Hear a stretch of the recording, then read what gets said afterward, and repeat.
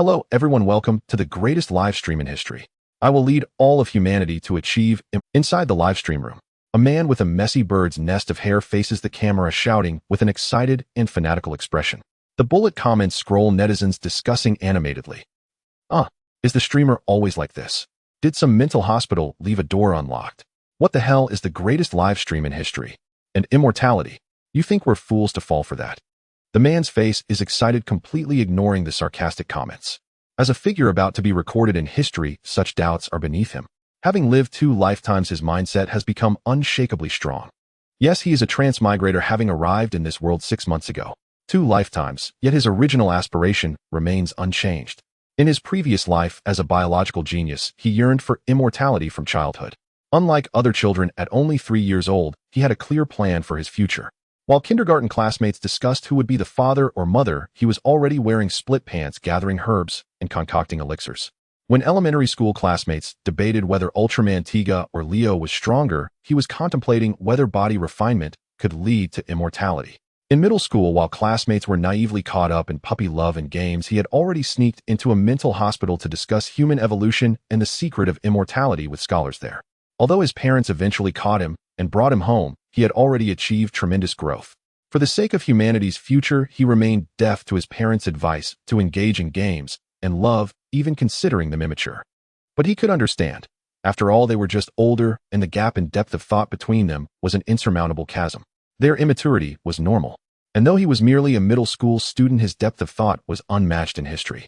So in the end, he restrained himself, hiding all his actions in the shadows. From his conversations with the mental hospital scholars, he learned secrets of human evolution. One scholar had evolved himself into a mushroom, crouching under a tree day and night. Though his flesh would decay, his soul would remain eternal. But Suchin felt their evolutionary direction was flawed. He desired true immortality, not just eternal soul preservation. So he began to voraciously absorb biological knowledge, drawing from not only school, but also web novels and movies. After all paths are connected. Stories may be illusions, but knowledge is never false. Thus, for the future of humanity, he embarked on his immortality plan. From middle school to high school, from high school to college, from college to dropping out. After more than a decade of tireless effort, he finally drank his first research concoction and promptly died. When he woke again, he found himself in a parallel world remarkably similar to his previous one. However, Suchin does not consider himself a failure. After all, he successfully transmigrated to this world. This indicates that his research direction is largely correct, just in need of optimization. He summarized his past lives, failing. The main obstacle was a lack of funds. In this life, both his parents are deceased, leaving him a considerable inheritance. This means he will have ample research funds. More importantly, based on his web novel experience from his past life, transmigration is a standard trait of the protagonist. And he not only successfully transmigrated, but also has deceased parents. All the buffs are stacked. Aside from the absence of a system ding, everything perfectly fits the protagonist template. But to him, a system is unnecessary. With his intelligence, any system would likely be no better than his own brain. Only a useless protagonist needs a system. He is clearly not that. Suchin is full of confidence. Compared to his past life, he has achieved his first success in just 6 months after transmigrating the biological resurrection elixir.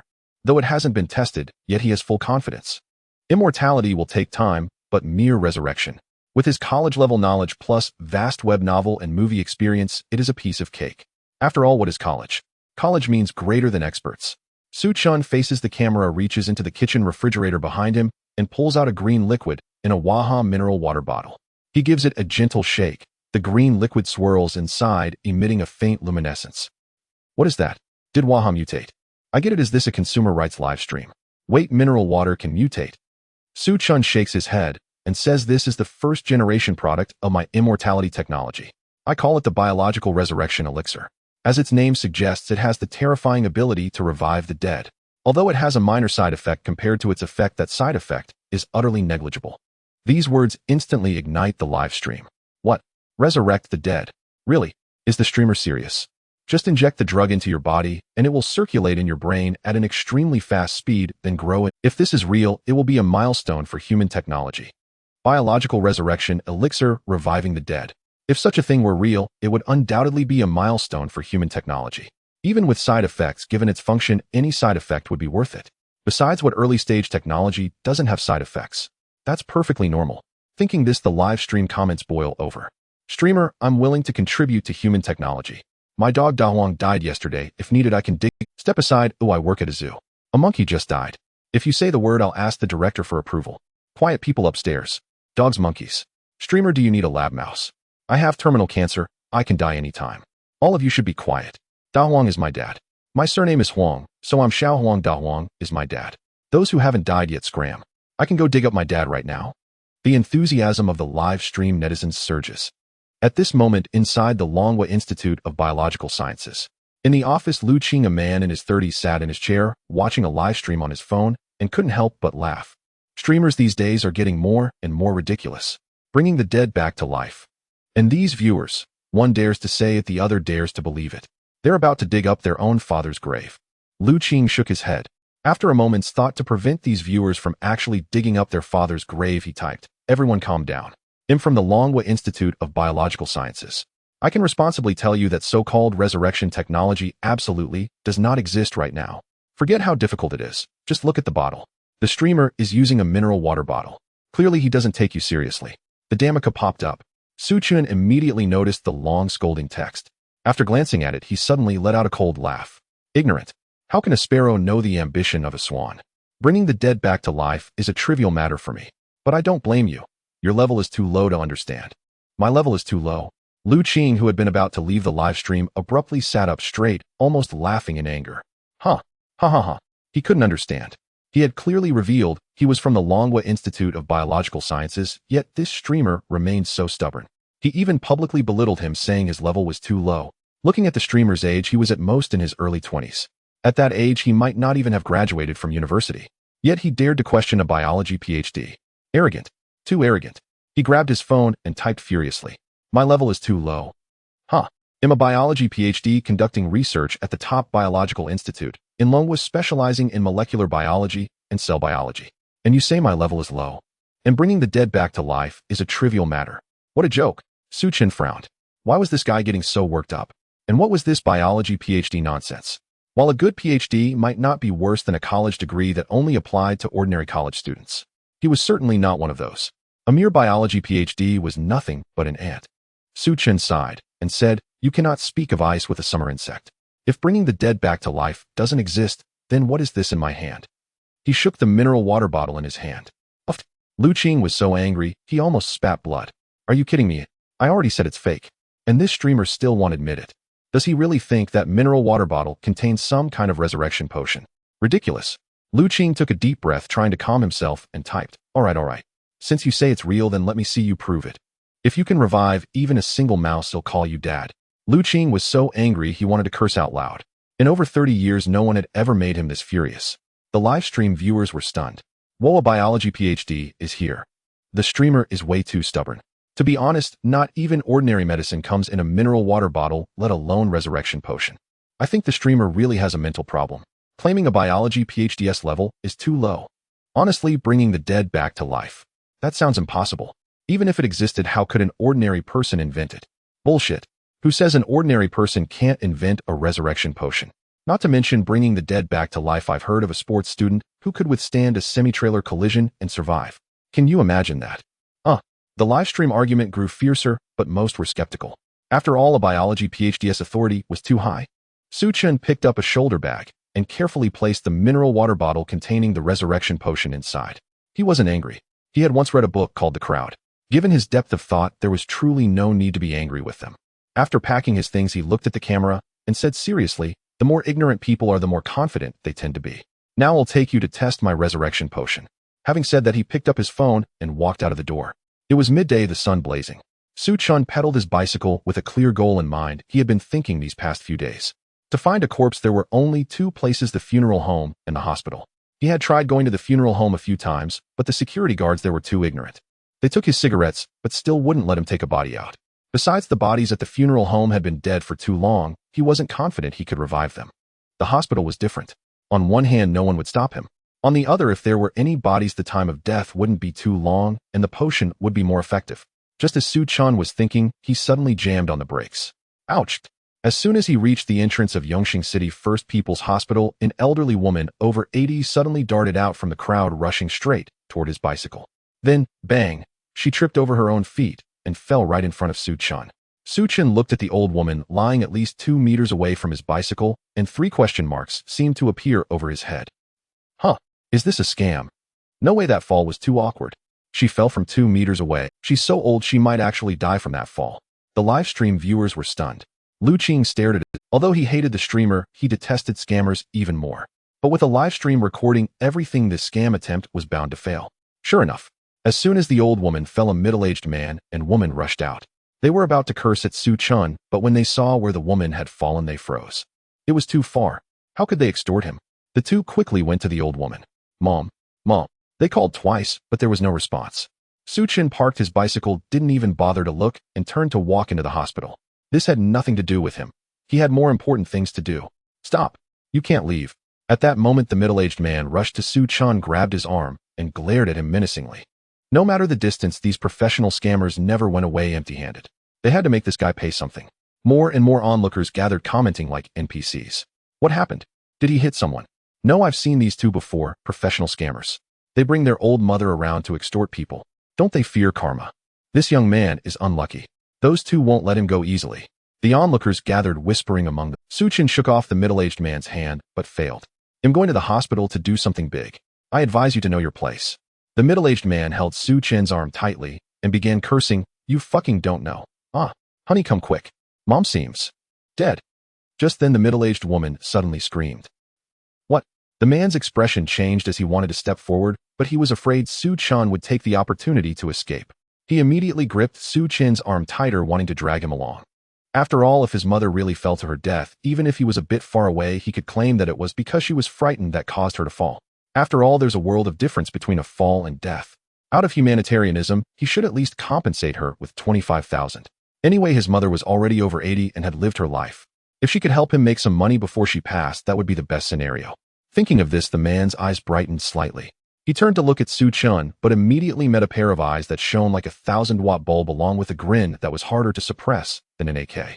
Did she really die? Su Chen also turned to look at the man, his face excited, eyes sparkling. What? No, what the hell is this? Shouldn't you be panicking, anxious, desperately struggling to escape? Why are you so excited? Why does it feel like your mother died and you want to extort me? The man was stunned, suddenly feeling a bit lost. Before he could react, he suddenly felt an overwhelming force from the arm he was holding, and his feet slipped as he was almost lifted off the ground. The young man strode forward, dragging him to his mother. What are you doing? The sudden scene startled the woman squatting there, and with a thud, she sat on the ground, staring blankly at her husband, who was hanging awkwardly from the young man's arm, and the young man himself, who was squatting excitedly. They had encountered this situation before, but it was the first time they faced such a reaction from a target. What is going on? Did they encounter a lunatic? The look in his eyes clearly didn't resemble that of a normal person. What kind of normal person would be so excited to see a dead body? The onlookers were wide-eyed. What? She died? It seems like there's really no movement. Good riddance. That old woman wasn't a good person, just a bad seed of the family. Last time she extorted 3,000 from me. It's satisfying, but this brother is in trouble. What is this young man doing? He's approaching voluntarily. Don't he fear being extorted? The bystanders whispered amongst themselves. After all, someone died. If they spoke too loudly, these two might come after them. In the live stream, why did she really fall to her death? Goodness, is the host done for? Hurry and send her to the hospital. What if there's still a chance? I'm a doctor, to be honest. At this age, falling and losing consciousness usually means there's no chance of revival. Alas, what is the host doing? Don't get so close. I'm scared. The live stream suddenly zoomed in as Su Chen slowly crouched down, the camera aimed directly at the fallen elderly woman. He reached out to check the old woman's breath, then touched her neck, his eyes growing brighter. No doubt about it, she's dead. She's really dead. His voice was excited, leaving the onlookers in a state of confusion. Wait, why are you so excited about someone dying? Is there something wrong with your head? You're the one who got extorted. Everyone step back, let me take a look. At that moment, a middle-aged doctor in a white coat squeezed through the crowd. She crouched down, leaned over to listen to the old woman's chest, then checked her pulse. Her expression immediately turned serious. She quickly knelt on the ground, hands overlapping on the old woman's chest, beginning rapid chest compressions. Su Chen watched nervously from the side, fearing she might actually be revived. However, 3 minutes passed, and the old woman showed no signs of reaction. The middle-aged doctor sighed, stopped her actions, and after checking the carotid artery again, stood up and said, "Prepare." Upon hearing this, Su Chen's eyes lit up. He crouched on the ground, quickly unzipped his backpack, and took out a bottle filled with green liquid. Taking advantage of the crowd's confusion, he quickly unscrewed the cap, pried the old woman's mouth open with one hand, and poured the green liquid directly into her mouth. He stopped after pouring about a third of the bottle and then tightly screwed the cap back on, stuffing it into his backpack, standing up confidently. This scene left everyone around dumbfounded. What the hell, this young man, what the hell? Even if she's already dead, you can't poison her like this. Is this to ensure she's dead enough to give her another dose? What the heck is this green stuff? The middle-aged doctor was bewildered. It was her first time encountering such a situation. The middle-aged couple squatting nearby exchanged glances, both staring blankly at the young man's actions. They were now certain that this young man had some mental issues. A sane person wouldn't do something like this. But it's fine as long as he doesn't run off. Even if he's mentally ill, there must be family somewhere, right? The man looked up at Su Chun, brewing his emotions, thinking about how to phrase it, and suddenly stood up. You gave him... Huh. Before he could finish his sentence, he suddenly felt something grabbing his ankle. Looking down, he saw his mother, who had been lying motionless on the ground, had somehow tightened her bony hand around his... In that instant, the man felt a jolt run through his body, goosebumps rising all over. His mother, who had just been pronounced dead by the doctor, suddenly came back to life. He stared blankly at his wife, who was squatting on the ground, and then at the middle-aged doctor, who was frozen beside him. After a few seconds, he cautiously looked at his mother on the ground and called out, "Mom." As soon as the words left his mouth, the elderly woman, who had been lying on the ground with her eyes tightly shut, suddenly trembled, her eyelids flying open, and her lifeless pupils suddenly flickered with a ghostly light. In front of everyone's eyes, the old woman, who had trouble walking, suddenly leaped up, her back arched, making a series of huffing sounds, and then she tackled the man to the ground, opening her mouth to bite. What the hell? What the hell? What is this? How did this old woman come back to life? What the hell did you feed her? This isn't human. This is clearly a zombie. Hurry, call the police. The crowd gasped, terrified, and hurriedly stepped back. The scene fell into chaos in an instant. Eyes turned towards Su Chun, filled with suspicion, fear, and unease, all mixed together. Everyone understood that the elderly woman, who had been pronounced dead, suddenly turned into a zombie, clearly related to this young man. Looking back, the green liquid he fed her was clearly the zombie virus serum. The viewers in the live broadcast room were stunned. What the hell? Is he really alive? Damn, he is alive, but you didn't say it would be like this. Isn't this just a pure zombie? What do you mean by a biological revival agent? This is clearly a zombie virus agent. Is this what you call an insignificant side effect? Hiss. While the development of technology always comes at a cost, isn't this cost a bit too high, eh? I take back what I said before, perhaps humanity doesn't need this milestone after all. What about the brother in the late stage of cancer? The development of human civilization needs your contribution. Hiss. That. I think that Xiao Huang is right, since I'm not dead, yet I won't get involved. In fact, being in the late stage of cancer isn't bad either. Oh, let Da Huang handle it. I suddenly feel that my father has worked hard all his life. Oh, it's better to let him rest in peace. Let the monkeys at the zoo try it first. Monkeys. What monkeys? There are no monkeys. I'm just joking, hee hee. I like to tell little lies. In the office of the Dragon Country Biological Science Research Institute. Damn. Lu Qing, who was originally waiting for a joke, suddenly sat up straight, his eyes wide open, staring at the screen of his phone. He's alive. He's really alive. Is that so-called biological revival agent real? Although this condition looks somewhat off regardless of how this person came back to life or in what state. Such a drug that can bring the dead back to life is an absolutely groundbreaking technology. Even in their research institute, which gathers various top biologists from the Dragon Country, it would cause an uproar. Moreover, every drug has side effects. It's just a matter of degree. This is an unavoidable situation. But once the breakthrough from 0 to 1 is achieved, improving or mitigating the side effects from 1 to 100 will be much simpler. One could even say that as long as the first generation of the product is completed, subsequent iterations are just a matter of time, even if there is no possibility of any optimization in the short term. They can also develop multiple usable directions from this drug. In short, the benefits are endless. Lu Qing felt his hands trembling. Who would have thought that just browsing a live broadcast out of boredom would lead to encountering such technology? He suddenly stood up and quickly walked outside. At this moment, the entrance of the First People's Hospital of Yongqing City was in chaos. Wife, save me. Help me. The man was about to wet himself. He was pressing his arm against his mother's neck, desperately holding on.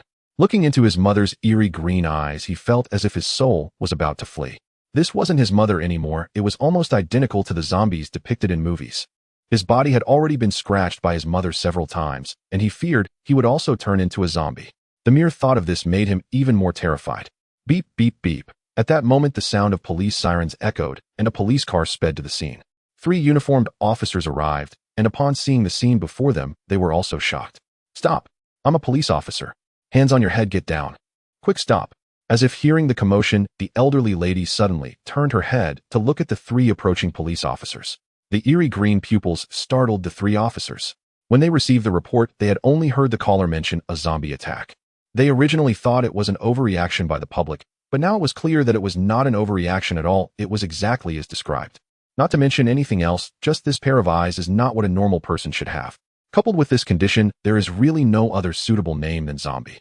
Among the three officers, the only one with a gun felt sweat forming in his palms, unable to help but swallow hard.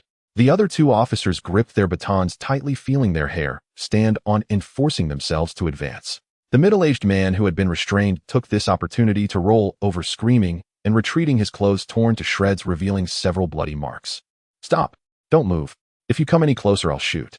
Although he didn't know if this elderly lady was still considered human or if she could understand him, the armed officer still forced himself to shout calmly.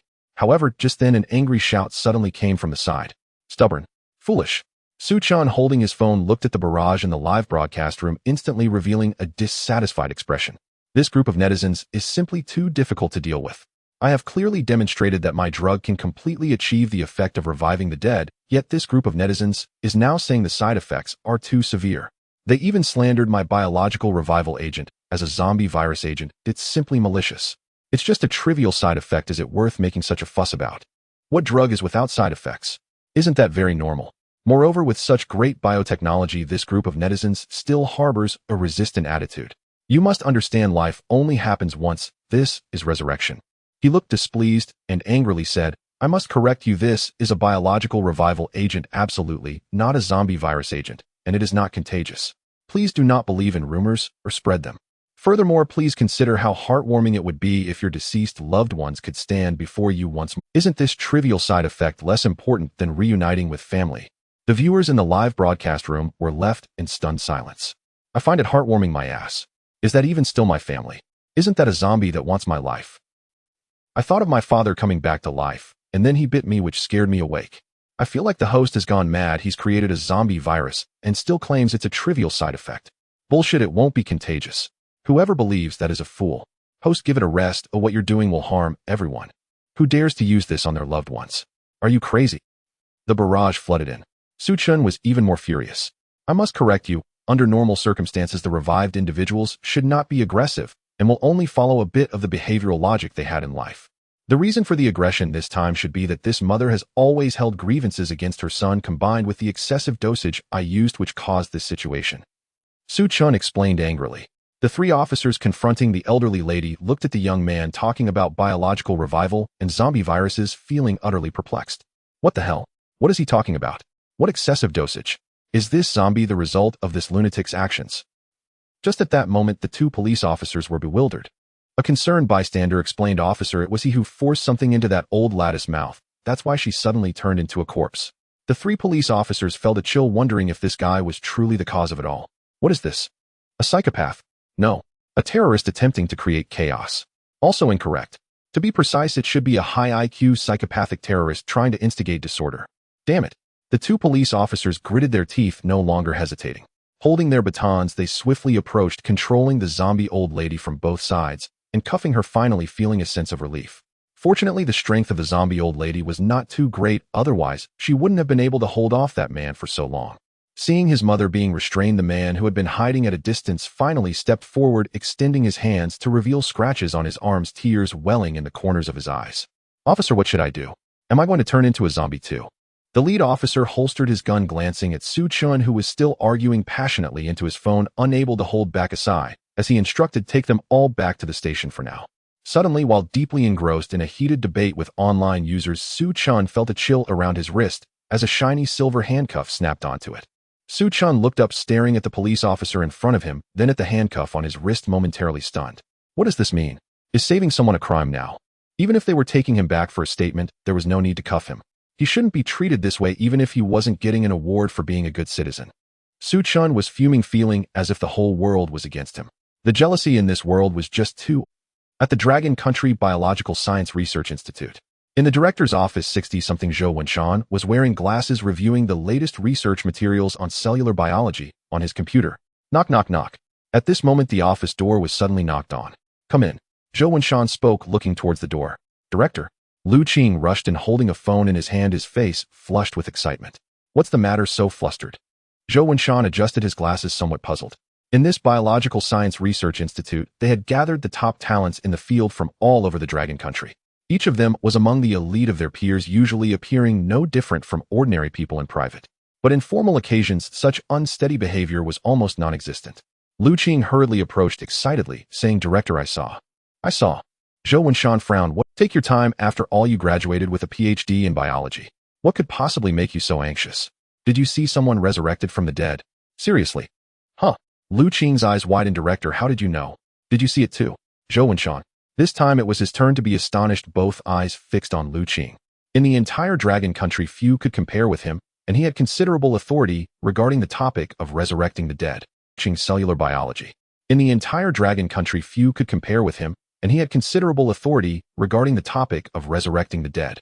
They had once conducted certain research and experiments on resurrecting the dead, but they all unanimously concluded that this was entirely impossible with their current level of technology.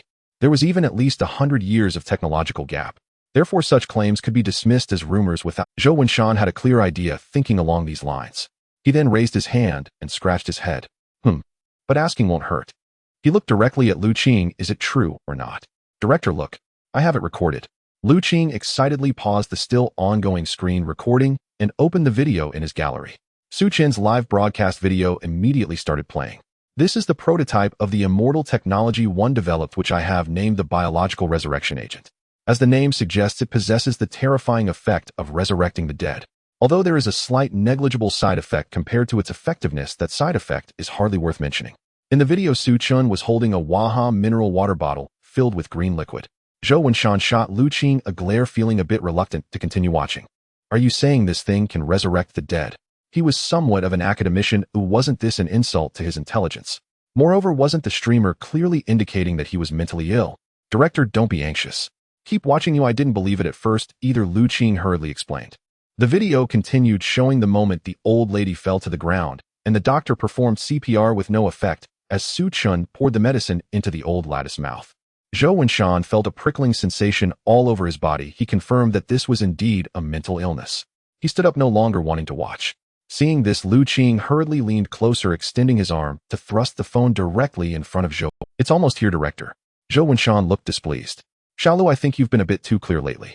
"Oh my." His admonishing words hadn't finished before he suddenly saw the old lady, who had been perfectly dead, suddenly open her eyelids and leap up. In an instant, it frightened him so much that he sat back down in his chair. The key was that Lu Qing's phone was almost shoved in his face, making him feel as if the old lady was lunging at him. "What's happening?" Zhou Wenshan steadied his heartbeat and glared at Lu Qing. This time, without Lu Qing pushing it to his face, he took the phone to look himself. "This is a zombie." He gazed at the phone, stunned by the old lady's frenzied appearance and her eerie. If this old lady had merely woken up after being drugged, it could have just been a case of apparent death. But now this old lady had come back to life, resembling a zombie. That couldn't simply be explained by apparent. This indicated that the drug likely had a real effect, and the transformation into a zombie was indeed the so-called negligible side effect mentioned by the streamer. After all, this person seemed to have anticipated it and was still arguing passionately. "Just imagine your deceased loved ones resurrected before you. What a heartwarming scene that would be. Is this negligible side effect really more important than reuniting with loved ones?" It certainly sounded a bit crazy. Ugh, what insanity. Zhou Wenshan abruptly quelled his thoughts. This was far from mental illness. It was clearly wisdom disguised as folly. As an academician in cell biology, he understands how rare such genius is. These netizens cannot comprehend the thoughts of a genius, but he can. Moreover, this is no ordinary genius. This is about resurrecting the dead, which is a once-in-a-century occurrence. "What? You say the side effects are too severe?" "Nonsense. A trivial side effect is perfectly normal." Zhou Wenshan grabbed Lu Qing's arm. "Let's go. Book a plane ticket to Yongqing City and leave right now." Outside the interrogation room, several police officers leaned against the wall, exchanging glances and scratching their heads while smoking. The door to the interrogation room was pushed open every half-minute, with a police officer stepping out, baring his teeth, scratching his head, lighting a cigarette, and taking a deep puff while gazing blankly at the ceiling. Almost all the police officers from the West City Police Station gathered outside the interrogation room, engulfed in a haze, their eyes clearer than ever. Let alone having seen one, they hadn't even heard of it before. Who would have thought that zombies from the movies would actually appear in real life? Looking at the door of the interrogation room before them, everyone felt it was a bit absurd. Inside the interrogation room was none other than the zombie old lady. At first they thought the so-called zombie was merely an exaggeration, but after witnessing it with their own eyes they finally confirmed it. What exaggeration? This is undeniably a zombie. After a while the door to the interrogation room was pushed open again. Director Zhou Wuguo and Deputy Director Lin Changzhong stepped out. As the director, he believed that after decades in the field he had seen it all. Initially he was skeptical about the reports from his subordinate officers. He had dealt with a drug case before witnessing individuals under the influence of drugs behaving like zombies biting others. Therefore he instinctively thought this was similar. But after seeing it with his own eyes he fell silent. No drug could turn someone's eyes green. Moreover, the carotid artery in the old lattice neck was visibly glowing with green blood. He couldn't find any other explanation besides that she was a zombie. Huff. Zhou Wuguo lit a cigarette, took a puff, and slowly exhaled the smoke. Deputy Director Lin Changzhong leaned against the wall in silence, recently having read a lot of online literature with only one thought in his mind: is the zombie apocalypse coming? Should he call his wife and children to stock up on resources? In the swirling mist, the cigarette burned down. Zhou Wuguo extinguished the butt and looked toward another interrogation room. After pondering for a moment, he stepped to the door and pushed it open. Normally such matters were handled by subordinate officers, but today's situation was so rare that he decided to see it for himself. Inside the interrogation room, the officer in charge was taking notes. Sitting across from him was a young man who appeared to be only in his 20s. At this age, most people are still in college. Yet he had concocted a zombie virus antidote. Zhou Wuguo looked on in astonishment. How's the interrogation going? He sat down at the interrogation table, glancing at the young man sitting opposite with handcuffed wrists, visibly angry, and asked the officer in charge. He has confessed everything, Director, the officer beside him hesitantly said. The young man had been quite forthcoming, showing no signs of concealment, even mentioning the live broadcast. According to statements from others in the crowd at the scene, the young man hadn't lied. Oh, every word he spoke was a... However, the problem is, while he confessed, the accounts seemed a bit inconsistent. Is there a problem? Zhou Wuguo keenly detected the hesitation in the officer's tone. Ahem.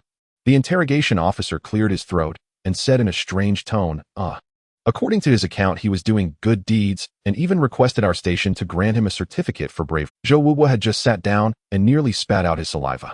Bravery? Certificate? He looked at Su Chan in bewilderment, not expecting to be hit with such a blow as soon as he entered. The interrogation officer also nodded in a bizarre manner.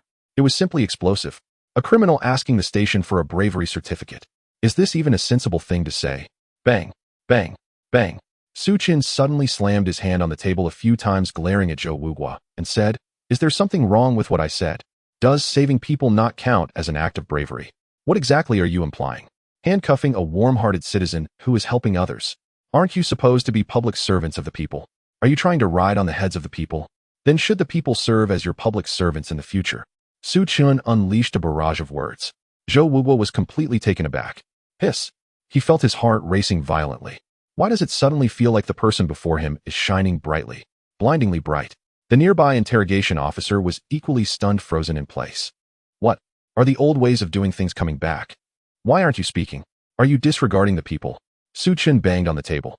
He was very angry. He dedicated himself to the development of humanity, working tirelessly. No. He died once, and even after that he opened his eyes again to continue creating. His goal was to help all humanity completely transition into an era of immortality. And now he was actually handcuffed in a police station. Are they trying to hinder the development of human civilization?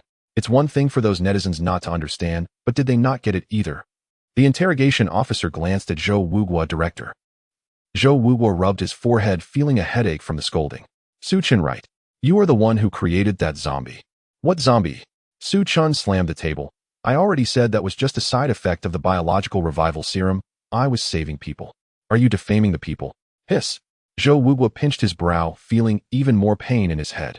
So your biological revival serum caused that old lady to fall into chaos at the scene, right? And you believe you were saving people? Su Chan corrected him.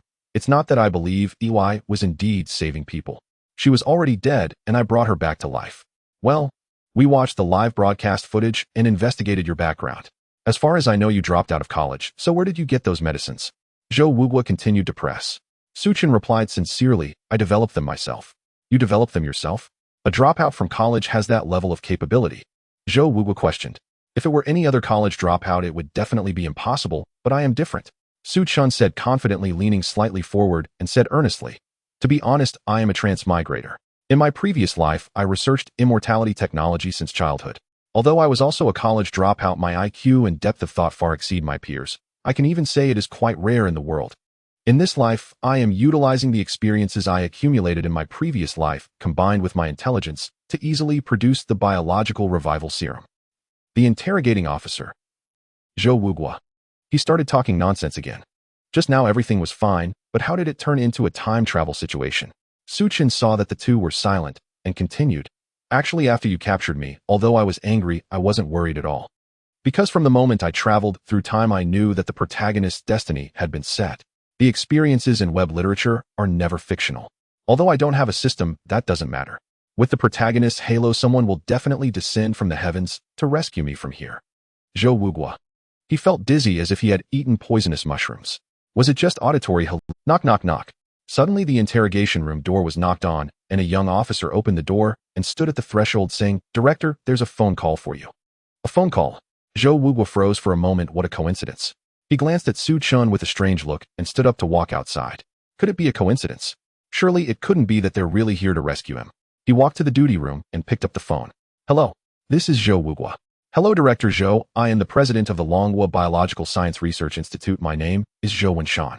I have already contacted the Yongqing City Bureau, and they should reach out to you to verify my identity. The voice on the other end startled Zhou Wugua, the president of the Longhua Biological Science Research Institute. This level is extraordinarily high. Upon hearing this, Zhou Wugua quickly responded, Hello, President Zhou. To keep it brief, I heard that the police station in the west of the city just apprehended a streamer, and there's also an old lady who looks like a zombie. Zhou Wugua said, Yes, that indeed happened. This matter is of significant value to our biological academy, and we will take over.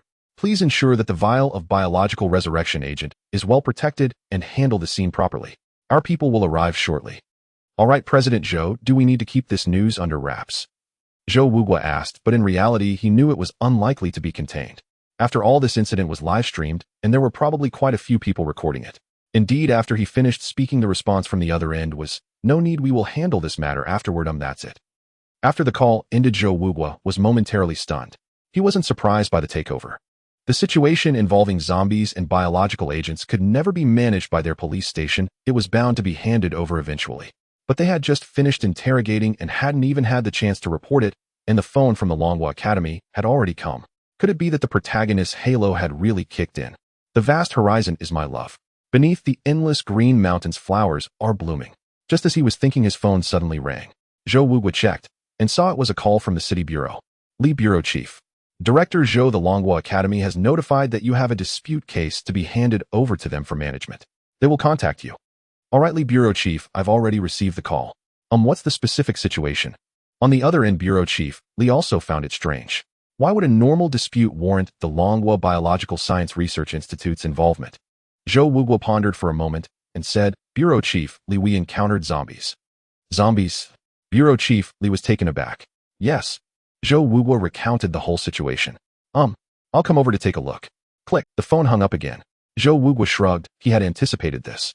Today the police station in the west of the city would probably be very lively. Even the city bureau chief was coming in person, which was understandable. After all, who wouldn't want to see a real zombie with their own eyes? At this moment, a video on Douyin quickly soared to the trending list. Attention, zombie virus is about to break out. The video was rapidly gaining likes with over 100,000 in just over an hour and millions of views. The footage shown was precisely Su Chen's live stream recording. From the start of the live stream to being bumped while riding a bicycle to pouring medicine into the old lattice mouth, resulting in the zombie old lattice resurrection. The bullet comments flooded the screen in a frenzy. Viewers in the comments section were shocked. What is this? Wow. Is it real? Are you sure it's not a short film? Damn it, I just finished paying off my mortgage, and now you tell me it's the apocalypse. What the hell? Is this streamer crazy, spreading the zombie virus in the city? Which streamer is this? Can someone point me in the right direction? On site, this streamer seems a bit off. Street sign Yu Huang Da Di. What the hell, Yu Huang Da Di? With a name like that, they don't sound normal. I'm going. You can still follow this account. It's about to hit 100,000 followers, and Douyin isn't banning it. True masters are among the people. They've created a zombie virus. How long until it's mass-produced? It feels like humanity is really nearing its end. Can someone tell me whether I should stock up on supplies? I'm scared. Crowdfunding. I'm planning to build an underground safe house aiming for 10 million with 1,000 people each contributing 10,000. First come, first served. We will become the last sparks of humanity. Screw you. Trying to profit from the dead, huh? On Douyin, Weibo, Tieba, and various social media, Su Chen's live stream video began to be wildly shared. Some even started targeted live analyses. A large screen stood in the live broadcast room, showing someone else's recorded live stream. Ahem. Everyone should have seen this video by now, right? I believe everyone is very curious whether this video is real or fake, or if it was made using AI or special effects, as it is truly hard to believe. Zombies, something from movies, suddenly appearing in real life inevitably causes panic among everyone. Here, as a professional in the film industry, I will give everyone a definitive answer. This video is absolutely real without a trace of special effects or AI. Now, a sports car, I will explain it to everyone from the most professional angle. Neighbor Wong sends a sports car. One. Oh, thanks to my brother Wong for sending the sports car. Brother Wong is generous. Actually, it's very simple. The reason I can determine this video is real and 100% real is that there's only one reason. The screen on the big screen paused, revealing a man wearing a Mate 1 helmet in a corner of the recorded video. Everyone, do you notice that this delivery guy looks exactly like me? The streamer moved to the side of the screen to compare their faces. That's right. This delivery guy is me. I witnessed it in person, which is why I can confirm that this video is absolutely real. Bullet comments. Bullet comments. Bullet comments. Streamer, didn't you say you're a professional in the film industry? That's right, I used to be an extra, and it was precisely because I couldn't get roles that I started delivering food. If there are directors in the live stream looking for actors, please contact me. I want to take care of you in your old age. At the West City Police Station. As the sky gradually darkened, Zhou Wenshan finally arrived with Lu Qing. Despite having studied cell biology for many years, Zhou Wenshan was still amazed. It wasn't that he couldn't develop a similar zombie virus serum that could drive people mad. On the contrary, such things were not difficult for him. However, the difference lies in the fact that making someone lose their sanity and go insane is simple. But bringing the dead back to life is a significant technical challenge in the biological sciences. The zombie old lady in front of him clearly belonged to the latter category. Becoming a zombie was merely a side effect, with resurrection being the main effect. Exiting the interrogation room, Zhou Wenshan inquired, "Where is Su Chen?" On his way here, he had already asked someone to look up Su Chen's information and learn some basic details, naturally knowing the name. Zhou Wuguo pointed to the office ahead. He's drinking tea in the office. After receiving the call from Zhou Wenshan and the city bureau, he had already summoned Su Chen to the office. There was no choice. The current situation was too obvious. A talent valued by the Lonka Institute was being held like this.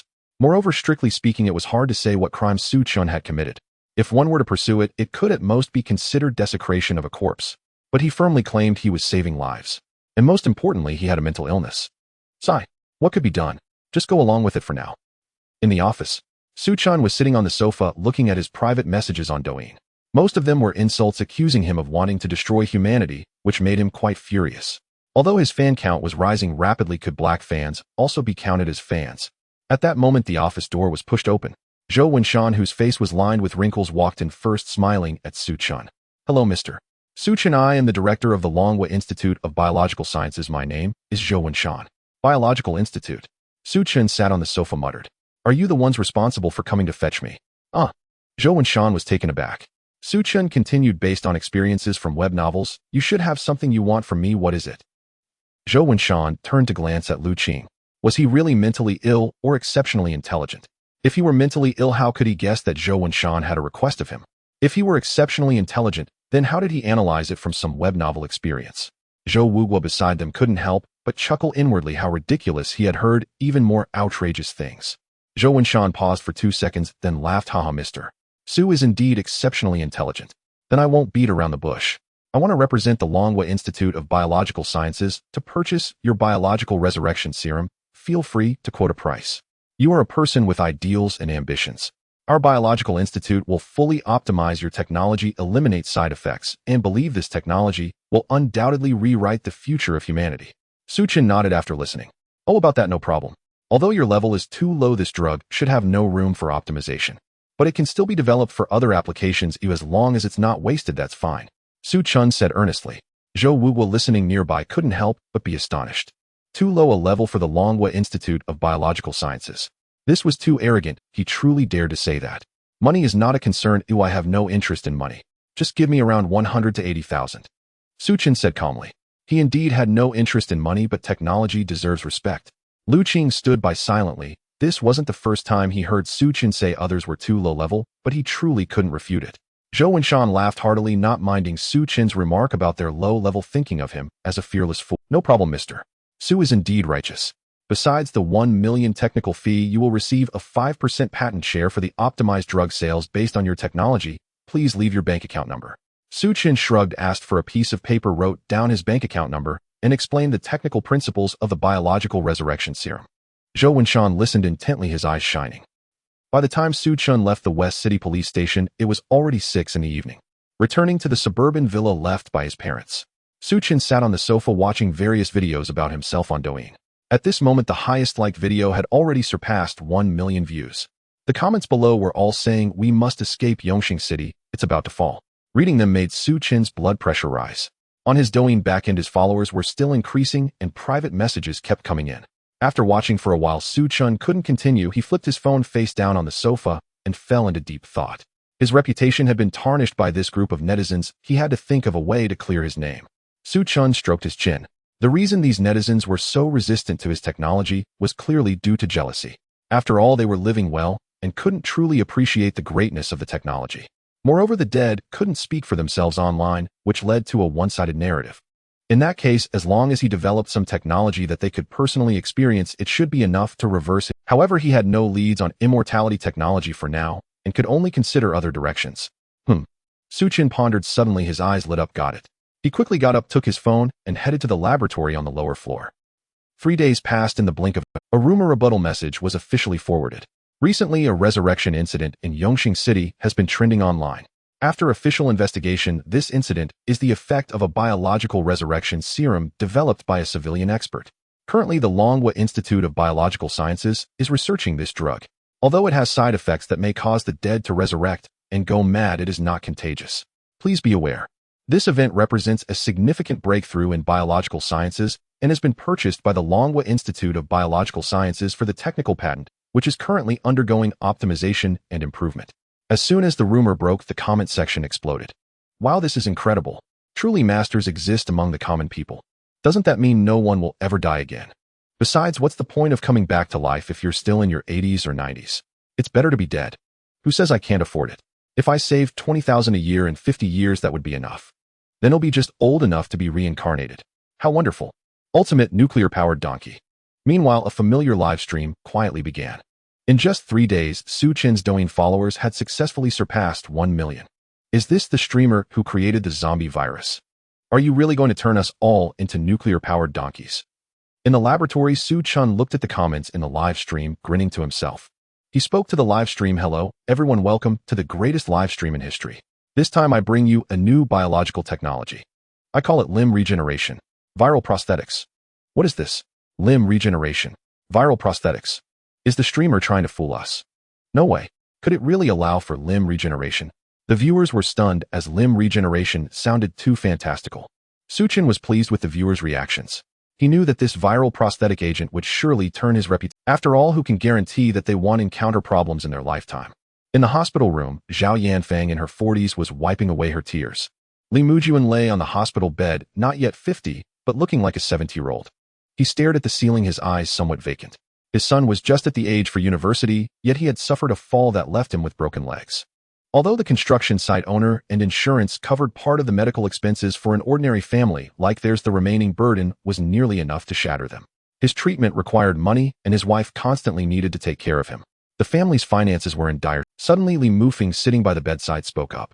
Mom, Dad, you don't have to worry. Our university courses are quite light, and I have plenty of time for part-time work. I even asked a senior to help me find a tutoring job that pays 70 or 80 an hour. He'll take care of you both going forward. Your mother is still alive. Focus on your studies. You don't need to worry about money. Li Mujuan looked at his wife, then at his son, opening his mouth as if to say something, but only managed to pull a bitter smile on his wrinkled face. Son, I'm sorry. I've become a burden to you. What are you saying, Dad? Li Mufeng exclaimed. Li Mujuan smiled, reaching out to hold Zhao Yanfang's hand, feeling the rough texture, his heart aching. If only my legs were still intact. Limb regeneration. Free experiment. Is anyone in need? Su Chen knocked on the open door of the hospital room, peering in. Li Mufeng, Zhao Yanfang, Li Mujuan. Their 3 pairs of eyes stared at Su Chen, still somewhat. What did he say? Limb regeneration.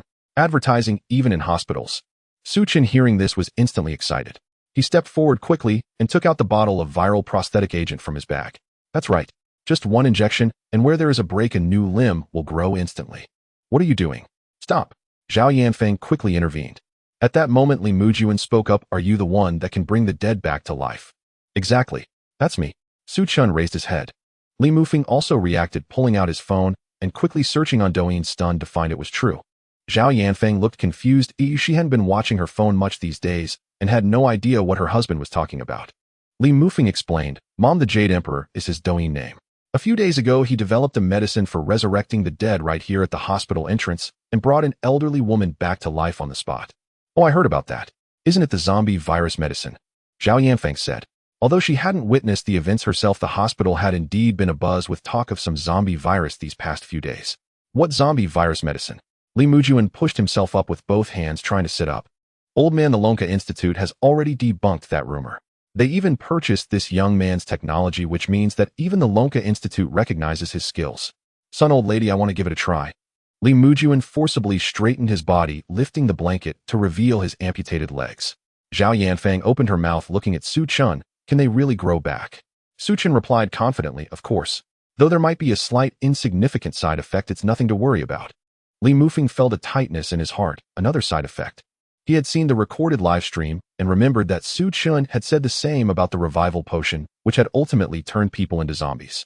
The viewers in the live stream were also stunned.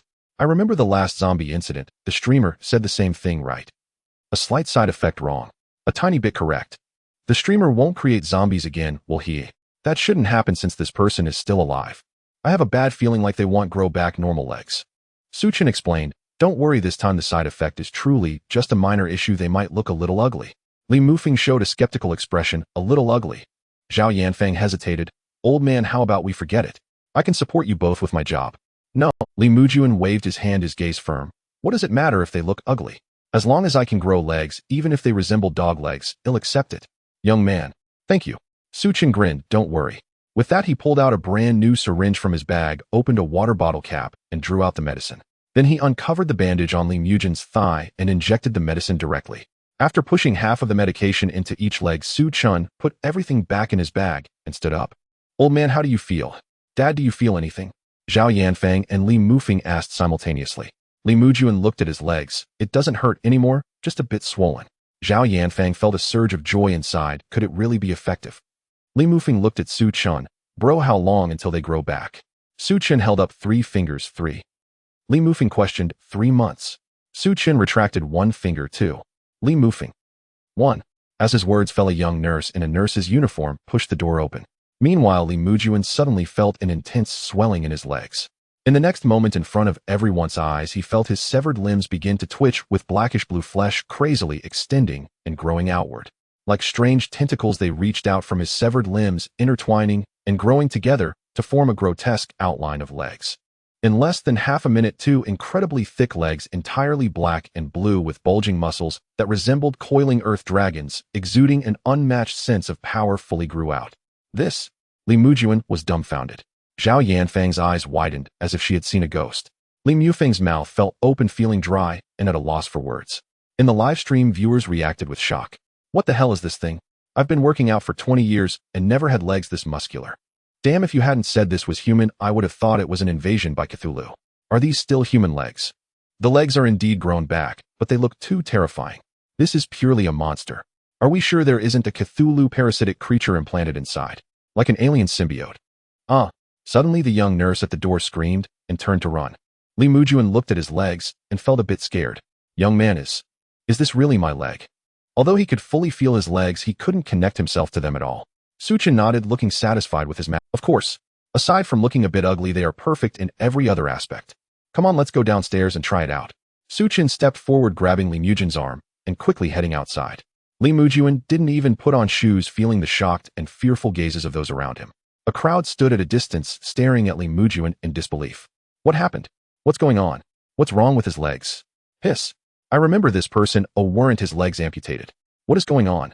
Wow, those legs are terrifying. They look like a monster. I remember the one next to him is that guy. The Jade Emperor. The Jade Emperor. The one from the Heavenly Court. No, the one from Douyin. He was the one who resurrected the dead a few days ago. Damn, it's him again." The crowd gathered around and murmured while Li Mujuan looked at his legs, feeling a mix of emotions. It was obviously a good thing that his legs had grown back, but why couldn't he bring himself to smile? They looked so ugly. He pondered for a moment. Slap. He suddenly slapped himself across the face. What was he thinking? How could he entertain such thoughts? He was simply ungrateful. No matter how ugly these legs were, they were 100 times better than amputation. At least they were his own legs, and he didn't have to worry about phantom pain or other issues later on. Was he really so fortunate, yet still worried about their appearance? It was simply outrageous. At this moment, Li Mufeng and Zhao Yanfang, who had hurried downstairs, also came to their senses. Indeed, what others thought was their business. Oh, why should they think the same way? The two quickly approached Li Mujuan. Old man, how do your legs feel? Are they easy to walk on? Dad, do you feel any discomfort? Zhao Yanfang and Li Mufeng asked simultaneously. Sure, the legs were a bit frightening, but they were far more flexible than prosthetics. They almost couldn't keep up with him. No, these are incredibly convenient. They feel just like my original legs. Li Mufeng tried moving his legs, feeling as if they were an extension of his own body. No, wait, there is a difference. I feel there is an endless amount of strength in these legs, 100 times better than my old cold legs. I feel like I could kick a cow to death with one foot. As Li Mujuan spoke, he couldn't help but jump in place a couple of times. After accepting these legs, he suddenly felt they were absolutely fantastic, making him want to run 10 kilometers or challenge a bull to a strength contest. At that moment, the doctors and nurses from the department also gathered around. Upon seeing his legs, they all widened their eyes. Is this the amputee from bed 78? How did his legs grow back? Strange occurrences are increasing lately. Is the world experiencing a bug? Li Mujuan moved his legs a bit, completely ignoring the murmurs of the crowd. Son, wife, wait for me. Let me run a lap to test them out. Saying this, he quickly walked towards the exit. As he wasn't wearing shoes, he could clearly feel the sensation of small gravel and sand scraping against his soles, yet it didn't cause him any pain at all. The clear sensation even gave him a pleasant feeling akin to a foot massage. Thud, thud, thud, thud. He started off walking briskly, but soon began to run. Each step he took caused vibrations across the lobby floor like a 1,000-pound weight hitting the ground. It wasn't until he dashed out of the lobby that the tremors finally faded. Should we call the police? The crowd followed him outside, looking at Li Mujuan, who was sprinting outside the hospital, exchanging puzzled glances and scratching their heads. Su Chun stood outside, proudly explaining to the viewers in the live stream, "This is the power of the viral prosthetic.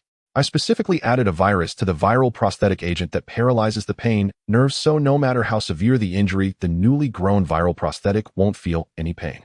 Moreover, this is just one of the benefits of the viral prosthetic. More importantly, the newly grown viral prosthetics are incredibly resilient and possess immense strength." Just how strong, you ask? As Su Chin finished speaking, a series of long honks suddenly echoed on the road outside the hospital.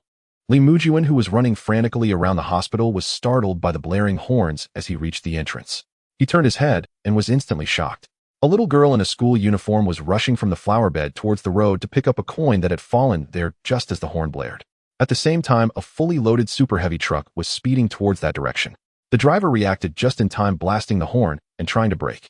But it was nearly impossible for the fully loaded super heavy truck to stop suddenly. The girl in the school uniform was startled by the horn, her pale face frozen in place. In that instant, Li Mujuan was jolted awake. Without a moment's hesitation, he exerted force in his legs and sprinted towards the little girl. The distance from the hospital entrance to the road was just a few meters, but with the power of his legs, he moved with the speed of a leopard leaping forward. He quickly scooped the little girl into his arms, ready to leave, only to realize it was already too late. Seeing the truck barreling towards him, he instinctively planted one foot on the ground and forcefully kicked the truck's front with the other. With a loud bang, the truck's front came to a slight halt. The sound of tires screeching mixed with the noise of his foot scraping against the ground.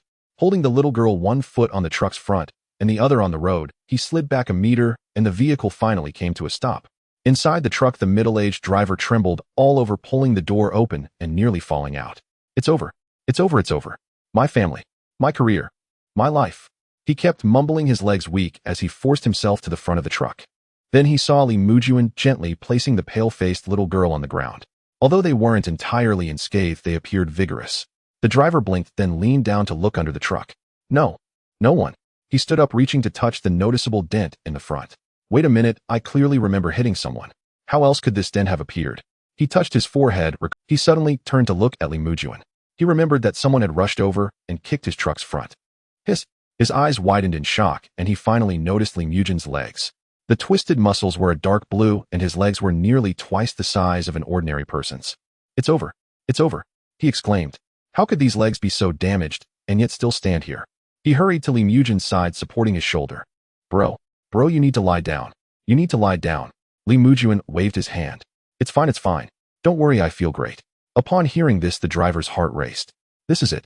This must be a last burst of energy adrenaline. Anxiously, he tried to force Lee Mujun to lie down, but was afraid his actions might worsen his injuries. In the end, he was so frightened that he knelt down. Bro, I beg you, please lie down. Your legs are swollen like this, and you say you feel fine. Your organs might be in. The little girl beside him finally regained her senses and looked at Lee Mujun's legs, panicking as she cried, Uncle, please lie down. Your legs are so swollen. Lee Mujun waved his hand. Actually, my legs have always looked like this. Nonsense. The driver urged, Brother, you must have hit your head hard. Whose legs look like this? Is this even human legs? Lee Mujun scratched his head, unable to argue with the two, and reluctantly lay down. Although his legs bore most of the impact, his body still trembled slightly. While he felt fine, it was better to check. The onlookers scratched their heads. I remember when he rushed out, his legs looked like this, right? Yes, I remember it too. Did we remember wrong? We can't all be wrong, can we? No need to think about it. You must be mistaken. Who has legs that look like this? Right, thinking about it doesn't make sense. You've encountered some sort of Pythagorean theorem. What Pythagorean theorem? That's uneducated. It's called the Tesla effect.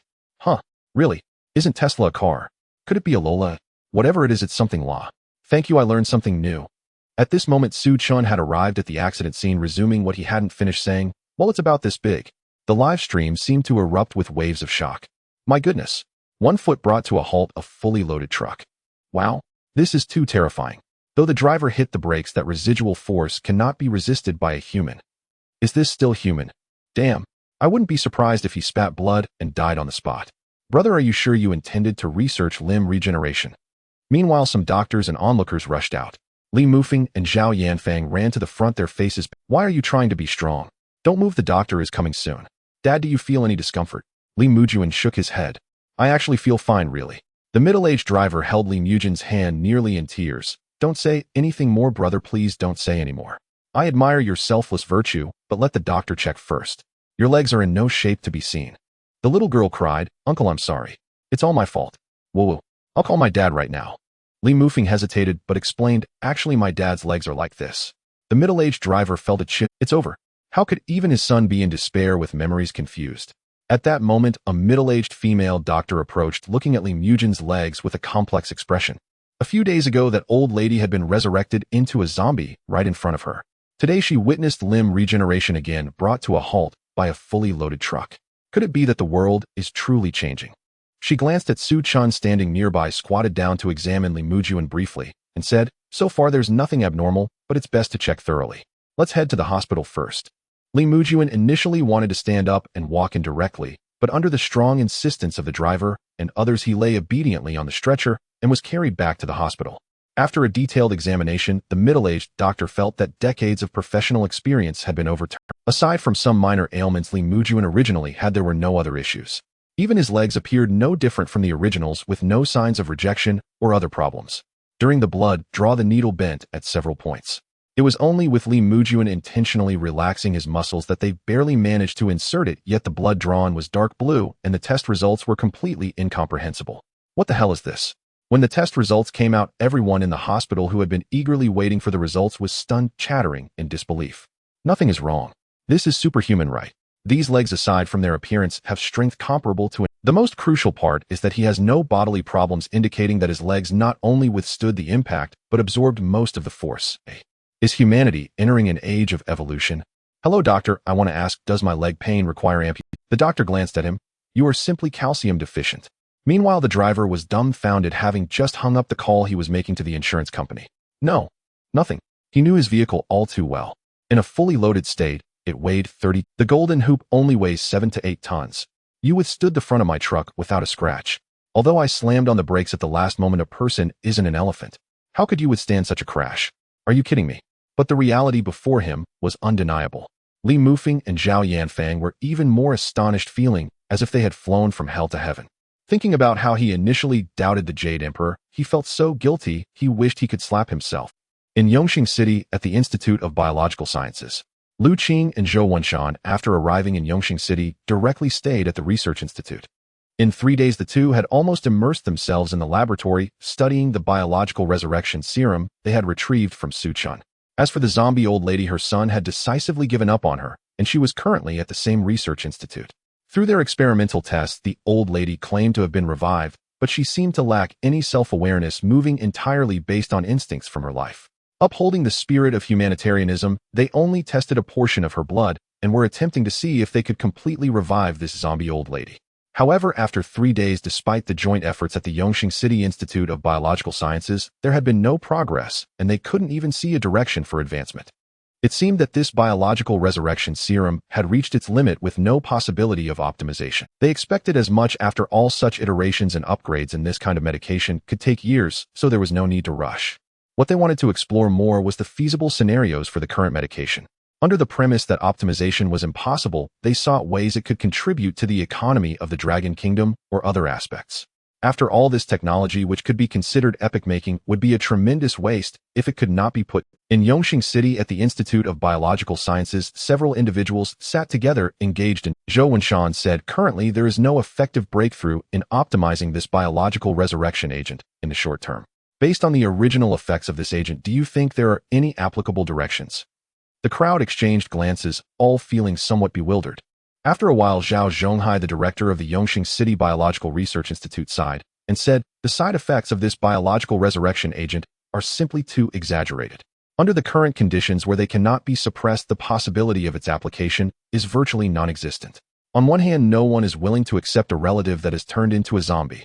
On the other hand, from a humanitarian perspective, we cannot casually use a drug that could turn people into zombies on someone even if they are already dead. The only potential use might be to resurrect some deceased animals. Based on experiments, this agent causes the resurrected beings to follow some of their pre-death behaviors. If applied to fallen police dogs, it seems like a feasible direction. After Zhao Zhonghai finished speaking, a researcher beside him chimed in. If used on animals, could some cows and horses still provide labor for humans even after death under habitual training? At this moment, Lu Qing, who had been pondering with his chin in hand, suddenly raised his hand and said, I have an idea.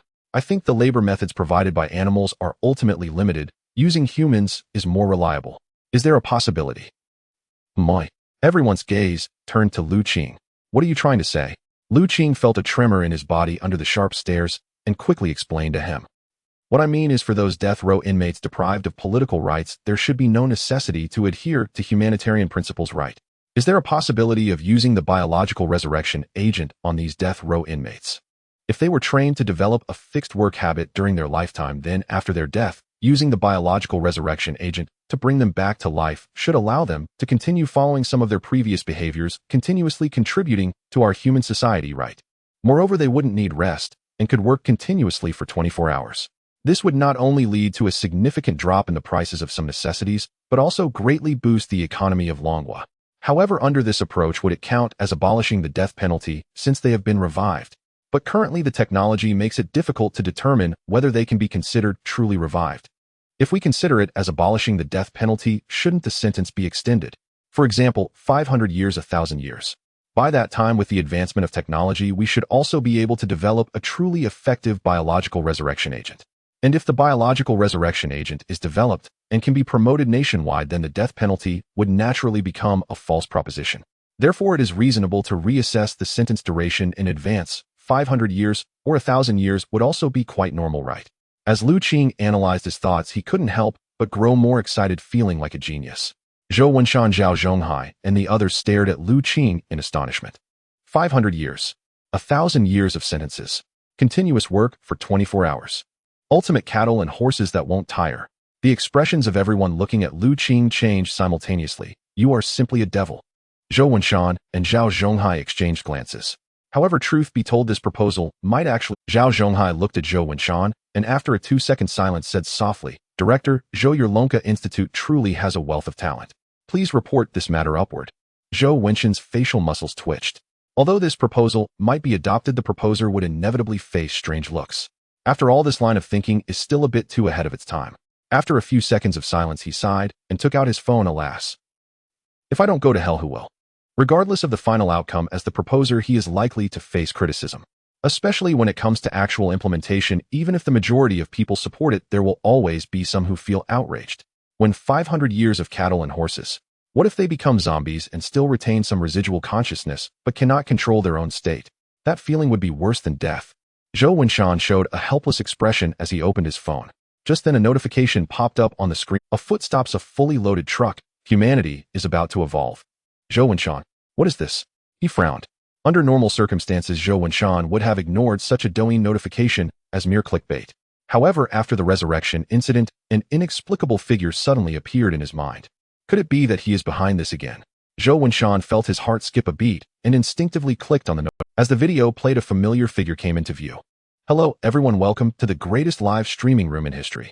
This time I bring you a new biological technology. I call it limb regeneration viral prosthetics. Still the familiar opening line.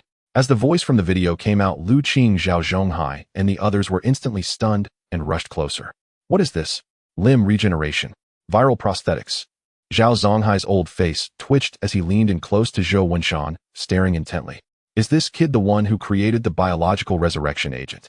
What has he come up with this time? Limb regeneration. Is it for real? He looked at the familiar figure in the video, astonishment written all over his face. Lu Qing also stared wide-eyed, but remained silent. Ever since he was slapped in the face last time, he learned to remain silent in the presence of Su Chun. The office fell into a brief silence. The group huddled together, intently watching the recorded video, their breaths becoming heavier as the video continued. They saw a pair of eerie dark green legs sprouting, and then they watched as the person sprinted onto the road, stopping a fully loaded truck with a kick, creating a massive dent in the front. More importantly, after hospital examination, Li Mujuan, who stopped the truck with a kick, was completely unharmed. What the hell? Even having just witnessed a resurrection, they couldn't help but doubt their own eyes. This was just too exaggerated. This was like elephant legs sprouting. Lu Qing looked up at the ceiling and recalled Su Chen's words. Your level is too low. It's normal not to understand. How can a sparrow know the ambition of a swan? Meanwhile, Su Chen's recorded video began to spread wildly across the internet. Various topics surged to the trending list. Shocking. A limb loss patient was treated like this by a young man. Is the regeneration of severed limbs a publicity stunt or a revolutionary technological change? A single kick halted a fully loaded truck. Is humanity on the brink of evolution? The likes on various videos skyrocketed. In the comments section, I just started my night shift a week ago, and the world has changed this much already. What are the recent trending topics? Resurrection of the dead. Zombie virus. Regeneration of severed limbs. Physical resistance against heavy forces. Damn, could I already be dead from exhaustion? Is this still humanity? Stopping a fully loaded truck with just my body and remaining unharmed. I am a truck driver, and this vehicle, when fully loaded, weighs at least 30 tons. Even if I slam on the brakes, the inertia generated is beyond human capacity to withstand. That kick is almost like that of an elephant. I just moved away from Yongqing City the day before yesterday, and today there are superhumans appearing in Yongqing City. If I were to be kicked like that, wouldn't I end up bruised all over? Are you sure this isn't a publicity stunt? Just a few days ago, people were resurrected, and today severed limbs are regenerating. It's a bit too absurd, isn't it? Have you ever seen the Long Science Institute participating in a publicity stunt? The resurrection of the dead has already been confirmed by the Long Science Institute. This world changes too fast. Do I need to start saving money quickly? Damn, will you all evolve in the future, leaving me behind as the last primitive human? Meanwhile, netizens are engaged in heated discussions, and various streamers are also broadcasting their thoughts. In a top fitness streamer's live broadcast, the host sat in a chair showcasing his muscular arms. Regarding the regeneration of severed limbs, I think it's possible, but I think. The regeneration of severed limbs seems a bit unlikely. In our fitness community, there are indeed such drugs. But you see, for the regeneration of severed limbs, we in the fitness community do not have that. In a Taekwondo live stream, everyone has seen the recent news, right? Indeed, physical resistance against heavy forces. Perhaps you only saw the video without understanding the context. In fact, this person practiced our Korean Taekwondo, which enables physical resistance against heavy forces. If you don't want to be left behind in the future, now is your opportunity. We have a 3-day rapid training course for physical resistance against heavy forces in our live stream.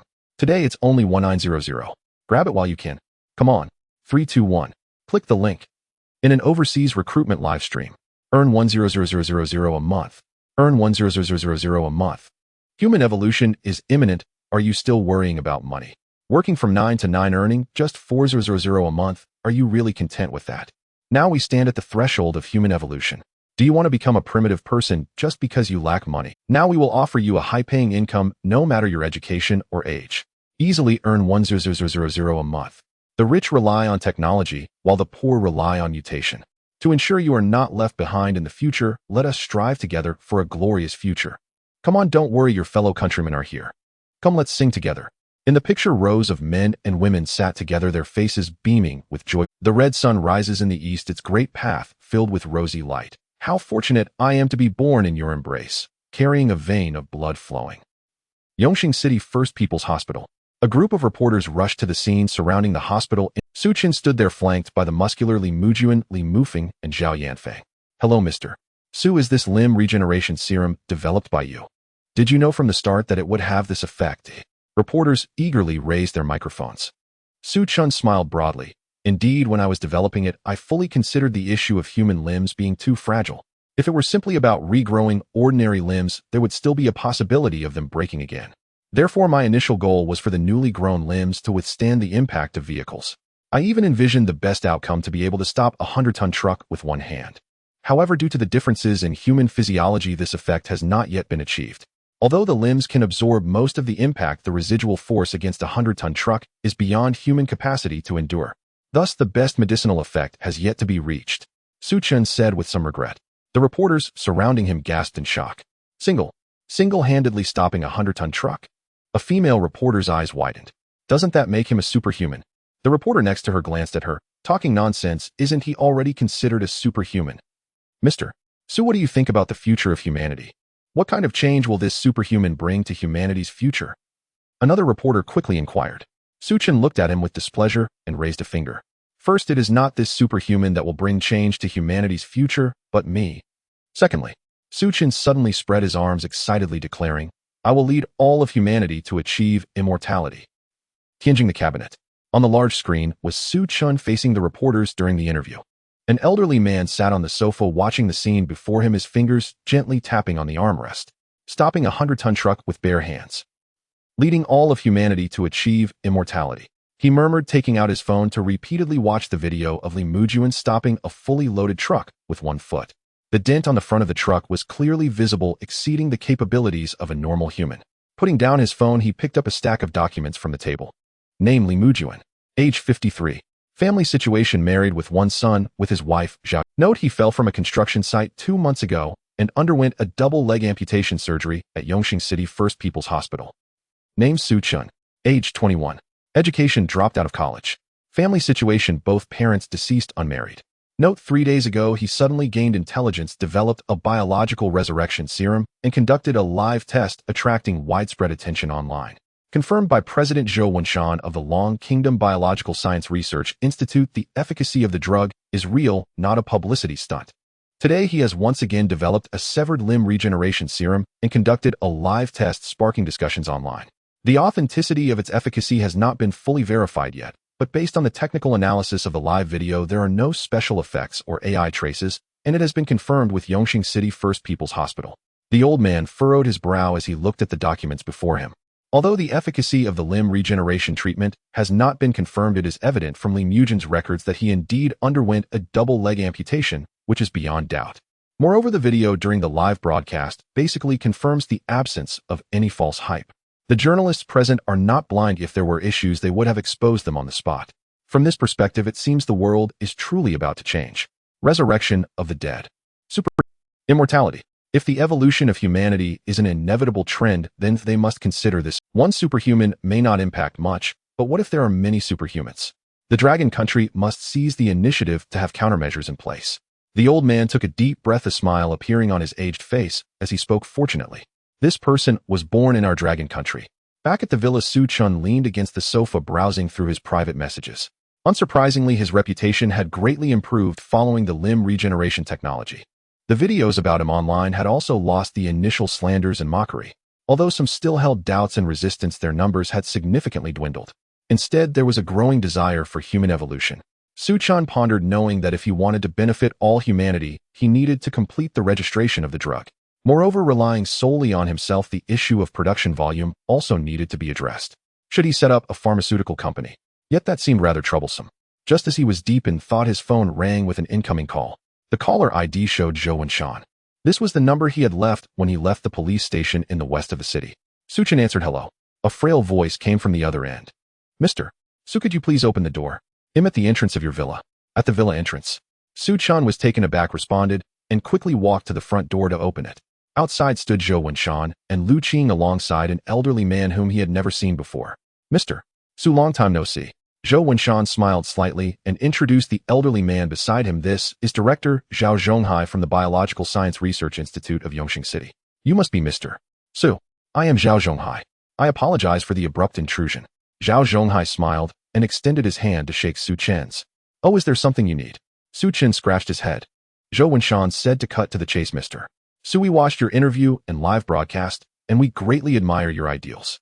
If you are willing, we would like to lead the research and promotion of your technology through the official Biological Science Academy. We will establish a dedicated biological program research institute for the research and production of your technology, with personnel strictly vetted by the Dragon Country to prevent any potential leaks. The Dragon Country shares the same ideals as you. Your technology will ultimately benefit all humanity, Zhou Wenshan said excitedly. If the previous resurrection of the dead was merely an accident, then this limb regeneration has fully proven Su Chen's capabilities. This statement not only represented his own words, but was also a directive from the cabinet. Before coming, he had already received a call from the cabinet.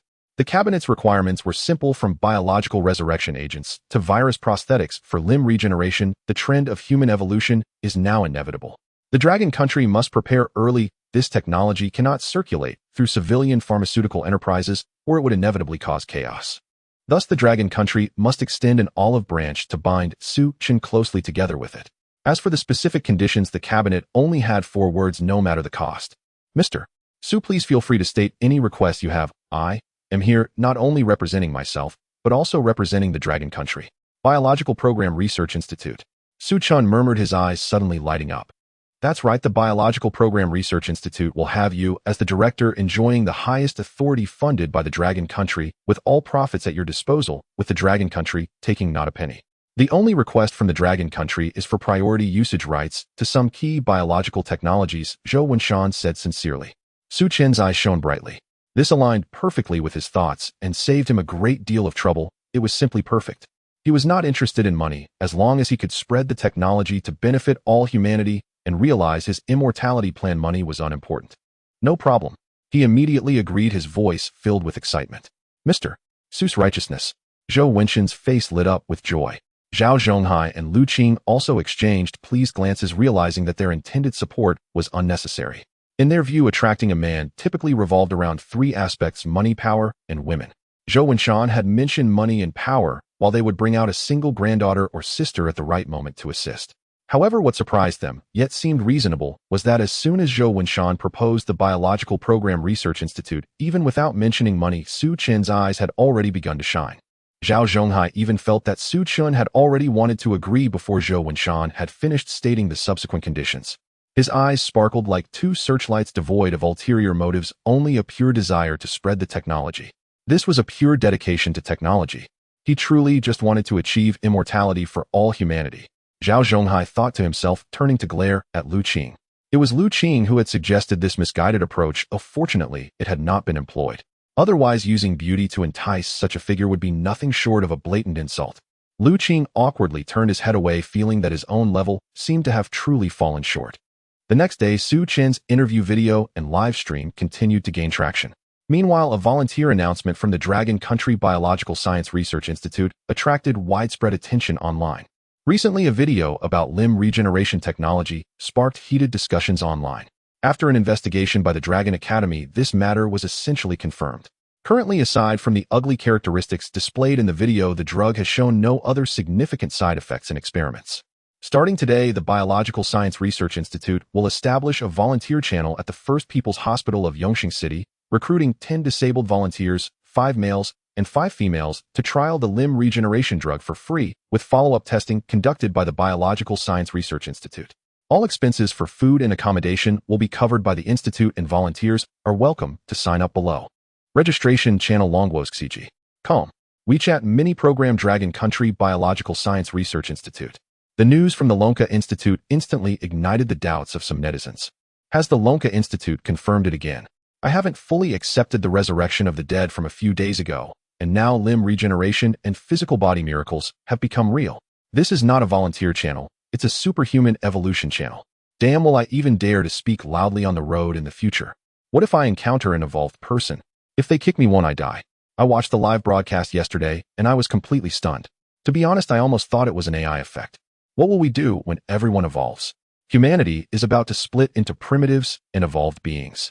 It is said that the strongest effect of this potion is to stop a 100-ton truck with bare hands. My God, is it too late for me to get an amputation now? Meanwhile, on the foreign internet, Su Chin's live broadcast recording was shared by netizens, and the view count, titled "The Jade Emperor of the Dragon Country Reappears with Biotechnology Limb Regeneration, One Leg Shakes 100,000, 8,000 pounds, Unstoppable Speed." Limb regeneration. Does the Dragon Country already have this technology? Oh my God, is that a human leg? Is this a video made by AI? I would like to ask, what does the Jade Emperor mean? What does unstoppable speed mean? The Jade Emperor probably corresponds to your god. God, what the hell? Dragon Country people, stop bragging. Limb regeneration, one leg shaking 100,000, 8,000 pounds. I just immigrated half a year ago. Can you be a bit realistic before bragging about the basic situation? Staying too long in the country has degraded my IQ. Come breathe the free air with me, and I'll treat you to donuts. Dragon Country people, stop fantasizing.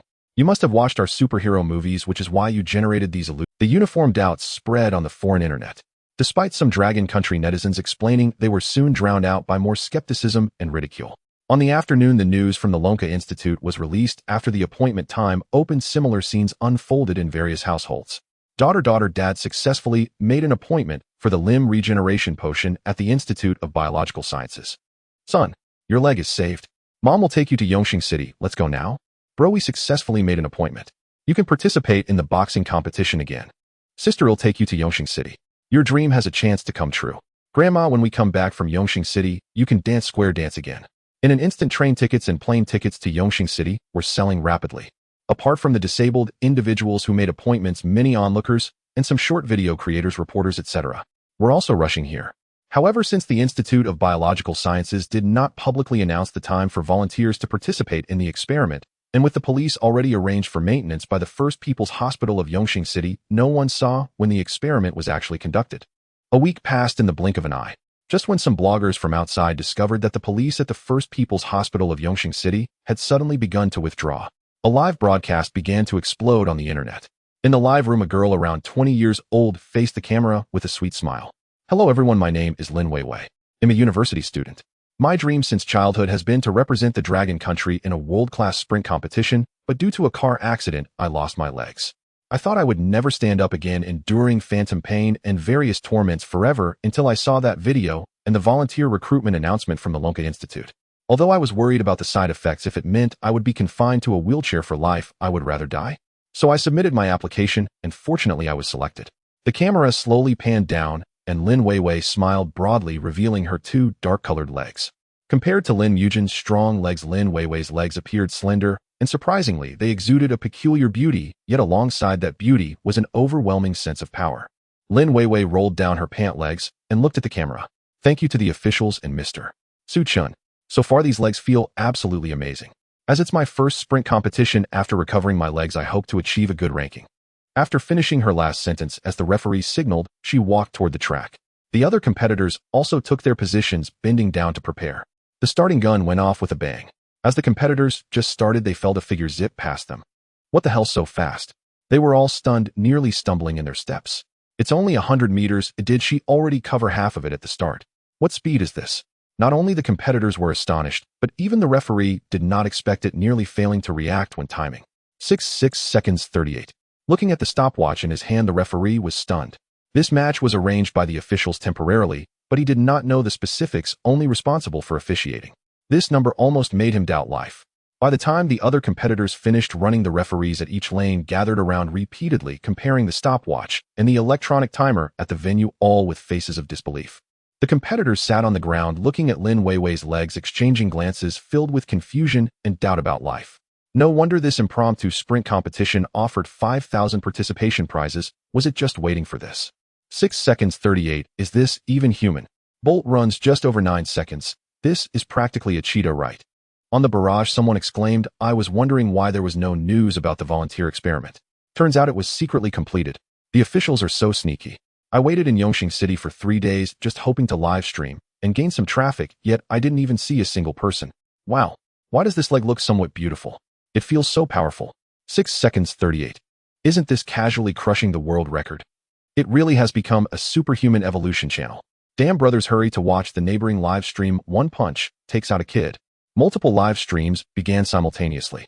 In an underground boxing arena under slightly dim lighting and amidst a cacophony of shouts, a man dressed in a black coat stepped onto the stage. With boxing gloves on, he faced off against a dark-skinned fighter known as the Underground Boxing King. At the referee's signal, the Boxing King guarded his head with both hands swaying left and right in search of an opportunity. The man glanced over Shoei. He then casually unleashed a straightforward right punch, landing squarely on the Boxing King's left arm, which was protecting his head. Amidst a chorus of laughter from the crowd mocking, that punch was like a woman's. Bang! Crack!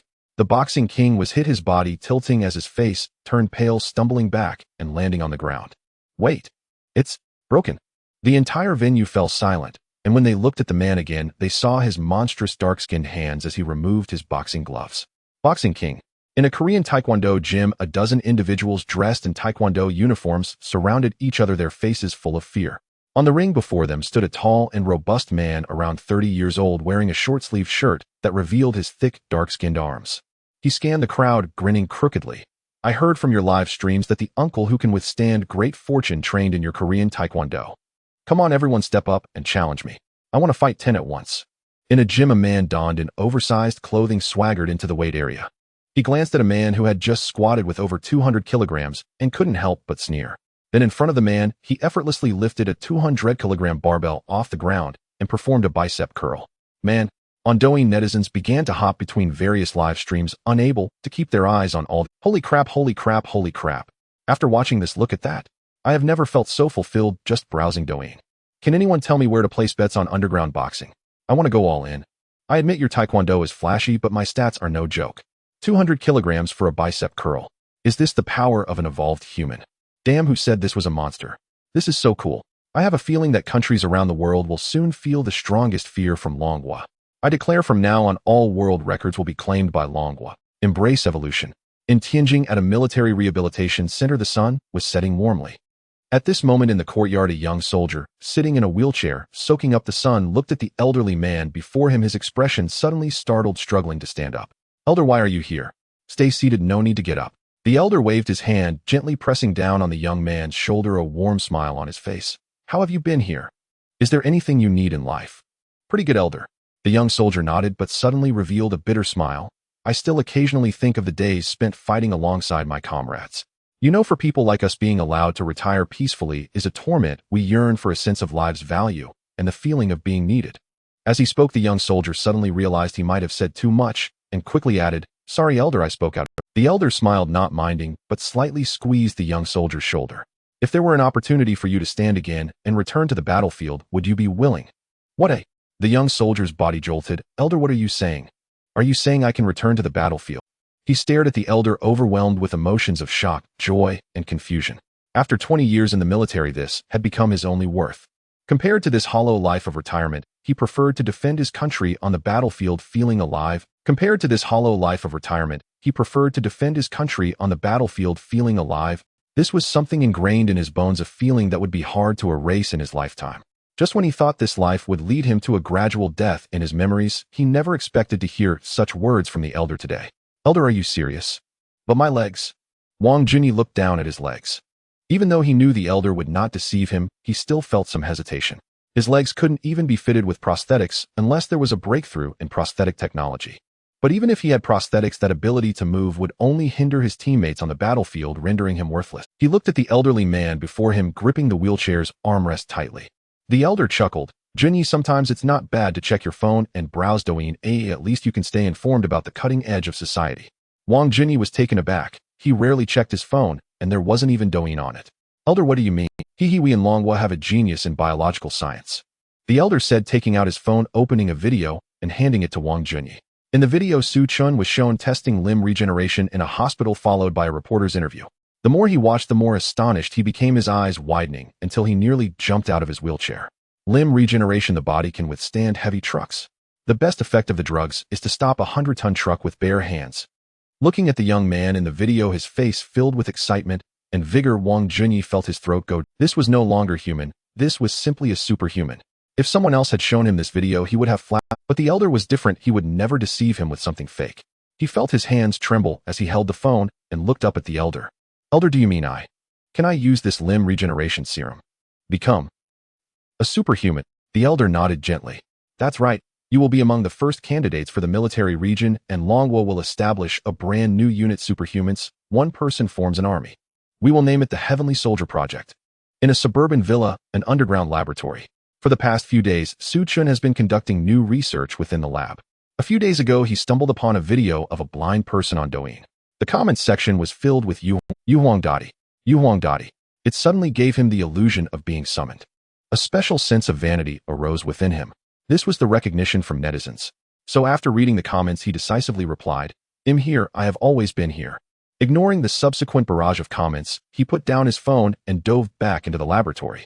He even specifically called Zhou Wenshan requesting to rename the Biological Research Institute to the Heavenly Court Project Research Institute.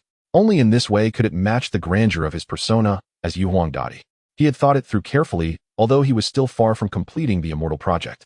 However, humanity's immortality must not be a painful one. Otherwise, as the initiator of the Immortal Project, his desire to leave a mark in history might just turn into a lasting infamy. As the protagonist, this was absolutely unacceptable for him. Soon after, Su Chen finally paused his act. Before him, there was a mineral water bottle containing a scarlet liquid. Su Chen picked up the bottle and gently shook it in front of his eyes, the scarlet liquid swirling within, resembling the flow of blood. It worked. A satisfied smile appeared on Su Chen's face. He quickly set up his phone and decisively started a live broadcast. The Yu Huangdadi you follow has started streaming, go check it out. With Diyin's push notifications, as soon as Su Chun began streaming, the number of viewers in the live room surged rapidly. Thanks to the fermentation of the limb regeneration serum, his follower count had already surpassed 5 million, heading straight for 10 million. Therefore, in less than a minute of starting the stream, the number of online viewers instantly exceeded 5,000. Then it shot up to 10,000, 15,000, and 20,000. The barrage was flooded with comments. Yu Huangdadi. I'm here. I have always been here. I'm here. I have always been here. I'm here. I have always been here. I'm here. I have always been here. Is this what it looks like when a prodigy who has read countless web novels becomes a research genius? Golden phrases come effortlessly. Su Chen looked at the barrage and couldn't help but smile slightly, not taking it to heart. In his view, this was precisely the recognition from netizens. This was the beginning of his legacy. Excitedly, he raised the mineral water bottle filled with the red liquid and said, "Welcome everyone to the greatest live broadcast in history. This is my latest biotechnological development. I call it Bacterial Eyeball. As the name suggests, it has the ability to restore vision to the blind. Just drop the liquid into the eyes, and the unique bacterial microorganisms within it will attach to your optic nerves, simultaneously taking the shape of eyeballs, helping you regain your sight and see the world again." As soon as he finished speaking, the live room erupted once more. "No way. It's real. Bacterial. Just a few days ago, I tagged the streamer in the comments, and now it's successfully developed. Wow. This speed. Could it be that the streamer is really Yu Huangdadi incarnate? No joke, it really feels like asking for divine intervention, like a god showing their power. But Bacterial Eyeball. The name of what the streamer developed sounds so strange. Sounds a bit scary. It doesn't seem normal at all. Shut up. Being able to restore vision is good enough. Oh, what more do you want? Is the streamer going to the First People's Hospital of Yongxing again? What hospital? I'm here. Streamer, do you need guinea pigs? One eyeball has been removed, and the person is in Yongxing City, just got off the plane." Su Chen looked at the discussions from the netizens in the barrage and nonchalantly waved his hand, saying, "No need this time. I will personally conduct the experiment for you." After saying that, he smirked, picked up a brand new syringe from the side. He then opened the bottle cap and began to slowly draw the scarlet liquid into the syringe. Seeing this, the netizens were momentarily stunned. Huh, didn't the streamer say this is directly dropped into the eyes? Just like eye drops. What is this for? Yeah, and what do you mean by you personally conducting the experiment? How will you experiment? OMG, the streamer doesn't have one fake eye, right? Could it be that the streamer is also blind? But wait, it doesn't look like it at all. If the streamer were really blind, he would have developed this bacterial eyeball long ago. How could he wait until now? Looking at the puzzled barrage from the netizens, Su Chen calmly explained, "First of all, I am not blind. Secondly, after careful consideration, as a biological technology that carries the great mission of human evolution, it cannot solely serve a specific group of people. That goes against my original intention of benefiting all humanity. Therefore, this time I made improvements so that even those who are not blind can easily use this bacterial eyeball technology, helping more people embrace evolution together. And the method of use is to inject the liquid into the body, just like this." Saying this, Su Chen picked up the syringe and lightly pierced it into the center of his brow for a few millimeters. He then slowly pushed the syringe, the scarlet liquid emanating an eerie glow beneath the skin gradually permeating inward. As the liquid was fully injected into his brow, Su Chun lowered the syringe and slightly narrowed his eyes. Until the scarlet liquid was completely absorbed, he felt a gentle pulsing at the center of his brow. Not only did he feel it, but the viewers in the live room could also clearly see the rhythmic pulsing at the center of Su Chin's brow, with an increasingly rich red color gathering. OMG, why is the streamer's brow pulsing more vigorously? If those who are not blind can use it, does that mean they are going to grow eyes? No way. Is this really? It's getting redder. It feels like something is about to come out. Hiss. Suddenly feeling a bit nervous, what is going on? At that moment, while the netizens were discussing, Su Chun felt a tickling sensation at his brow. Suddenly a crack appeared at the center of his brow. A clear vertical line manifested at the center of his brow. In the next moment, this vertical line suddenly opened up as if an eyelid were being raised. A vertically oriented eyeball radiating a scarlet glow abruptly appeared at the center of Su Chin's brow. This eyeball is vertically shaped, covered in crimson patterns that exude an eerie aura. Su Chin closed his eyes to sense it. The vertical pupil at his brow seemed innate, allowing him to easily open and close it at will. Moreover, the world seen through this vertical pupil was entirely different from that of his usual eyes. Clarity seemed to have risen a level, making the entire world appear to move in slow motion. Dust in the air was clearly visible, and the insects flying in front of him appeared as if in slow motion, allowing him to discern their trajectories with clarity. Perfect. Su Chin nodded in satisfaction. The viewers in the live stream were instantly amazed. Oh my god. 3 eyes. What Yang Jian? This is Yang Jian, right? Can ghost eyes be mass-produced now? With the broadcaster's name Jade Emperor, this is getting more and more like the Heavenly Court. What? The broadcaster isn't really going to rebuild the Heavenly Court, is he? Su Chin looked at the bullet screen and explained carefully, this eye functions exactly as I expected. Besides restoring sight, it also has night vision capabilities, allowing one to see far even at night. As he spoke, Su Chin climbed the stairs from the laboratory to the 3rd floor. It was already 11 o'clock at night, and the outside was quite dark with the moon hanging high. Su Chin went straight to the terrace on the 3rd floor. The view here was extremely broad with almost no obstructions. Looking into the distance, he pointed and said, how far can I see exactly? For example, 6 traffic lights down this road, there's a person squatting in the flower bed taking a dump. Su Chin frowned and angrily said, still looking around, no sense of public morals. In the flower bed 6 traffic lights away, a man holding a phone narrowed his eyes, feeling as if a sharp gaze was peering at him. At that moment, a voice came from the phone. For example, 6 traffic lights down this road, there's a person squatting in the flower bed taking a dump. He was stunned, looking up to see if it was directed at him. However, just as he raised his head, the voice from the phone came again. Still looking around, no sense of public morals. What the heck? He bit down on the toilet paper and typed, wait, broadcaster, you can't be talking about me, can you? How can you see this? In the live stream. Huh. There really is someone. The main character has appeared. Oh no. I couldn't hold it anymore. I have a plastic bag on me. You'll pack it up and take it away later. Good bro, well done. Damn, packing it up to take away. If I didn't know better, I'd think you were ordering food. Ha ha ha. At this moment, Su Chin pointed in another direction. For example, in that building far away, there's someone sneaking around like a thief, rummaging through things in the living room without even turning on the lights. As soon as the viewers heard this, they were stunned. Due to the deep night and the great distance, they could only barely make out the outline of a residential building. Hey, it's so late at night from this far away, and you can see into someone's living room without the lights on. This is some sort of supernatural vision. Sneaking around like a thief. That phrase sounds odd. Who sneaks around in their own home and doesn't turn on the lights? Wait, isn't that just a thief? Su Chin looked at the bullet screen, also taken aback, and suddenly realized that makes sense. He noticed that these viewers had spent too much time in his live stream, and their IQs had started to rise. Is this the effect of proximity? In the live stream. I wonder which neighborhood this is. Should we call the police? I know it seems to be Fuhua Garden. Fuhua Garden. What the heck? My home is in Fuhua Garden. No, it seems like that is the building I live in. What floor is the thief on? I'm out drinking right now. This wouldn't be my home they're trying to steal from, would it? Su Chin looked at the discussions in the bullet screen and counted with his hand. 1, 2, 3. 7. 16th floor. The viewers on the bullet screen immediately breathed a sigh of relief. 16th floor. Oh, thank goodness it's not my home. My home is on the 17th floor. Wait, Fuhua Garden 16th floor. No, that's my home. In the neighborhood, Li Mujuan had just taken out his phone to open the live stream when he saw this scene. He hurriedly said to his wife, Zhao Yanfang, wife, hurry. Call the police, we've got a thief in our home. You wait here, it'll go check it out first. Zhao Yanfang was startled and quickly said, be careful, or maybe just wait for the police to arrive before doing anything. Don't worry, wife, I won't get into trouble.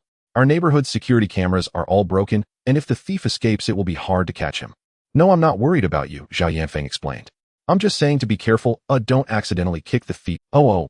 Li Mujuan looked at his legs and said seriously, no problem, I'll control my strength. After saying that, he quickly ran upstairs while typing in the live stream, Mr. Su-im, Li Mujuan, my wife has already called the police. Please help me see if the thief has run away. Su-ching glanced at the bullet screen and looked into the distance, saying, he seems to have hidden in the kitchen. I can't see. In the kitchen? I'll see if I can kick him to death. Li Mujuan was instantly furious. Was he going to grab a weapon? How could a first-generation evolved person like him be scared by something like this?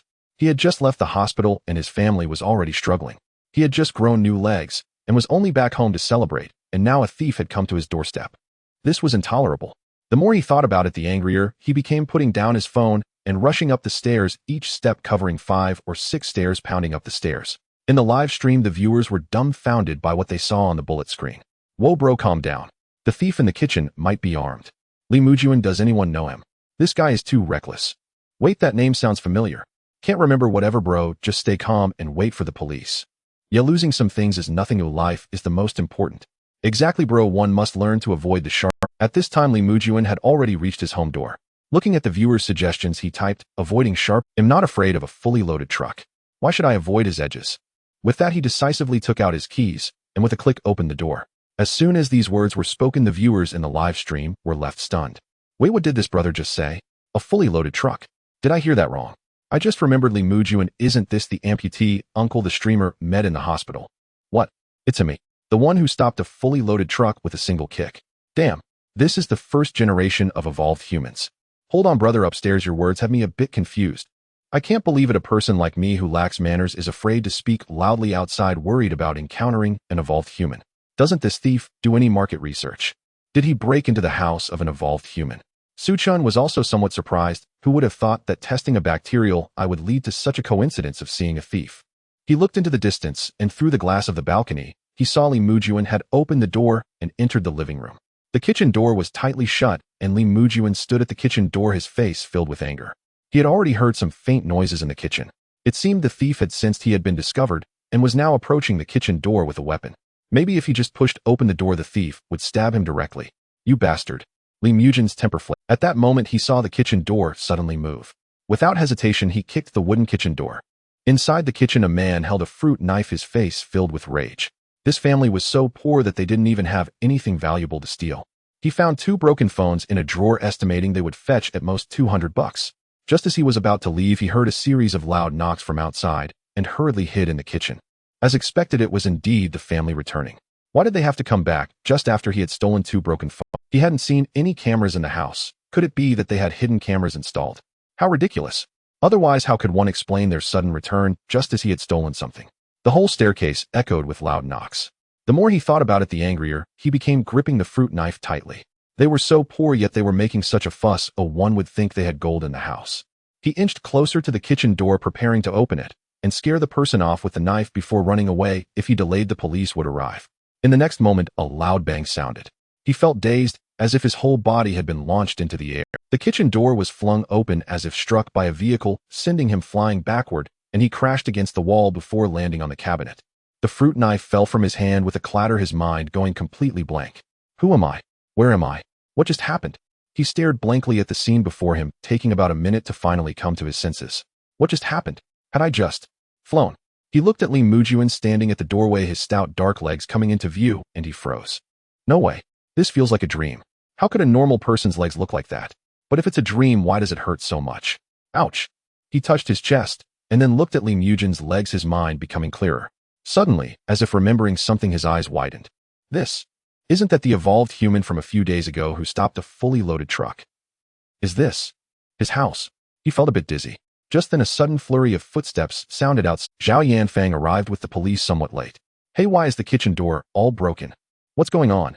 The 2 police officers followed closely behind, inquiring about the scene. Officer, you can't blame me. This thief came into my house to steal, and I caught him red-handed.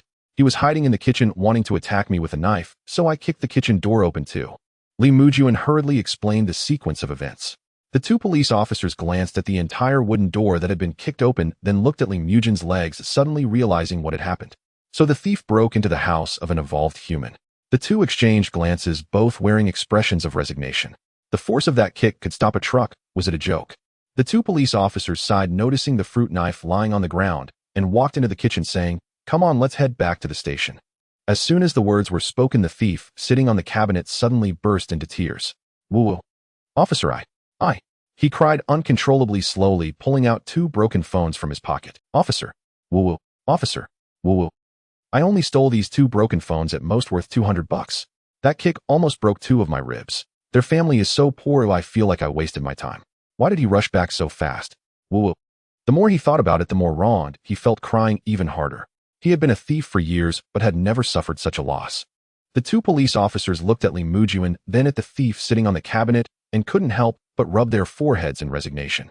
To be honest, they felt a bit sorry for the thief. But he brought it upon himself. Breaking and entering with a weapon, he ended up stealing from an evolved human, and who knows what would have happened otherwise. "Stop crying. If there are any issues, you can cry at the station later." One of the officers waved his hand, and then looked at Lee Mujuan. "By the way, you said you found out your house was robbed from the live stream. Where's that streamer?" "Oh, he's over there in that villa." Lee Mujuan walked to the balcony and pointed toward the dark silhouette of a villa in the distance. "Huh, where?" The police officer looked confused. "That villa over there." He was standing there watching it all happen. Lee Mujuan couldn't see the person, but could only make out the outline of the villa and the light that was on. The police officer stared at the outline of the villa and the light in the distance. "Are you saying that he saw the thief rummaging through your dark living room from several kilometers away with his bare eyes, through your balcony glass?" Another police officer who had brought the thief from the kitchen walked over and looked at the villa in the distance, saying, "At that distance, is he some kind of clairvoyant?" Lee Mujuan slapped his thigh and exclaimed, "Officer, you are right, mister. Sue truly has the eyes of 1,000 miles. The thief wiped his tears and couldn't help but scoff. What a boast. The two police officers were taken aback, just about to say something, when they saw Lee Mujuan take out his phone and open a Douyin livestream in front of them. At that moment, Su Chun was using his phone to explain to his viewers the situation happening across from him, as they couldn't see the distant events. Thus, the two police officers directly locked eyes with the crimson eyeball in the center of Su Chen's forehead. What the hell? Even they couldn't help but curse. This is no mere eye of 1,000 miles. This is the eye of Erlang. The thief, peering over, gasped, "Hiss! Is there another evolved human?" He looked at those eyes, feeling a chill run down his spine. Normally, he would have immediately suspected it was special effects. But now, looking at those eyes, he could only think of one thing. A new evolution has appeared. Damn. This world is completely targeting me. In the future, even 800 miles away, I could be scrutinized by a pair of eyes. How could the thief continue his work? Would he have to pull down the curtains before breaking into a house? No way. Who knows if more evolved humans will appear in the future? The future of the world ultimately belongs to the evolved. Only through evolution can one truly find their footing. His gaze suddenly became resolute. It was time to change jobs. Currently, the evolution agents have yet to be widely distributed. He needed to save up money in advance to prepare for the evolution agents. Coincidentally, he saw a job posting online offering a salary of $100,000 a month. Originally, he had no intention of applying. But now it seemed that being a thief would become increasingly difficult, with the risk of getting beaten up regularly. In the past, if caught, he could scare people with a knife, but now instead of scaring anyone, he might end up getting beaten even harder. He touched his chest, which still throbbed with pain. If it weren't for the wooden door in between, he felt he would have at least broken 3 ribs. It was so brutally violent. He clenched his fists, resolute in his decision. Go overseas, make money. Evolve. At that moment, a police officer suddenly spoke up. While looking at the live stream, I remember now, he is the one who developed the zombie virus and limb regeneration. Upon hearing this, another police officer also reacted. Right? The Jade Emperor, this is indeed his Douyin account. So has he developed new biological technology again? They had seen Su Chun at the station before, but now with an extra eye on his forehead, they were momentarily caught. The two officers exchanged glances, and the lingering doubts in their hearts completely vanished. If it was Su Chun, then everything made sense. Isn't it just about seeing further? They can even bring dead people back to life. Oh, what's so special about seeing further? Could you leave a message for Mr. Su on Douyin? It would be troublesome if he could go to the West City police station to give a statement. One police officer hesitated and said, after all, growing a third eye and being able to see into someone else's darkened living room from several kilometers away, if it weren't for Su Chun, it would be difficult to report. Hearing this, Lee Mujuan nodded, picked up his phone, and began typing in the live stream. Mr. Su, the police officer said they need you to go to the West City police station to give a statement. Is that convenient for you? On the other side, Su Chun, who was chatting animatedly with his viewers, frowned when he saw this comment. After a long moment, he touched the vertical pupil on his forehead and sighed, fine. not long after the two police officers arrived at the villa in a police car. Su Chan turned off the live stream and got into the police car to return to the station. All the way, everyone was staring at the crimson vertical pupil on Su Chan's forehead. Especially in the night that scarlet eye appeared particularly eerie. Even the driving police officer couldn't help but glance at the rearview mirror from time to time, feeling as if there was a ghost sitting behind him. Su Chan deliberately widened the crimson vertical pupil on his forehead, feeling the astonished gazes of those around him, which made him increasingly satisfied with his research. Upon reaching the police station, another wave of scrutiny awaited him. Su Chan held his head high, the vertical pupil unblinking. He even thought about staying overnight at the police station. However, the statement was taken quickly, and everything was wrapped up. An officer drove him back to the villa. The next day, Su Chan was picked up by Lu Qing and taken to the Biological Science Research Institute in Yongxing City. The bacterial eyeball from last night had already been made into video clips by netizens overnight and began to spread widely. Zhou Wenshan looked at the crimson vertical pupil on Su Chen's forehead, shocked to the point that his beard trembled. Something that they couldn't develop in a lifetime, Su Chan casually produced it as a bomb. While others were playing with memes, he genuinely felt that a good junior college was not inferior to his status as an academician. This was simply too demoralizing. Sighing softly, Zhou Wenshan spoke, "Mr. Su, the reason for your visit today is not just about the bacterial eyeball. There's another matter." "What matter?" Su Chen asked. "The Heavenly Court Research Institute has already begun construction. To avoid chaos in future human evolution, the Dragon Kingdom has decided to establish the Heavenly Soldiers Program, which will select a group of soldiers to complete their evolution ahead of time. To prevent any accidents, this batch of soldiers needs to be under your supervision to avoid any side effects or similar issues," Zhou Wenshan explained carefully. Hearing this, Su Chan asked, "Heavenly Soldiers Program?" "Exactly." Zhou Wenshan said, "The soldiers are already waiting. There are a total of 30 individuals. They'll take you there." Su Chen nodded in agreement. Zhou Wenshan walked ahead, heading toward the back square of the Research Institute. The square had already been cleared to make way for a large area where 30 soldiers either sat in wheelchairs, leaned on crutches, or stood there empty-handed, each with varying degrees of disabilities. But the one thing they all had in common was a sense of resilience and anticipation in their eyes. The Heavenly Soldiers Program. Once successful, they would become the first generation of Heavenly Soldiers. A true one-man army, becoming a nightmare on the battlefield. Upon seeing the newcomers, the soldiers all stood straighter. Those who could salute did so, while those who could not stood at attention. Zhou Wenshan and Su Chen arrived at the square, and Lu Qing followed behind with a cart of medicines and syringes. "You're here." At that moment, an elderly man approached. Upon seeing Su Chen, admiration instantly shone in his eyes. The biological revival agent, the limb regeneration agent, and now the bacterial eyeball agent. Each one is a revolutionary technology. With this young man present, how could the Dragon Kingdom not thrive? The Dragon Kingdom has a continuous stream of talented individuals. It is indeed a blessing. If the Heavenly Soldiers Program succeeds, the Dragon Kingdom will soar, and this young man will be indispensable. He had come in person to witness this moment, to personally witness this great moment that would go down in history. Elder. Looking at the elderly man before him, Su Chan recognized him without the need for Zhou Wenshan's introduction. He had seen him on the news, the elder of the cabinet, Qian Guoshu, who was indeed a top figure of Long Nation. A remarkable young talent. Having you in Long Nation is truly a blessing.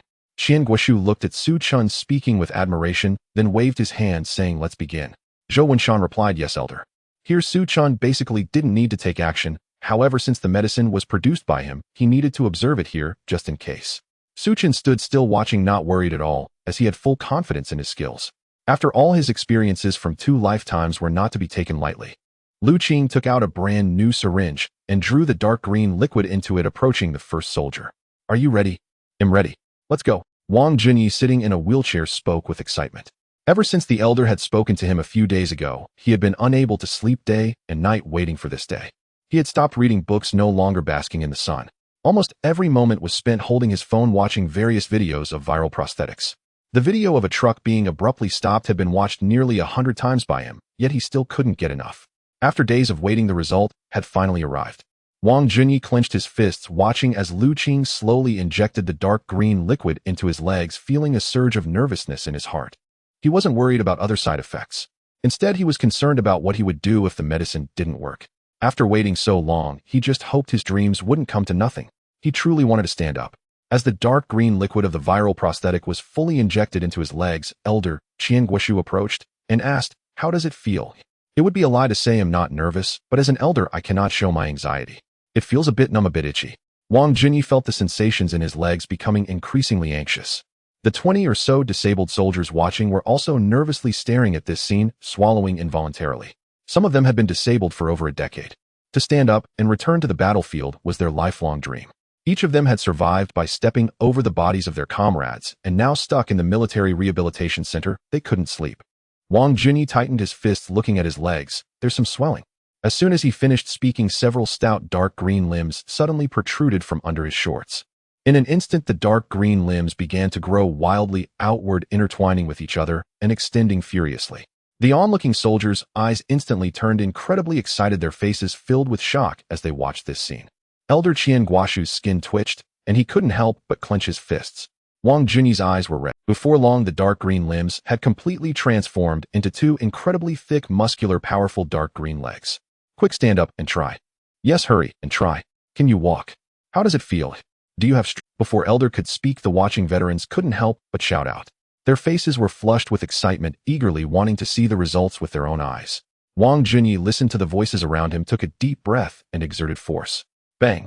He jumped directly from his wheelchair, his feet slamming onto the ground, producing a muffled sound.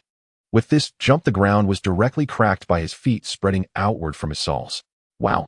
This jump, calling him Superman, would not be an exaggeration. Heavenly soldiers, heavenly soldiers. This is the true heavenly soldier. Old Wang, be careful, you'll break the floor and have to pay for it. Seeing this scene, the surrounding soldiers suddenly felt incredibly excited. Even the atmosphere of conversation changed. Ha ha ha, I'll pay. He'll go bankrupt paying. Wang Jinyi's eyes were red with excitement, laughing heartily, tears of joy even glistening in the corners of his eyes. After so long, he finally stood up again. How could he not be excited? How could he not be thrilled? His skin trembled. He wiped the corner of his eye, saluted the elder, then strode towards Su Chen, still unable to stop his red eyes, standing straight, raising his hand, and giving a precise military salute. He didn't say a word, but his eyes conveyed everything. Good, good, excellent. Qian Guoshu was in high spirits, laughing heartily.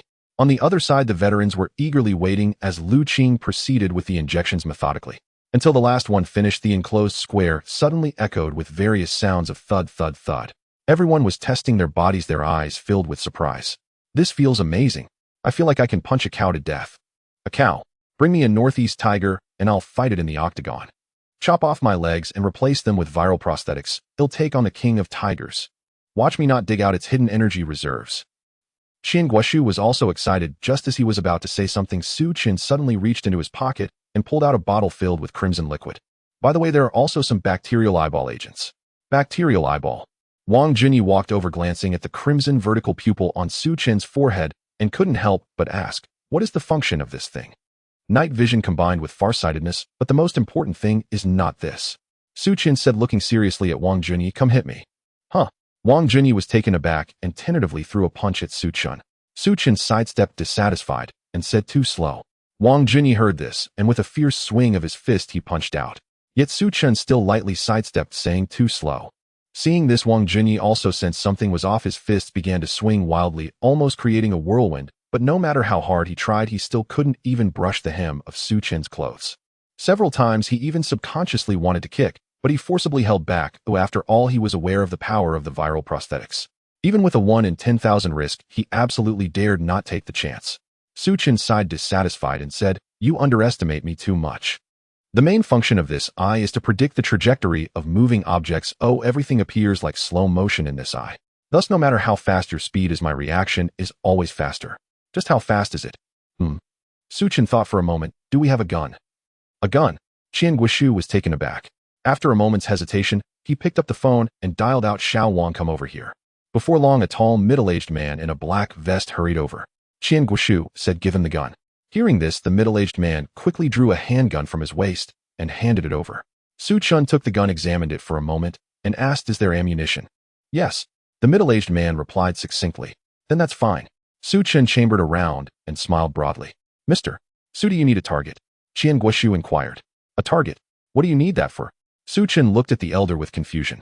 He then extended his arm, holding the gun half a meter in front of his eyes, and fired. Bang! The sound startled the middle-aged man. Be careful. Wang Jinyi and several soldiers were equally shocked, instinctively wanting to leap forward. Zhou Wenshan and Lu Qing's expressions changed dramatically, feeling their hair stand on end. Qian Guoshu exclaimed, Mr. Su. However, the shock from the group barely had time to rise. They saw Su Chun tilt his head at the moment the gunshot sounded, looking at everyone with a puzzled expression. What's wrong? Bang! The bullet whizzed past the side of his head, striking the distant wall with a dull thud. Cold sweat instantly dripped down Wang Junyi and Zhou Wenshan, and their breathing became heavy. The middle-aged bodyguard's expression changed, his pupils dilating. Dodging a bullet at such close range. How is that possible? As one of the top security personnel in the Dragon Country, he had seen countless experts. However, he had never heard of anyone able to dodge a bullet from such a close distance.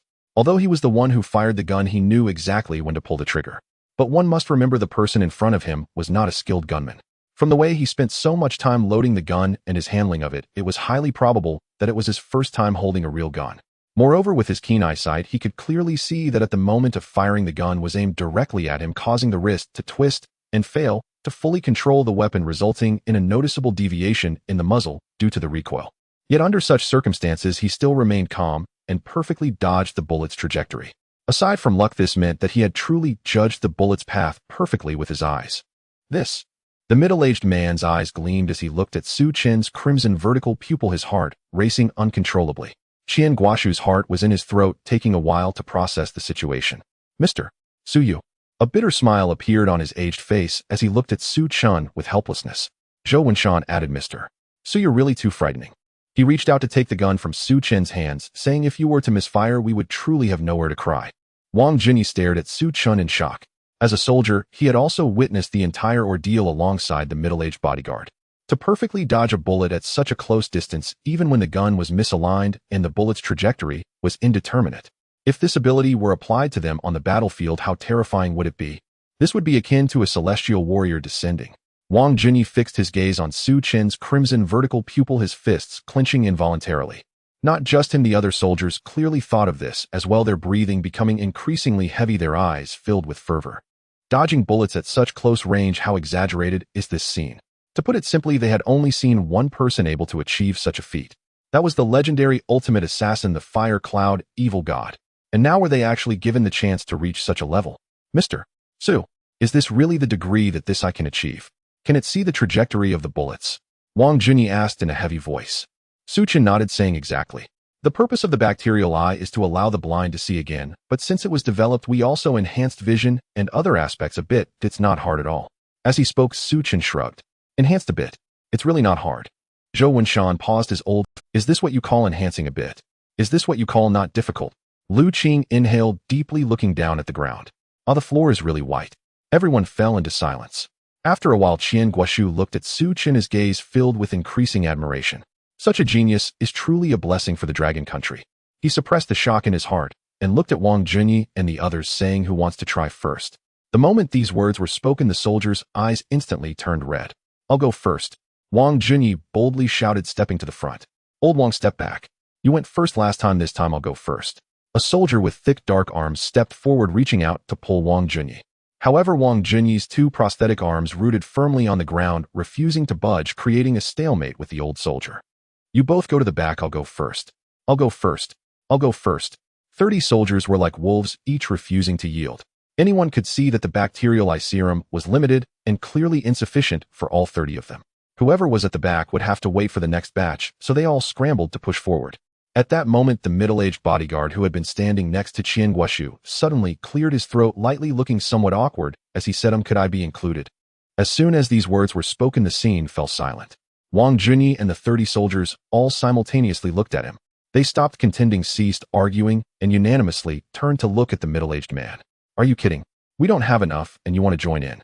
The middle-aged man's expression stiffened, and his gaze instinctively drifted elsewhere.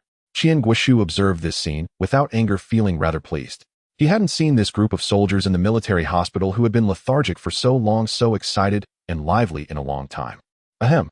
After a pause, he lightly coughed and waved his hand, saying, everyone stop arguing. Let's follow the original order. We'll be here for a few days, and everyone will have a chance. After finishing his words, Qian Guoshu pondered for a moment and said, additionally, leave one for Xiao Wang. Xiao Wang is his personal bodyguard, trustworthy in every aspect, and his abilities rank among the top 3 in the entire Long Country. Moreover, he also handles the training of personnel for security in Long Country. Such a talent, the stronger his abilities, the more beneficial it is for Long Country.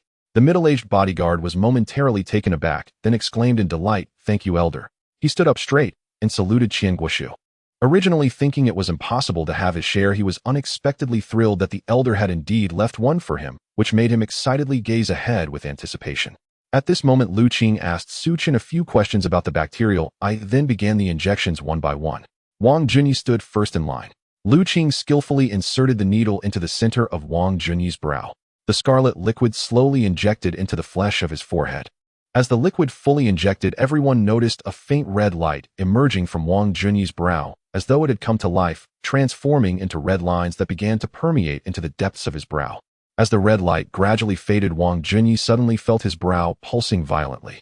At the same time, the red lines, which had already penetrated deeply, began to swiftly return, frantically gathering at his brow once more. The recently faded red light began to intensify, and Wang Junyi felt a throbbing pressure at his brow. In the next moment, a faint crack suddenly appeared at his brow. A vertical pattern radiating a faint red light manifested at his brow. At this moment, Wang Junyi distinctly felt as though a pitch-black vision had appeared in the center of his brow. He was momentarily stunned, then tried to control the pitch-black vision at his brow to suddenly open wide.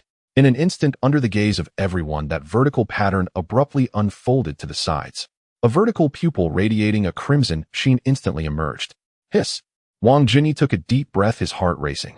He closed his eyes, leaving the vertical pupil at his brow open, feeling the vision granted by this pupil. The dust floating in the air, the occasional flying insects, and the barely visible scratches on the distant wall. These things, which are nearly invisible to the naked eye, were now unmistakably clear under the bacterial eye. He could even clearly judge the trajectories of the flying insects. Even the rapidly flapping wings of the insects appeared to him, as if playing in slow motion. Wang Junyi was utterly amazed. No wonder Mr. Su could easily dodge bullets. The power of this bacterial eye far exceeded his expectations. Only by personally experiencing it could one truly understand how shocking its effects were.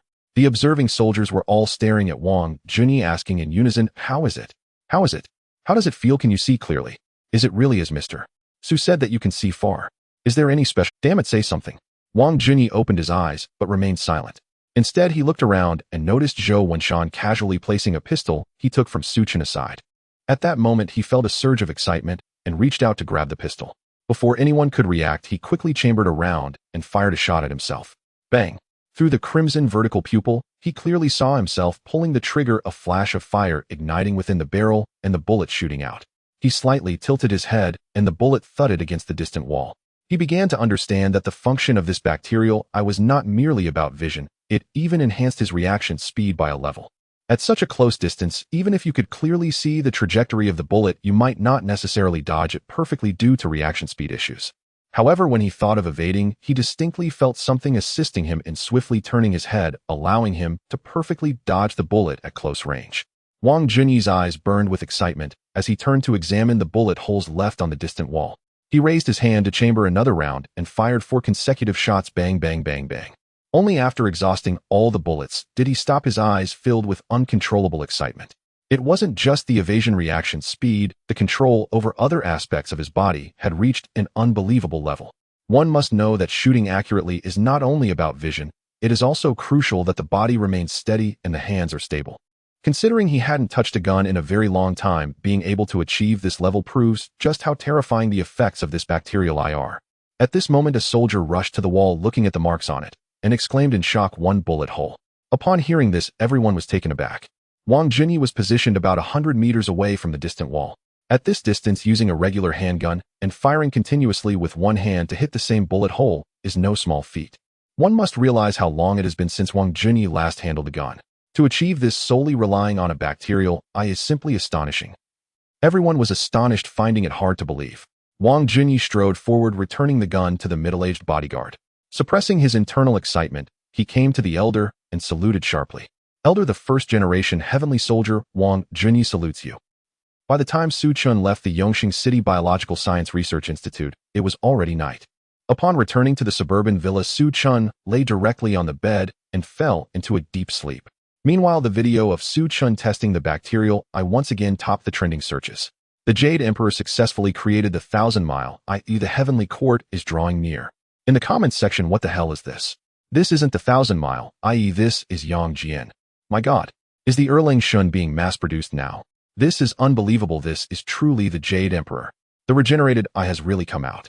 My sister is blind. Oh, I want to know when it can be put to use. Although it looks a bit scary, I like it. Scary. This is way too cool.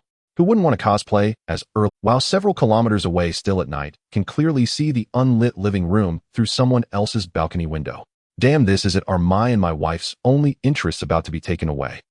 Just as the netizens in the comments section were discussing fervently, a new piece of news was quietly. Recently, there have been rampant electricity frauds in the Silver Triangle region, even openly recruiting deceptive job offers on Long Country's networks.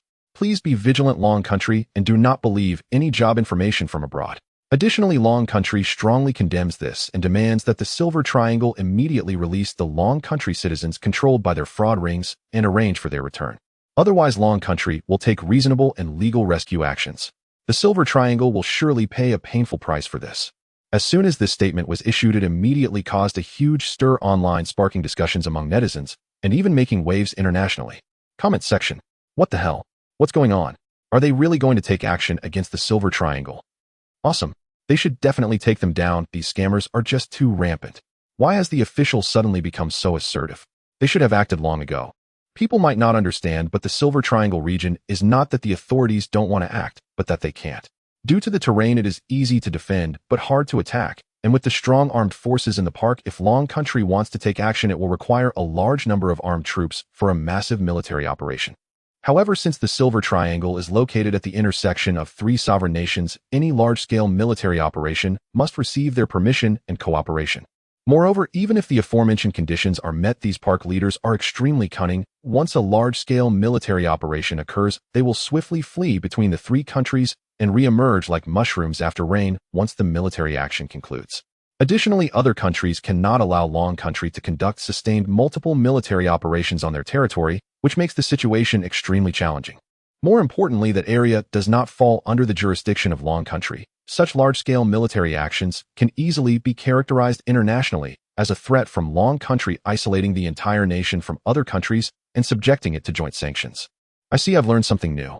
So what does this official statement mean? Could there be other methods of retaliation? I don't understand either. To truly strike at these scam parks, it would have to be a highly covert small-scale operation, perhaps involving only a team of a few dozen people.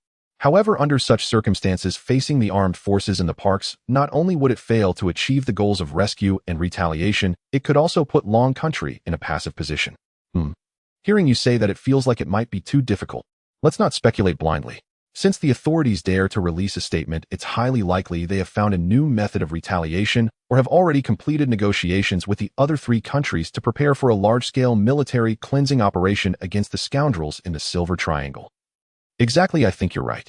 Meanwhile, this news also sparked various speculations on the international internet. The White House in the United States quickly issued a statement. The Silver Triangle region is recognized internationally as the territory of sovereign countries. Long Country's so-called rescue of its citizens is merely a clumsy excuse for military aggression and territorial expansion against the Silver Triangle region. As of now, the United Nations has not received any application from Long Country for authorization of military. If Long Country conducts large-scale military operations in that area, it will be a military infringement relying on power against other nations, which we strongly oppose. If Long Country insists on this, the United States will impose joint sanctions on Long Country in accordance with international law.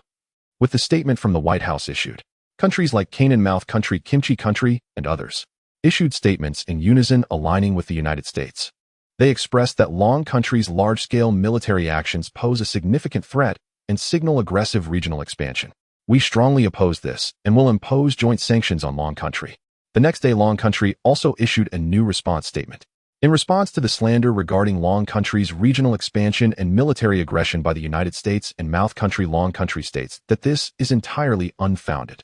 Long Country has not submitted an application to the United Nations for large-scale cross-border military operations because this action is merely a routine special operations team mission, not requiring an application for cross-border operations to the United Nations.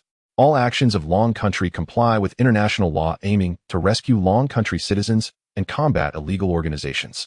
The United States, interpreting Long Country through its own rampant ambitions, only exposes its dangerous thoughts towards other countries. Long Country advises the United States to rein in its wolfish ambitions. Today's United States is no longer the global hegemon with military dominance and needs to recalibrate its position. At the same time, for countries that continue to cling to the United States in hopes of protection, Long Country advises them to turn back soon, or they will inevitably plunge into the abyss, never to rise again. Wow. Damn, it's been a long time since I've seen the official be this assertive. Damn, it feels like things are suddenly heating up. Anyone understand? I mean, without large-scale military action, isn't this special operations team mission essentially a delivery service? I'm not underestimating us. After all, the armed forces there are no joke. I also suspect that maybe this is a bit too arrogant. Netizens in the comment section expressed their concern. A day swiftly passed. Under the night sky, a small boat floated on the river. On the boat were 7 men, 3 of whom were standing and taking turns rowing. Among the remaining 4, 3 looked haggard, appearing to be mid-aged with bodies bearing varying degrees of disability. Some were missing an arm, others a leg, and one had prosthetic limbs for both legs and was blind in one eye. Lu Yisho curiously surveyed his surroundings. The river was surrounded by mountains and forests, creating an eerie atmosphere under the night sky. He had been released from custody that morning for only stealing 2 smartphones, and since he hadn't taken them away and had received a beating instead, he was only detained for education for a day before being released. The moment he was released, he resolved to turn over a new leaf, realizing that the thieving profession held no future. Only by quickly saving money and becoming an evolved individual could he possibly change his future. Thus, he quickly found the account he had seen on Douyin earlier and promptly sent a private message. Overseas work, monthly salary of 1,000. For someone like him with no education and no other skills, he even worried that the person might not want him. However, before he could become anxious the moment he sent the private message, he received a reply readily agreeing to his work application. Moreover, he was reassured that there were many people from Long Country there, all very friendly. The work involved making phone calls and chatting, which was essentially cross-border sales, and it was easy to make money. If performance was good, not to mention earning 1,000 in a month, some even made $1 million in a month without issue. Finally, he received a video where 4 or 5 well-dressed beauties smiled at the camera, saying to him, "Hello, welcome new colleague. When you arrive, we'll treat you to the local delicacies here." The video was brief, but left him even more fired up. This job was simply perfect for him. However, at the end of the video, he seemed to hear a sizzle sound, though he didn't know what it was. But after thinking for a moment, he understood. The recruiter had told him that the job included meals and accommodation, so it wasn't hard to deduce. That sound was clearly someone cooking in the house. Sizzle, what else could it be? It couldn't be the sound of a stunned baton, right? Reflecting on his thoughts at that time, Lu Yisho couldn't help but chuckle. How could he have such unrealistic idea? Electric bat. What a joke. Snapping back to reality, he curiously surveyed his surroundings and then looked at the 3 middle-aged men with weathered faces accompanying him, asking, "Big brother, are you also going to work? We'll be colleagues from now on. My name is Lu Yisho. What are your names?" The middle-aged man with prosthetic legs and blind in one eye turned to Lu Yisho, a hearty smile appearing on his face as he said, "Hee, I'm Zhao Quan and nice to meet you." The middle-aged man, missing a leg, also spoke up, saying, "I'm Lin Shan." The one with a severed arm added, "Hello, my name is Zhou Jia. Hee, nice to meet you all." Lu Yisho chuckled, scratching his head. "By the way, how come you guys are going abroad to work with these bodies?" Zhao Quan replied with a hearty laugh, "We can earn more. With our conditions, earning 100,000 a month could sustain us in the country for several years. Indeed, coming here after working for a year or 2, we might even be able to retire early," Lin Shan said, with a smile, missing a leg. Zhou Jia, the one with a severed arm, agreed, "That's right. It's hard for disabled people like us to find jobs in the country. Where else could we find such good work? Here not only is the pay high, but disabled people can work too. It's like a pie falling from the sky." Hearing this, Lu Yisho nodded in agreement. Exactly, this job is much better than in the country. After 2 years, if you save up a good amount of money and return home, you might even become a noble, evolved human. Let me tell you, based on my judgment, evolved humans will definitely be the trend in the future. My purpose in coming here is to become a noble, evolved human. To be honest, you might have only seen videos of evolved humans online, but I have seen them in person and even sparred with. At this point, a hint of pride appeared on Lu Yisho's face as he said, "I once fought with him for 300 rounds, and in the end, he ended the battle with a powerful kick that sent me flying. It was about evenly matched. He was quite tired while my clothes were slightly dirty." Hearing this, Zhao Quan exchanged glances with Zhou Jia and Lin Shan, giving Lu Yisho a thumbs up. Lu Yisho appeared proud and was about to speak when suddenly the 3 men rowing the boat began shouting, "Get off the boat. Everyone off. Hurry." Lu Yisho's body jolted, startled by the sudden loud shout. What's going on? He looked confused. He remembered that when they first met, these 3 were all amiable, speaking softly. Why had they suddenly changed? Even if the boat had docked, it shouldn't be this fierce, right?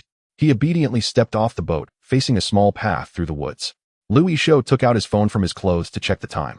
At that moment, one of the men responsible for escorting them snatched the phone out of his hand. "What are you looking at? Hand over your phones. You 3 hurry up." The other 2 men instantly had their expressions turn ruthless, shouting loudly. Zhao Quan and the others looked fearful, not saying a word, and obediently took out their phones to hand over. "Go," Stop dawdling. One person pocketed the phones and led the way while the other two followed. He slapped Louis Show on the back of the head. Hurry up. Do you want to die? Louis Show was completely dumbfounded. Bro, where are we going? Where else would we go? Damn it. Stop dawdling. If you don't move, I'll bury you here. Do you believe me? One of the men slapped Louis Show on the forehead again, cursing fiercely. Ow. Louis Show's eyes glazed over, utterly despairing. What nonsense about going to work abroad earning $100,000 a month, and the beautiful companions with food and lodging provided. He recalled the sizzling sound from that video. Nonsense cooking. That was the sound of an electric baton. Whoa. He was on the verge of tears, but dared not stop looking at the three older brothers ahead, feeling even more hopeless. If they were three normal big brothers, he might still attempt to resist. But now these three were all disabled, which was utterly hopeless. With a face full of despair, Louis Show followed without knowing for how long. Until a high wall appeared in front of them, they finally stopped. Wabang Industrial Park. Surrounded by double-layered high walls and barbed wire, there was a watchtower every few meters. At the entrance, there were double checkpoints with armed personnel patrolling. The four were led into the park. All around were floors built of gray-white bricks, a total of 5 stories, each brightly lit. Louis Show and the others were taken into a building on the left directly up to the 5th floor, where they found a room and were pushed inside. Old Dog applied some pressure first to let them get familiar with the environment. After saying this, the man who brought them here chuckled and closed the door. Once inside the room, Louis Show smelled a foul odor mixed with various scents. There were 2 more rooms in there, both with closed doors. But from inside came the sound of zzz electrical currents and the screams of a man. The man called Old Dog openly carried a gun at his waist and held an electric baton in his hand. With a face full of pockmarks, he glanced at the few of them with a smirk before fixing his gaze on Louis Show. Tisk, you're the only one intact. Do you know where this place is? He said. Work well, everything will be fine if you don't work well, as he pressed the electric baton. The electric baton instantly emitted a dense sound of zzz electric current. Louis Show was terrified, stepping back half a step. Right? This is it. It matched. This was the sound from the video. Tears immediately streamed down his face. It's over. It's over. My family, my career, my life. Boom. At that moment, a thick, dark blue hand suddenly reached out from the side, grabbing Old Dog by the neck and lifting him up, causing the electric baton in his hand to drop to the ground with a thud. Louis Show's expression froze. Is it still good? He stood there in a daze, realizing that at some point the originally middle-aged man with prosthetic legs, Zhao Quanan, had removed his prosthetics and pulled out several syringes filled with liquid from inside, removing the caps and plunging them into his severed legs. Then right in front of Louis Show, an Old Dog, his legs began to rapidly grow thick, dark limbs, and he suddenly stood upright. The Old Dog's face turned red as he watched this scene unfold before him, his eyes widening in shock, as if he had seen a ghost. He watched helplessly as 2 tentacle-like dark green objects sprouted from the middle-aged man's severed leg, then grew wildly until they transformed into 2 terrifyingly powerful dark green legs. Moreover, this was not the end. He picked up a vial of crimson liquid and calmly dripped it into the eye socket where his eyeball had been. In an instant, a bizarre crimson eyeball suddenly glowed within his eye socket as Zhao Quanan completed his. Similarly, a dark green limb grew from Lin Shan's severed leg. He took 2 crimson syringes and injected them into his and Zhou Jia's foreheads. Before long, 2 vertical lines appeared on their foreheads. Then, like eyelids, they suddenly flipped open, transforming into 2 crimson vertical pupils. The Old Dog watched this scene, feeling his body trembling. This was completely beyond his comprehension. They had only tricked 3 disabled people from the Dragon Kingdom. What was happening? Are these humans or monsters? Especially the dark green arm that was gripping him with an unprecedented strength. How could his nearly 200 pounds of weight be lifted so effortlessly? Is this still human? At that moment, the actions in the other room also ceased. The door opened and 2 men emerged holding electric batons with cruel smiles on their faces. Damn it, he peed after just a couple of shocks, leaving the room smelling foul. As the man muttered, he looked up and saw several monstrous beings not quite human standing before him, one of whom had a grip on Dog Brother's neck with an arm that resembled a creature from a movie. It wasn't just him, the other 2 were similarly affected, and each had a crimson eyeball emitting an eerie glow. Is this the Dragon Kingdom people just sent over? What the hell? Has the Dragon Kingdom been invaded by Cthulhu? The 2 men stared blankly, their throats dry. Zhao Quanan cast a glance at the scene revealed inside the room. The hands of 2 men and 1 woman were tied to the bed frame, their bodies slumped to the ground, showing varying degrees of burns and bruises on exposed skin, with some areas even showing signs of charred necrosis. Zhao Quanan glanced at the electric batons in the hands of those 2, took a deep breath, and in the next moment his body sprang up violently, moving with the speed of a ghost. Before the 2 men could react, a massive, thick, dark green cybernetic limb came crashing towards them. Bang! Bang! The two kicks landed on their chests, sending their bodies flying and crashing against the wall with a loud bang. Huh. The two men widened their eyes, their chests caving in violently as they slid down the wall to the ground, their hearts bursting, instantly falling silent. Zhao Quanan retracted his gaze and looked at the old dog, whose face was flushed and filled with fear. Take us to find the park owner. Meanwhile, in the mountains and forests outside the Washington Bang Park, crimson vertical pupils began to light up as if a pack of fierce tigers had suddenly opened their eyes. The armed personnel on the watchtower had just sensed something amiss when they were silently shot in the head. There were a total of 13 watchtowers around the Washington Bang Park, but almost simultaneously all 13 watchtowers were shot in the head. Then came the armed patrol at the entrance, who noticed a crimson eye appearing in the darkness. Then there were 2, 3, 4. As if an invasion of monsters, these eyes began to close in at a terrifying speed. What the hell? Before they could discern whether these were wild beasts or something else, they began to fall continuously like wheat being hard, until someone noticed the anomaly and more armed personnel surged out. Facing those crimson eyes, bullets began to rain down. But to everyone's surprise, they had no way of telling whether they had hit anything. All they knew was that the crimson eyes were intact, while their armed personnel fell one after another. Before those crimson eyes, they felt as fragile as paper. As the crimson eyes rushed closer, they finally saw that these monstrous beings were actually a group of humans with crimson vertical pupils growing from their foreheads. They were called humans, but they bore a third eye completely beyond comprehension, and some of their exposed arms were so thick they looked more like alien creatures than humans. Hurry! Close the door! Someone shouted, not daring to hesitate, as the door quickly shut. However, just as they let out a sigh of relief, those humanoid alien beings showed no signs of stopping. One charged ahead and kicked the iron door. With a loud bang, the iron door didn't even last a second before it was kicked open. Monsters! These are monsters from the Dragon Kingdom. One armed personnel completely broke down. They recognized the combat uniforms worn by these monsters, but the entirely unknown humanoid beings shattered their mental state. As 20 celestial soldiers charged in, the entire park crumbled with overwhelming force. The great cleansing began. The next day, batches of Dragon Kingdom citizens were arranged to be sent back home. Meanwhile, online, an official news report was released simultaneously. On June 16th, Tianjin time, the Dragon Kingdom issued a statement demanding the immediate release of its citizens in the Silver Triangle region and their arrangement for return. However, after a long wait, not only did the Dragon Kingdom receive no response, but on the evening of June 17th, more citizens from the Dragon Kingdom were tricked into the Washington Bang Park in the Silver Triangle, completely ignoring the Dragon Kingdom's warnings and continuing their defiance. The Dragon Kingdom was extremely furious and arrived at the Washington Bang Park at 1:18 a.m. on June 18th, launching a special strike operation. By 1:46 a.m. on June 18th, the park had been cleansed, rescuing 782 citizens of the Dragon Kingdom and capturing 19 terrorists from the park who are currently being arranged for repatriation. The Dragon Kingdom once again warned the other armed forces in the Silver Triangle region to come to their senses, release the Dragon Kingdom citizens quickly, and arrange for their return, otherwise they would face the Dragon Kingdom's thunderous measures. What? I just took a nap. How could such a big thing happen suddenly? I feel like our mother never expected them to release anyone. The statement issued on June 16th led to action the very next day. Actually, it's more accurate to say the third day. Although it was early morning, it was still a new day. Of course, if they arrived in the early morning, it's highly probable they began to act on the 17th. Haha. Wow. This was too intense. So a park with over 700 people must be a large one, right? After all, there are not only citizens from our Dragon Kingdom, but also people from other countries. At least it's a park of 1,000 people. More importantly, didn't you notice the time? They arrived at 1:18 a.m. and completed the cleansing by 1:46 a.m. Damn. 30 minutes to crush the Washington Bang Park.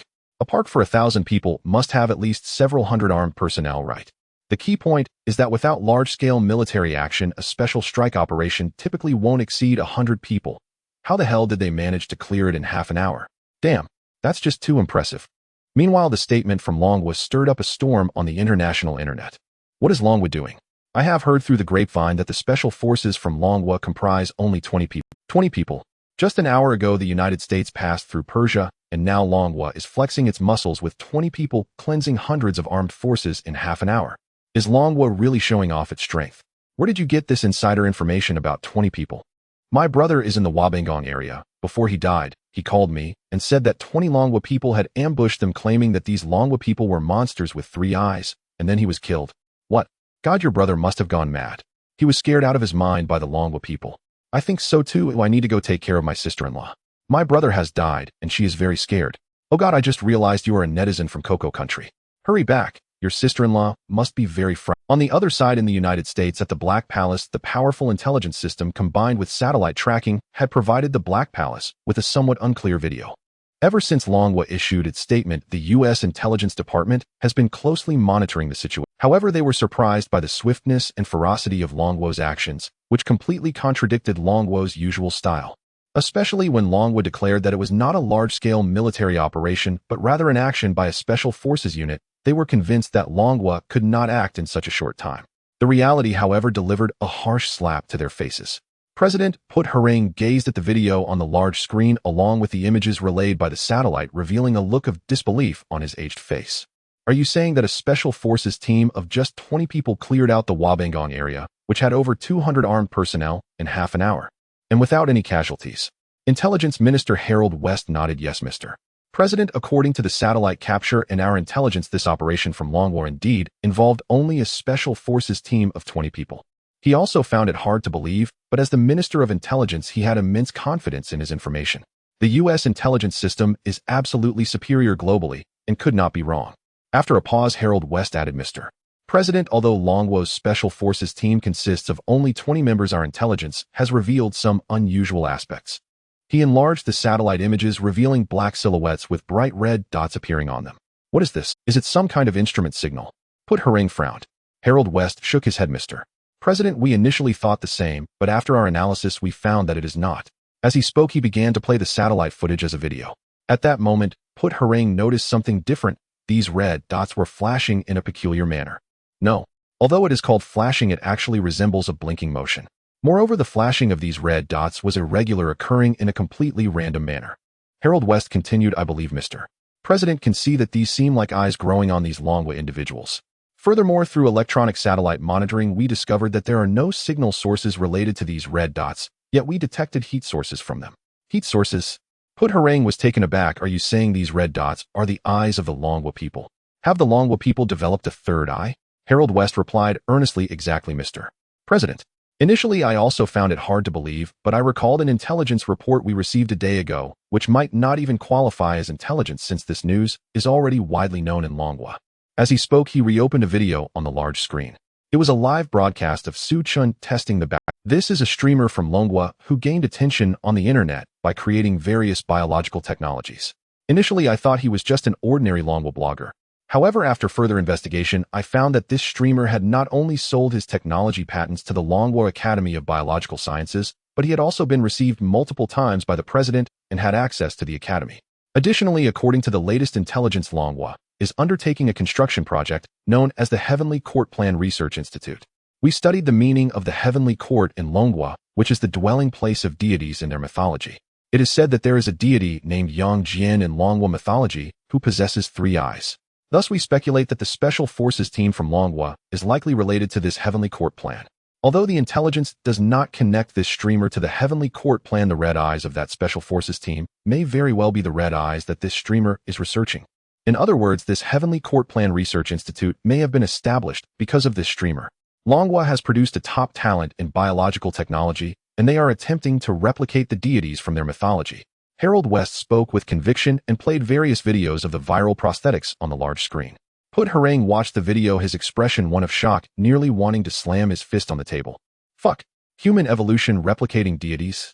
Currently, the military strengths of the United States, Russia, and Longhua are not vastly different, making it hard for any side to make significant breakthroughs in the short term. However, it was unexpected that Longhua had managed to leapfrog ahead in biological technology, directly embarking on the path of human evolution. Replicating deities. What a mad endeavor. The United States, relying on the abundant resources from impoverished areas, should have been at the pinnacle of biological technology. Yet it was astonishing that Longhua had actually surpassed them. Put Harang took a deep breath, stood up, and a fierce glint appeared in his aged eyes. Such talent should serve the United States. It must serve the United States. Except for the United States, other countries began internal discussions regarding the Dragon Nation's half-hour cleaning operation at the Wabang Park.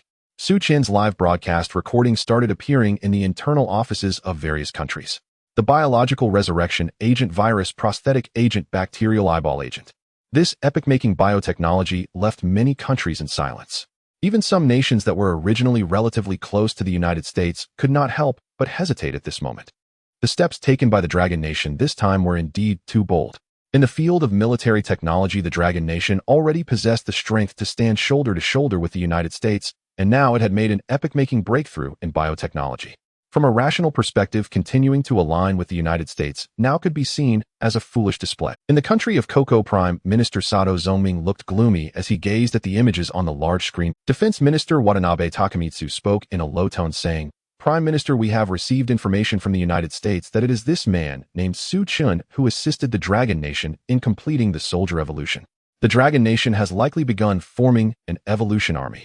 According to information from the United States, this evolution army of the Dragon Nation even possesses the ability to dodge bullets, and we have never been friendly with the Dragon Nation.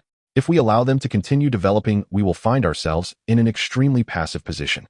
Foreign Minister Hashimoto Soji nodded in agreement, adding, "The United States has requested our assistance in stealing Dragon Nation's biotechnology and wants to recruit this streamer to serve them."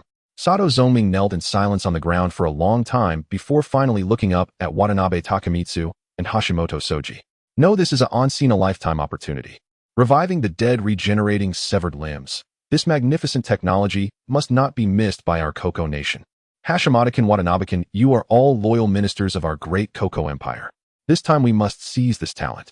Even if we ultimately have to send him to the United States, we must keep him in Coco Nation as much as possible to create more biotechnology for our Coco Nation. As long as we can seize this opportunity, the glory of our great Coco Empire will shine once again." At the same time, some recordings of Su Chin's live broadcast that had been circulated earlier resurfaced on international networks. The third eye regenerating severed limbs. Oh my god, could this video be real? Is the action of the Dragon Nation really the result of evolution? Has the Dragon Nation really turned into monsters? Oh, I want to become a monster too. No, this is evolution. The Dragon Nation is advancing toward human evolution. In a villa in an underground laboratory, Su Chun felt somewhat depressed. His original goal was to make his technology accessible to all humanity, leading everyone to complete evolution and achieve immortality. However, the three biological technologies had all been deemed too dangerous. To promote them on a large scale, he needed to wait for the official implementation of the Heavenly Soldier project. This left him in a state of melancholy, as he had been contemplating a biotechnology that would not pose any danger. Su Chun stroked his chin. He felt that his protagonist Halo was somewhat problematic. It was like reaching the pinnacle of a realm in certain fantasy novels and encountering a bottleneck. His immortality plan seemed to be stuck, unable to progress further. With severed limb regeneration and bacterial eyeballs already developed, what else could he do? He had tried to improve his biological resurrection agent, but after the modification, he discovered some side effect. After feeding it to mosquitoes and observing, he found that the resurrected mosquitoes attacked other mosquitoes, which surprisingly became infected, turning into a zombie virus agent. Su Chen scratched his head, feeling even more melancholic. Although he had conducted a just extermination of that batch of mosquitoes, he felt that his intelligence had reached its limit. Unfortunately, there was no one in this world whose intelligence matched his able to help him complete the immortality plan. In the end, he bore it all alone. Su Chen picked up his phone, wanting to post a TikTok. "My life is like walking on thin ice. Do you think I can reach the other side?" Wait, no. He suddenly started. A flash of inspiration struck him. The reason his brain's intelligence had reached its limit was that he only had one brain.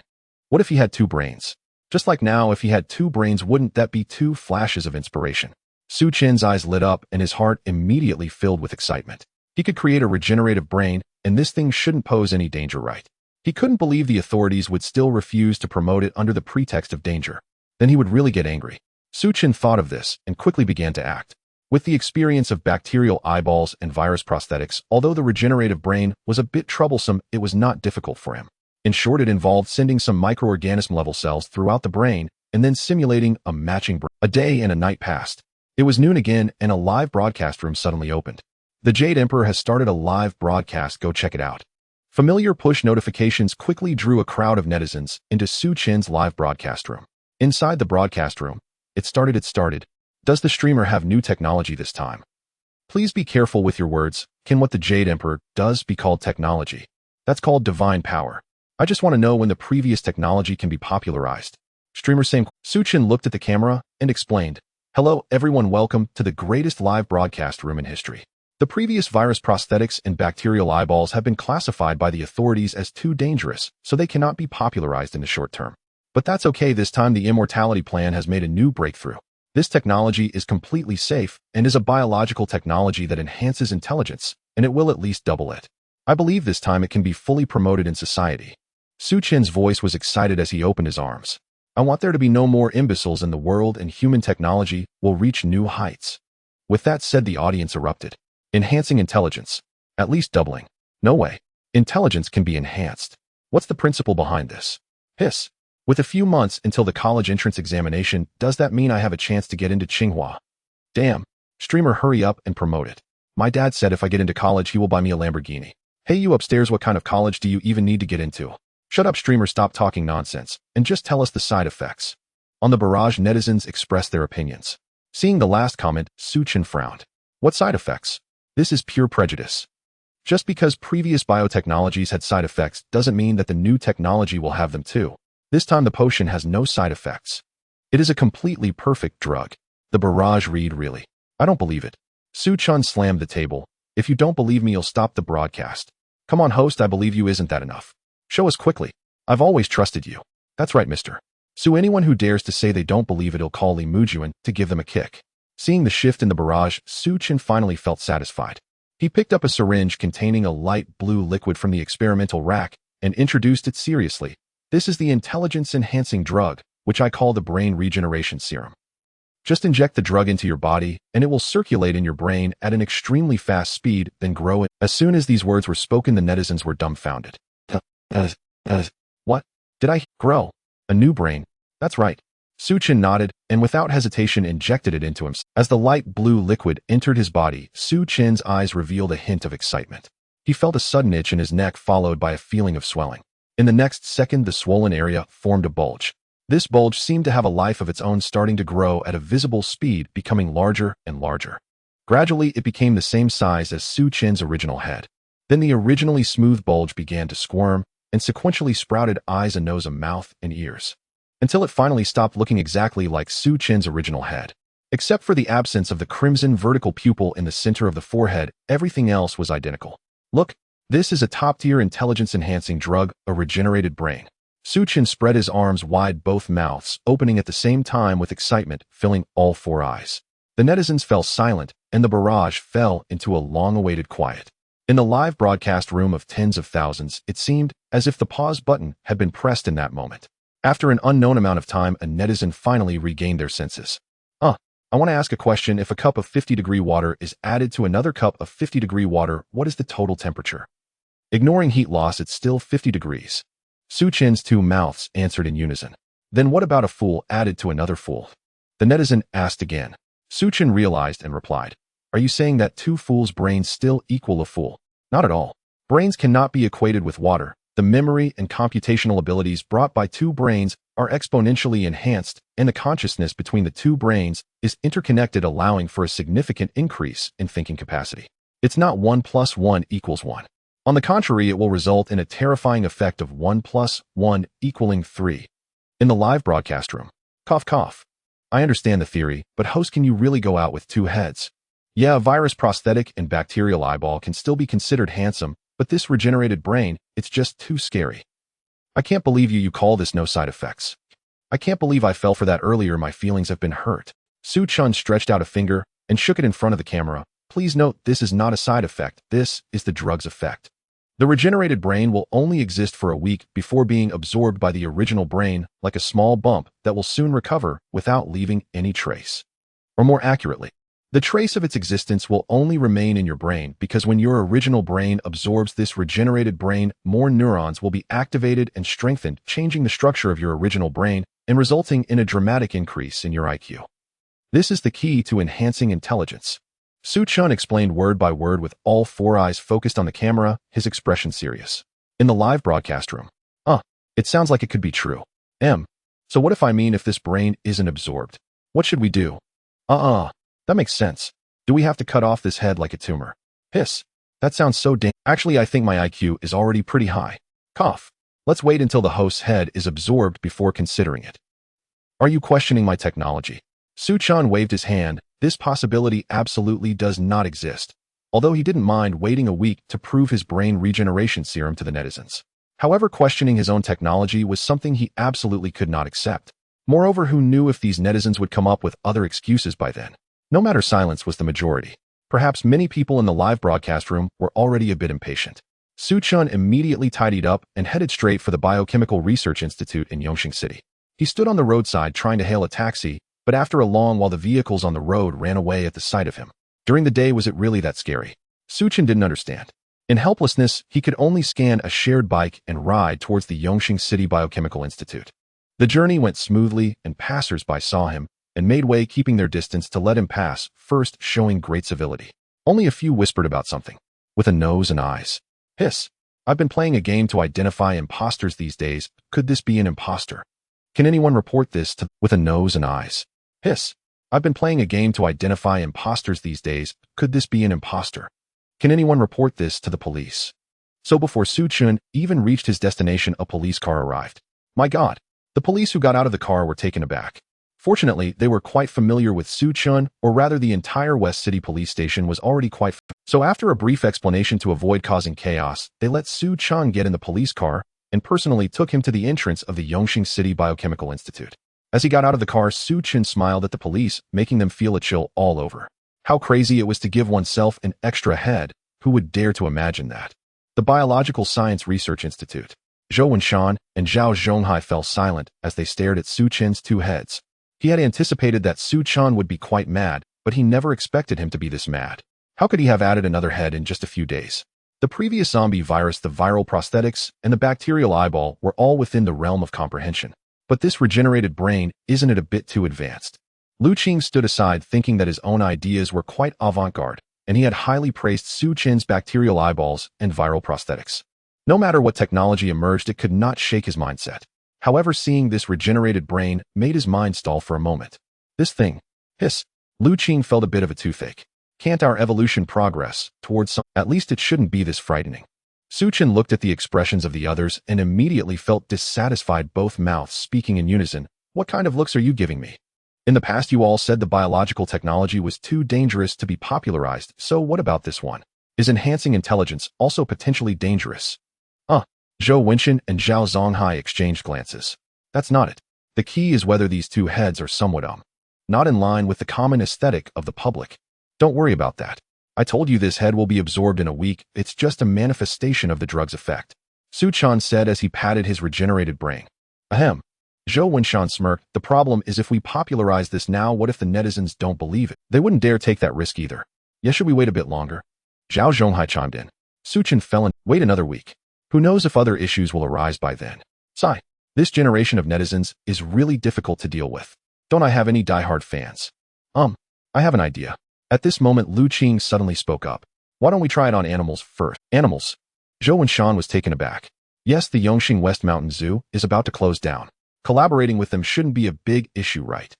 Lu Qing tentatively suggested. He had some connections with the director of the West Mountain Zoo and was aware of it. This is a private zoo that has been operating for 5 years. Aside from the first 2 years of continuous visitors, the subsequent foot traffic has decreased year by year. By this year, it was already in a state of financial loss, and bankruptcy was only a matter of time. West Mountain, Zhao Zhonghai said, I know this zoo.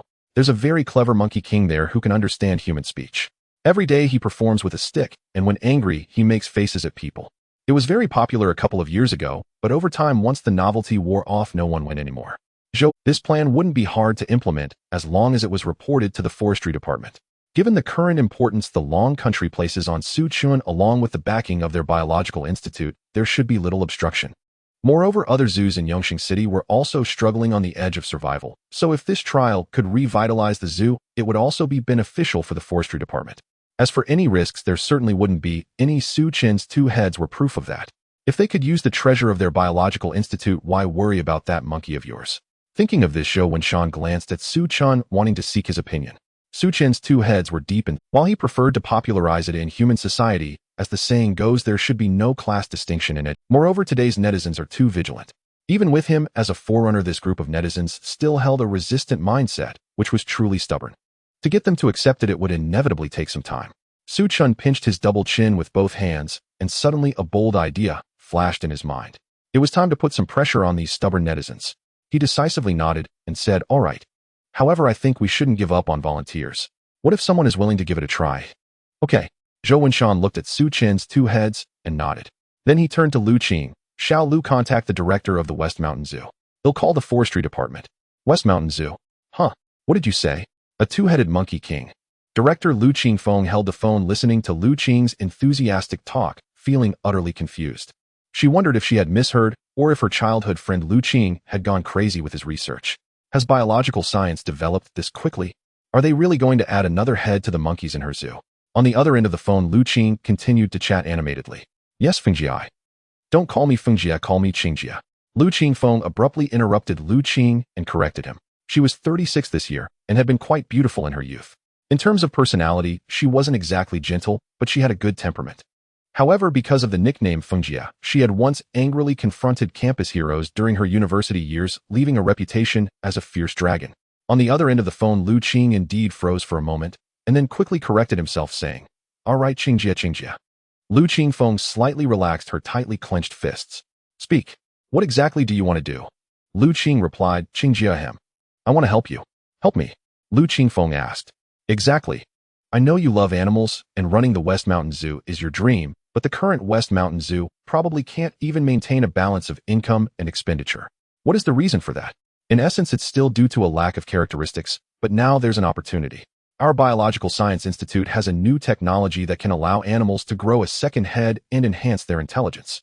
Just think, if your zoo had a clever two-headed monkey king, wouldn't the number of visitors soar? Lu Qingfeng was taken aback. A two-headed monkey king. New technology.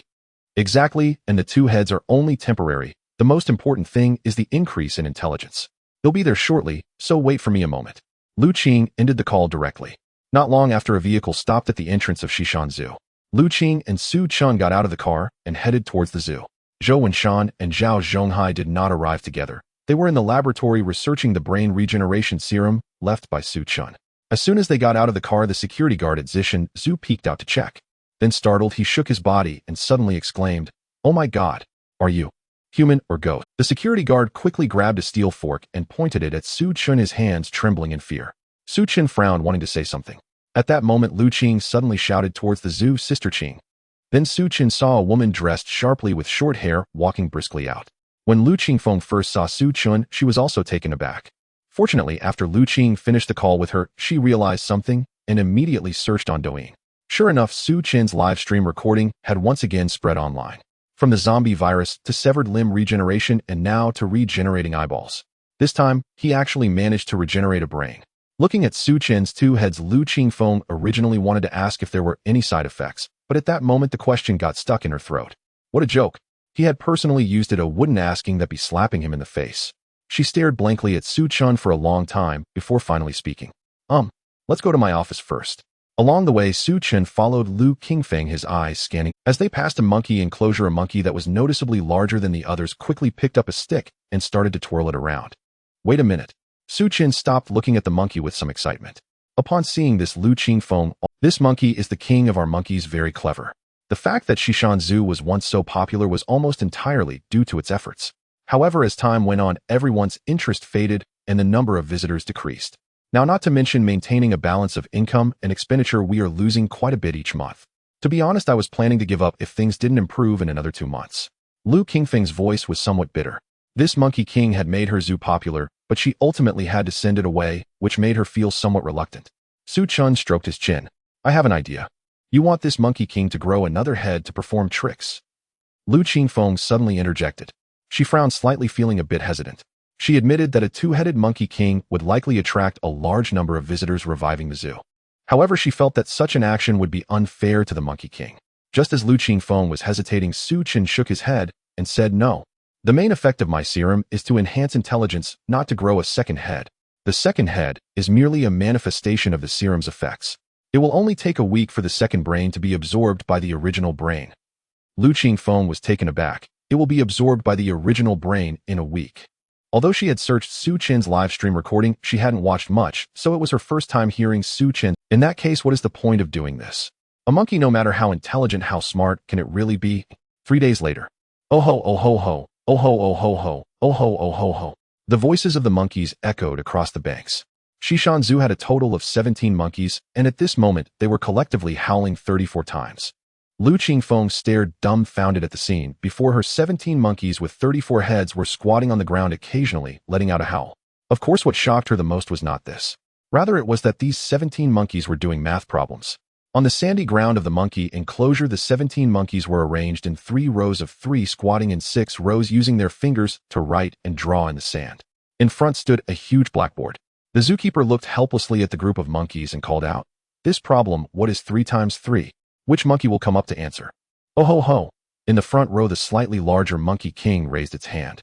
"Ah, this monkey, come on up." The zookeeper's expression stiffened. Oh, she never expected that in her job as a zookeeper, she would somehow and teaching a group of 2-headed monkeys.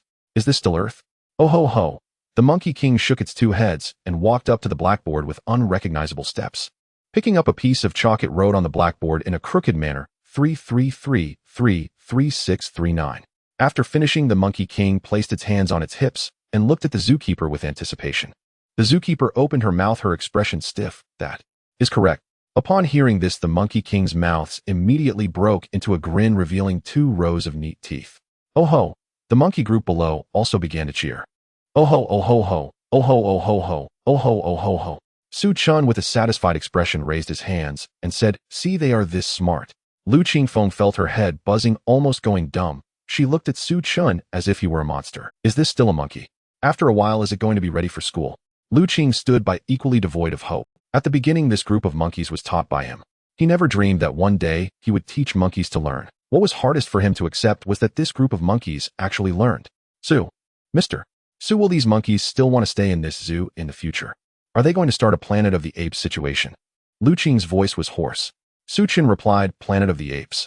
Of course not. Their intelligence has only increased, but their nature hasn't changed. Here they have food and drink. What is there to rise up against?" Lu Qingfeng looked at the group of monkeys, feeling at a loss for how to express her emotions. They had originally just aimed to give the monkey king an extra head. Who would have thought that the next day this monkey king directly pointed at the group of monkeys behind it, then pointed at its other head, incessantly making oh ho sounds. In the end, all the monkeys began their evolutionary journey. Not only that, Lu Qingfeng and Lu Qing's gazes turned simultaneously towards the nearby parrot enclosure, their eyes growing more vacant, feeling as if they had lost all strength. This was the day after the entire monkey group evolved. Under Su Chin's decision, the parrot enclosure also began to evolve.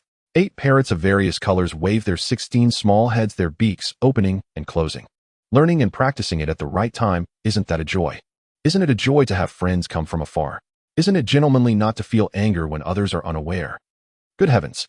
Every zookeeper at West Mountain Zoo felt their entire worldview descending into chaos. Su Chin, however, watched with great satisfaction. He even contemplated establishing an animal school. When a monkey could pass the college entrance exam, he refused to believe these netizens could remain so obstinate. Meanwhile, over the past few days, recordings of Su Chin's regenerated brain livestream had gradually circulated online. Yet this time it was different from the previous technologies. This regenerated brain was simply too avant-garde for netizens.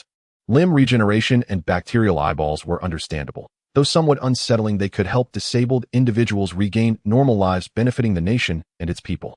As long as they entered the market, public acceptance would be high.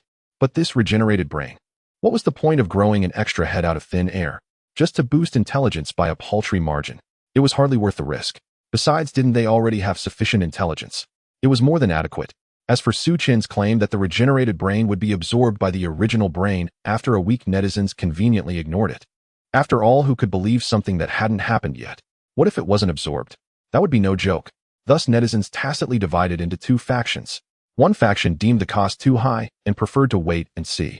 The other faction simply agreed with them. Yet Su Chun remained utterly indifferent, merely spending his days at West Mountain Zoo, watching his creations grow. These netizens were just stubborn for now, as sooner or later they would see the light and recognize their errors. Thus 3 more days passed. On the street, Lu Yishou stood with a melancholy expression, gazing at the bustling crowd around him. He felt he had been extraordinarily unlucky. Why was it so difficult just to seek improvement? After finally mustering the resolve to abandon his old trade, wash his hands of it, and embrace evolution. The first job he found was at the Golden Triangle Telecom Fraud Park. He nearly became a human lightning rod. If not for his good fortune in encountering the nation's intervention, he might never have returned. He crouched down, picked up a broken stick from the ground, and drew circles. He recalled witnessing the transformation of those disabled brothers at the fraud park. How incredibly cool it was. That was the power of evolution. Lu Yishou's eyes glimmered with longing. When would he evolve? He sat on a stone, pulled out his phone, and scrolled through Douyin while pondering life. He believed that despite only having a primary school education, his intelligence rivaled that of a PhD. After all, he simply chose not to study or think. If he were serious, earning a PhD would be a breeze. Unfortunately, the future belonged to evolved humans. Mere intelligence was destined to be useless. Should he research evolution serums himself? That didn't seem impossible. Louis Cho mused as he swiped his finger. What is 8 times 8? A voice came from his phone. 8 times 8. Louis Cho instinctively fell into thought. Though his intelligence rivaled a PhD, his math skills were lacking. Calculating 8 times 8 quickly involved the multiplication table, a blind spot in his knowledge. This monkey, you answer. Monkey. Louis Cho was taken aback, staring at the Douyin video. Math involving the multiplication table. Even he couldn't calculate it quickly, and they expected a monkey to do it. He watched as the scene shifted. Oh, a two-headed monkey king howled, stepped forward, and swiftly wrote, with chalk, 8864. Holy crap. A monkey turned into a spirit. Louis Cho was so startled, he nearly threw his phone. A two-headed monkey. And it could do math. He rubbed his eyes vigorously, wondering if he was seeing things. But when he opened them again, the video showed even more two-headed monkeys. These two-headed monkeys squatted obediently on the ground, using their fingers to scribble in the dirt, occasionally letting out excited ooh howls. On the sandy ground, the monkeys traced crooked numbers. 1 times 1 is 1, 2 times 2 is 4, 3 times 3 is 9, 4 times 4 is 16. Wait, what? Louis Cho stared in stunned disbelief, unable to recover. Then the scene shifted again. Several two-headed parrots appeared in the video. On the sandy ground, the monkeys traced crooked numbers. 1 times 1 is 1, 2 times 2 is 4, 3 times 3 is 9, 4 times 4. Louis Cho fell flat on his bottom. What the heck was this? Crazy. Absolutely crazy. The world was changing so fast. Even animals were studying. Was he really not dreaming? Trembling, he tapped to open the comments section. Netizens were no less shocked than he was. Holy moly. Monkeys doing math. Parrots reading. Heavens. They know the multiplication table. Stop evolving already. They'll be working soon. Two-headed monkeys, two-headed parrots. What the hell is this? I get it. That streamer's regenerated brain. He used it on animals. Regenerated brain. In just a few days, these monkeys already know the multiplication table. That's insane. Damn. Is this West Mountain Zoo in Yongqing City? Freaking ridiculous. Louis Cho sat on the ground staring at the video in shock. At the end, the West Mountain Zoo sign and business hours appeared. It was clearly a promotional video. He stared at the comments for a moment, then quickly searched for the latest live stream of Jade Emperor. Sure enough, a recording of Su Chen's stream appeared at the top. Regenerated brain intelligence boost. He muttered as he watched. No wonder. No wonder. Louis Cho suddenly understood. So that's why two-headed animals exist. With viral prosthetics and bacterial eyeballs, a regenerated brain wasn't surprising. The ability to boost intelligence, making monkeys do math, parrots read, was simply astonishing. He had missed this crucial news in recent days. Though it wasn't as transformative as bacterial eyeballs or viral prosthetics in terms of evolution. Those two had been deemed too dangerous and temporarily restricted by authorities. According to Su Chun, this regenerated brain was harmless and likely to be widely adopted.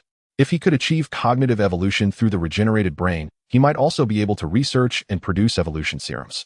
With his intelligence boosted by the regenerated brain, it would be a piece of cake. Then truly becoming an evolved human would no longer be a dream. The more he thought, the more excited he grew. He patted his pocket, and his face fell. Damn, he had no money.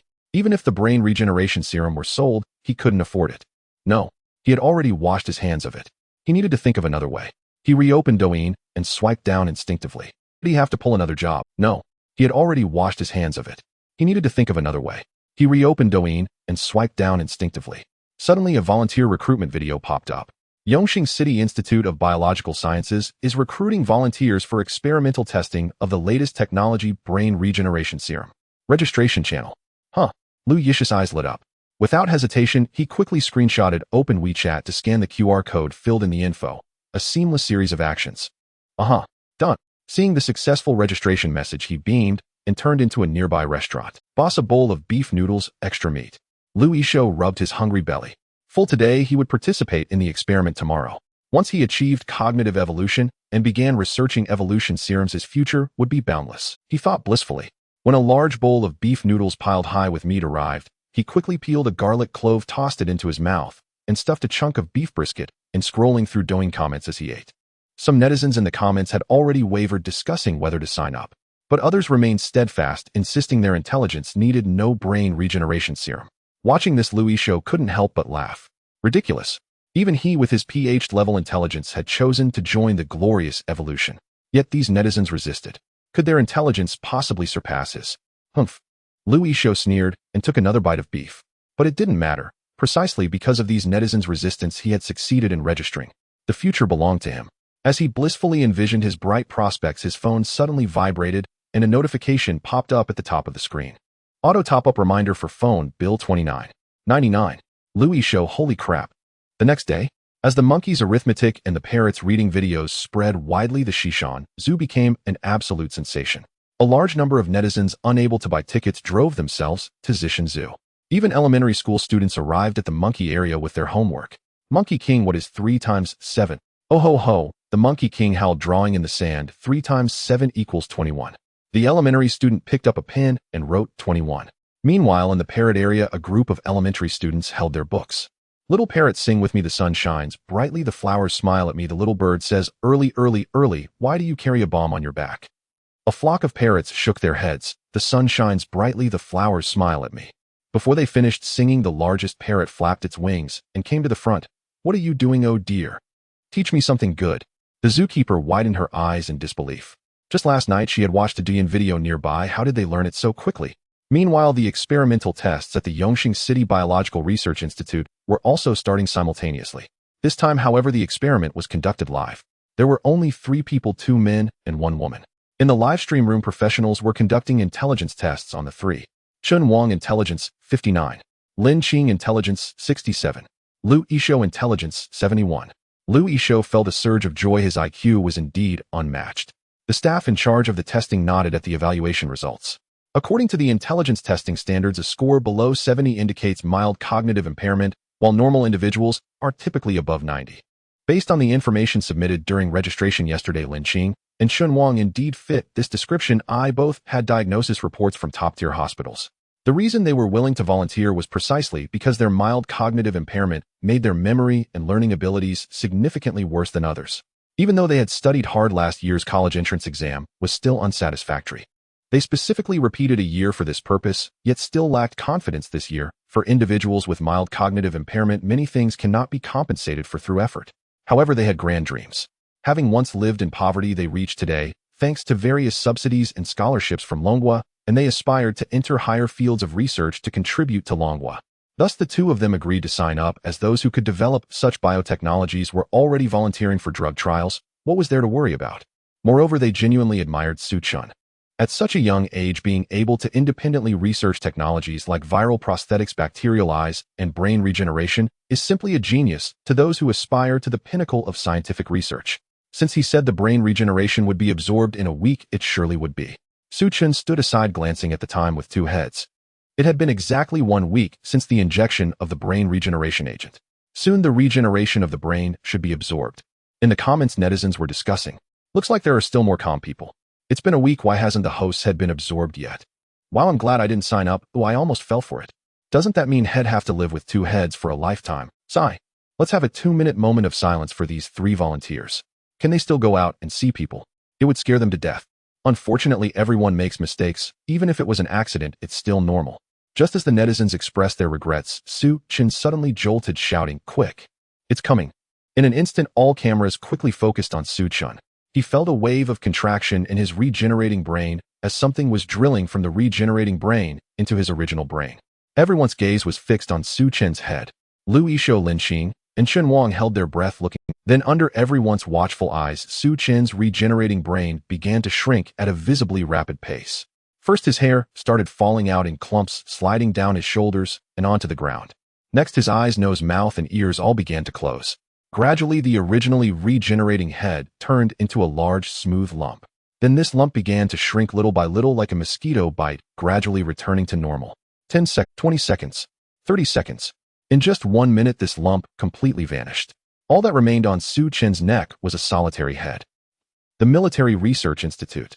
Some top researchers were also paying close attention to this live.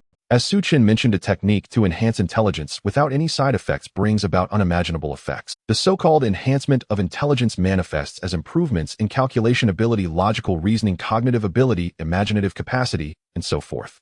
However, while these surface-level enhancements are certainly powerful, they are not what truly concerns them. What they care about is the extreme inspiration that accompanies these surface-level abilities. In other words, it is the so-called moment of inspiration. This is the most terrifying aspect behind the enhancement of intelligence. For ordinary people, such a moment of inspiration might just lead to a project proposal, a wonderful story, or a business idea. But for these top researchers, the extreme brain surge that brings forth a moment of inspiration could potentially give birth to cutting-edge technology that can impact all of humanity. Every significant technological or theoretical breakthrough in human history has stemmed from a moment of inspiration in the brain. This is the greatest advantage of humanity over machines. Inside the Military Research Institute, several elderly men in their 60s had fervent expressions. In fact, as early as yesterday, after learning about the changes in the animals at Shishan Zoo, they had already begun to feel restless about this drug. They could not assess the changes in Su Chen's intelligence, but they could easily judge the changes in the monkeys and parrots. The terrifying effects of this intelligence enhancement had completely overshadowed their concerns about side effects. For these old fellows who had devoted their lives to the field of research, making a major breakthrough in scientific research was their ultimate dream. After all, it was just a few extra heads compared to this great ideal. What did that matter? They hadn't slept well all night, and if it weren't for someone advising them to wait another day yesterday, they would have already contacted Zhou Wenshan, eagerly wanting to use the brain regeneration agent. At this moment, as Su Chen's regenerated brain was completely absorbed during the live broadcast, the breathing in the entire Military Research Institute suddenly became heavy. If before there were merely some old academicians with eager expressions, now even some young researchers had completely lost any resistance, their eyes almost blazing with excitement. In the live broadcast room, wait, I just finished talking and it really got absorbed. Hiss. After the zombie virus limb regeneration and bacterial eyeballs, this broadcaster actually researched something from the human world without side effects. Wow, that's impressive. Actually, it's not that much from the human world after all, having to deal with 2 heads for a week. Just a week. I've had braces for a year and didn't complain. Is that even comparable? Besides, with my intelligence, I actually don't need enhancement. Really? Have you seen the Shueishin website? Shueishin website. I'm usually busy and don't play on these trendy sites. At this moment within the Research Institute, Lu Yishou, Lin Qing, and Chen Wang were all visibly excited. Indeed, the regenerated brain was truly absorbed. Zhou Wenshan and others standing aside were also filled with excitement. A completely side effect-free intelligence enhancement drug could elevate humanity to a whole new level. Zhao Zhonghai took a deep breath and looked at the 3 volunteers. Are you ready? Ready, the 3 replied. Well then, let's begin. Zhao Zhonghai nodded at the medical staff beside him. As he finished speaking, 3 medical staff members quickly stepped forward, holding 3 prepared brain regeneration agents, gently injecting them into the necks of the 3 individuals. The light blue liquid slowly entered until there wasn't a drop left. Then the familiar scene unfolded again. A flesh lump simultaneously emerged at the necks of the 3, rapidly growing at a visibly observable speed. When it grew to the size of their original heads, the smooth flesh lumps began to exhibit signs of movement. Gradually, eyes, noses, mouths, and ears started to emerge from the flesh lumps, until finally they completely transformed into identical heads. The 3 of them with 6 heads all looked towards the camera. Lin Qing's eyes widened. The moment the regenerated head appeared, she suddenly felt that some mathematical problems she had been pondering over instantly made sense, and those previously incomprehensible logical deductions became clear as if a fog had lifted. She could clearly feel that her calculation and logical abilities had undergone an exaggerated enhancement akin to a monkey suddenly evolving into a human, an unimaginable leap. With excitement in her eyes, Lin Qing looked at Su Chen and suddenly stood up to bow. However, Chen Wang beside her had a slightly stiff expression, tears suddenly filling his eyes. The chaotic feeling that once felt like a fog in his mind dissipated in an instant, and words and verses that he had previously struggled to remember now surged forth from his mind like waves. Unlike Lin Qing, his intellectual disability was hereditary. His father passed away early, and he was raised solely by his mother. Due to his mother's intellectual challenges, he faced discrimination and bullying since he could remember. He once witnessed his mother being called a madwoman, yet she remained silent, bowing her head to work her disheveled hair, hiding her face, but he saw her rough hands trembling slightly. From that moment on, he vowed to make something of himself, to allow his mother to stand tall and face anyone without having to bow her head. He wanted to become his mother's backbone. And now he finally had the opportunity to do so. Chen Wang slightly lifted his head, letting the tears in his eyes flow back, looking at Su Chen again, biting his lip, and saying nothing, wanting to engrave this figure completely in his mind. On the other side, Lu Yishou shook his head, feeling the intelligence boost from having 2 heads, his eyes shining brightly, and an infinite sense of confidence surged within him. His intelligence was already exceptionally advanced, as evident from the recent tests. According to his estimates, the maximum intelligence could reach 80, and with his score of 71, it was not only the peak of humanity, but also among the very best. Now that his intelligence had risen once more, although it was unlikely to compare to Su Qin's, it should not be far off. Under these circumstances, he had likely already acquired the preliminary ability to research evolutionary agents. He just needed to brush up on this field of knowledge, and everything would fall into place. Lu Yix's heart was ablaze as he looked at Su Qin with fierce flames of ambition igniting in his gaze. At this moment, 3 professionals stepped forward again to conduct alternating IQ tests on Lu Yixi and the others. The results soon arrived, and the testers looked somewhat shocked as they announced, Chun Wang, IQ 127. Lin Qing, IQ 133. Lu Yixi, IQ 134. What the hell? Is this for real? Did the IQ just double? Does anyone know how accurate this test is? Can it really increase by that much? From what I know, an IQ score below 70 indicates mild intellectual disability, while a score above 120 is considered genius level. It should be accurate. Lin Qing and Chun Wang are both from our school. They indeed have mild intellectual disabilities supported by hospital reports. As for Lu Yixi, I'm not sure. I know Lu Yixi, he was on the repatriation list from the Silver Triangle a few days ago. He definitely qualifies as having a mild intellectual disability, and a score of 71 is probably accurate, maybe even high.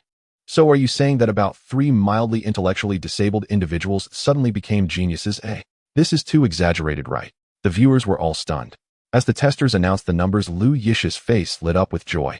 134, it doubled. This improvement is indeed terrifying. Wait. Suddenly his expression froze as if he realized something. No way. Isn't the maximum IQ supposed to be 80? What's the deal with this score now? He fell into deep thought, his mind racing, and soon he slapped his thigh in realization. Right? The IQ test shouldn't have a maximum score. After all, there are always people beyond others, and there are always those with higher IQs. So my previous guess of 80 wasn't the maximum score, but rather a genius level. Reaching the 80 level likely corresponds to genius IQ, and my current score of 134 is even more genius among geniuses. This is quite easy to judge.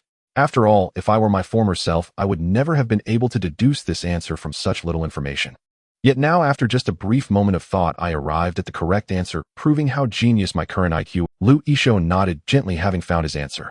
At this moment, with the intelligence test concluded, the various research institutes could no longer remain calm. Military Research Institute. Bang! An elderly man slammed the table, and a strong desire surged in his aged eyes. Contact Zhou Wenshan immediately to reserve the first batch of brain regeneration agents, and do it quickly. We must secure our order before the other research institutes do. We need to get ahead at the starting line. In the Military Industrial Research Institute of the Army, several elderly men stood before a middle-aged man in military uniform, with a square face, their faces flushed with excitement. Commander Wang, no matter what, we must be the first to get the brain regeneration agents this time. We've called a dozen times, and it's still busy. Forget it, stop calling. Pack your things, we're flying to Yongqing now. In the Dragon Country Aerospace Institute, the Plasma Physics Research Institute, and the Dragon Core Group, Southwest Research Institute. At this moment, research institutes across various locations were nearly simultaneously calling the Yongqing City Biological Sciences Institute. If this call doesn't go through, they would call another. The phones of the Yongqing City Biological Sciences Institute were ringing incessantly. The live broadcast was forced to end, and everyone began to leave in succession. Su Qin, however, stayed in the Biological Sciences Institute, preparing to assist Zhou Wenshan and others in the development of the brain regeneration agents, striving to bring them to market as soon as possible. Meanwhile, near the Yongqing City Biological Sciences Institute, a foreign man in a suit was casually wandering nearby. He had brown curly hair and exuded the composure of a successful individual, his gaze scanning around as if admiring the scenery. After a while, he seemed to grow tired of wandering and entered a nearby cafe, ordered a cup of coffee, then found a corner seat to sit down and began typing on his phone rapidly, seemingly a bit angry. An encrypted message quickly reached the phone of Harold West, the U.S. Secretary of Intelligence. After decryption, the content quickly appeared. Oh, Mr. Secretary, I don't know what kind of dilemma you've put me in. The target you want me to approach is currently under tight protection by the Dragon Country. Whether it's where he lives or the Biological Sciences Institute, there are plainclothes officers patrolling 24 hours a day. Just from what I've observed, there are no less than 10 plainclothes officers, and there must be even more that I haven't spotted. I can't even get close to him at all. Even his daily outings are being tracked and protected. Asking me to find a way to bring him to the U.S. is simply giving me a century-old dilemma. This is within the territory of the Dragon Country. Oh, no one can accomplish this. I swear to God, it's absolutely impossible. Harold West frowned slightly as he looked at the decrypted message. The protection of the dragon country was within his expectations, but he didn't anticipate it to be this tight. In fact, he had arranged 7 waves of spies who did not know each other, but in just a few days 4 waves had lost contact. Had this individual not been from the bear country and had lived in the dragon country for nearly 10 years with an extremely clean background, he would have already drawn suspicion. He thought for a moment and replied, "Mr. Sergey, I understand your situation. The U.S. appreciates your efforts. To avoid exposing your actions, we have decided to temporarily abandon the mission of bringing the target back to the U.S. Instead, we would like you to help us find a way to obtain some resurrection or limb regeneration drugs. If we could acquire the core technology, that would be even better. We are willing to pay $1 million for this." In the cafe, Sergey looked at the message and typed a reply. "Oh, Mr. Secretary, you are putting me in a tough spot. Although this task is much easier than bringing the target back to the U.S., it's still an action that puts my head on the line. I believe you haven't just assigned me one spy, but aside from me, is there anyone else who can get close here? Every familiar face here is recorded in the Dragon Country's background data. As soon as a stranger appears, they will be subjected to a thorough investigation by the Dragon Country. Besides me, your other spies can't even get close to this area." Harold West raised an eyebrow upon receiving the reply. "Mr. Sergey, the U.S. acknowledges your abilities, but what exactly are you trying to say?" "Oh, Mr. Secretary, you are a smart person. My meaning is simple. This task requires more money." In Yongqing City, within an urban village, Lu Yishou quickly returned home balancing 2 heads on his shoulders. His heart raced with excitement as he scrolled through the recorded live streams of Su Chun on his phone. Resurrection of the dead. Virus prosthetics. Bacterial eyes. Lu Yishou sat on a stool contemplating his research direction. His funds were insufficient, relying solely on various online lending platforms for a few tens of thousands in initial investment. However, for him, a mere few tens of thousands was still too tight, completely inadequate for ample trial and error opportunities. Thus, his immediate priority was to focus on monetization. Lu Yishou stared at the videos on his phone, pondering for a moment before quickly making up his mind. Regeneration of severed limbs. Virus prosthetics. With his current funds, researching a new evolutionary direction was likely insufficient, and he feared that failing just a couple of times would deplete his funds, leaving him with nothing. Therefore, the best approach was to replicate the successful experiences of predecessors. After all, Su Chen's medication had been validated, and its effects were widely recognized. Thus, he immediately decided to start with replication, planning to engage in groundbreaking research once he had sufficient. The reason he chose the virus prosthetic agent over the resurrection of the dead and bacterial eyes was simple. On one hand, while the resurrection agent was indeed remarkably advanced, its side effects were too severe for most people to accept, posing potential obstacles to monetization. On the other hand, the bacterial eyes, while having minimal side effects, lacked impactful effects. They merely restored vision and allowed for slightly better distance sight, not qualifying as true evolutionary agents. However, the virus prosthetics were different. This agent was a genuine evolutionary agent with its powerful effects evident to all. It was the emergence of this agent that led netizens to first mention the concept of evolutionary humans, proving its terrifying status in their minds. Moreover, he had personally experienced the power of the virus prosthetics, even when separated by a door that kick nearly made him vomit up last night's dinner. That terrifying force had jolted him awake, providing him with a clear understanding of the future, which led him to wash his hands of his former profession, resulting in the life he had today. Therefore, what he longed for most was precisely this virus prosthetic. For him, it represented the true evolution. Furthermore, compared to the other 2 agents, he had seen and experienced the virus prosthetics firsthand, making replication much easier. Even if the effects were slightly weaker than the original, it should not be a major issue. Once he sold the first batch of agents, he would naturally have more funds to continue improvements. At that time, money would give rise to medicine, and medicine would generate more money. He would be soaring high. The more Lu Yishou thought, the more excited he became as he reviewed the live stream recordings of the virus prosthetic tests, muttering to himself, "Numb the pain nerves. Enlarge the limbs." He analyzed in his mind as he murmured. To develop this agent, he should mainly focus on these 2 directions. First, eliminate pain perception. Second, achieve enlargement. Lastly, and most importantly, the agent should be a dark blue color, which was simple enough to achieve with some coloring. While thinking, Lu Yishou nodded, and then stood up, striding towards the kitchen to prepare some initial work. Although he did not have a dedicated laboratory, the kitchen would suffice. With an induction cooker and a pot, the effect should be similar. Another new day had begun. Shishan Zoo was still bustling. Even foreigners came here to shoot videos. Oh my god, guess what I saw? Monkeys. Monkeys. I've always said that Longhua is the true ancient civilized nation. Even monkeys can count, my heavens. Look here, this group of parrots is talking. The blonde foreign beauty raised her phone, unable to contain her excitement at the sight of the parrots. One parrot looked up at her. "Hello, how are you?" The blonde beauty froze, covering her mouth with one hand. Oh my God. God. It can even speak English. This video quickly went viral online. Heavens. God. Is this really? Did I not see it wrong? God. I must be dreaming. This monkey's counting ability is better than mine. What? The parrot can talk, but it can also speak English. Can someone translate for me what this group of parrots is saying? The parrot is saying study for the rise of Longwa. Oh my God. My God. Has Longwa's education reached even the animals? I want to travel to Longwa. Why are the animals in my country so stupid? Just yesterday, I had a tooth knocked out by a kangaroo downstairs. Baka. Longwa is not like this. No way. I refuse to accept it. In Coco country, Sato Zongming wore a grim expression as the latest news flashed across the large screen. The large screen was divided into two parts. One showed the live test of the regeneration brain at the Longwa Biological Research Institute, while the other displayed various videos from Shishanzu. Hashimoto-kun, are you saying that all the spies we arranged have been eliminated by Longwa? They haven't even had a chance to speak to the target. Foreign Minister Hashimoto Soji lowered his head. I apologize, Prime Minister, but as reported, Longwa's protection of the target has reached an almost impenetrable level. Any unfamiliar face that suddenly appears will undergo strict investigation by Longwa, and we truly have no way around it. Baka. Sato Zongming cursed angrily. In my Coco Empire, where beauties are numerous and renowned, no man can resist the allure of Kaka's conditions. But you can't even get close to the target to say a few words. What use are you to the empire? Hashimoto Soji replied with embarrassment. I am very sorry, Prime Minister. We are still trying our best to insert spies nearby. Please give us some more time. Additionally, while we could not gather valuable information from the target, we have made breakthroughs in other areas. Other areas? Sato Zongming regained his composure and looked at Hashimoto Soji.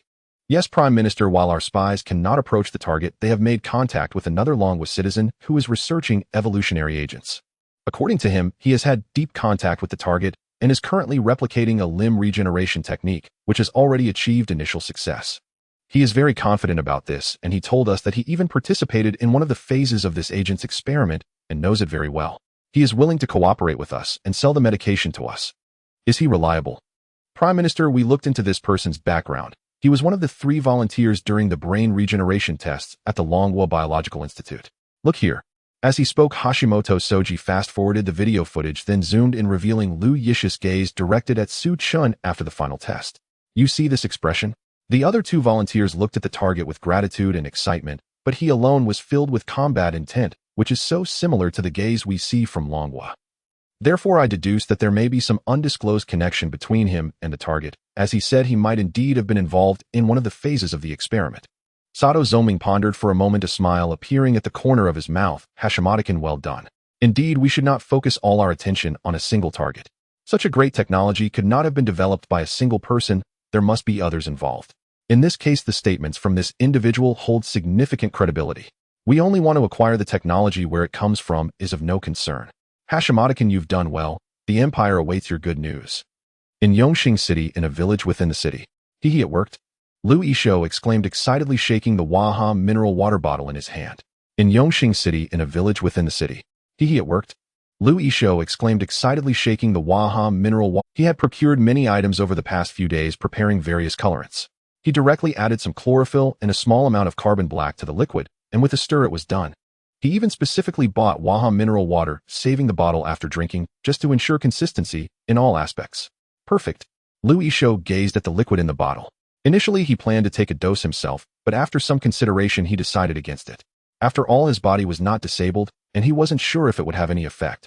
Moreover, his few tens of thousands in funds had been completely exhausted, and he urgently needed to sell the potion to replenish his capital. Fortunately, he had recently contacted a mysterious buyer willing to purchase his potion for a staggering 100,000 yuan. This small bottle contained about 2 doses, which meant an income of 200,000. Indeed, good things never lack buyers. With that in mind, Liu Yisho took out his phone to check the time. He then decisively packed his things, stood up, and took a taxi to the destination. The two had agreed to meet for the transaction, which was understandable. After all, it was their first transaction, and such a large amount would naturally warrant caution. However, Liu Yisho found it strange why they chose a remote bridge tunnel. Upon arriving at the destination, he surveyed the surroundings and immediately felt a sense of unease. Looking up, he saw a man about 1.6 meters tall waiting for him. Liu Yisho brushed aside his thoughts and quickly came to a conclusion. Indeed, since his potion was untested black medicine, it couldn't be sold openly. Such a large sum of money definitely required caution. With this in mind, a smile appeared on his face as he recalled scenes of gang transactions from television. He stepped forward, took the bag from the man, and handed over his own bag containing the potion. The moment the man took out the mineral water bottle, a glint of joy appeared in his eyes. He shook it lightly, looking at the color of the liquid, and felt even more delighted. This was identical to the potion he had seen in the video. Even the bottle was the same. No doubt about it. He had found the right person. The man, beaming with joy, stepped forward and grasped Lu Yish's hands tightly. "You're awesome. Our future cooperation will be grand. Time is tight. See you another day." Okay. Lu Yisho watched him walk away, scratching his head. Why was this person speaking so Never mind, as long as the money was in hand. He opened the bag to check, finding the 200,000 cash neatly arranged, almost bringing him to tears with excitement. After so many years, he had never even dreamed of having so much money. He ran all the way home hugging the cash while sleeping that night. However, he had a nightmare. He dreamed that his potion was ineffective and was taken to court. The court demanded he cut off his own head as compensation, which scared him awake. 3 days had passed since the live broadcast of the brain regeneration potion experiment. At the military research institutes, including the Army Navy Air Force Lonka Institute, Military Research Institute, and Longha Group, various research institutions were now staffed with several top researchers, each sporting 2 heads. Technologies that had previously trapped them suddenly seemed to crack open, and flashes of inspiration surged within their minds. Lithography technology, integrated solutions for SSMB, steady-state microconvergence. Controllable nuclear fusion technology, experiments for steady-state long pulses. Breakthroughs in key super thermal protection materials for aerospace motherships. Various reports began flooding and shaking the top echelons of Longhua, with research funding reaching unprecedented heights. All the research institutes entered a state of high-intensity research. In a villa underground laboratory, gurgle, gurgle, gurgle, a feeling of suffocation returned to his mind. Su Chun took a head out of the basin and placed it back on a nearby shelf. On the surrounding shelves, 9 heads were neatly arranged, each identical to him, except for the one lacking a vertical pupil in the center of its forehead. All other aspects were completely the same. Indeed, consciousness is connected, just as I speculated, Su Chun said, stroking his chin, nodding in satisfaction. After the brain regeneration potion enhanced his intelligence, it allowed him to think very systematically. Over the past few days, he had noticed more and more unfamiliar faces around him. According to the experiences in web literature, once a unseen millennium genius like him appeared, he would undoubtedly be ruthlessly exterminated by various hostile forces. It seemed that the unfamiliar faces nearby were likely coming for him. Thus, for safety, he had modified the brain regeneration potion to ensure that the generated brains would automatically fall off. Although this method could not enhance his intelligence, it provided ample safety. With 9 brains here, as long as 1 brain remained, he would never die. Su Chun felt his connection with these brains, controlling them to blink, as if he had grown 9 heads just placed in different locations. Su Chun was very satisfied and turned to begin new research. Kakakiku. Yoshi. Mr. Hashimoto, you are truly a great contributor to our Kakakiku empire. Sato Zongming's face was filled with excitement as he laughed heartily. In his hand, he held a bottle containing a dark greenish-black liquid stored in a Waha mineral water bottle, which brought him increasing comfort. The Minister of Foreign Affairs, Hashimoto Sashi, stood tall and said, "Your Excellency, you flatter me. This is all part of my duty." This small bottle of limb regeneration potion containing just 2 doses cost them nearly 10 million in government funds, which translates to about 400,000 in Longhua cash at 200,000 each. However, compared to the effectiveness of the potion, this price is completely negligible and even quite cheap. Minister of Defense Watanabe Takashi also remarked, "Mr. Hashimoto, this time you have accomplished a great deed for the empire." Sato Zongming waved his hand and cheerfully said, "Let's divide this limb regeneration potion into 2 doses. One will be kept for the Pharmaceutical Research Institute for technical studies, and the other will be arranged for immediate experimentation." As he spoke, he turned his gaze to Watanabe Takashi and asked, "Mr. Watanabe, if I recall correctly, the previous Minister of Defense, Mr. Mitsui, resigned due to an accident that resulted in the amputation of one of his legs?" Watanabe Takashi replied, "Yes, Your Excellency, Mr. Mitsui is currently at home enjoying retirement. He has often mentioned that although life is leisurely, he still wishes to contribute to the empire." Sato Zongming laughed heartily and said, "Excellent. The people of our Kakakiku empire are loyal subjects. You should go and bring Mr. Mitsui here immediately. This limb regeneration potion will be prioritized for him. Be quick. I want to see the experimental results with my own eyes." Watanabe Takashi nodded and replied yes. With that, he turned and quickly left. Sato Zongming then looked at Hashimoto Sashi and said, "Let's go, Mr.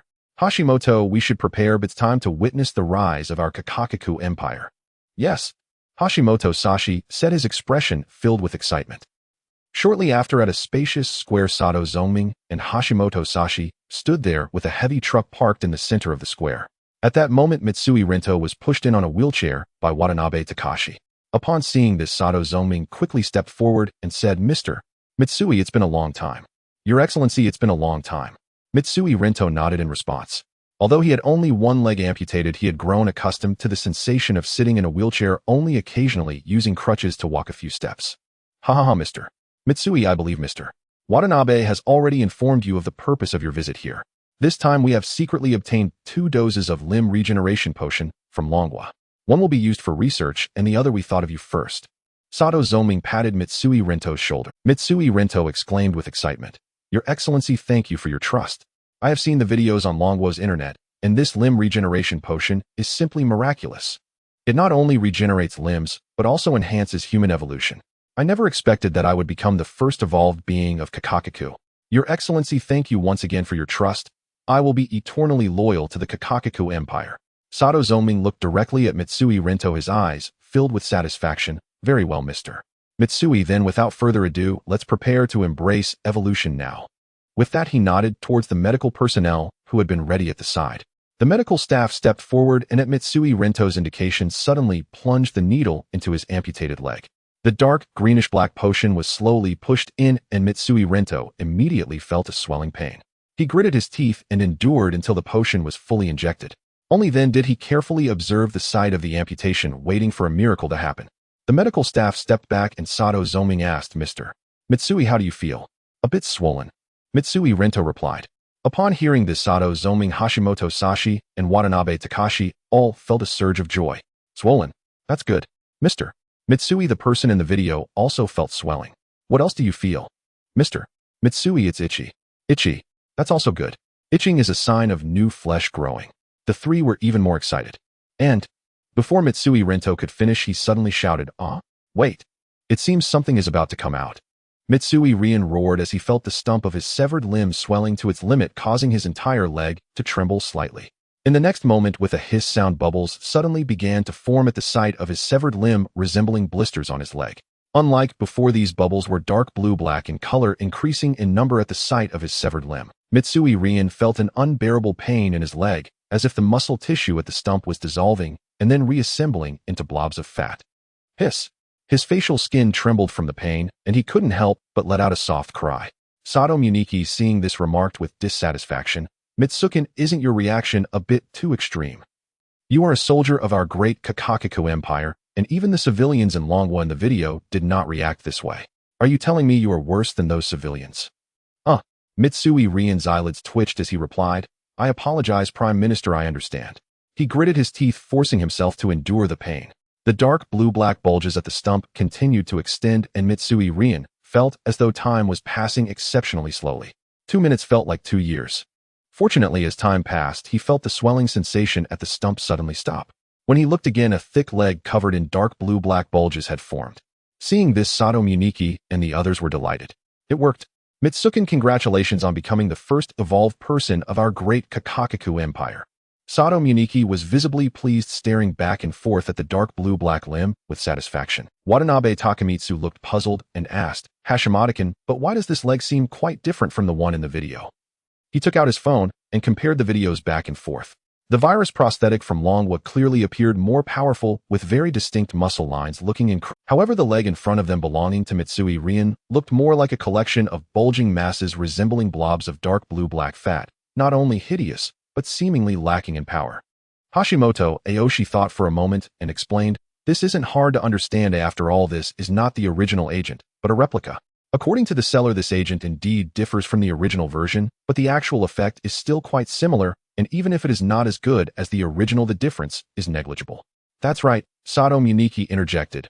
"Hashimoto-kun has reported to me that the people of Longhua are overly protective of their targets, but such a miraculous drug cannot be completed by one person alone.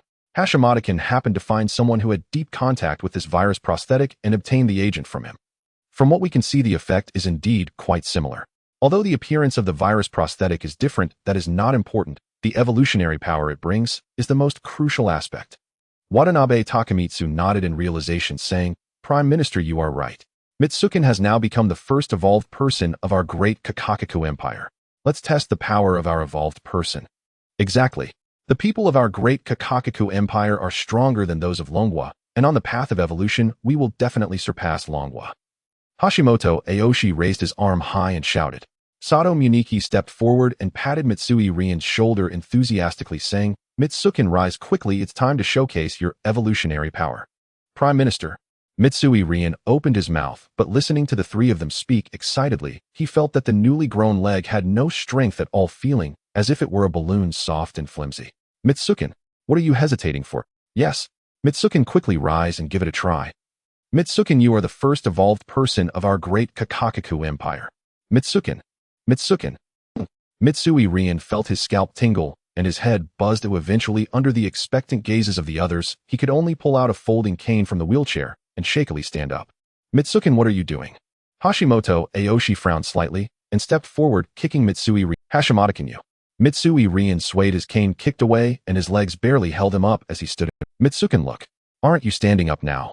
Hashimoto Aoshi spread his hands, wearing a look that suggested he had expected this all along. Sato Muniki also smiled. Hihi, Mitsukin, I know you are still getting used to the strength of this leg, but as a minister of our great Kakaku Empire, how can you be defeated by such a small matter? Go on, Mitsukin, our upcoming test will be recorded in full. We want to prove to the world that our great Kakaku Empire also has invincible, evolved people. And you shall become the first of our great Kakaku Empire, admired by all. Watanabe Takamitsu looked at Mitsui Rien's leg, excitement flickering in his eyes as he volunteered, Prime Minister, let me conduct the test for Mitsukin. This monumental moment will surely be recorded in the annals of our Kakaku Empire. After saying this, Watanabe Takamitsu quickly ran towards a heavy truck in the distance, opened the door, jumped in, and shouted towards them, Mitsukin, come forward quickly. Sato Muniki pushed Mitsui Rien's shoulder, causing him to stumble and stagger forward a few steps. Mitsukin, go for it. You are now an evolved person, it's time to face your first challenge. There is a saying from Longwa that I really like, should I avoid its sharpness? Just like at this moment, Mitsukin, how could a mere heavy truck intimidate a minister of our Kakaku Empire? Mitsui Rien felt the weakness in his leg again as he looked at the heavy truck in the distance, which had already started up roaring loudly. He glanced at Sato Muniki and Hashimoto Aoshi, who stood in the distance with eager expressions. Sato Muniaki's words echoed in his mind, igniting a strange courage within him. He gritted his teeth and shakily dragged the new virus prosthetic to the center of the square. The image of the people of Longwa lifting 30-ton trucks overlapped with Sato Muniaki's words in his mind. At the same time, Watanabe Takamitsu's voice came from afar, Mitsukin, are you ready? I'm coming. With that, he suddenly stepped on the gas, accompanied by a deafening roar. A steel monster charged towards Mitsui Rien. The intense roaring sound was like a wild beast's growl, causing him to freeze. As that steel monster drew closer, Sato Muniaki's words echoed in his mind again. He gritted his teeth and shakily lifted the soft dark blue-black limb, shouting a bit uncertainly, I will not avoid its sharpness. Well done, Mitsukin. Our great Kakaku Empire needs talents like you.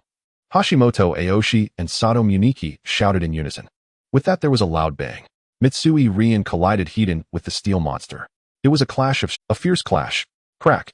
With a loud thud, Mitsui Rien's pelvis fractured first, and as he tried to fall to the ground, the dark blue-black virus prosthetic was smashed into a puddle of mud wedged in the gap of the truck's front. However, Mitsui Rien's physical quality was not to be underestimated. Although he suffered a shattering fracture, the front of the truck was also dented deeply. This was mainly because he failed to stop in time, and the truck crashed into the wall of the square, creating a dent.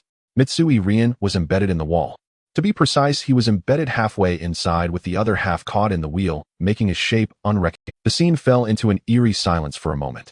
After an unknown amount of time, Mitsukin, Watanabe Takamitsu, jumped down from the truck in a daze, his expression changing drastically as the collision left him disoriented.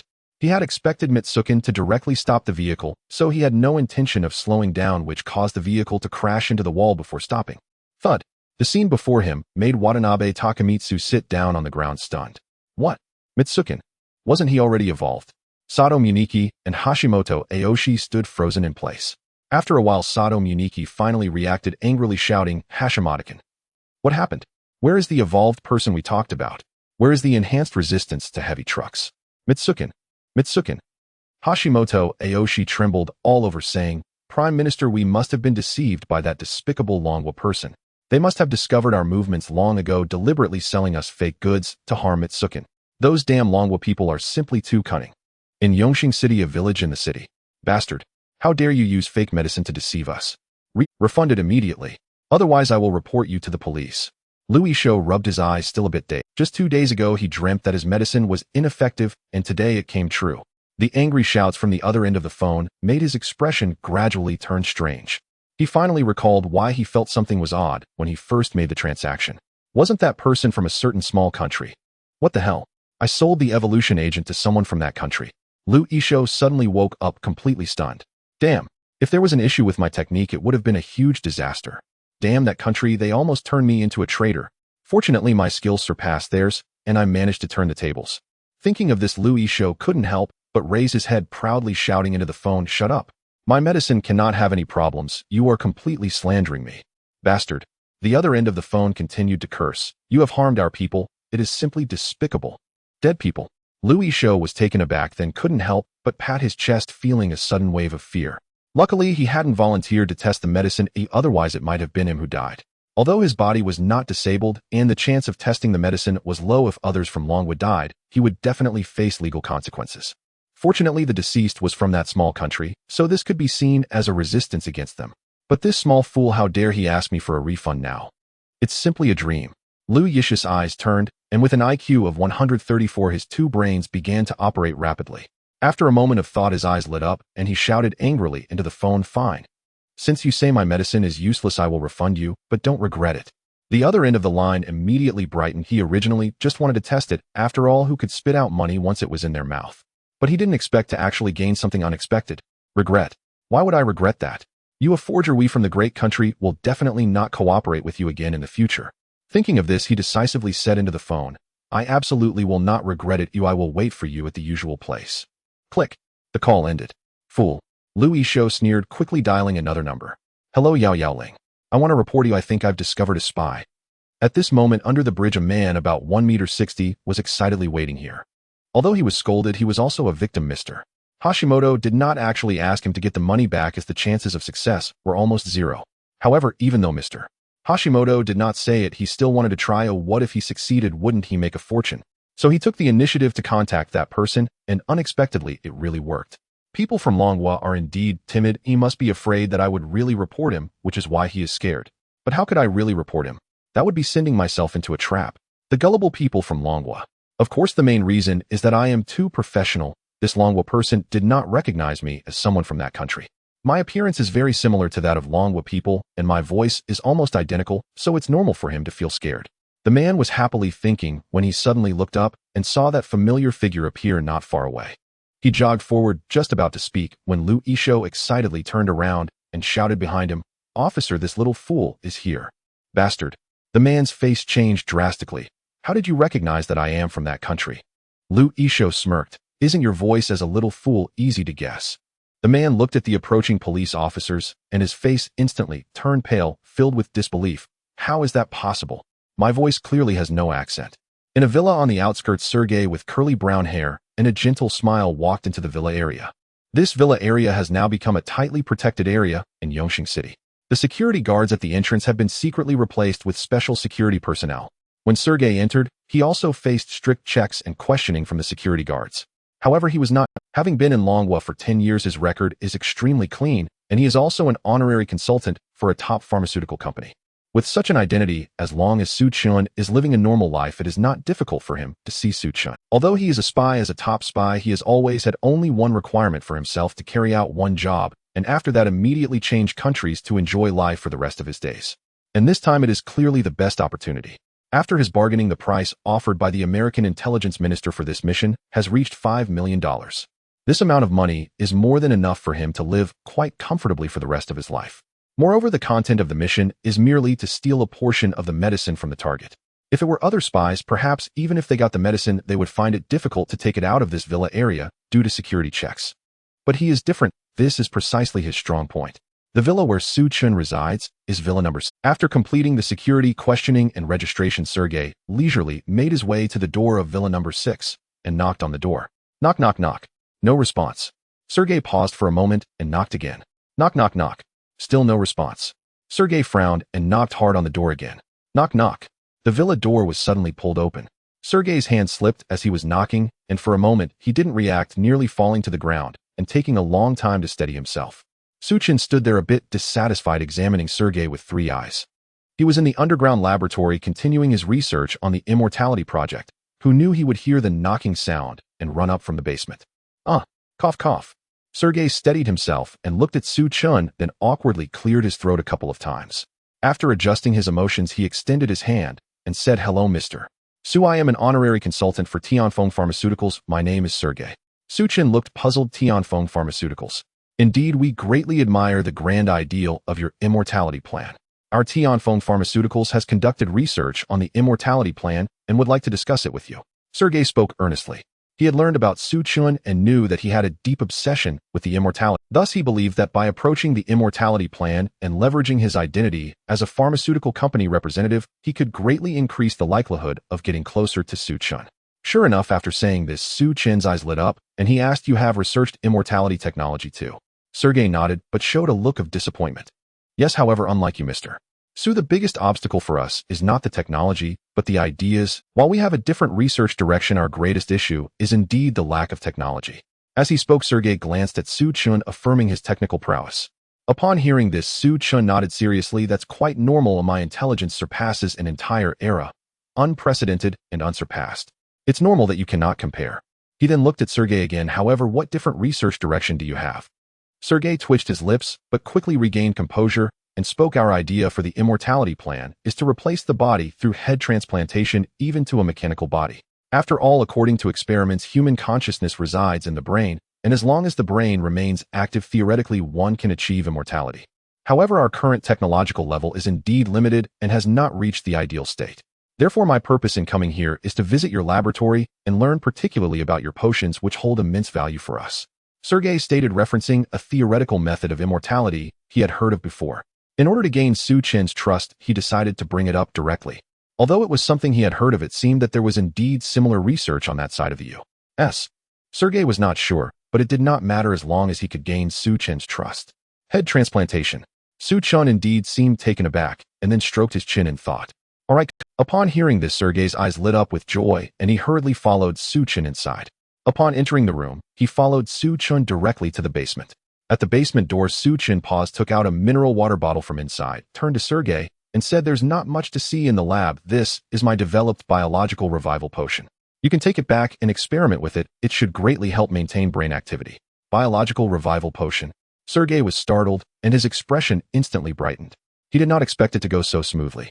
His original plan was to find an opportunity to steal some residual potion after entering the laboratory, while Suchun was not paying attention. But he did not expect that as soon as he arrived at the laboratory, Suchun would proactively give him a biological revival potion. Looking at the ghostly green potion in the mineral water bottle, Sergei was extremely excited and hurriedly reached out to take it, saying, "Thank you so much, Mr. Su. We will definitely remember you." "Yes, you will remember me." Suchun nodded seriously as well. "Oh, Mr. Su, but I cannot be so selfish. I only need a portion of the potion. Please wait a moment." Saying this, Sergei turned slightly to the side, pretending to search for something in his pocket, but instead he opened his mouth, and with a slight motion in his throat, a slender glass bottle was directly pushed out from his stomach. He quickly took out the glass bottle from his mouth, discreetly wiped it on his body, and said, as if he had taken it out from his pocket, "Oh, Mr. Su, I only need this portion of the potion." Saying this, he carefully poured a portion of the potion into the glass bottle, ensuring there was no spillage, sealed the glass bottle well, and returned the remaining potion in the mineral water bottle to Suchun. "Thank you, Mr. Su." "Oh, you're welcome." Suchun looked at the potion in his hand, casually placing it aside. He did not expect that the biological revival potion he had attempted to improve would truly be useful. "Mr. Su, since that's the case, I won't disturb you further. Thank you again for your help." Sergei finished, bowed deeply to Suchun, and then quickly walked out. Outside the villa, Sergei specifically found a corner, looked around, and after ensuring no one was watching, he flipped his throat and pulled out a plastic bag from his stomach. He then wrapped the slender glass bottle containing the biological revival potion in the plastic bag. After looking up, he swallowed it whole. Although this thing was given to him by Suchun voluntarily, Suchun was foolish, but others in Longwell were not. If the security discovered that he had this potion when he went out, it would inevitably be reported, and at that point he would likely not be able to leave. Therefore, using his unique skill was the safest option, and just to be cautious, he planned to leave tonight.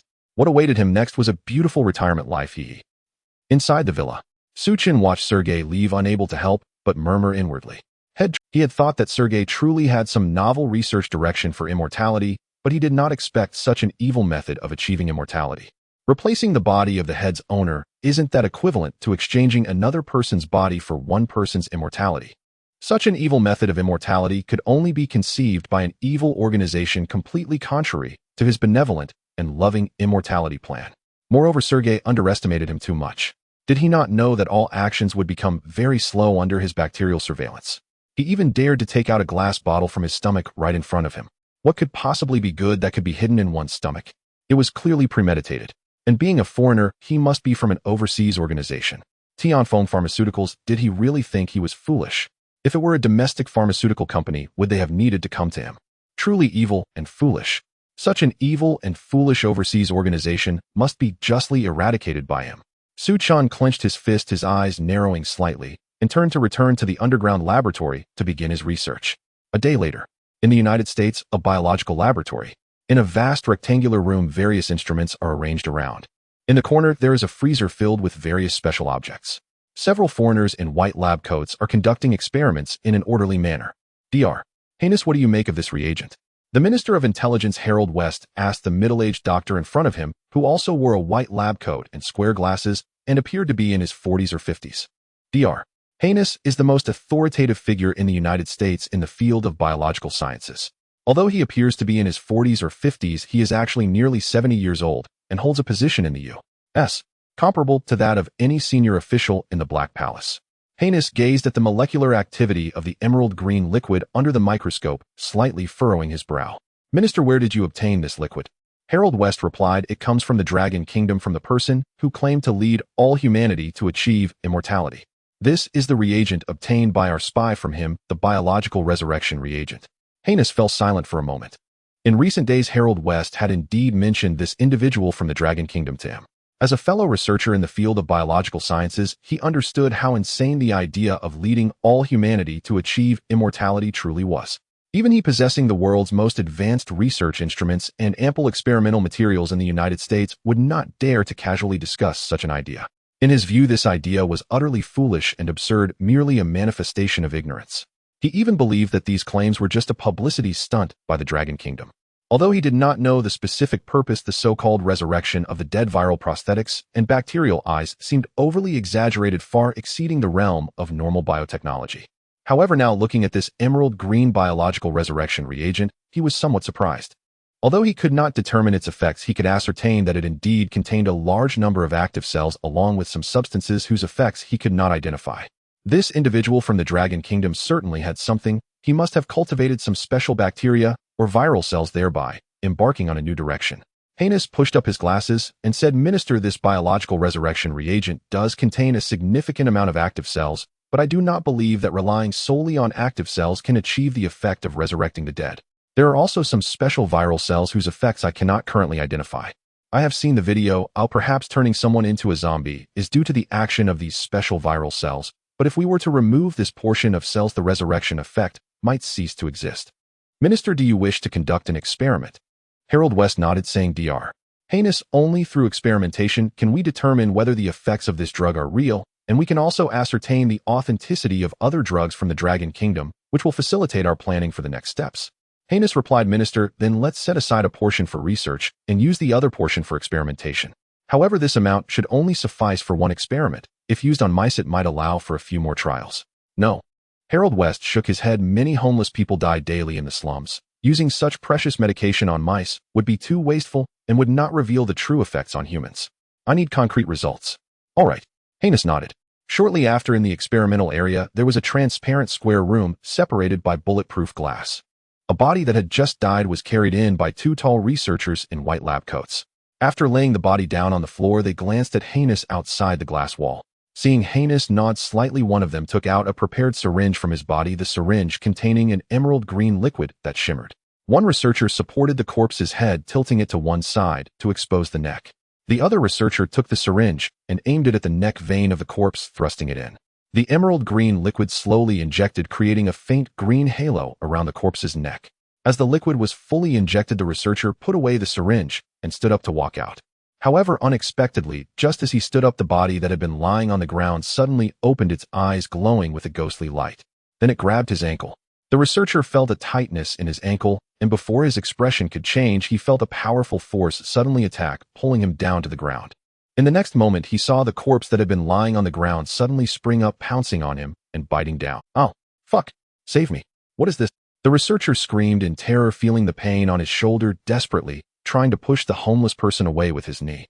The homeless people in the slums mostly die from freezing or starvation. After being resurrected, their instincts become centered around eating. Thus, this bite was extremely forceful, tearing the researcher's white lab coat apart. Fortunately, another researcher reacted quickly, kicking hard at the homeless person, knocking him aside, and then quickly helped the fallen researcher to escape the room, closing the door behind them, finally breathing a sigh of relief. How could it be so fast? Hanusi gazed at the zombie inside the glass room, its eyes gleaming with an eerie light fixed on them, and furrowed his brows slightly. He hadn't anticipated that the corpse would reanimate this swiftly. After all, in the videos from Dragon Country, the drug's effects hadn't manifested so quickly. Yet upon brief reflection, he understood. In Dragon Country's footage, the drug was administered orally, which naturally differed from this injection. It seemed reasonable that the effects would take hold faster.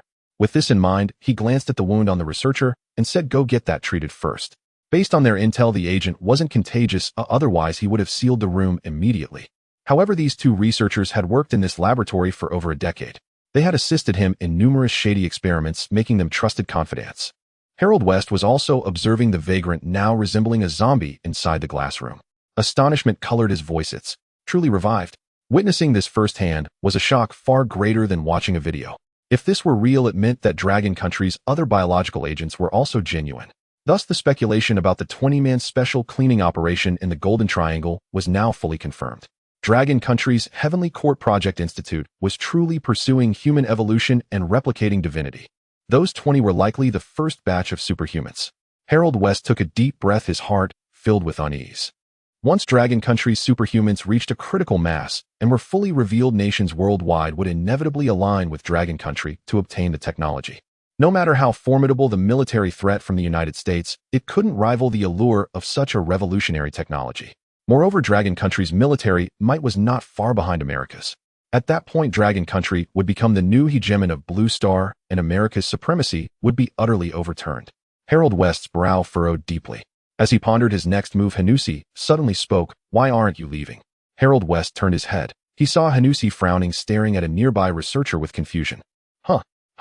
The bitten researcher stood as if deaf, head lowered, body twitching occasionally, emitting indistinct sounds. Another researcher, hearing Hanusi's question, reached out to nudge him, but that push revealed something amiss. Veins bulged on the researcher's neck, and an eerie green light spread, casting a strange glow. Under that nudge, the researcher suddenly lifted his head, a ghostly light flaring in his pale eyes, and lunged at the other. Huh. The zombie researcher growled lowly, his consciousness completely clouded, driven only by the primal hunger transmitted from the vagrant. Help! Doctor, save me! The other researcher pushed hard against the zombie's head, his face pale as paper, screaming incessantly. What the fuck? What's happening? A zombie! The other researchers recoiled in fear. A brave one tried to pull him away, but as soon as he touched the zombie researcher, it turned and lunged at him, forcing. Chaos erupted. What's going on? Dr. Hanusi was startled, his body trembling, as he heard. Harold West was also taken aback. Fuck. What's this? Didn't they say it wasn't contagious? He recalled the video clearly stating that. So what was happening now? Guards. Quick. Dr. Hanusi grabbed his walkie-talkie and shouted urgently. Soon a squad of armed guards rushed in, startled by the scene, and opened fire without hesitation. Bang. Bang. Bang. Several shots struck the zombie researcher, but he spun around and charged at the guards. Fuck. Aim for the head. Hanusi roared. The guards raised their guns and fired a few more rounds into its head, finally causing the zombie researcher to collapse motionless. Oh. The first researcher scrambled away, checking for wounds, and breathed a sigh of relief. After a long moment, Hanusi finally composed himself. Looking at the scene, his face stiffened as he turned to Harold West. Minister, you've been deceived. This substance is highly contagious, completely different from the video. He had seen the video. The person scratched there showed no abnormal reactions, a stark contrast to this situation. The reason for this outcome was now clear.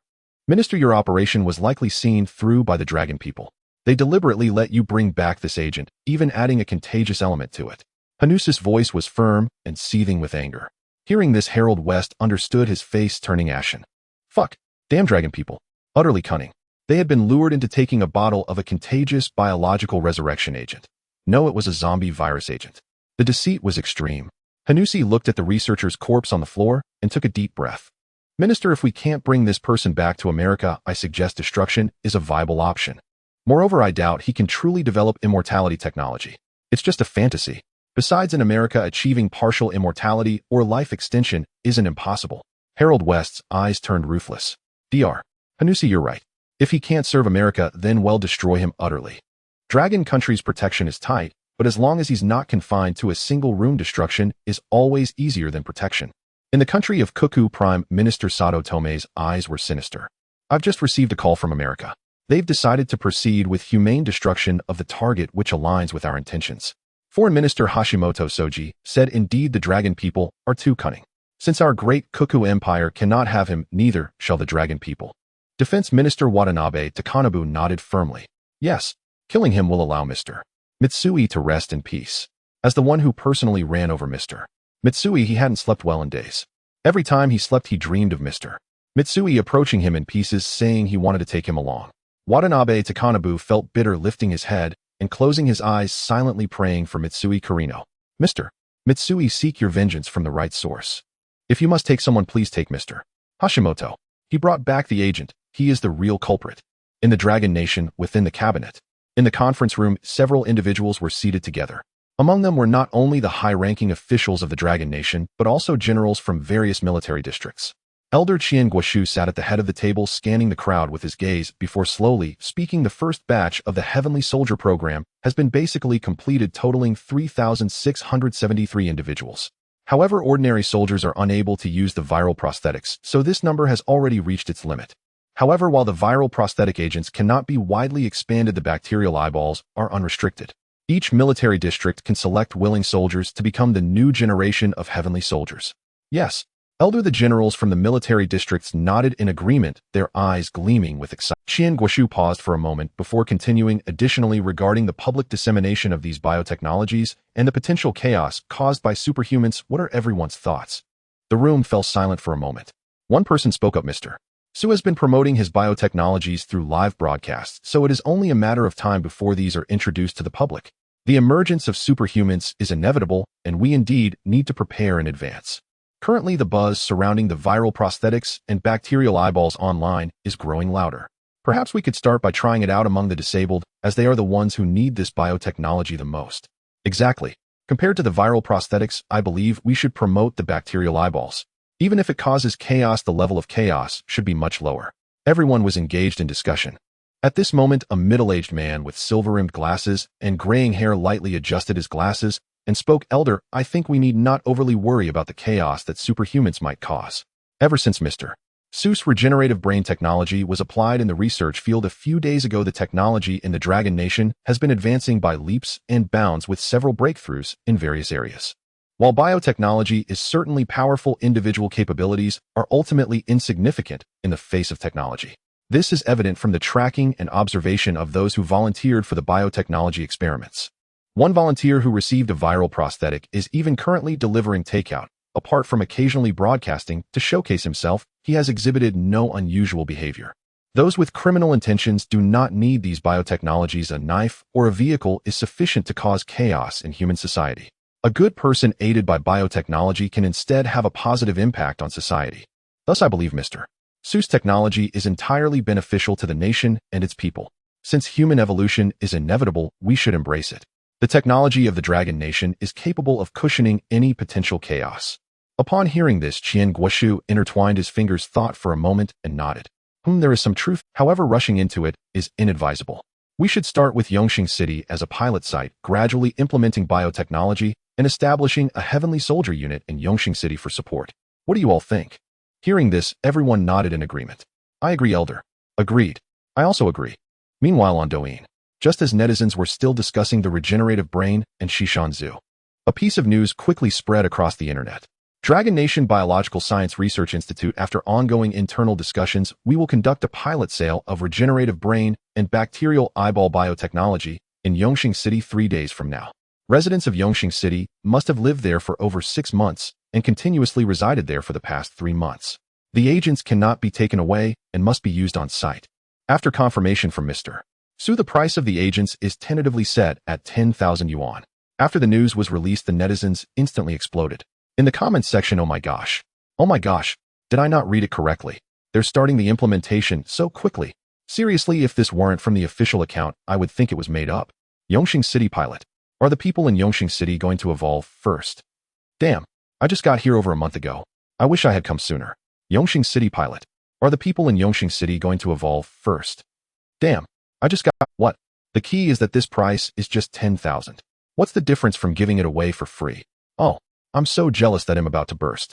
After this news was released, several discussion live streams suddenly appeared on Douyin. Some bloggers like Cats Sensing Blood quickly started their broadcasts. Yongqing City's human evolution. Is it good or bad? Has the official completely lifted the control over biological evolution agents, indicating that humanity is about to enter a new era? What changes will the emergence of evolved humans bring to society? Live interview with evolved humans. Tune in to my live stream at 8 tonight. Let's not miss it. Meanwhile, Yongqing City, in a suburban villa. In the underground laboratory, Su Chun was seriously conducting the final research. With the intelligence boost from the regenerative brain, his inspiration flowed freely. His hands moved continuously, performing the final fusion of the liquid medicine before him. Soon a bottle of yellow-brown liquid appeared before him. It's done. Su Chen's eyes lit up with joy as he looked at the yellow-brown potion, a smile spreading across his face. He was fully confident in this potion as it truly touched upon the realm of immortality. He then set up his phone and decisively began the live stream. The Jade Emperor you follow has started a live stream. Go check it out. The netizens who had been fervently discussing the human evolution in Yongqing City suddenly saw the notification popping up on their screens and surged toward the live stream. In the live stream, the number of online viewers rapidly increased. Su Chun faced the camera, still wearing a smile and opening his arms. Welcome to the greatest live stream in history, where I will lead all humanity to achieve immortality. The bullet screen flooded with comments. Oh my gosh, Big Brother. Human evolution is really about to begin. Thank you, Big Brother, for giving even someone with a monthly salary of 3,000 a chance to embark on the path of evolution. I am so glad I live in Yongqing City for the first time. Ooh, just 10,000, and I've got it. Mr. Su am here, Tuli Mujuan. As the comments flew by, suddenly a rocket appeared on the screen. Evolved human oldly sent 5 Douyin no. 1. Hehe. Thanks to Mr. Su, I used to work on a construction site earning 8,000 a month, but ended up injuring my leg. I never expected to turn misfortune into fortune. Thanks to Mr. Su's Limb Regeneration Potion, I can now deliver takeout and earn 500 to 600 a day.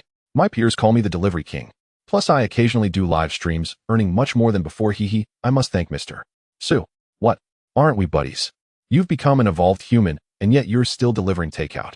This is no joke. I'm truly passionate about delivering takeout. Su Chen looked at the rockets and barrage floating on the screen and couldn't help but wave his hand. That's great, but don't send me gifts next time. I don't lack money, well, I'm not interested in it. He. Got it, Mr. Su. I can't believe it, you're not interested, but I am. Send it to me next time. Others might be making things up, but the streamer really isn't interested in money. With this, Big Brother's skills isn't getting money, just a matter of waving his hand. Is the Big Brother streaming again because he has new technology? Come on, Big Brother, what more can you add? You already have eyes, limbs, and a brain. There's nothing left to add. Su Chen looked at the barrage and said, shallow. With my extensive research over the past few days, this new technology has made a significant breakthrough. As he spoke, he decisively took out a bottle of brown liquid from the side, which glimmered under the light. This is my new research, self-created slow-growing cancer cells. The netizens were taken aback, almost dumbfounded. What? What is this? Cancer cells. Did I hear that right? Self-created cancer cells. I'm going crazy. The Big Brother has truly gone mad. I originally thought my tolerance was quite high and I wouldn't resist anything the Big Brother introduced, but I still underestimated him. I can't believe it. I thought the Big Brother was a bit off, but now he's talking about cancer cells. My goodness, do you really need to create this? Big Brother, are you trying to poison us and make all of humanity get cancer? The netizens were all stunned. Su Chen shook his head, feeling a bit angry. After so many times, this group of netizens still wouldn't fully trust him. Oh, did they really think he would harm them? Please watch your words. It's not cancer cells, it's slow-growing cancer cells. Su Chen emphasized. Is there really a difference? Aren't they still cancer cells? Yeah, what good can cancer cells be? Hiss. I think maybe Big Brother, I really can't figure out how to make this sound good for you. I think everyone should trust the Big Brother. Has he ever harmed you? Then you should go test it first. I won't. Su Chen frowned and said, foolish. Saying this, he tilted his head and drank a mouthful right in front of the viewers. The brown liquid slid down his throat with a gulp. The viewers were immediately shocked. My goodness. The streamer has gone crazy. Su-chun licked his lips, waved a finger in front of the camera, and explained, "This is not cancer cells, it's immortal cells." The reason cancer cells are considered terminal is that they compete for the body's nutrients and continuously divide and grow, leading to various issues in the body. What I researched, self-created slow-growing cancer cells, utilizes this point to drastically slow down the growth rate of cancer cells. How slow is the growth rate, you ask? It would take about 1,000 years for it to grow to a level that could barely affect the human body. Moreover, I've made certain modifications so that it develops a simple consciousness that drives it to desire growth. But for it to grow, it must ensure that the host remains alive. Therefore, to guarantee that its host can successfully grow, it will eliminate all harmful bacteria that threaten the human body, thus protecting the human body from disease. As his words fell, the netizens were all bewildered. Their brains were racing to digest what Su-chun had just said. So this cancer cell wants to grow, which means it needs to ensure the human body stays alive, so it can grow, and it will eliminate bacteria that threaten the human body. Are we using cancer cells as white blood cells now? Hiss. 1,000 years to grow while humans can only live a little over 100 years. My goodness. That's just too incredible. Let's have a moment of silence for the cancer cells. Su-chun replied seriously, but this is just one of its effects.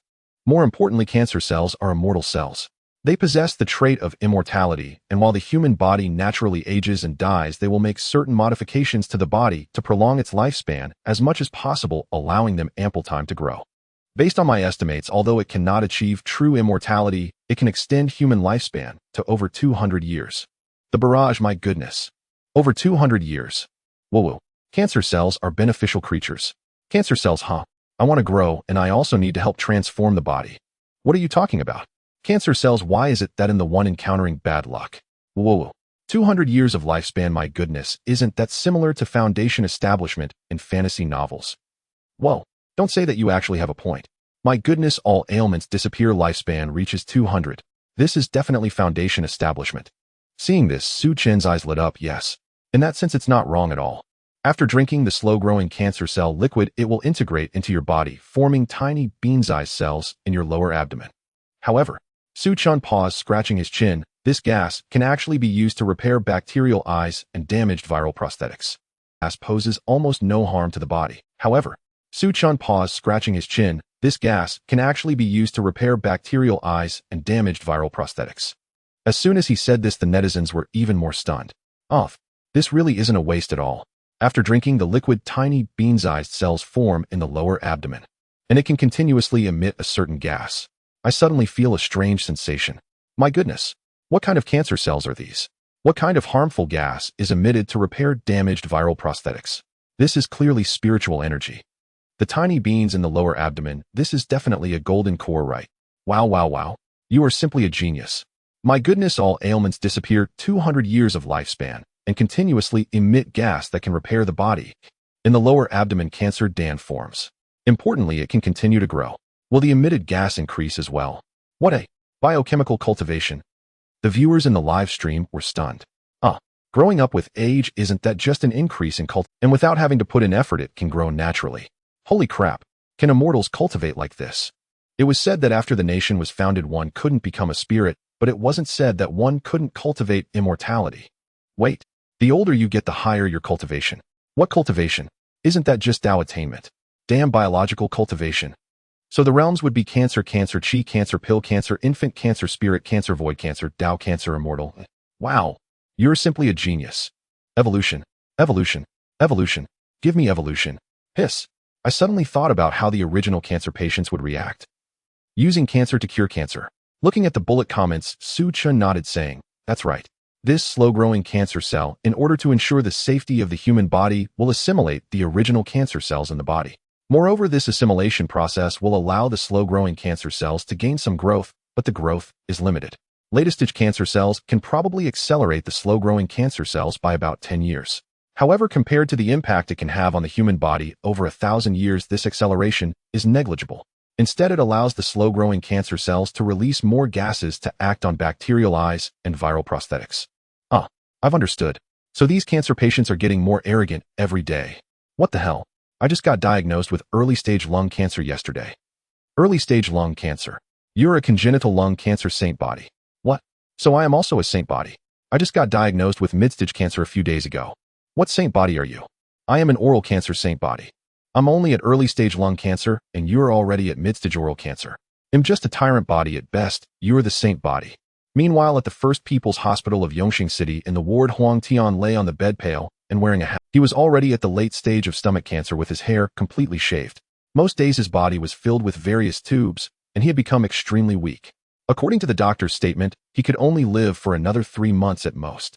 One could even say that if it weren't for his wealthy family, he might have already passed away. Huang Tian stared at the ceiling, his eyes hollow. Given his family background, he should have been in a hospital in Tianjin at this time. The reason he was transferred to Yongxing City was mainly that he had stumbled upon Su Qin's live stream on Douyin not long. As a rich second generation, he had always believed that there were all kinds of extraordinary talents in this world. So when he saw the live stream, he was immediately filled with immense excitement, thinking he might have a chance at resurrection. After he sent the first bullet comment in the live stream, he immediately told his father to arrange for his transfer. He also informed his mother that after he died, once the cancer cells in his body lost their nutrients and completely perished, he could be resurrected. He was not afraid of becoming a guinea pig or a test subject. The world was a gigantic stage built for himself, and if he died, the stage would surely vanish. How could one speak of guinea pigs then? Thus, although the video showed some side effects in the end, he still transferred to Yongxing City. His father had specifically contacted the Yongxing City Biological Science Research Institute, but the reply was that the so-called resurrection was merely a false proposition. It was currently difficult to determine what kind of state would emerge after resurrection and whether it would still possess original consciousness. If it truly became a zombie with dissipated consciousness, then resurrection would hold no meaning. However, Huang Tian was completely unconcerned. Although he had said in the live stream that late-stage cancer wasn't too bad, he believed he was merely being controlled by the cancer cells in his brain, and once he regained control of his brain, he immediately became clear-headed. Just as he said, the world was a vast stage built for oneself. If he died, what difference would it make whether the corpse turned into a zombie or not? And if he truly resurrected, then that would be a huge profit. Huang Tian wearily lifted his eyelids. He still had some time left and hoped that during his lifetime, the biological resurrection agent could be optimized as quickly as possible. He believed this hope was still quite significant. After all, in just about half a month, that Su Qin had already developed 4 revolutionary biological technologies: biological resurrection, viral prosthetics, bacterial eyes, and regenerative brains. Especially the last one, regenerative brain, was the most terrifying. It could actually turn a person with an IQ of 71 into a genius with an IQ of 130. Moreover, he saw a news report yesterday stating that this half-wit actually helped the police capture a foreign spy. If that were still the half-wit with an IQ of 71, it was simply unimaginable. Thus, it was evident that even this half-wit could make tremendous progress, let alone those truly high intelligence talents in the Biological Research Institute. It probably wouldn't be long before the biological resurrection agent would be fully realized. Huang Tian propped himself up a bit on the bed. His mother Sun Qin, who had been sitting beside him, hurriedly stepped forward to support him. Her face was quite haggard with red eyes. Xiao Tian, do you really want to use that biological resurrection agent? I don't want you to be at peace even after death. Sun Qin looked at her son, her face full of heartache. Ever since he was diagnosed with late-stage cancer, her son's body had become more and more emaciated each day. She even wished she could bear the pain for him. Huang Tian sat up straight and opened his phone. He wanted to see if there were any new messages or news on Douyin. Hearing his mother's question, he replied, "Mama." But before he could finish, a familiar voice suddenly came from his. That's right. This slow-growing cancer cell, in order to ensure the safety of the human body, will assimilate the original cancer cells in the body. Moreover, this assimilation process will allow the slow-growing cancer cells to gain some growth, but the growth is limited. Late-stage cancer cells can probably accelerate the slow-growing cancer cells by about 10 years. However, compared to the impact it can have on the human body over 1,000 years, this acceleration is negligible. Instead, it allows the slow-growing cancer cells to release more gases to act on bacterial eyes and viral prosthetics. Huang Tian was taken aback and looked at his phone. He then realized that the voice coming from his phone was from a Douyin live stream. And a familiar ID appeared before him, Jade Emperor. This is Mr. Su starting another live stream. But what does this mean? Slow-growing cancer cells. Assimilating the Bodis original cancer cells. 1,000 years to have an impact on the body. Although he didn't quite understand, he instinctively clicked into the live stream, scrolling through the bullet comments. Self-created slow-growing cancer cells. New biological technology. Drinking the liquid to form a golden core the size of a soybean in the lower abdomen. And even curing all diseases living up to 200 years. What the hell? I understood. I understood everything. As the bullet comments rolled, Huang Tian's originally tired and weak eyes gradually began to shine. Then they grew brighter and brighter. This brilliance was almost tangible, extremely dazzling. The overwhelming white light was so bright that he could barely see the bullet comments on the screen. Huang Tian furrowed his brows, unable to help but look up at his mother Sun Qin and said, "Mom, your phone light is on. Oh, it's a bit blinding." Oh. Sun Qin looked down upon hearing this and realized that she had unconsciously gripped her phone tightly upon hearing the voice from her son's phone accidentally touching the flashlight switch. The light in her son's eyes was merely the reflection of the flashlight. Ahem. Sun Qin quickly turned off her phone's flashlight, saying somewhat awkwardly, "Sorry, Xiaoyan, I got a little excited."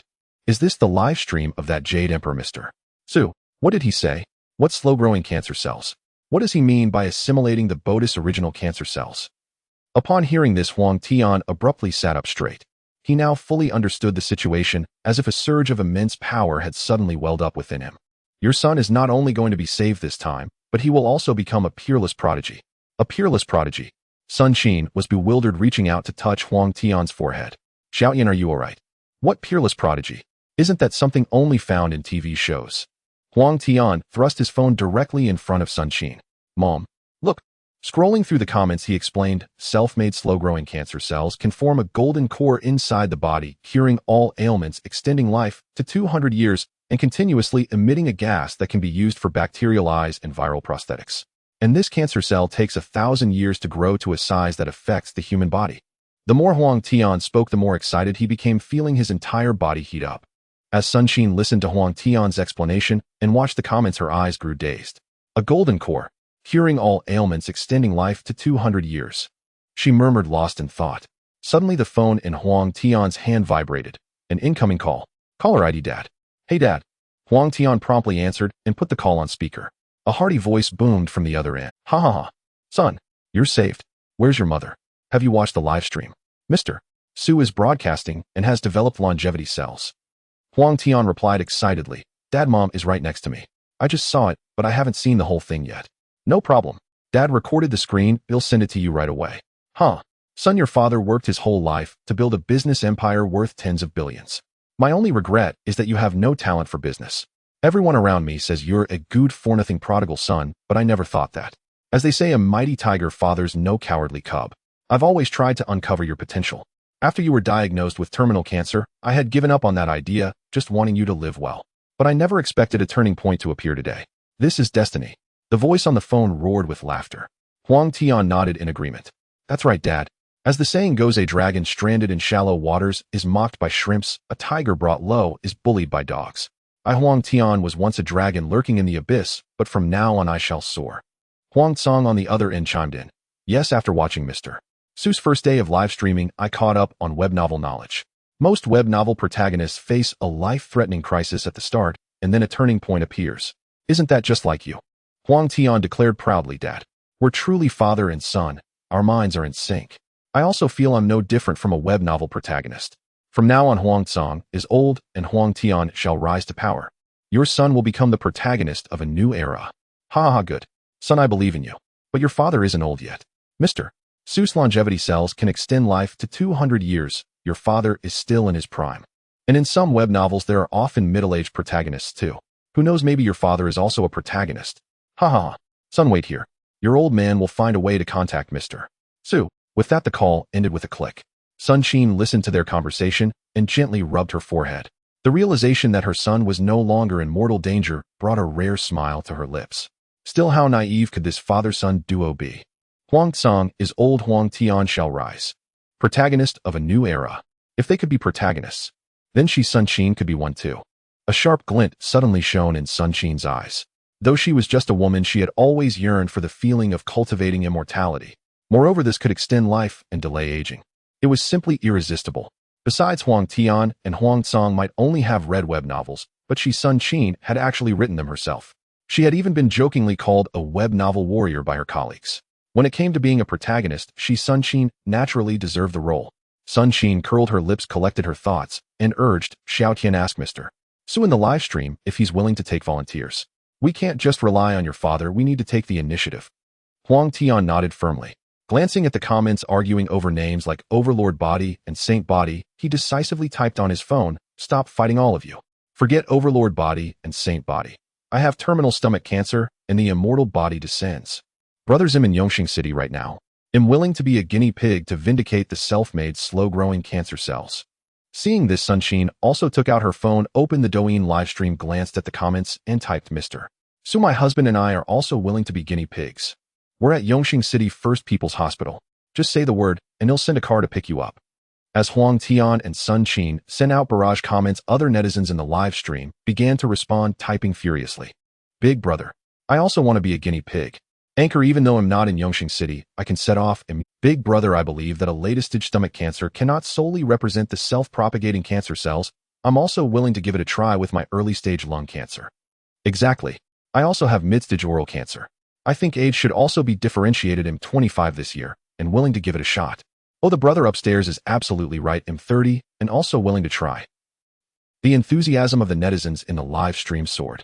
Su Chen looked at the barrage comments in front of him, his eyes suddenly brightening. Yongxing City First People's Hospital. Latest stage cancer. Sun Qin and Huang Tian, who had been closely watching the live stream, hurriedly typed, Exactly. Mr. Su, are we going to pick you up now? Su Chen looked at the comments, his expression filled with joy, and nodded decisively, All right. Receiving the reply, Huang Tian almost jumped up with excitement. Sun Qin quickly picked up her phone and dialed Huang Tsang's number.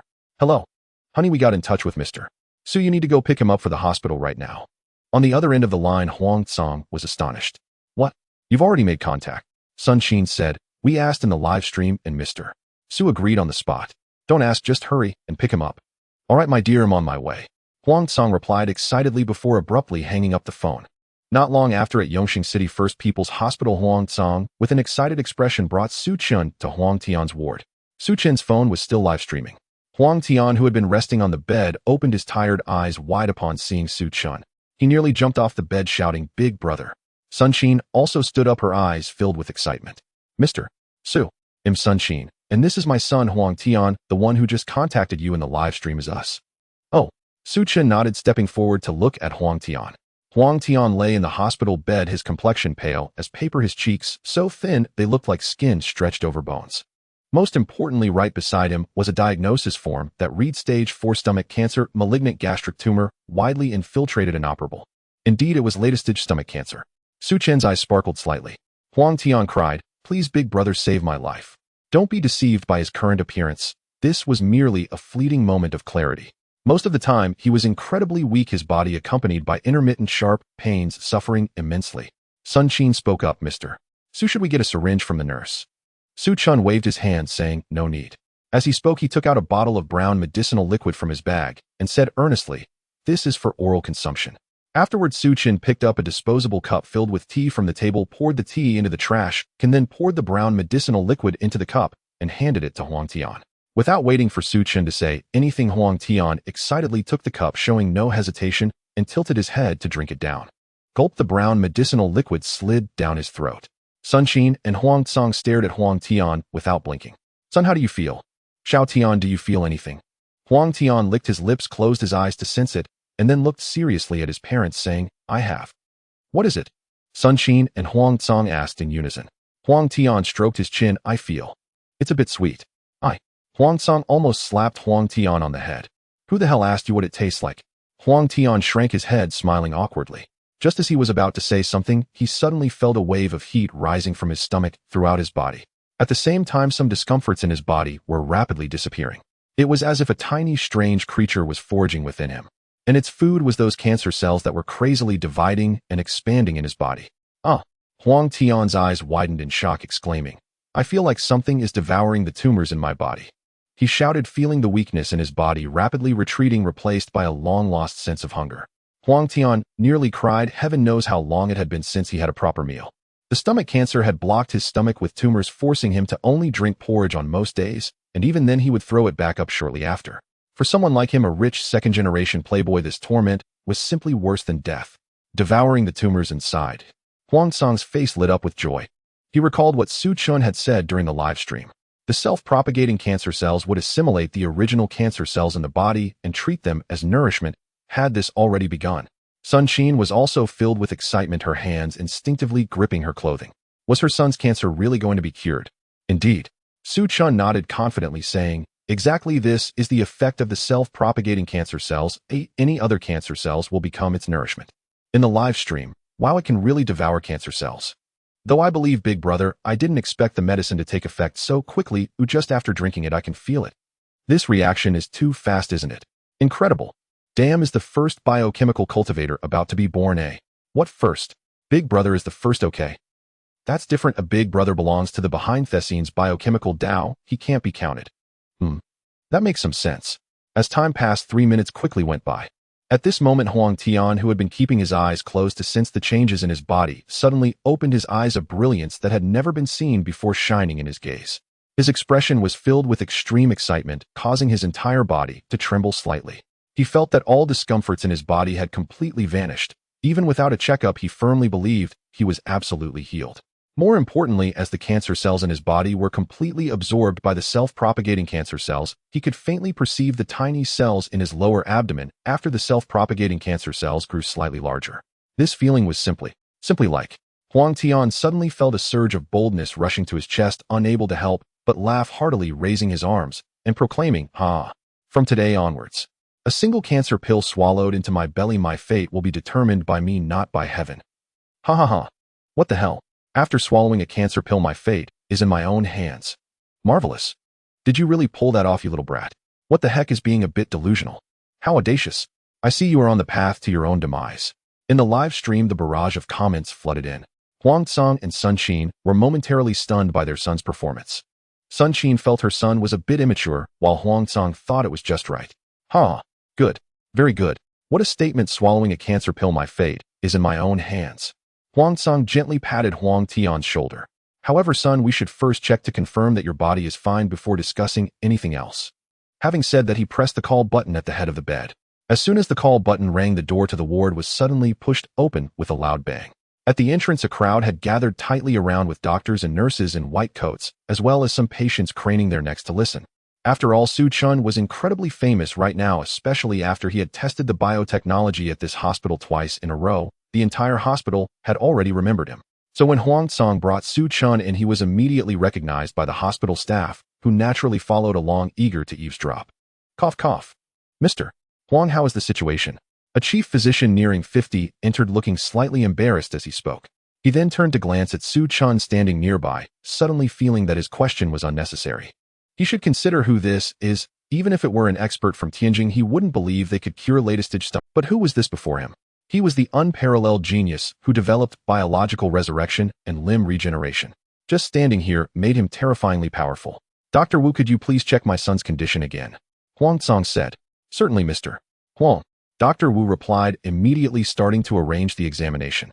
The crowd of onlookers remained anxiously awaiting the results. They also wanted to see if a patient with late-stage cancer already sentenced to death could actually recover. Just looking at this patient now, he appeared as though nothing was wrong. Not long after, Dr. Wu rushed over, his face filled with shock as he held the examination report visibly. It's gone. Truly gone. The cancer cells that had spread throughout the body have completely disappeared, leaving only an extremely tiny cancer cell. No, this is the slow-growing cancer cell researched by Mr. Su. At this size, it poses no harm to the body whatsoever. In fact, under our observation, it is indeed consuming some abnormal bacteria, making it a perfect cancer cell. Dr. Wu was ecstatic, his eyes filled with astonishment. He had watched Su Chin's live stream, and although he had some expectations, he couldn't suppress his inner shock. This effect completely overturned his understanding accumulated over years of medical practice. As his words fell, the onlookers were also stunned, staring at Su Chun as if he were a monster. Huang Tsang and Sun Qin were overjoyed to hear this, and the last bit of uncertainty in their hearts vanished in an instant. Looking at Su Chun, they felt like kneeling right then and there. Mr. Su, thank you. Name your price, and I won't hesitate. Huang Tsang said, grasping Su Chin's hand sincerely. At that moment, a figure suddenly knelt down in the crowd. It was a woman wearing tattered clothes whose garments had clearly been washed countless times. She looked haggard, appearing to be around 40 years old, with a sallow complexion and tear-filled eyes, holding a little girl dressed in a worn-out dress and wearing a hat by her side. The woman faced Su Chin, tears streaming down her face. Mr. Su, please save my daughter. She's still young. I beg you. Her eyes were filled with pleading. Mr. Su, I am willing to pay. As she spoke, she quickly pulled out a crumpled wad of small change from the inner pocket of her clothes, trying to hand it to Su Chun. Aside from 100 yuan, the rest were all in denominations of 20, 10, 5, and one totaling 586. The little girl stood by, simply staring blankly at her mother. Seeing this, Dr. Wu explained, her name is Qin Xiao. Her husband passed away from cancer 2 years ago, spending a fortune, and now her daughter has also been diagnosed with brain cancer. A malignant brain tumor. With the current technology, there is almost no chance of cure. Although the medical expenses for the little girl have been covered mostly by medical aid, it is of no use. She has long run out of money, and the medical fees from a few days ago were also covered by our hospital. This must be the money she earned from part-time jobs in the past few days while someone in the hospital kindly watched over her little girl. I saw her once working as a laborer in the neighboring community. Her credit cards are all overdue. She is worried about her money being deducted, so she asked for cash. Dr. Wu sighed as he spoke. Su Chun frowned, looking at the rough, cracked hands that were reaching out with the money, and pushed the money back. Qin Xiu's face instantly stiffened. Mr. Su. She slightly lowered her head, tears uncontrollably falling to the ground. Mr. Su, I know this money isn't enough. Please just save my daughter first. I will repay you by working hard. I beg you. Qin Xiu knelt on the ground with her head down, holding the money up with both hands. But she saw the legs in front of her stand up and slowly walk away out of her sight. Her heart suddenly thumped, her hands immediately losing strength and dropping down, her gaze vacant. I'm sorry. Qin Xiu murmured, her voice so hoarse it was almost inaudible. Take this. Suddenly, Su Chen's voice rang out again. Qin Xiu abruptly looked up to see Su Chun holding a cup of brown liquid standing right in front of her. At the same time, Su Chun pointed at Huang Tsang beside him. He will pay for your medicine. Having said that, Su Chun looked at Huang Tsang and asked, is that all right? No problem, Mr. Su, absolutely no problem. Huang Tsang nodded without hesitation. Not only that, Mr. Su, all her debts and medical expenses will be covered by our Huang group. That's right, Mr. Su will also take care of her tuition and job. Sun Qin also spoke up. Huang Tian proudly raised his head, patting his chest. That's right. As the second cancer cultivator in this world, I should pave the way for future generations, leading the way for longevity. Excellent. Truly, one who attains immortality leads others to follow. Well said. The onlookers were all exultant. Huang Tian lifted his head proudly, savoring the gaze of the crowd. As a scion of wealth, he had basked in such attention since childhood. Yet previously, such attention was largely owed to his family and his status as a rich heir, external trappings that often evoked envy rather than admiration. But this time was different. Though his family still played a part, he believed the recognition was now directed at him personally. After all, as the second cancer cultivator in this world with such boundless compassion, he deserved the people's. Inside the live stream room, good heavens. The husband and daughter both getting cancer. Misfortune always seeks the most afflicted. How bitter must a woman's life be, carrying loads to earn her daughter's medical fees. Don't worry, from today onward her suffering will end. At that moment, Qin Xiu accepted the brown medicinal liquid from Su Chun with both hands, her lips tightly pressed together as she held back the tears swirling in her eyes. Thank you all. She tried to kneel, but Su Chun stopped her, so she could only rise and bow deeply to him. Then she bowed to Huang Tsang, the surrounding doctors, and the patients before clutching the cup of cancer growth elixir and hurrying to her daughter's side. You be good and drink this. Her daughter was named Qin Xiaoyu, and her husband also bore the surname. Qin Xiaoyu, who had been standing there dazedly, said, "Oh," and obediently lifted the brown liquid, sipping it down in small gulps.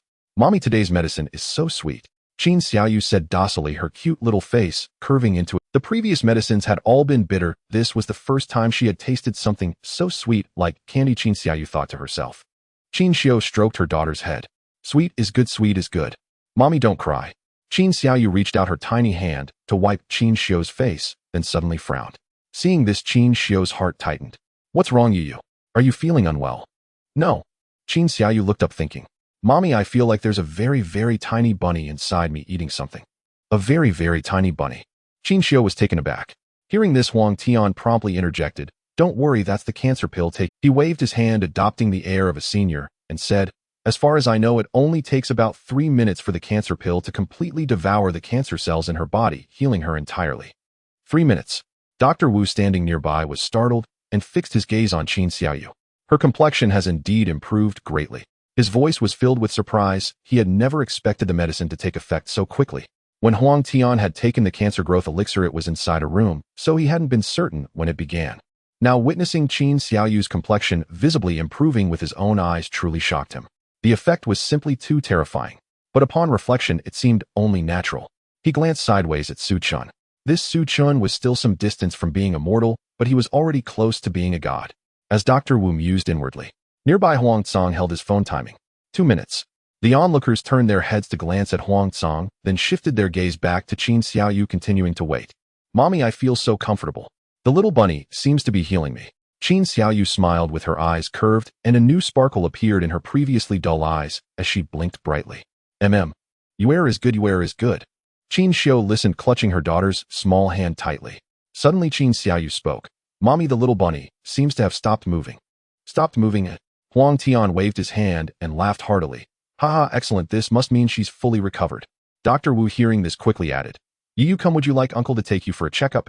He had wanted to take her for an examination right after she drank the cancer growth elixir to observe the medicine's effect, but he had held back, fearing the examination might disrupt the process. Now seeing Qin Xiaoyu's complexion fully restored, even her lips regaining color, he finally stepped forward and spoke gently. Qin Xiaoyu nodded obediently. Okay. Even her voice sounded much stronger. Qin Xiao, her emotions surging, took her daughter and quickly followed Dr. Wu for the examination. She was also eager to know if her daughter had truly fully recovered.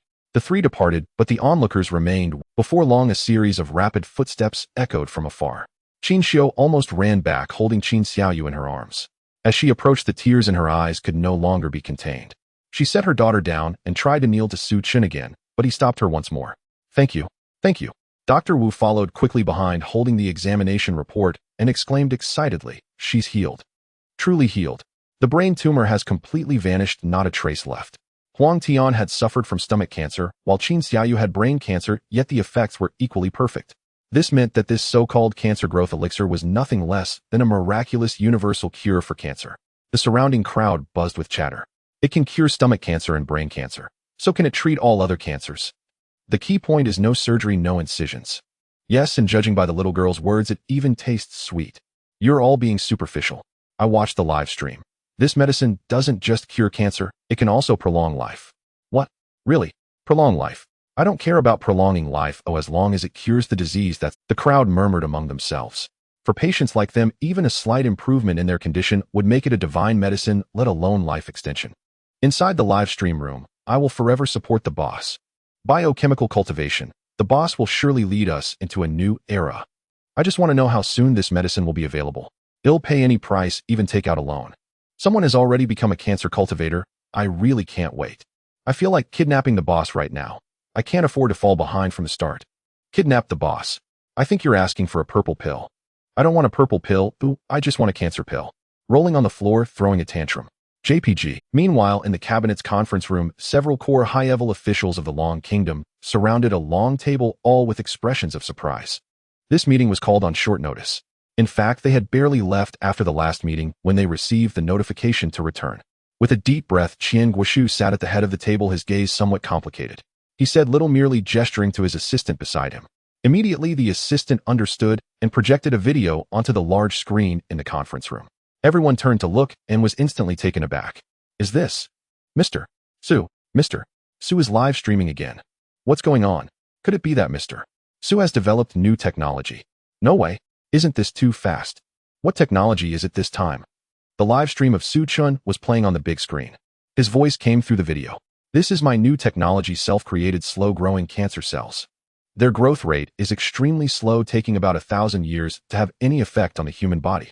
To ensure that the human body can sustain them as they grow, they will consume any harmful bacteria and will become bean-shaped cells that settle in the lower abdomen. Su Chen's excited voice reached everyone's ears. Everyone felt a buzzing in their heads. Cancer cells. 1,000 years. Consuming bacteria. They clearly understood these words, but how could they string them together in a way that felt like eating a poisonous mushroom? Even those high-ranking officials of the Long Kingdom, who considered themselves well-informed, were scratching their heads, feeling like novices in front of Su Chun. On the video, comments flooded in like a waterfall. What curing all diseases is foundation establishment? What bean-shaped cells are golden cores? What biochemical cultivation? What cancer chi, cancer pills, cancer infants? Did this group of netizens even come up with cultivation realms? After a while, someone finally reacted. How did Mr. Su's mind even develop like this? Are we really from the same race as Mr. Su? Biochemical cultivation. After the founding of the nation, it's prohibited to become a spirit. Can we still cultivate? Have we strayed too far in our pursuit of technology? Extending life by 200 years and curing all diseases, huh? The crowd, parched, simultaneously lifted their teacups to sip some water and moisten their throats. Elder this. They turned their gazes to Qian Guoshu, having roughly understood the reason for the sudden meeting. Qian Guoshu interlaced his fingers and said, Indeed, the main reason for urgently calling you back for this meeting is this matter. Self-created slow-growing cancer cells. Biochemical cultivation. He murmured, his aged face twitching slightly as he bitterly smiled. Mr. So you really know how to give us a challenge. The advantages brought by self-created slow-growing cancer cells were simply evident. They could cure cancer cells, cure all diseases, and extend life to 200 years. It could be regarded as a groundbreaking technology benefiting the country and the people. But the problem lies in the fact that the effects of this technology would generate a cell similar to a golden core within the body, ushering in the so-called era of biochemical cultivation, and the longer it lasted, the stronger the effects would become. In this context, whether and when this technology would be popularized became an issue, although he wished to prioritize its use in the Heavenly Soldier Corps to ensure they stayed a step ahead. However, this was clearly different from virus prosthetics and bacterial eyes. Countless cancer patients resided in cities across the Long Kingdom. Early and mid-stage cancer patients could wait, but could so many later-stage patients afford to wait? The Long Kingdom possessed the technology to cure them, but would have to forcefully delay it, allowing them to suffer and die in agony. This clearly did not align with the values of the Long Kingdom. The crowd furrowed their brows slightly, clearly understanding the elder's thoughts. After all, no one could be certain what kind of technology Mr. Su would develop in the future. With this slow-growing cancer cell as the foundation for the potentially approaching era of biochemical cultivation, the greater the advantages in this aspect, the more capability the Long Kingdom would have to maintain stability. On the big screen, the live stream was still playing. From the start of the stream, to Su Chun arriving at the hospital, Huang Tian drinking the medicine and his stomach cancer being cured. Then encountering the little girl with latest-stage brain cancer, her mother kneeling for help. The little girl drank the medicine and her brain cancer was cured. The conference room fell into a brief silence. After a long while, a middle-aged man with silver-rimmed glasses and graying temples pushed his glasses up again. Elder, I still hold the same view. The widespread use of the drug may not lead to the chaos we imagine. Mr. Su's self-created slow-growing cancer cell technology is unprecedented. Not to mention that Mr. Su has fully demonstrated the technology through the live stream. Even without this live stream, should we really hide it and allow later-stage cancer patients to die in despair amid their suffering?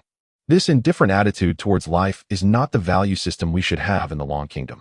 What is the purpose of our poverty alleviation and medical assistance systems? It is to ensure the most basic right to survival for every citizen of the Long Kingdom. If our resolve wavers at this moment, then even without the so-called chaos, the Long Kingdom will eventually collapse in the long river of history. His voice was not loud, but his words were clear and his gaze was firm. His name was Feng Ongwa, the head of the National Security Bureau. In his view, the so-called chaos was merely an abstract conjecture. Moreover, no chaos would be sufficient to shake the true violent machine that is the Long Kingdom. I agree. I also concur. Elder, I believe if we want to have enough control over the possible chaos to come, we need not achieve it by delaying the popularization of technology. The chief of the military department also spoke up. I carefully watched the video. Mr. Su mentioned that those who originally had cancer would experience the slow-growing cancer cells for up to 10 years. Therefore, we can fully recruit these individuals into the Heavenly Soldier Corps without needing to train them anew. Everyone's eyes lit up at these words, and they nodded in agreement. After listening, Qian Guoshu's aged eyes also showed a hint of approval. After pondering for a moment, he spoke. In that case, let's completely lift the restrictions on self-created slow-growing cancer cells for nationwide popularization. Now let's raise our hands for a vote. As soon as he finished speaking, dozens of arms were raised simultaneously, and it passed unanimously with 15. With the vote concluded, everyone lowered their arms. Feng Ongwa pondered for a moment and said, Minister, should we allow Mr. Su to reside here in Tianjin for concentrated protection? The groundbreaking biological technology, from the revival of organisms to the slow-growing cancer cells, has long caught the attention of foreign forces. In just the past few days, the number of spies captured in Yongqing City has already exceeded 2 hands. If we allow Mr. Su to continue moving freely outside, it will be challenging to ensure his safety completely. As the head of national security, he understood how difficult it was to protect someone who walked freely in the world. Upon hearing this, Qian Guoshu frowned slightly and sighed softly. I have sought Mr. Su's opinion on this matter multiple times, but he has consistently refused. Refused? Everyone was somewhat surprised. Knowing he was in a precarious situation, he still insisted on live streaming and refused concentrated protection. Did he truly not worry about being targeted by foreign forces with his life and safety at stake? Feng Ongwa frowned. Minister, what did Mr. Su say? He wanted to determine the reason behind Mr. Su's unwillingness to reside in Tianjin and accept concentrated protection. As far as he knew, Mr. Su's family had passed away, so he should have no ties to hold him back. Here in Tianjin, aside from ensuring safety and not being able to move about freely, they could almost meet all of Mr. Su's desires. What did he say? Qian Guoshu murmured, and immediately Su Chen's confident expression appeared in it. He said that as the protagonist of this era, being envied is normal, but turning danger into safety is precisely the privilege of a protagonist, as stated in web literature. Qian Guoshu recounted his words, his eyes drifting to the ceiling, his expression suddenly becoming somewhat peculiar. Just reciting this statement made him feel inexplicably uneasy. At his age, to utter such juvenile words was truly somewhat embarrassing. Feng Hongguo was taken aback, unable to help but scratch his head. What was he saying? Everyone exchanged glances, sensing they had heard something absurd. The first half sounded somewhat reasonable, but what was the latter half? What did he mean by this is how they write it in web literature. It's fine to look at it, but why bring the stories from web literature into reality? Feng Hongguo rubbed his forehead, feeling a bit dizzy, but could only helplessly sigh. All right then, let's increase the protective measures as much as possible to ensure Mr. Su's safety. Qian Guoshu nodded, bypassing the topic, and thought for a moment, saying, now that Mr. Su's technology has developed like an unstoppable torrent, the Heavenly Court plan also needs to accelerate its construction, maximizing infrastructure capabilities to complete it as soon as possible. Yes, someone responded. On Douyin, Su Chen's live broadcast recordings were rapidly spreading. Slow-growing cancer cells. No way. They even created cancer cells. All diseases eradicated, lifespan extended by 200 years. My goodness. What the heck? Does this mean no one will get sick anymore? What the heck? Cancer pills the size of soybeans. Biochemical cultivation. Cancer energy, cancer pills, cancer infants, cancer gods, cancer voids, cancer paths, cancer immortals. The older you are, the higher your cultivation. What? Is a terminal cancer patient an once-in-a-century prodigy? Did I eat junk food right? While netizens were discussing fervently, an official announcement was quickly shared by various media outlets. Notice regarding Mr. Su's latest research on the self-created slow-growing cancer cells. After internal discussions, the following arrangements have been made for this technology. 1. The selling price is tentatively set at 10,000 yuan, and it will be included in health insurance with appointment channels opening tomorrow. 2. Due to insufficient existing production capacity, a special appointment channel for latest-stage cancer patients will be opened for priority processing. 3. For individuals with a criminal record but no significant illnesses, appointments will be postponed with the opening time to be determined later. 4. If there are citizens of Longhua who are extremely impoverished, they may report their information truthfully during the application process, and upon verification, all expenses will be fully reimbursed by Longhua's medical system. Note: please report information truthfully. Those who attempt to exploit the system for benefits will have all health insurance assistance from Longhua revoked, and their appointments will be deferred.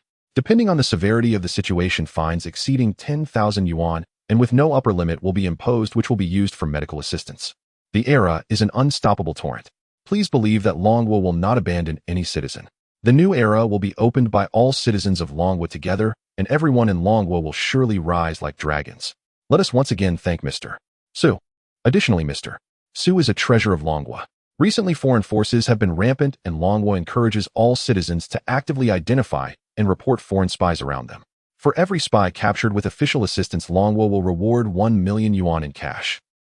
Appointment channel www. Tianjin Jihua. Appointment public account Longhua Heavenly Court plan. Reporting hotline. This news quickly exploded across various platforms. With the attention on self-created slow-growing cancer cells coupled with the platform's intentional promotion, it was hardly long after the announcement was released when it surged to the top 3 of various social media platforms. Is this true? Can we make appointments tomorrow? And it's open nationwide. 10,000 yuan, and it's included in health insurance. Oh my, are we really starting biochemical cultivation collectively?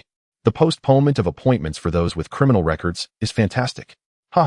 Latest stage cancer patients prioritized and full medical reimbursement for impoverished families. This is truly the state providing a safety net for us. Those who maliciously exploit benefits should be fined heavily. 1 million for each spy. Oh my, no more talking, I'm going to find a spy. Did no one notice the appointment address? What is the Heavenly Court plan? Wow, it feels like the official is preparing for cultivation. Let us embark together into the new era of biochemical cultivation. Thank you, Mr. Su. The netizens discussed, enthusiastically filled with excitement. Meanwhile, a live stream was also starting. Inside the live stream room, Huang Tian, who had just returned from the hospital, was wearing a newly bought ancient-style outfit, facing the camera with a calm expression. Dear friends, welcome to my live stream. The number of viewers in the room rapidly increased, and the bullet comments flooded the screen. The #1 cancer cultivator under the heavens. Wow, quite impressive. I have facial blindness, Can someone tell me, is this really the first person to use slow-growing cancer cells? Seeing the bullet comments, Huang Tian's expression stiffened, and he couldn't help but want to curse. However, thinking of his current identity, he forcefully held it back. Silently, he muted the person who called him sharp-nosed. As the first cancer cultivator elder, he should possess a profound state of mind and not easily lose his temper. With this thought, Huang Tian took a deep breath. The calm smile returned to his face as he spoke lightly. That's right. I am the world's first cancer cultivator aside from Mr. Su, the master of biochemistry. Today I am here to enlighten the masses and spread knowledge about cancer cultivation. The so-called cancer cultivator is someone who has successfully grown a cancer core in their body using the precious medicine bestowed by the heavens, slow-growing cancer cells. This precious medicine, once taken, can extend one's life to 200 years and cure all ailments, which is the cancer realm. Heavenly path. Cancer realm. What does that mean? Haven't you seen the live stream or trending news? Mr. Su's self-created slow-growing cancer cells are about to start a nationwide biochemistry cultivation movement. Oh, I just got off work. Will I still need to work in the future? I don't know, probably still have to. Huang Tian sat cross-legged looking at the bullet comments as if facing a group of eager students. After all, this is something that just happened today. It's normal not to know, so let me explain a bit more. As everyone knows, the path of cancer cultivation is divided into 8 realms: cancer, cancer chi, cancer core, cancer infant, cancer deity, cancer void, cancer Tao, and cancer immortal. According to the heavenly path, to enter the cancer realm, one must take the precious medicine, and the cancer core within will spontaneously emit restorative energy, progressing with each passing day, becoming stronger. Of course, most people may already be aware of this, so let me discuss something different: the realm of cancer chi. Cancer chi, isn't that just something made up by netizens? Yeah, where is there really a realm of cancer chi? Streamer, stop rambling. Oh, why not talk about your real feelings after using the slow-growing cancer cells? Exactly. Is there any other discomfort in your body? If this were a few hours ago, perhaps it would have just been a netizen's fantasy, but not anymore. Huang Tian slightly raised his head, looking at the discussions in the bullet comments, a smirk forming at the corner of his mouth. This was the real point of his live stream today. He truly had insights. Huang Tian picked up a cup of tea beside him, took a sip to moisten his throat, and then began. Upon entering the cancer realm, the gas emitted is too weak to be felt. However, as time passes and the cancer core gradually grows, it can emit more chi, allowing the cancer cultivator to sense this chi. This is what I refer to as the realm of cancer chi. I estimate that an ordinary cancer cultivator would need about a year to reach this level. There is an ancient saying, chi nourishes form and form carries chi. And nurturing a bit of innate righteous chi, I believe that is what this means. Huang Tian spoke eloquently, his eyes shining with pride. This was the change he felt after swallowing the self-created slow-growing cancer cell medicine, as his Bodhi's original cancer cells were being devoured. Combining the realm divisions mentioned by netizens, he immediately understood.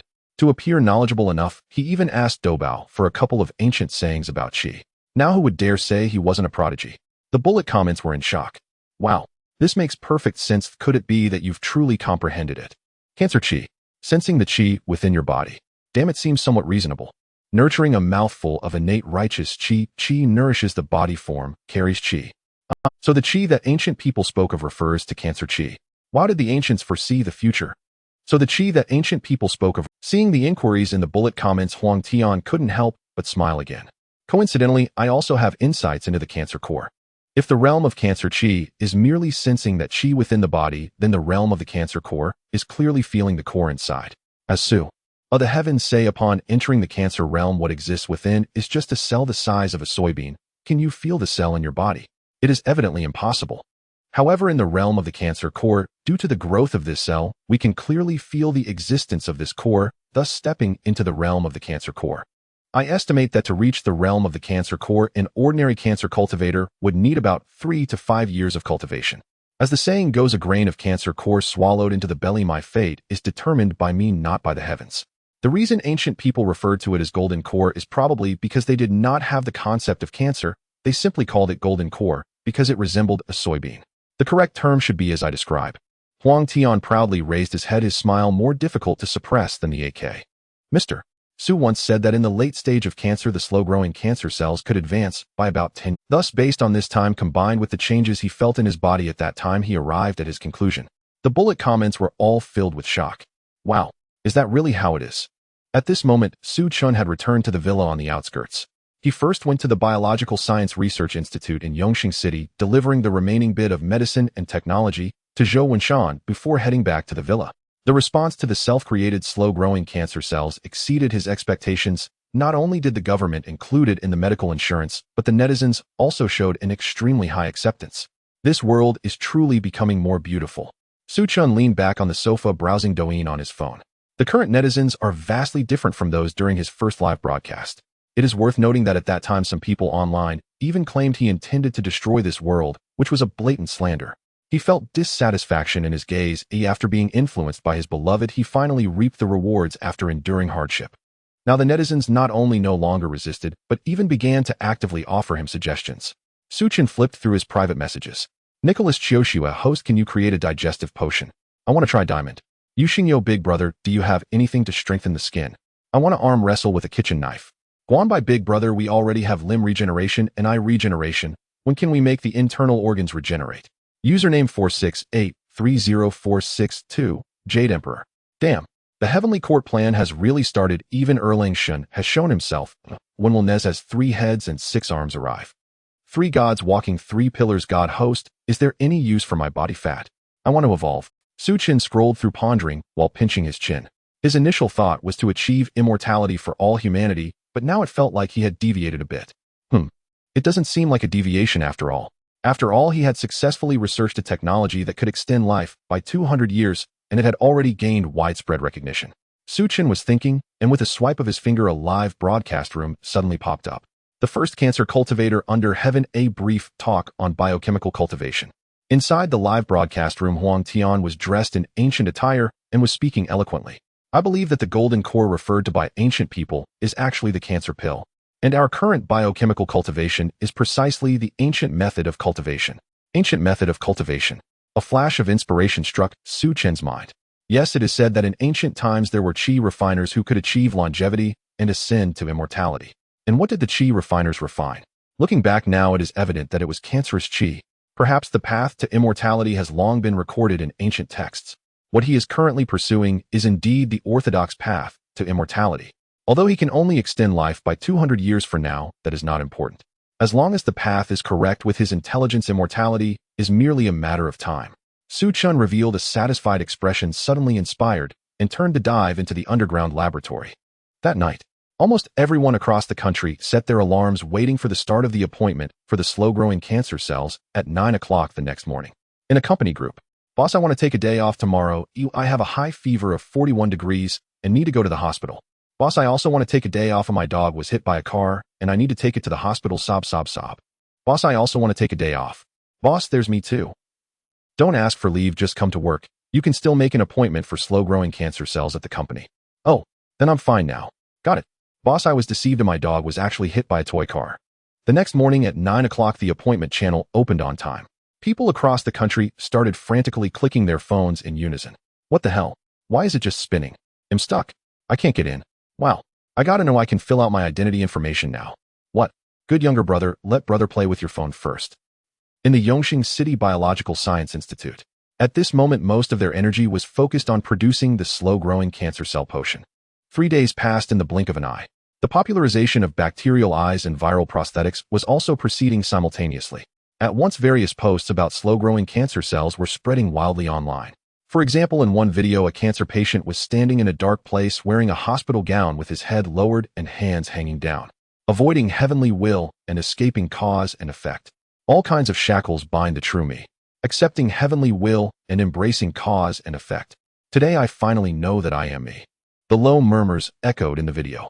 In the next moment, in a dark environment, the figure in the hospital gown suddenly raised his head with fierce white light shooting from his eyes and abruptly spread his arms wide. Once I comprehend the way I see the true me, what fear do I have of the old shackles? The shackles of the world are but dreams, formless and without shape. Nor me. As he spoke, he suddenly grasped the hospital gown and pulled it away, abruptly covering the camera. As the hospital gown slowly slid down, the rhythm of the music in the video suddenly changed. In a burst of light, a figure in ancient attire stood in front of the camera with a red vertical pupil opening in the center of his forehead, wearing a charming smile. Ha ha ha. I now lack nothing. Meanwhile, a forum had quietly begun to spread across the internet. Biochemical Cultivators Forum. The forum was divided into several sections, and several highlighted posts had been pinned. Among them were division of cancer cultivation realms and speculations on the cancer infant realm. testing the possible effects of spiritual food on cultivation growth, the auxiliary effects of cancer pills on bacterial eyes, and viral prosthetics, searching for Tao companions for the cancer holy body. Heavenly Tao mission recruitment, seeking and dealing with extraterrestrial demons, requiring 10 people. Within the posts, there were not only cancer cultivators who successfully made appointments for slow-growing cancer cells, but also some ordinary people who had come to hear the news. In the comments section, I poke. Thanks for sharing, senior. So that's how the realm of cancer pills works. I wonder which senior can break through the cancer infant realm first. Wow. So many have already stepped onto the path of cancer cultivation. Why didn't I get an appointment? The Tao friend above, insufficient opportunity, don't force it. Exactly. Heavenly Tao elixirs are inherently scarce. If not for the innate holy body, or even the immortal body, it would be naturally difficult to obtain. Is there any Tao friend in Yongxing who wants to deal with extraterrestrial demons together? The Heavenly Tao needs us to guard it together. Good. Today I just obtained the Heavenly Eye Divine ability. Tao friend, let's add each other on WeChat. Beware, fellow Taoists. For such matters, it is recommended to discuss in the soundproof secret realm section, where verification of cancer cultivator identity is required and ordinary people cannot enter. It is more secretive. The Tao friend above is right. We were the ones who were presumptuous. You're too polite, fellow Taoist. Your guardianship of the Heavenly Tao is a model for us. If not for the many affairs lately, I would surely accompany you. Extraterrestrial demons are exceptionally cunning, so please be careful. Good. Yongxing City Pingon Hotel. The beautiful receptionist Yu Bailon put down her phone and exited the biochemical cultivator forum. She was in the midst of gastric cancer, and while she had thought she would spend her life tormented by illness, it was Mr. Su who pulled her out of that suffering. Since drinking the slow-acting cancer cell solution, her condition had improved dramatically. Therefore, after being discharged from the hospital, she decisively came to this old hotel that her mother used to manage. The reason was simple. This hotel was very close to the villa where Mr. Su lived, and it was quite old with not many regular guests.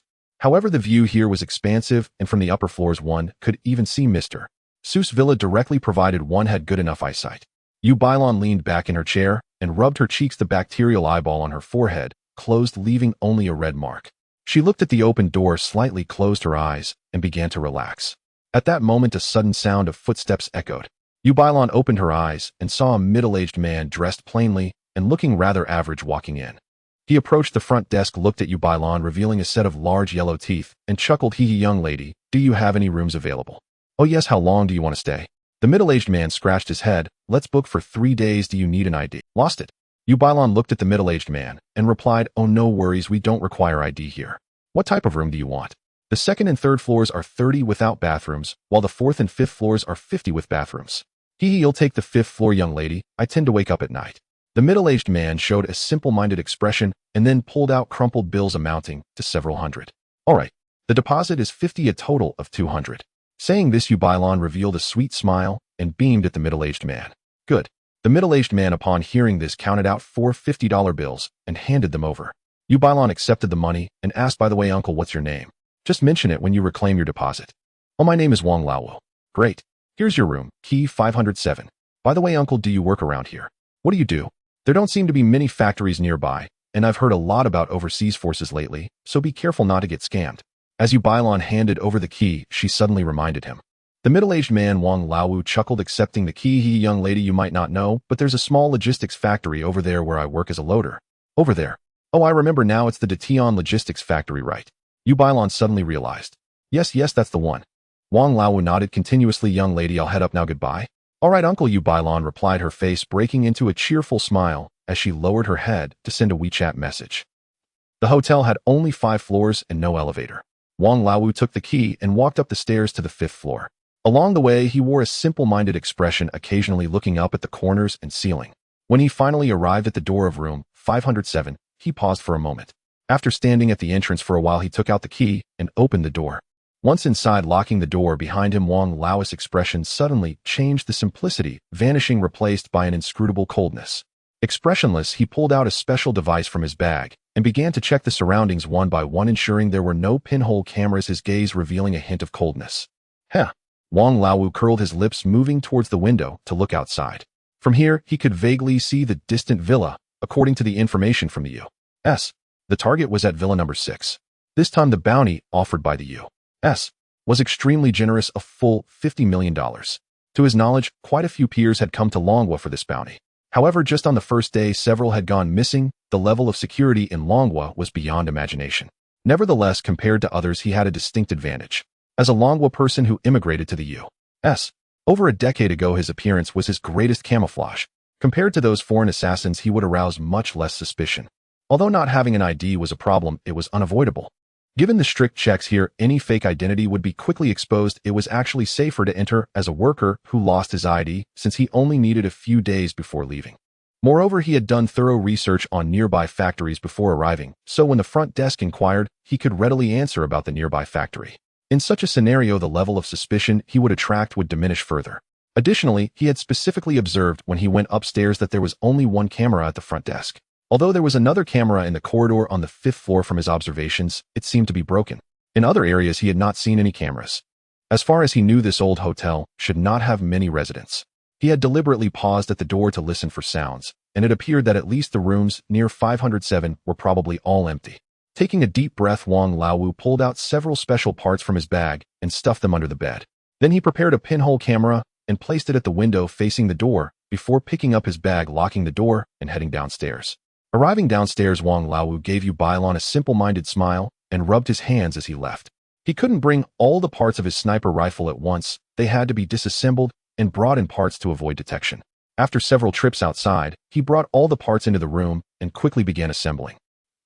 Yu Bailon was looking at her phone when she received a message from her father. She glanced at the reply, a slight smile appearing at the corner of her mouth as the crimson vertical pupil on her forehead slowly opened. If it were anyone else, they might not be able to confirm whether Wang Laowu was an overseas force, but she was different. The reason was simple. The Detian Logistics was owned by her family.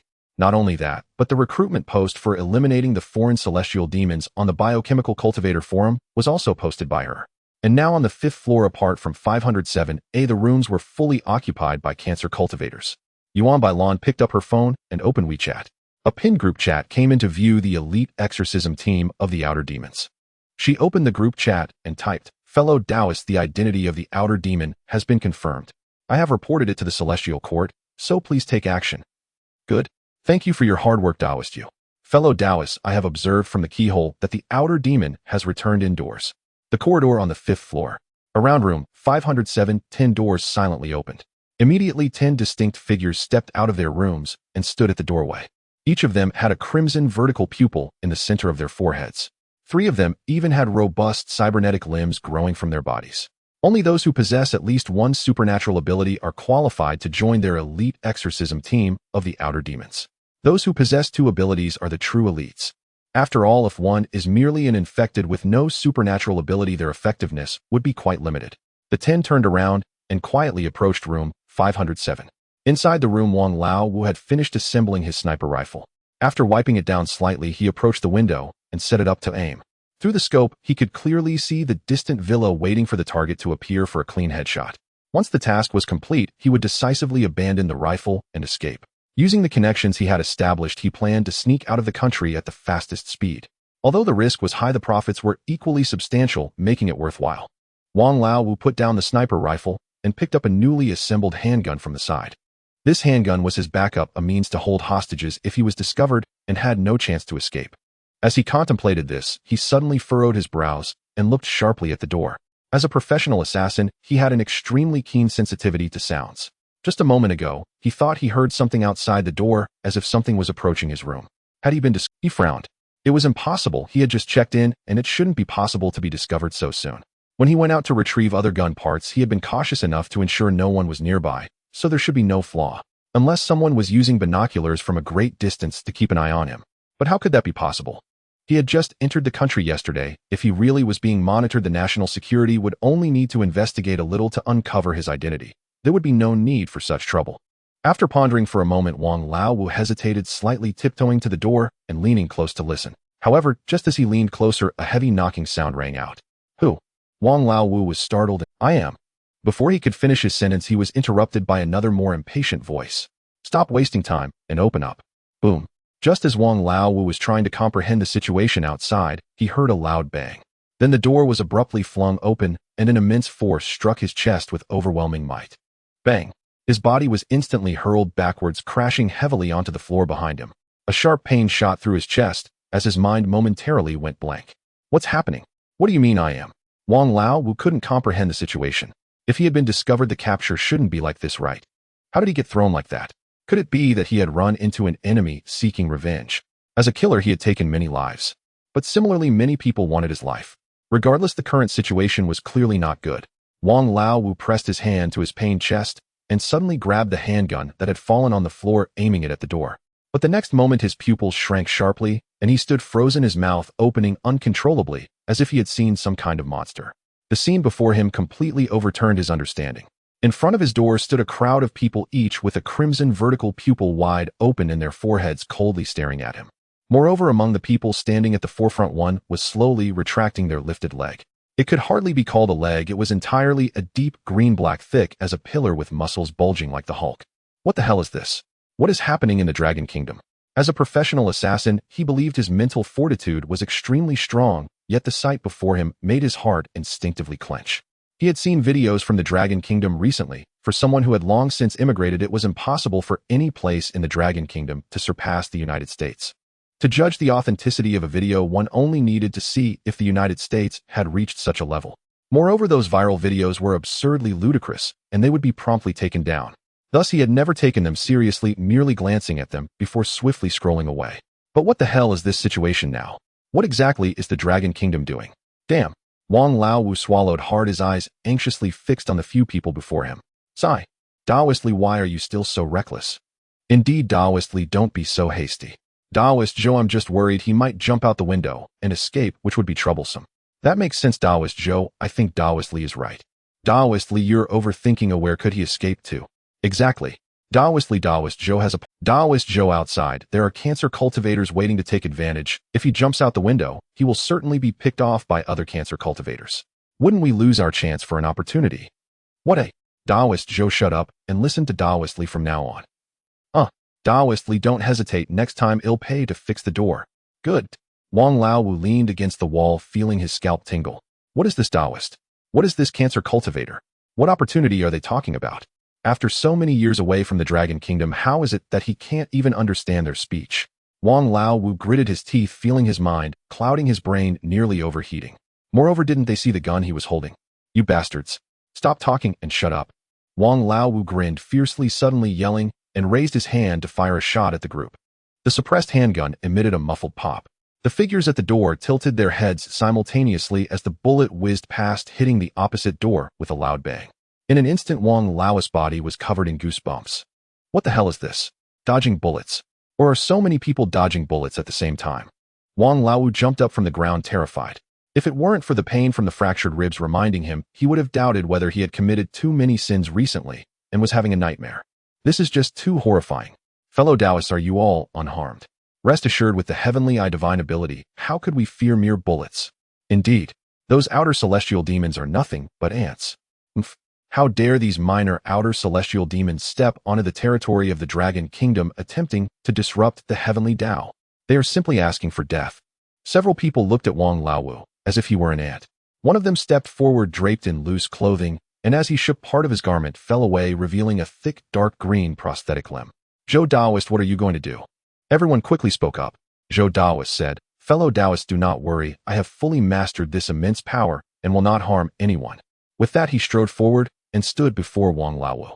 Wang Lao looked horrified, staring at the exposed dark green giant arm, gripping his gun and shouting, Stop! Stop right there! As he watched the figure draw closer, he couldn't help but fire another shot. Bang! A sound echoed. What happened next terrified him even more. He saw the person before him swiftly raise a hand to catch the bullet. The bullet was actually caught directly in his hand. With a sound, Wang Lao's hand trembled slightly, causing his pistol to fall to the ground, and he was left dumbfounded. The man called Zhou Daoist smirked, tossing away the bullet. He then raised his hand to inspect it, noticing a distinct dent in his dark green giant palm, with flesh and blood bursting out.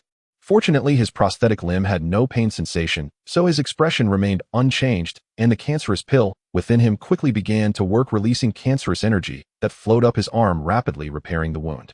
This is the grace of the heavenly Tao. He was overjoyed, having successfully tried to catch a bullet with his bare hands for the first time. Zhou Daoist turned around, his gaze fixed on Wang Lao, and raised his hand for a slap. The dark green giant palm was larger than Wang Lao's face. With a light slap, Wang Lao's head tilted, and he spat out 3 teeth with a sound. Tears streamed down Wang Lao's face from the slap. However, the pain in his body was far less than the terror in his heart. After so many years as a killer, he had never witnessed such an exaggerated scene. Dodging bullets was already absurd enough, and now even catching bullets barehanded. And why do you all have three? Suddenly, he thought of the young girl at the front desk. There seemed to be a red mark on her forehead as well. No way. Are the people of the Dragon Kingdom collectively mutating? Wang Lao felt a chill run through his body and began to tremble violently. Just then, several uniformed personnel arrived at the door. Wang Lao looked up, his breath catching in his throat. There were 3 people all in uniforms, and each had a crimson vertical pupil slightly opened in the center of their forehead staring at him. Wang Lao's body collapsed to the ground. He confirmed that the people of the Dragon Kingdom were indeed undergoing collective mutation. Then with a snap, he fainted. In the United States. Fuck. Harold West slammed his fist on the table in front of him, making a loud bang. A bounty of $50 million. More than 20 assassins have taken the task, and over 15 have gone missing in just a few days. His eyes were fierce, fists clenched, completely unprepared for the situation before him. In the United States, even President Put Harlan must stay in a sealed space to ensure safety when facing assassins. Once appearing in a public place, no matter how tight the protection, there are always flaws. Yet the opponent could swagger in and out of villas. In such a situation, they still couldn't succeed. Harold West was furious. More importantly, he had received new intelligence a few days ago. The biological technology of the Dragon Kingdom had actually made a new breakthrough. Something about slow-growing cancer cells that can cure all diseases and extend life. It sounded simply like a fairy tale. However, he had no choice but to believe it. After all, think of those regrown eyeballs, viral prosthetics, and biological resurrection. Which biological technology doesn't sound like a fairy tale? What a pity. What a pity that this person wasn't born in his United States. Harold West took a deep breath. Although he would rather kill Su Chen, he wanted Su Chen to serve his United States even. But based on the infectious biological resurrection agent he had brought back last time, this possibility had clearly become extremely slim. Currently, if the Dragon Kingdom truly achieved full evolution, then the international status of the Dragon Kingdom would inevitably reach an extremely transcendent level. It would surely surpass the current United States and even become the true leader of the globe. At that time, with their recent style, they would surely face judgment from the Dragon Kingdom. The United States may not perish, but he and the current president, Put Harlan's faction, would definitely be sent to an international tribunal. Su Chen quickly returned to the underground laboratory and began his research without pause. He had 2 ideas for resurrecting dinosaurs. As far as he knew, there should be many dinosaur fossils in Longhua. Thus, he could create a genetic simulation serum based on these fossils to simulate and activate the genetic activity of the dinosaur fossils, allowing them to awaken directly. Although it wasn't particularly difficult, the downside was that it couldn't allow these dinosaur fossils to lay eggs and give birth to dinosaurs. The second approach addressed these shortcomings. He believed that since dinosaurs were ancient creatures from tens of millions of years ago, according to the theory of evolution, any living organism today should possess genes from the dinosaur era. Therefore, the second plan for resurrecting dinosaurs became quite evident. However, this second plan also faced difficulties. He had learned that dinosaurs went extinct due to being struck by an asteroid. To be precise, they were struck by an asteroid which resulted in a lack of sunlight combined with volcanic eruptions and various disasters, ultimately leading to their extinction. Such massive creatures indeed consumed an enormous amount of food. Thus, he pondered how to allow the resurrected dinosaurs to grow using photosynthesis, just like plants. After all, resurrecting dinosaurs was merely his preliminary plan. He had also purchased a book of the Shanhai Jing, which he specifically placed in the laboratory. Su Chen looked up for a moment. On another shelf in the laboratory lay a large map of the Shanhai Jing. 9 heads were obediently staying on the shelf, earnestly observing. This map of the Shanhai Jing featured many ancient creatures, but one issue was that their sizes were far too large, implying they would have an extraordinary appetite. If they competed with humans for food, it would contradict his original intention. After all, he merely wanted to find a method for human immortality through this research, not to exterminate humanity. Su Chen paused his actions and pinched his chin. In recent days, he also discovered that although these 9 heads couldn't enhance his intelligence, they allowed him to multitask without affecting his ability to do other things. For instance, just now he saw a picture of an ancient creature through one of the pairs of eyes from those 9 heads. It was a golden bird. This reminded him of something he had seen before. It was said that there was a currently insurmountable technology in the world called controllable nuclear fusion. Although he was dedicated to developing immortality technology, it wouldn't hurt to tackle controllable nuclear fusion as well, since they were both fairly simple. Controllable nuclear fusion mimics the energy of the sun, and the golden bird he had just seen was referred to as the Jinwu, which seemed to serve as a sun. Su Chen pondered, scratching his head. Forget it, let's first resurrect the dinosaurs. At this moment on Amanda Island, a privately purchased island, it was currently the stronghold of the world's #1 assassin organization, the Black Phantom. Inside a massive castle-like palace on the island, Amanda, the leader of the Black Phantom, nestled into the sofa listening to a report from a subordinate and couldn't help but raise an eyebrow. $100 million. Military cleansing. How long will person actually offered such a high price, even going so far as to threaten us with military force? It seems the United States is indeed in a panic. He lightly pressed his temples and continued, however Longwa indeed resembles a den of dragons and tigers, it's not easy to kill this person. The place in Yongqing City is too strange. The target is clearly exposed right under our noses, yet the assassins we send out keep disappearing one after another. Amanda rubbed his temples, his eyes filled with confusion. There are multiple assassin organizations taking on this task, and the assassins heading to Longwa are mostly elites. Moreover, the target isn't being tightly guarded in a steel room. They are freely moving about, not hiding at all. Under such circumstances, it should not be difficult to succeed. But now it's quite peculiar. It seems that this so-called Yongqing City is filled with eyes. As soon as an assassin arrives, they are directly locked onto, making no sense at all. He sat up straight and thought for a moment. In fact, he was no longer keen on taking this task. $100 million is certainly tempting, but the current situation in Longwa is too bizarre, making him uneasy. The problem is that this Amanda Island belongs to the waters of the United States. If he truly refuses, given the American way, they would likely carry out a military cleansing on him. Amanda fell into deep thought. After hesitating for a moment, he suddenly seemed to have made up his mind and said, "All right, send 10 death warriors to the 10 different cities surrounding Yongqing City in Longwa. They need not enter Yongqing City. While we can't outright refuse this task, we can still perfunctorily handle it behind the scenes. Longwa is too ominous now, it's better for us to avoid provoking them." He was very clear that this task was completely thankless for him. $100 million may seem like a lot, but if he fails to complete this task, not only will he lose that money, but all the death warriors he has painstakingly trained will also be lost for nothing.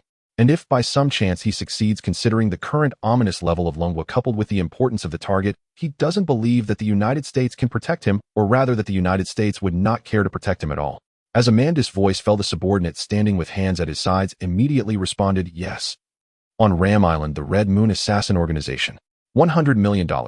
Good. Great." Leader Bolam suddenly stood up, laughing heartily as he shouted, "Reach." Outside the door, a broad-shouldered man quickly walked in. Leader Bolam laughed and said, "Reach, arrange it, we can prepare for action." His voice was filled with excitement. A $100 million assassination mission was something he was undertaking for the first time. Although he was also somewhat aware of Longwa's current situation, he didn't care too much. As long as he remains on Ram Island, Longwa has no way to deal with him. Sending assassins to kill important figures in Longwa will indeed provoke their wrath, but so what? After all, the world's foremost power is the United States, and where he is located also belongs to American waters. Would Longwa dare to send warships to invade American waters? This is clearly unlikely. A full $100 million, this risk is still worth taking. At this moment in Yongqing City, a week had passed since the appointment for the slow-growing cancer cells. The bacterial eyes and regenerative brains have been on the market for 4 to 5 days now.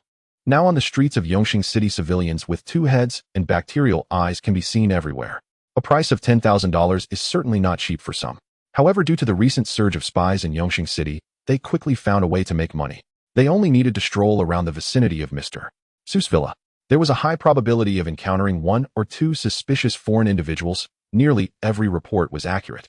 Especially after installing the bacterial eyes, they didn't even need to go nearby.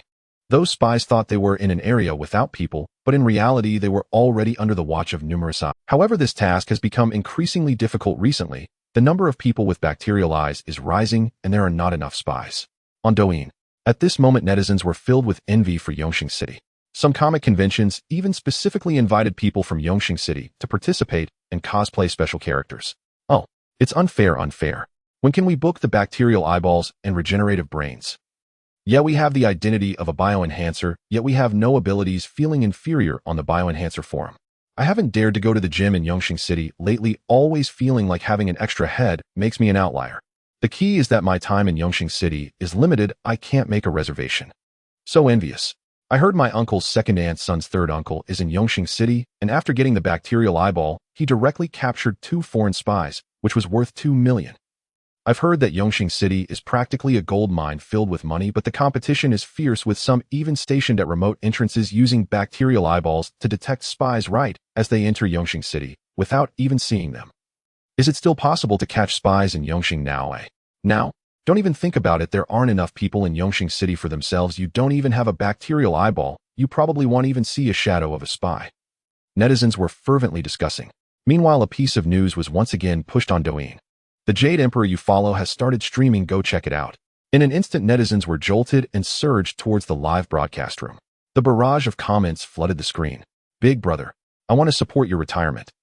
Big brother, Yongqing City has collectively evolved. When will it be our turn? Big brother, is there some new technology today? Please grant me evolution, big brother. Wait, where's this big brother? Su Chun looked at the barrage filling the screen, smiling as he replied. Hello everyone, I am currently at the Paleobiology Research Institute in Yongqing City. As he spoke, he turned the camera around to showcase the surroundings.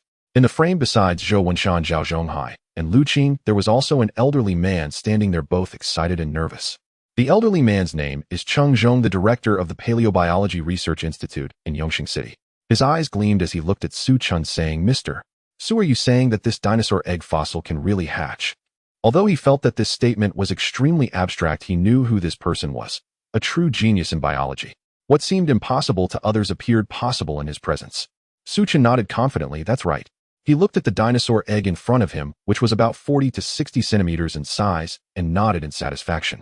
According to Cheng Zhong, this dinosaur egg fossil is very likely from a giant Tyrannosaurus species.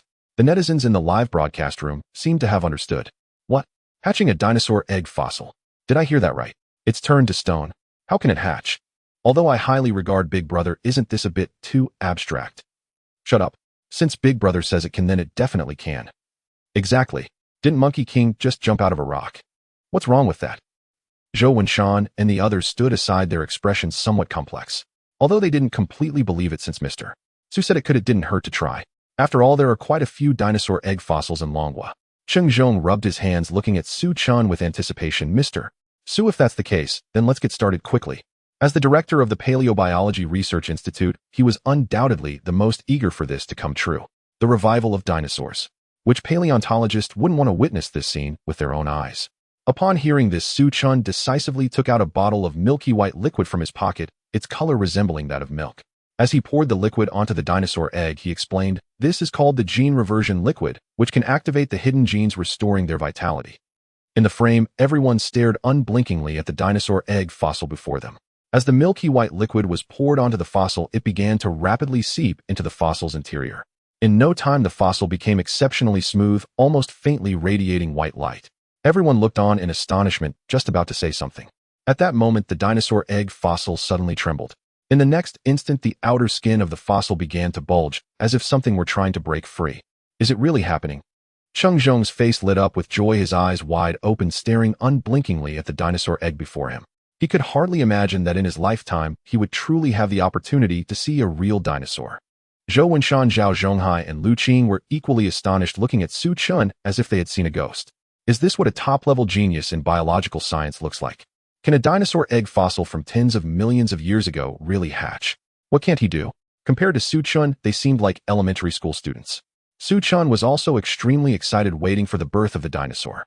As the movements of the dinosaur egg became stronger, crack! With a light sound, a crack suddenly appeared on the dinosaur egg. Then a head completely made of bones slowly emerged. This head had no flesh whatsoever, purely composed of a white skeleton twisting and turning as it surveyed its surroundings. Then it jumped out, revealing its entire skeletal form.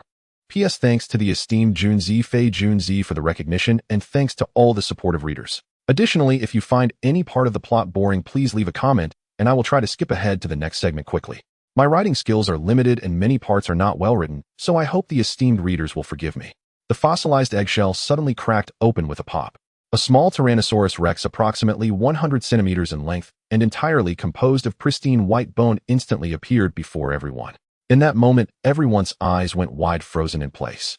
Zhou Wenshan, Zhao Zhonghai, Cheng Zhong blinked, staring at the white-boned Tyrannosaurus rex twisting and looking around on the ground, feeling his face twitch as he opened his mouth, but found himself at a loss for words. Dinosaurs. Resurrected. This resurrection has indeed occurred. Strictly speaking, this can undoubtedly be considered a groundbreaking technology. After all, it was a fossilized dinosaur egg from tens of millions of years ago. Now it was nothing more than to be able to hatch a dinosaur from a rock is nothing short of a miracle. However, the absurdity of the scene before them was overwhelming. Cheng Zhong did not doubt Su Chen's technology. He was simply overwhelmed by the scene before him, filled with emotions he didn't know how to express. Beside him, Su Chen's eyes sparkled with joy as he looked at the completely white-boned Tyrannosaurus Rex, excitedly exclaiming, "Perfect." He observed the small white-boned dinosaur, closely satisfaction evident in his gaze. The viewers in the live stream also lost their composure. "Oh, no way, I can't be seeing this wrong. A fossilized dinosaur egg from tens of millions of years ago has actually hatched a dinosaur. What the hell? But isn't this dinosaur a bit off? Isn't it a zombie Tyrannosaurus Rex that has come out? Forget the details, or just tell me if it's alive or not. Honestly, for a fossilized dinosaur egg from tens of millions of years ago to hatch a zombie Tyrannosaurus Rex is already impressive, right? Exactly, isn't this much cooler than any Tyrannosaurus Rex? The only pity is, isn't it a bit small?" Cheng Zhong gazed at the white-boned Tyrannosaurus Rex and finally began to recover from his shock. He turned to Su Chen, thought for a moment, and still wanted to confirm, saying, "Mr. Suum, will this dinosaur grow flesh in a few days?" As soon as he finished speaking, Zhou Wenshan, Zhao Zhonghai, and Lu Qing simultaneously turned to Su Chen, their eyes reflecting the same confusion. To be honest, they also wanted to know if this was its final form. However, unlike Cheng Zhong, the three of them already had a slight bad premonition in their hearts, based on their understanding of Su Chen flesh. As expected, upon hearing Cheng Zhong's question, Su Chen raised his head, looking at Cheng Zhong with a puzzled expression. "What flesh?" The muscles that should be on the dinosaur," Cheng Zhong said, slightly opening his mouth, a bit dazed. "Oh, that." Su Chen suddenly realized, "I thought that thing was useless, so I removed it." "Cheng Zhong, what do you mean by that thing being useless, so you just removed it?" Noticing Cheng Zhong's expression, Su Chen seriously explained, "When I was researching this gene regression reagent, I fully considered the problems involved. After all, dinosaurs are too massive. If regression is successful and a large number of dinosaurs appear, it could easily lead the world's food supply to become scarce. So after much thought, I had a flash of inspiration and came up with this perfect plan: remove the flesh and leave only the bones. As long as there is no flesh, won't it be free from hunger and won't need to eat?" Su Chen said proudly. Zhou Wenshan and the others shrugged, having already anticipated this. "See, I knew it would be like this." Cheng Zhong fell into thought. He had to admit Su Chen's reasoning was quite valid. After all, any technology must first ensure the safety of human civilization. Everything else is secondary. Looking at the small white-boned Tyrannosaurus Rex before him, Cheng Zhong nodded, saying, "Mr. Su is right. This way the white-boned dinosaur won't need to eat anything and won't grow, thus not posing a significant negative impact on our human civilization." "What do you mean it won't grow?" Su Chen suddenly interjected. "It will grow." "Oh." Cheng Zhong was stunned again, almost unable to react. "It will grow? Wait, without flesh and it can't eat anything, how will it grow? Is it going to photosynthesize like a plant? Are you crazy?" The viewers in the live stream were also confused. What does this mean? Can it still grow? How can it grow with a body full of bones? Is this real? What the heck? Bro, are you serious with that remark? Without a stomach, how can it die? Don't even talk about a stomach. With a body made entirely of bones, whatever it eats from the front leg will leak out. Can't it grow? Zhou Wenshan murmured, looking at Su Chen in shock. Su Chen had a look of obviousness on his face as he explained, "If a person's bones can grow, then a dinosaur's bones can certainly grow too. Although it cannot eat, I studied the growth conditions of plants and modified the reagent to allow it to grow through photosynthesis. Moreover, if it can soak in water rich in calcium and phosphorus under the effects of photosynthesis, its growth rate can be even faster." As Su Chen spoke, he reached down to stroke the small bone dragon on the ground. The little bone dragon affectionately tilted its skull, rubbing against Su Chen's hand. For a moment, everyone fell silent. Photosynthesis, calcium, and phosphorus. To be honest, this was truly a genius idea. But can photosynthesis really be applied in such a way? Cheng Zhong fell into silence. He just thought casually, who would have thought it could actually be done? He turned his head and cast his gaze towards Zhou Wenshan. Although he was an expert in paleobiology, he still had some shallow knowledge of biological science. Isn't photosynthesis a privilege of plants? When did bones learn to photosynthesize? Is that correct? Upon noticing Cheng Zhong's gaze, Zhou Wenshan instantly understood the meaning behind his eyes. "Are you kidding me? You don't think I know, do you?" Though he was considered a leader in the biological sciences in Long Country, he really didn't dare to claim that title in front of Su Chen. Zhou Wenshan felt a bit awkward, wanting to avoid Cheng Zhong's gaze, but feeling as if he was locked in place.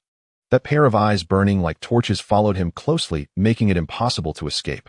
Finally, he sighed and asked to him, "Mr. Suum, I'm not questioning you, I just want to ask, can bones also photosynthesize?" Su Chen wore an expression of obviousness. "Of course, this isn't ordinary bone. My gene regression reagent contains some special plant cells that can capture calcium and other elements from the soil and stones, then, through sunlight, synthesize these elements into the bones, allowing them to grow. Isn't that simple? Zhou Wenshan was at a loss for words, his mind blank. Simple. Alright, if you say it's simple, then let it be simple. He raised his head to look at the ceiling. This ceiling is really white. In the live broadcast room. Am I dumb? A skeletal dinosaur grows through photosynthesis. My mom told me since I was little that sunbathing can make bones thicker. Is it true? What the heck? Is this really going to become a zombie Tyrannosaurus? Are we preparing to build a Jurassic Park? Damn, it feels so science fiction. Genetic reversion plant cells, etc. Wait, are our cancer cultivators' spirit pets coming? Zhong bent down looking at the skeletal dragon on the ground. Dinosaur egg fossils hatching. A skeletal dragon that doesn't need to eat, growing through photosynthesis. Although it went against common sense, making it hard for him to understand at first. But once he let go of his obsession and fully accepted everything before him, Zhong's mood suddenly became excited, his aged face showing a flush. Yes, what was he so conflicted about? It was nothing more than breaking common sense. Mr. Su has broken many common senses, hasn't he? In the era of human evolution, the old stubbornness will surely be discarded by time. How could he be so stubborn to always think that dinosaurs should have a physical form? This is simply an insult to Mr. Su's technology. From today on, the orthodox dinosaurs in the world should be skeletal dragons. What physical form do dinosaurs have? That was a misunderstanding by archaeology. Who has ever seen a dinosaur with a physical form? If you haven't seen it, then it doesn't exist. What Tyrannosaurus, Stegosaurus, Pterosaurs? The correct names should be skeletal Tyrannosaurus, skeletal Stegosaurus, skeletal Pterosaurs. Wait. Zhong suddenly paused and turned to ask Su Chun, Mr. Su, if it's only skeletal, can the skeletal pterosaurs still fly? Upon hearing this, Su Chun was also taken aback. To be honest, he hadn't considered this question either. Pterosaurs? Indeed, how can they fly without wings? Su Chun stared blankly at Zhong. After hesitating for a moment, he stroked his chin and asked, do you have any pterosaur egg fossils here? Of course. Zhong turned and left. Shortly after, he returned holding a pterosaur egg fossil. Compared to the Tyrannosaurus egg, this pterosaur egg fossil was much smaller, about the size of a duck egg and oval-shaped. Su Chun took the pterosaur egg fossil and placed it on the ground, then poured the milky white genetic reversion liquid directly onto it. As the milky white liquid completely merged into the pterosaur egg fossil, a similar smoothness reappeared. Soon, with a crack, a fissure appeared on the fossil's eggshell. The next moment, the fissure bulged slightly and a head forcefully pushed out. This was a dinosaur composed entirely of bones, just like the skeletal Tyrannosaurus. The difference was that this dinosaur was much smaller than the skeletal Tyrannosaurus. Moreover, the fourth finger of its forelimbs was extremely long, and its skeletal structure appeared much weaker compared to the skeletal Tyrannosaurus. Zhong looked at the pterodactyl that jumped out of the fossil eggshell and explained, Mr. Su, the majority of pterosaur bones are hollow to make their bodies lighter for flying. Its fourth finger is generally used to support the wings, but now without wings it seems like it can't fly. Zhong said, watching the skeletal pterodactyl below flapping its two bony arms and hopping around. Su Chin nodded, stroking his chin in thought. He indeed hadn't considered the pterosaur issue. If it couldn't fly, then what was the point of calling it a pterosaur? However, how could they equip it with a pair of wings? Suddenly, a flash of inspiration struck Su Chun. Got it. Wait for me a moment. Without hesitation, he turned and dashed outside. About an hour passed, and the four of them stared blankly at the two skeletal dragons. Lu Qing suddenly spoke up. Have you guys noticed that this skeletal Tyrannosaurus seems to have grown a bit? As soon as he said this, the other three were startled, exclaiming, it really seems to have grown. They remembered that when the skeletal Tyrannosaurus first emerged, its size was not much different from that of the eggshell. Now, in just over an hour's time, it had indeed shown a significant change in size. Although photosynthesis doesn't entirely require direct sunlight, isn't this speed a bit exaggerated? For a moment, several strange thoughts sprang up in their minds. Skeletal Tyrannosaurus. Skeletal pterodactyl. Skeletal stegosaurus. If they could have such a pet and mount, what a wonderful experience that would be. After all, they are cancer cultivators too. Just as they were getting excited, Su Chin finally ran back at this moment. Approaching them, he didn't say a word and decisively took out a bottle of dark green liquid from his pocket. What is this? Viral prosthesis agent. Zhou Wenshan was taken aback, recognizing the agent. Su Chin nodded and said seriously, exactly. The reason the pterosaur can't fly is that it lacks wings. Translated to our context, it's equivalent to lacking arms. So as long as we use the viral prosthesis agent to replace it, it should work fine. After saying this, he gently poured the dark green liquid onto the pterosaur's forelimb, and the dark green liquid immediately began to rapidly seep into the pterosaur's bones. The viral prosthesis agent needs to be injected into humans, but since the dinosaur revived by the genetic reversion agent already possesses special plant cells, it just needs to be dripped on, and those plant cells will actively transport the liquid into the bones, which is very convenient. Then, as the viral prosthesis liquid was completely absorbed by the skeletal pterodactyl's bones, dark green flesh began to grow rapidly on its forelimb bones. In just a few dozen seconds, it had completely transformed into a massive dark green wing. The dark green wing, with its muscles extending, spread out to a length of over 1.5 meters, exuding a powerful sense of force. Compared to the tiny body of the skeletal pterodactyl, which was only about 30 centimeters, the massive wings spread out as if the wings were its true form. It really grew. Chung Zhong's eyes widened, his mouth agape, utterly stunned. In the livestream room, netizens were equally astonished. Holy crap! The viral prosthetic limb potion can be used like this. It can even grow wings. Makes sense, brother. After all, a pterosaur's wings are also limbs. This is a true pterosaur. So freaking cool. Fellow cultivators, this is a flying spirit beast created by the heavenly Tao just for us. Born in this era, we cancer cultivators will surely soar through the heavens and traverse the earth without limits. Haha. In the villa district inside a standalone villa, Huang Tsang, Huang Tian, and Sun Qin sat cross-legged on the sofa. The TV before them played Su Qin's Douyin livestream. When the pterosaur grew its wings, the three of them simultaneously opened their crimson vertical pupils on their foreheads, revealing expressions of shock. Although they hadn't resided in Yongqing City long enough to qualify for the bacterial eyeball potion. Fortunately, Huang Tian's stomach cancer immortal body had caught the attention of the authorities, and he was successfully inducted into the Celestial Soldier Corps. As the saying goes, when one person attains the Tao, all their chickens and dogs ascend to heaven. At Huang Tsang and Sun Qin's strong insistence, they too joined the Celestial Soldier Corps. However, per official requirements, they didn't need to stay in the Corps full-time, serving as external members. They only needed to cooperate in specific actions when the authorities required. After all, the Huang Corporation still needed to operate. For instance, the wildly popular Biochemist Cultivator Forum was their creation. At that moment, watching the video on screen, Huang Tsang was startled, his eyes wide. A winged bone dragon. It really grew wings. Sun Qin raised an eyebrow, shocked. A fossilized dinosaur egg from millions of years ago actually hatched successfully. Is Mr. Su planning to recreate the Jurassic era? Huang Tian frowned deep in thought, pondering a possibility. After a moment, he suddenly spoke. Dad, our Biochemist Cultivator Forum is a huge success. I think it's time to start a second project. Huang Tsang looked at Huang Tian. Son, do you have a new business plan? Huang Tian nodded. Yes, Dad. Based on Mr. Su's gene atavism potion and dinosaur resurrection, I have a new idea, the Spirit Beast Garden. Spirit Beast Garden, Huang Tsang murmured. Sun Qin, listening nearby, suddenly spoke.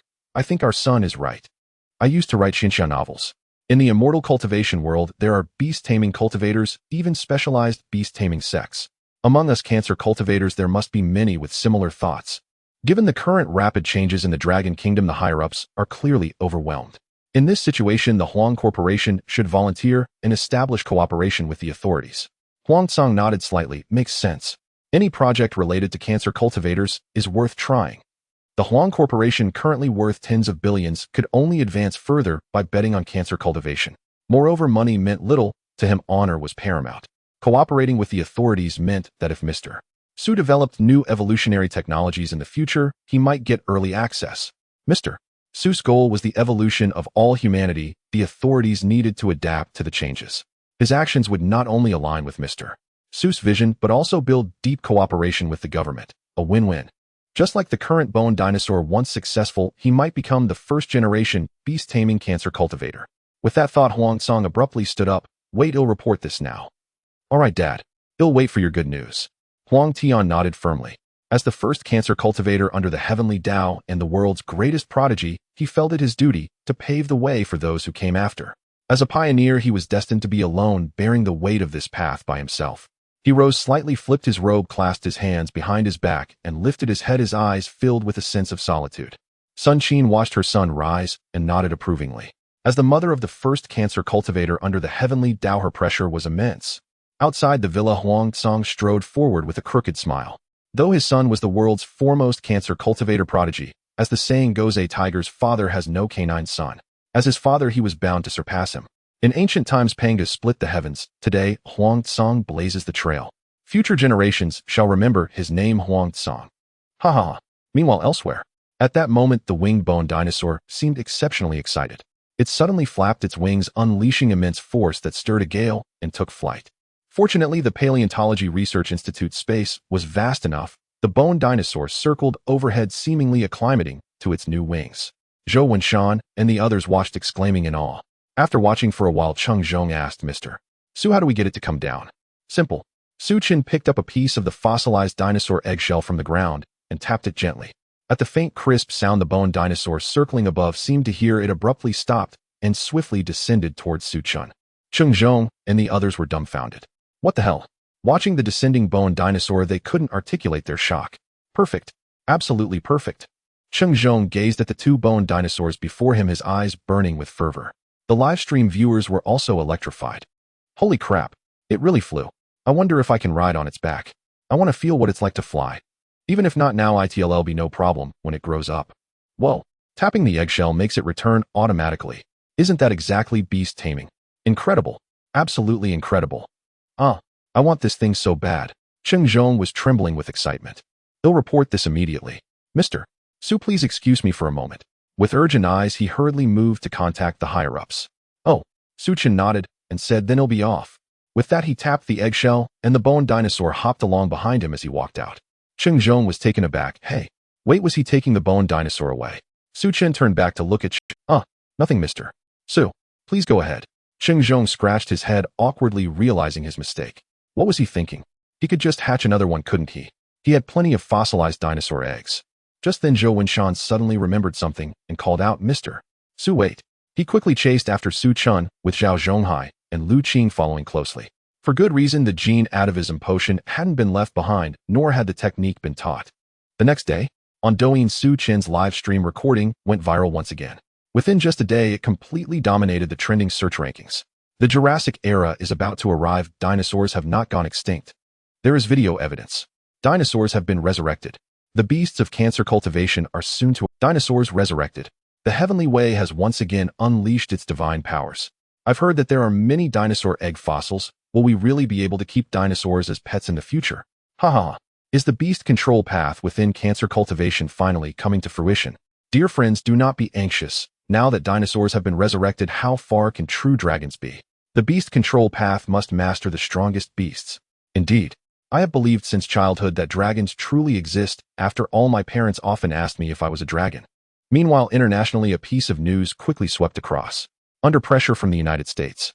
The United States, the Republic of Korea, and several countries allied with the United States simultaneously released. According to our latest information, the Dragon Nation is currently conducting a biological experiment capable of destroying humanity, an act that violates international law and could cause unimaginable harm to all humanity. They have transformed a living human into a monster that is neither human nor ghost. We are deeply shocked and pained by this. The actions of the Dragon Nation are not just a violation of human rights, but a blatant desecration of all humanity. We will convene a United Nations meeting hoping that the Dragon Nation will promptly stop and publicly disclose the complete biological experiment and technology. Otherwise, they will face trial in international courts and face joint sanctions from multiple countries.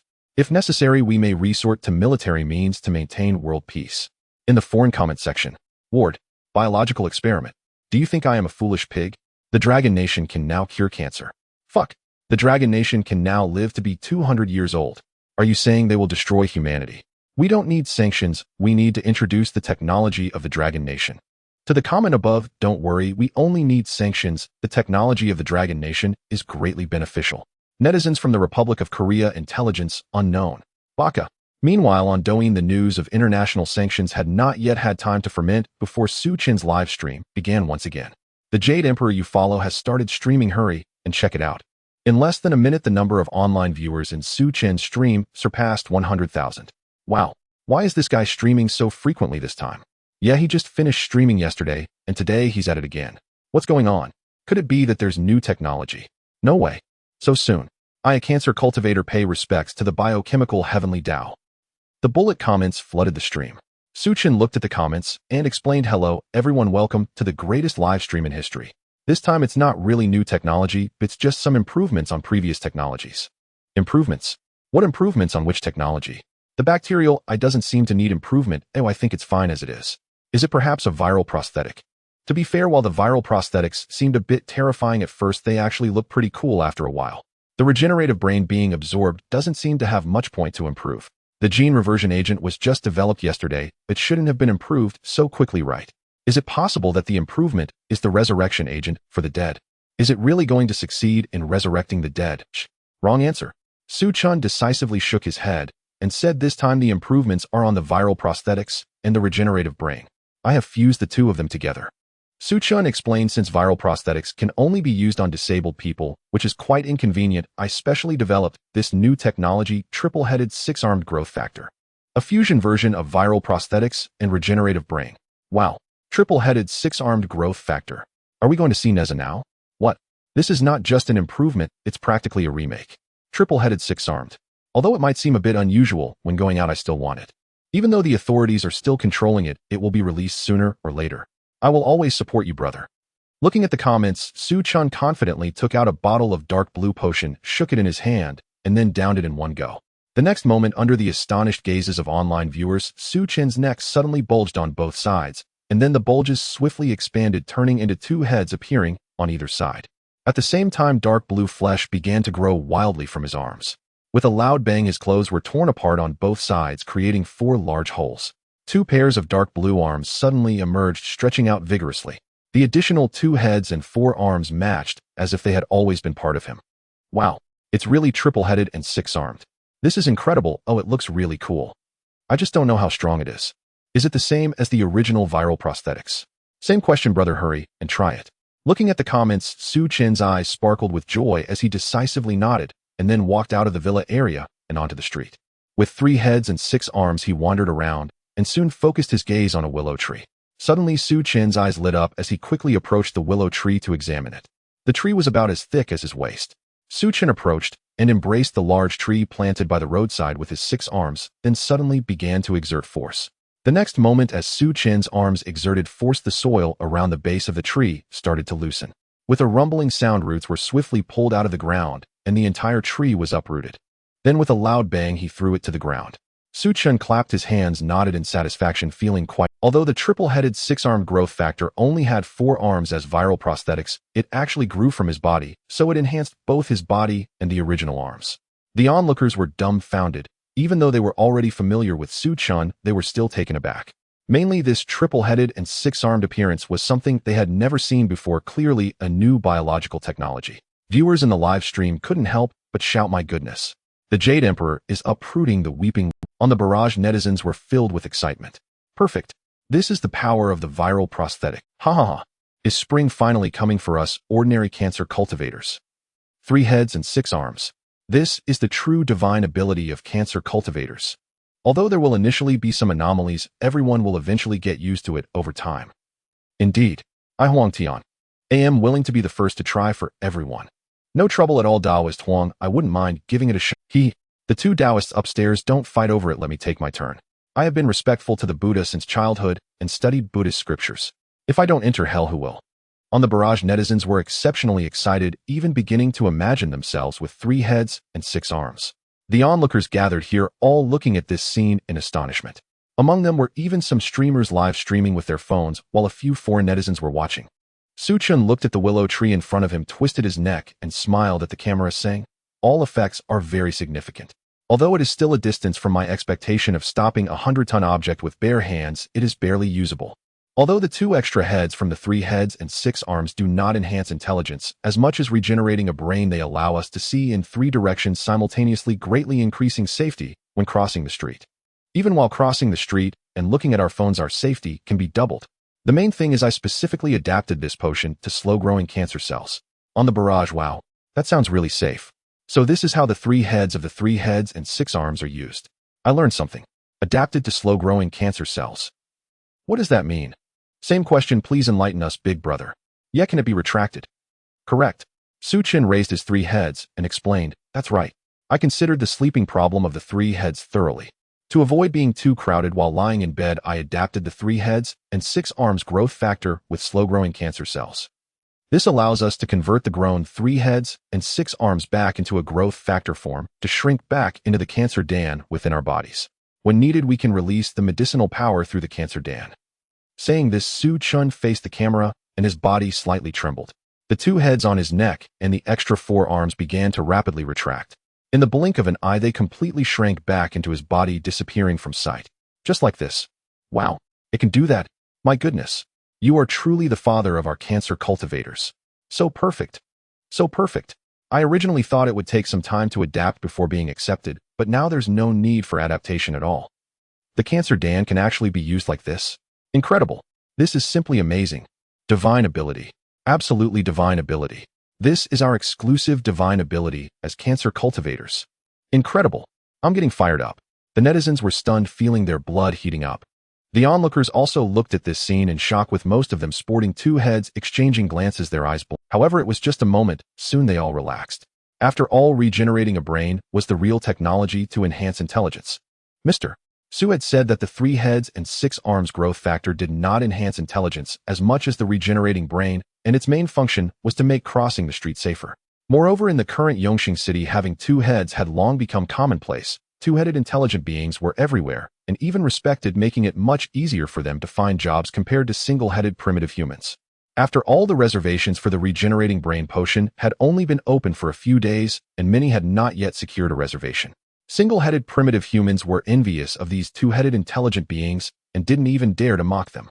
Thinking of this, the 2-headed intelligent beings present proudly lifted their heads. Meanwhile, in Yongxing City, at the Fuhua community, Building 7, Room 3101. Shu, a man dressed in tattered clothes, took off his hat, revealing a head of short golden hair. He was carrying a backpack, currently holding a finger to his lips with one hand while the other held a silenced pistol aimed at the head of the man in front of him. Feeling the sensation on his head, Lu Yishuo was instantly stunned. In recent days, spies had flooded Yongxing City, mostly concentrated around Mr. Su's villa. Having tasted sweet success, once he wanted to continue this business. Moreover, the original housing in the urban village was too shabby. With a fortune of hundreds of thousands in hand, he decisively rented this place, intending to improve his living conditions while seeing if he could catch another spy. However, today was only the 2nd day of moving in, and he hadn't even found a spy yet, and yet a spy had come to his door. Damn! Lu Yishuo cursed inwardly, obediently raised his hands, feeling a bit like crying. Seeing this, the man smiled slightly and closed the door. He was an assassin sent by the Red Moon organization, codename Red Count. This time, the Red Moon organization sent a total of 50 assassins, and 13 successfully entered Yongxing City. For them, whether they could return alive was not important. What mattered was to successfully eliminate the target. Moreover, based on the previous experience of lost assassins, they did not enter any hotels after arriving in Yongxing City, but hid in parks, forests, zoos, and various other places. Although they had no contact with each other, they were required to report to the organization regularly, so that the organization could confirm whether they had gone missing. As of now, according to the organization's message, in a short period, out of the 13 who entered Yongxing City, 31 had already gone missing. It is crucial to note that among these assassins, some even had the appearance of Dragon Kingdom individuals, yet even in such cases they were still being rapidly eliminated by the Dragon Kingdom. This efficiency is simply unimaginable. However, fortunately, at this moment, with the organization's arrangements, several assassins successfully attracted a portion of the local residents, allowing him to enter the room in this building. More importantly, the target was actually live streaming, appearing in an open area, which was simply a golden opportunity. Red Count withdrew his finger from his lips and glanced at his phone. The screen was showing the live broadcast. The sound from the phone echoed out. Lu Yishuo, sitting beside, turned his head slightly and was suddenly shocked. Mr. Su. He initially thought it was someone sent by the Quaqua country to kill him, but now it seemed Mr. Su was their target. Hiss. Lu Yishuo's whole body shook and his eyes widened. Mr. Su had done him a great favor. Without him, how could he have had the opportunity to hold such a large... Though he was a thief, there was a code among thieves, and moreover, he had already washed his hands of the trade. Now that Mr. Su was in trouble, how could he stand by and do nothing? In an instant, Lu Yishuo's brain began to race, his eyes spinning wildly, and a technique he once saw on Douyin about disarming appeared in his mind. Although he hadn't booked an appointment for a bacterial eye as a former thief who lived by stealing, he believed his reaction speed was absolutely top-notch. At that moment, Lu Yishuo felt a surge of confidence, and a determined look suddenly appeared in his eyes. The sound in his ears continued, and seeing the man still looking at his phone, Lu Yishuo felt a thrill. Now is the time. In an instant, his whole body trembled, and his hands and body moved simultaneously. Both hands pushed up to grab the gun, while his head swiftly tilted to crash into the man's embrace, simultaneously shouting, "Catch the spy." In a life-or-death crisis, Lu Yishuo seemed to unleash boundless potential. Despite having never practiced, his current movements were unbelievably skilled, fast as lightning, as if he had grasped the essence of the disarming technique. Then there was a thud. The Red Baron frowned and raised his hand to fire a shot. Bang! Lu Yishuo's body stiffened, and his head instantly exploded like a watermelon falling to the ground with a thud. Why bother? The Red Baron, devoid of any emotion in his eyes, looked at the corpse on the ground, wiped the blood splattered on his face, and crouched down to take out a backpack. He then calmly took out the parts of a sniper rifle from the backpack and quickly assembled them. Afterward, he glanced around and went to a window, setting up the sniper rifle and looking through the scope towards Su Chun in the distance. At that moment, Su Chun was facing the camera, smiling as he demonstrated the effects of the 3 heads and 6 arms to the viewers. After demonstrating the effect of 3 heads and 6 arms twice in succession, Su Chun retracted its medicinal effect back into the cancer pill, looking at the barrage of comments from the live stream, a satisfied smile instantly appearing on his face. He said to the camera, "Although the effect of 3 heads and 6 arms is powerful, it must release the medicinal power from the cancer pill to be effective. If the effect is retracted back into the cancer pill, then it is just the state of an ordinary person. Additionally, each use of 3 heads and 6 arms will result in a certain amount of medicinal power loss, but the gas emitted by the cancer pill will help replenish the medicinal power." Bang! Before Su Chun could finish his words, a bullet suddenly pierced through the air and struck the back of Su Chen's head. In an instant, his brain exploded like a watermelon, the back of his head bursting apart. The onlookers and viewers in the live stream were all shocked, their expressions filled with horror. "Mr. Su! Damn it, there's a spy! Where? Hurry, find him! Save Mr. Su! Quick, call an ambulance!" In an instant, the countless crimson vertical pupils suddenly widened, frantically scanning the surrounding environment. "Over there!" Someone suddenly pointed at a building in the distance with their crimson vertical pupils. "That's Building 7 of the Fuhua community. My brother is there. I'm calling immediately. Bastard! We can't let him get away. Damn it! I want to crush this bastard." Among the crowd, Li Mujuan was so shocked that his hair stood on end, and without hesitation, he sprinted towards the Fuhua community. Peace Hotel. Bang! Bang! Bang! Bang! A group of cancer repairers rushed downstairs, all holding their phones, their eyes blazing with fury. Someone attacked Tiandao. This bastard. I didn't expect there to be a slip-up. Charge. For the revenge of Tiandao. Yu Bailon smashed his phone with a bang, suddenly drew a kitchen knife from the counter, and rushed outside first. A group of people marched towards the Fuhua community. In room 3101. The Red Baron, looked at Su Chen's exploded head, the corners of his mouth slightly lifted as he let out a cold laugh. As long as he found the position, it was not difficult to snipe a conspicuous target. Even a national leader would not dare to be so ostentatious. He tossed the sniper rifle aside and turned to leave. However, at that moment, the Red Baron suddenly frowned, feeling that something was off. Suddenly, his expression changed as he realized the problem. The target had been shot in the head, so why hadn't he fallen?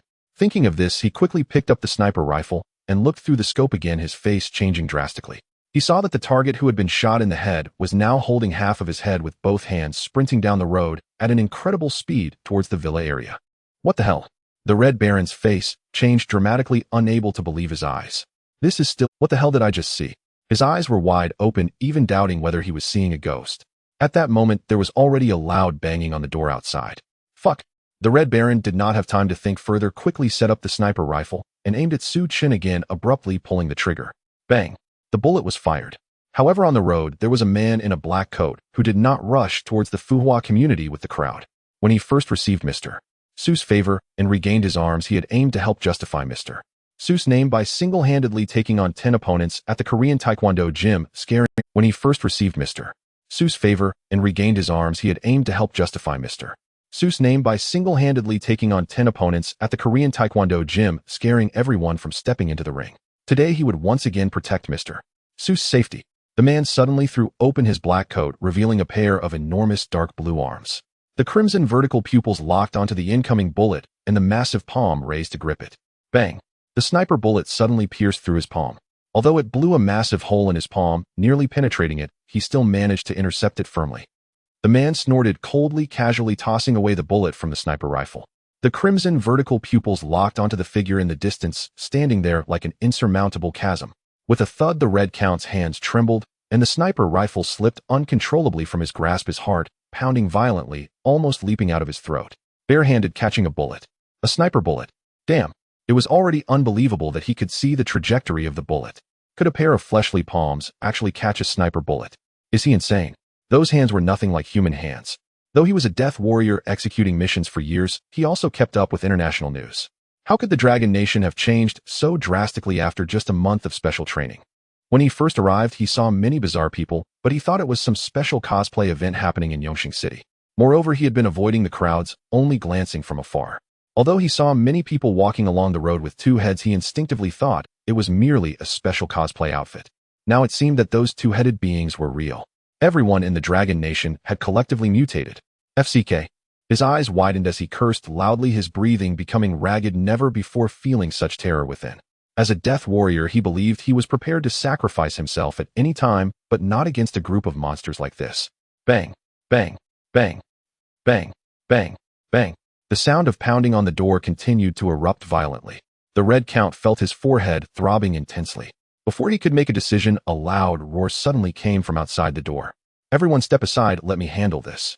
As this voice fell, there was a loud bang, and the door was instantly blasted open. A middle-aged man with dark green legs stood there, his face filled with rage. At the doorway, a group of two-headed individuals glared with fierce eyes exuding a terrifying aura. At the center of his forehead, a crimson vertical pupil coldly scanned the room, quickly glancing over the corpses on the ground, then locking onto him. The Red Count felt his scalp tingle. Upon realizing that these people's two heads were real, he felt as if he had fallen into an abyss. It was as if everything around him was engulfed in darkness, with only the crimson vertical pupils illuminating his surroundings. "Damn! Damn!" he shouted in his heart, reaching for his handgun. However, just as he moved, he heard a loud roar. "Beast!" Li Mujin's eyes were bloodshot as he sprinted towards him, suddenly kicking towards the Red Count's abdomen. Though Li Mujin restrained his strength at the last moment, he still kicked the Red Count, flying, crashing him violently against the window. The Red Count's eyes almost bulged out as his body shattered the window glass, shards cutting into his back, sending him plummeting downwards. Yet in his heart he sighed in relief. Facing this group of monsters, he preferred to just fall and die. However, just as this thought crossed his mind, a pair of dark green hands suddenly grabbed one of his legs, pulling him back up with a flick of strength. This person was also among the first batch of test subjects for the viral prosthetics, having participated in underground fights. With a thud, the Red Count felt his body soar suddenly, then was heavily slammed onto the ground. His body felt nearly shattered, his waist completely numb, and he had no idea how many bones were broken, with excruciating pain radiating throughout. Blood continuously spilled from his mouth, and his consciousness began to fade. "Beast! Let me at him. We can't let him go. How dare he harm Mr. Su? Damn beast! Killing Tian Dao is a crime deserving of death." Roars came one after another. The Red Count saw the two-headed beings charging towards him, his pupils slightly dilating, and the terror within him reached its peak. Then various agonizing pains began to erupt across his body, feeling as if his muscles had been turned to mush. Until he heard the command, "Spare his life." His pupils gradually became unfocused, and his consciousness completely vanished. Too late. Hiss. Really can't take a hit, he just died like this. Damn. Could you all step aside? I didn't even get a kick in. Among the crowd, a middle-aged man stomped his feet in anger. Just as he finished speaking, two older ladies at the edge of the crowd shouted, "Stop shouting. We didn't even see the person before you all killed him." Just as this was said, two excited voices suddenly rang out. "No worries, there are still two left." "What?" Everyone was overjoyed, turning to look. At the entrance, several middle-aged men and women were bringing two spies to the doorway. These were the death warriors originally used by the Red Moon organization to divert them. They had intended to hand them over to the police after capturing them, but unexpectedly, as soon as they caught them, everyone rushed back shouting that someone had attacked Mr. Su. This statement startled them, and they hurriedly brought the two spies back. As everyone turned around, the two death warriors from the Red Moon organization saw so many two-headed beings, feeling their scalps about to explode. Especially as many of them had a crimson vertical pupil at the center of their foreheads, lifelessly staring at them. If this were called human, they wouldn't believe it even if killed. "Is this how your humans look?" Feeling the gaze of the numerous monsters, the two instinctively swallowed hard. Wait a moment. Suddenly at the staircase, two uniformed police officers finally ran up. "Everyone, don't act impulsively. A single punch from each of you could easily kill them. The key is to uncover the forces behind this." The two officers looked at the crowd of onlookers. Though they were also extremely furious and wished to immediately kill these individuals, as police officers they still needed to remain calm. After a brief pause, another officer looked at the still angry faces in the crowd and explained, "We understand everyone's anger, but please don't worry, Mr. Su is still alive." As soon as these words fell, the crowd was immediately stunned, their expressions shifting to joy. "What? He's still alive? Is it true? I knew Mr. Su couldn't die so easily." It's true, Mr. Su is really still alive." Someone just took out their phone and received a video that had been forwarded in the WeChat group, showing Su-chan frantically running back to the villa while holding his head, shouting, "Great! So great! Ha ha ha! As a biochemist, Mr. Su is destined to live as long as the heavens." Everyone was overjoyed, their emotions finally calming down somewhat. The two officers, seeing that the crowd's emotions had been soothed, also breathed a sigh of relief and asked, Is there still a spy here? Let's take him away together. Upon hearing the inquiry, everyone was momentarily stunned, awkwardly glancing at one another. After a moment of silence, Li Mujun scratched his head and said, "Well, officer, we probably can't take him away, but you can carry him out." Carry him out. The two officers were taken aback, not understanding. Yes.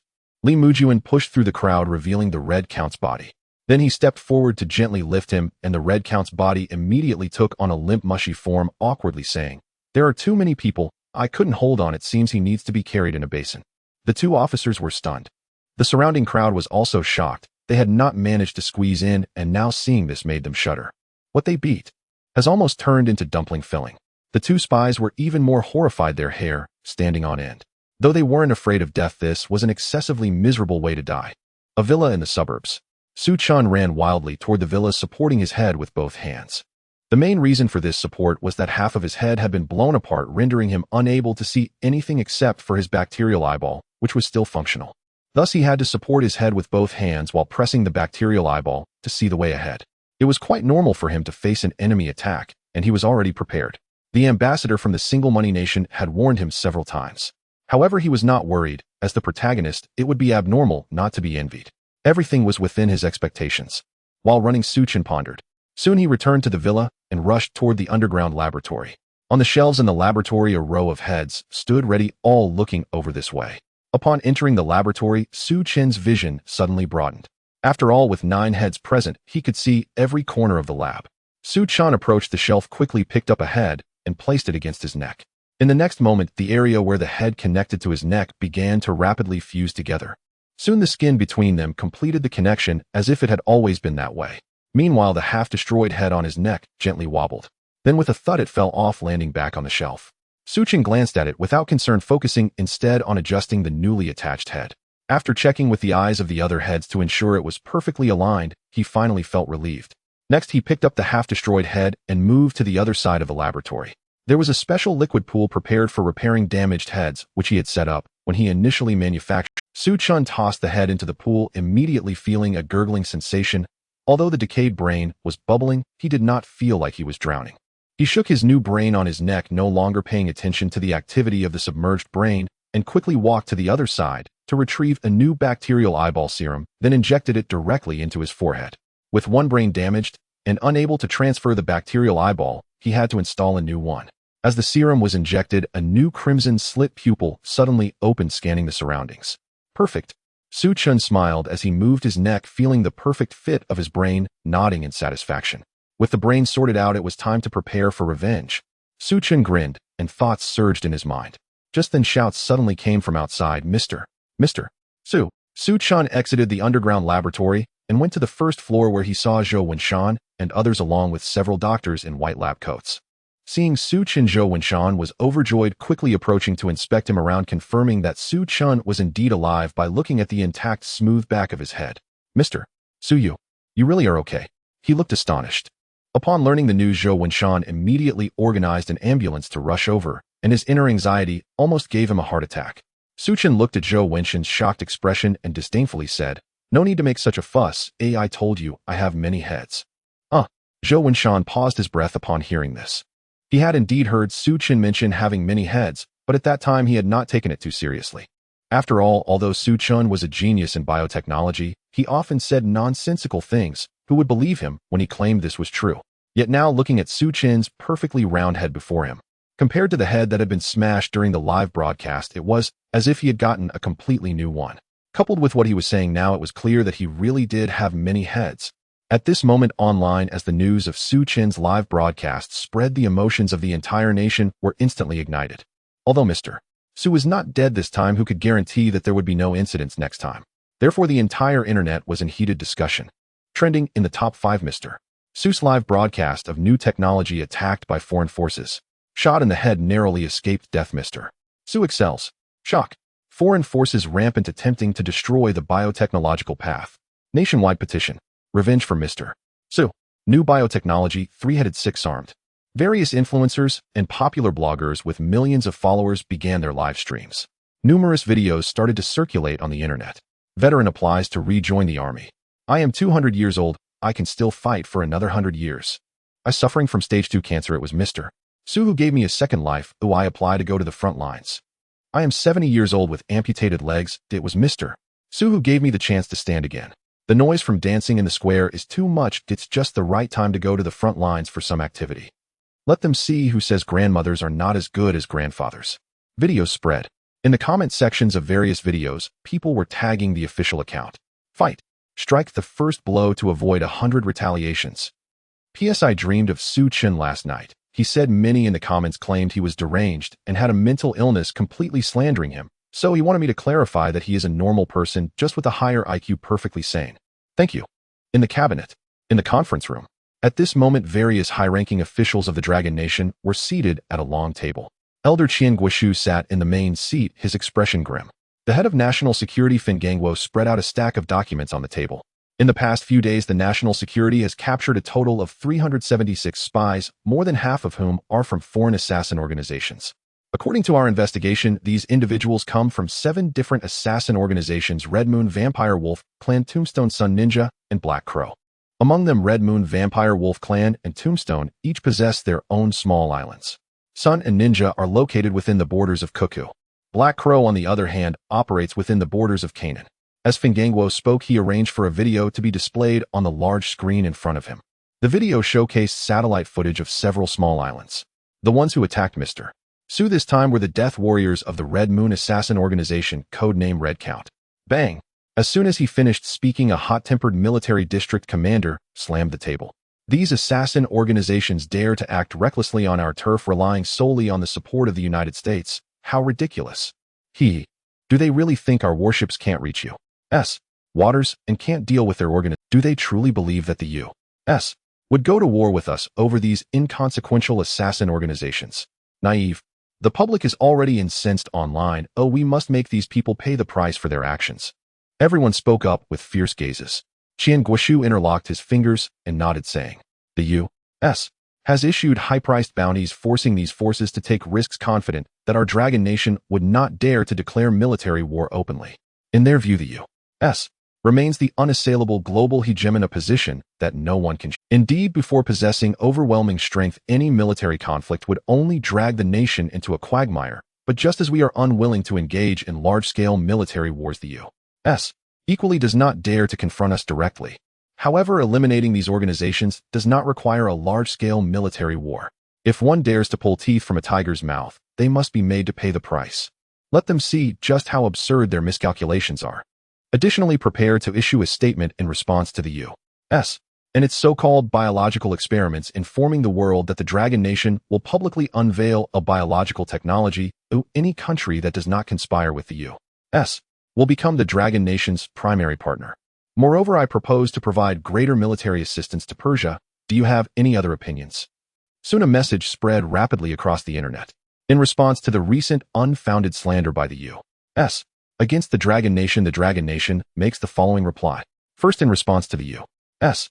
claims of biological experiments conducted by the Dragon Nation, we clarify that this is not a rumor. The Dragon Nation has indeed made significant breakthroughs in biological technology, not to destroy humanity, but to benefit humanity, and the Dragon Nation will lead humanity to new heights.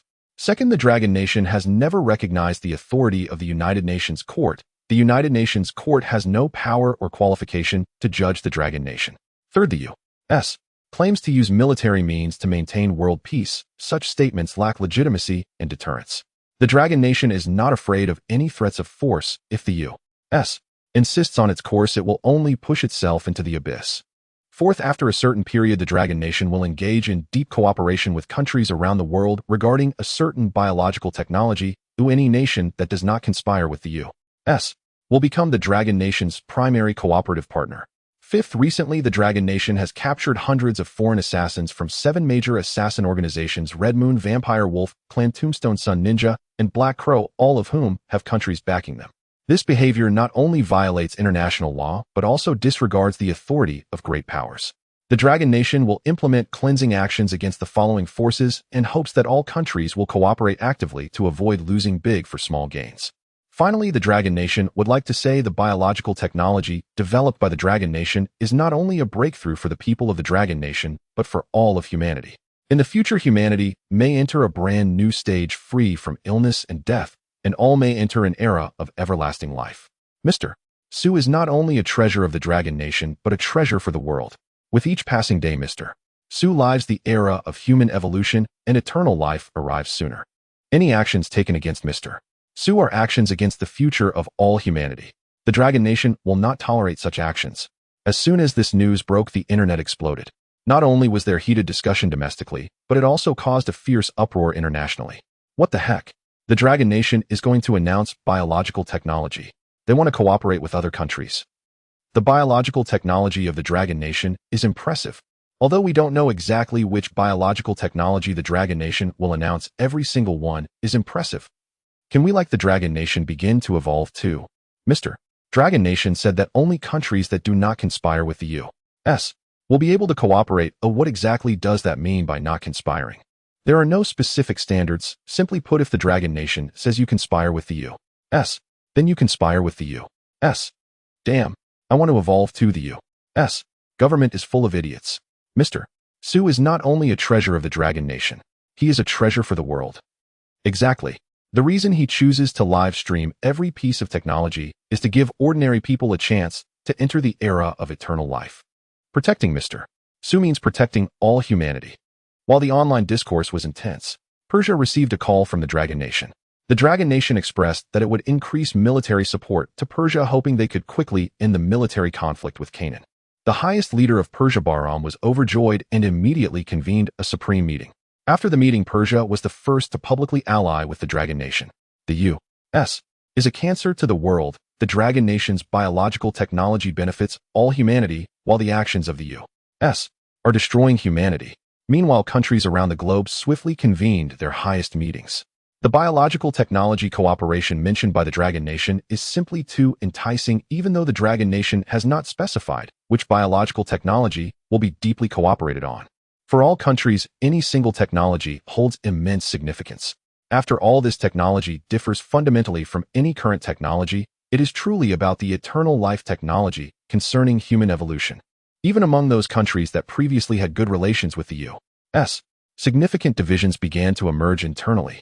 Their thoughts were never unified, and with the Dragon Nation's encouragement, the division of opinions became even more pronounced. Moreover, the Dragon Nation's statement regarding not conspiring with the U.S. lacked specific standards. This means that to have a chance to cooperate with the Dragon Nation in the future, countries would likely need to stand directly opposed to the U.S. to demonstrate their sincerity. On the big screen, various live streaming recordings of Su Chun played continuously, resurrecting the dead viral prosthetics, bacterial eyes, slow-growing cancer cells. In the conference room, everyone's gaze was fixated on the large screen. After a long moment, they finally made a decision. If previously the U.S. was the global hegemon, when the biological technology of the Dragon Nation emerged, the U.S.'s position had already begun to shake. In the face of human evolution and the potential arrival of the eternal life era, humanity's will is destined to lean toward the Dragon Nation. And the Dragon Nation will sooner or later replace the U.S., surpass the U.S., and become the truly unshakable global hegemon. As the Dragon Kingdom issued its statement, countries around the world began to align themselves with it. They began to harshly condemn the United States, the United Kingdom, and Canaan, demanding their cooperation with the Dragon Kingdom in purging the assassin organizations. The Russian Bear even announced that it would fly to the Dragon Kingdom for a friendly visit in 3 days, releasing an international statement in support of the Dragon Kingdom's maintenance of national dignity, declaring that it must not be violated. As one country after another began to align, those that were previously indecisive started to lean towards the Dragon Kingdom. Within just 2 days, the United States found itself completely isolated internationally. Meanwhile, massive protests erupted across various states within the United States, the largest in history. A banner was unfurled reading, "Putin Harland must step down." Countless people held up the banner, taking to the streets in unison, shouting, "Putin Harland must step down. Putin Harland must step down." Inside the Black Palace. Damn it. Putin Harland's expression darkened as he looked at the news brought by Harold West, unable to suppress his anger, nearly exploding with rage. These fools, do they really think the Dragon Kingdom would hand over such biological technology? What a dream. He had never anticipated such a counterattack from the Dragon Kingdom, releasing biological technology and cooperating with various countries. Who would actually believe such nonsense? The leaders of these countries are simply terrifyingly foolish. Are they all brain dead? Now, not only is the United States facing a united boycott from various countries, but another faction within is also seizing the opportunity to create chaos. This protest is being driven by these factions behind the scenes wanting to seize the initiative. Putin Harlan's expression was grim, his face twitching slightly. Harold West hesitated slightly before speaking, Mr. President, regarding the matter of the Red Moon and other assassin organizations. Those fools. Putin Harlan scoffed coldly. To him, these assassin organizations were utterly useless. Currently, the United States is isolated internationally, and his approval ratings are nearing collapse, making it already difficult for him in Congress. Now, with the Democratic Party causing chaos and attempting to impeach him in Congress, forcing him to step down, he was already overwhelmed. Continuing to confront the Dragon Kingdom on this issue, protecting such a group of useless individuals, would be truly foolish. Moreover, what do the lives or deaths of these assassin organizations have to do with him? A group of useless individuals who can't even take down a prominent target. What use do they have? If it weren't for their incompetence in completing missions, how could he have fallen to such a state? Putin Harlan scratched his head. Although it wasn't suitable to confront the Dragon Kingdom directly at this juncture, he couldn't allow their warships to reach U.S. waters, otherwise wouldn't that completely disgrace the United States? It would only worsen his situation. Putin Harlan pondered for a moment and said, inform everyone that the United States does not permit Dragon Kingdom's warships to enter U.S. waters, but we can accept the Dragon Kingdom sending special forces to carry out purging operations to maintain national dignity. After saying this, Putin Harlan slightly raised his head. The Dragon Kingdom was able to use its evolved special forces to cleanse the Silver Triangle military zone. Now purging these assassin organizations would also not be a difficult task. This would preserve the United States' face while allowing the Dragon Kingdom to achieve its goals. More importantly, through this opportunity, he wanted to see just how powerful these biologically evolved special forces of the Dragon Kingdom could be. The Dragon Kingdom's army already possessed an iron will. If they evolved into bodies of steel, what would become of them? Using this group of assassin organizations as cannon fodder to let them understand the true strength of the Dragon Kingdom's evolved beings would at least hold some value. As international public opinion intensified. At this moment on Ram Island, the Red Moon assassin organization. Bram sat on the sofa, a cigar in his mouth, sneering. No matter how much the Dragon Kingdom boasts, what can it do against the military might of the United States? The purging operation is merely a way to vent their frustrations. He exhaled a puff of smoke, leisurely, showing a look of disdain on his face. On this island, he was the absolute emperor. As long as the Dragon Kingdom couldn't bring their warships here, they had no way to deal with him. The only unfortunate thing was that this operation had resulted in the complete loss of all his death warriors, and crucially, the mission had not even been completed. The last 2 messages sent to him by the Red Count were successful headshot, and target escaped. What the hell is this? What does it mean that the target was shot in the head but still escaped alive? Just thinking about this made Bram feel an intense anger. He rubbed his temples and leaned back on the sofa, wanting to take a nap. However, just as he closed his eyes, a sudden urgent alarm rang out. Bram was startled, his eyes widening. What's going on? Enemy attack. Just as he opened his eyes, a broad-shouldered man rushed in from outside, shouting loudly. What? Enemy attack? Could it be that the Dragon Kingdom's warships have arrived? Bram's expression changed. Although he knew it was unlikely, he instinctively shouted. No, it's not. Reg shook his head, panic all over his face. There are no warships. They are coming from the sky. From the sky? Bram was startled, hurrying outside. Then he witnessed an unbelievable scene. In the sky, several large bird-like creatures resembling eagles were swooping down one after another. What the hell is this? Brahms exclaimed in shock. How did these bird-like creatures manage to fly over? America's radar couldn't possibly fail to detect such bizarre and massive monstrous birds. And what about the people on top of them? Brahms' face twitched. Fuck. He cursed loudly, hastily pulling out his phone to contact America for answers. How could someone ride such strange birds into American airspace without being intercepted? What the hell is the American military doing? Reggie was also filled with terror. Chief, this bird looks exactly like the legendary pterosaur. He looked up, and even though it was entirely made of bone, the skeletal body and wing shape were identical to the pterosaur's head seen in movies. Pterosaur. Brahms froze, cold sweat instantly pouring down his face. He suddenly recalled hearing rumors about a cutting-edge biotech in the Dragon Kingdom that could resurrect dinosaurs. Back then he thought it was just a rumor. After all, dinosaurs went extinct millions of years ago. How could they truly be revived? Plus, all information about the Dragon Kingdom had been deliberately blocked by America, so he never took it seriously.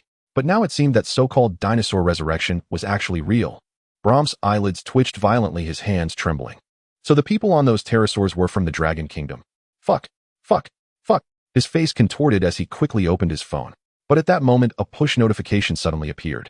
Regarding the recent assassination attempt on Mr. Su of the Dragon Kingdom, America expresses deep sympathy.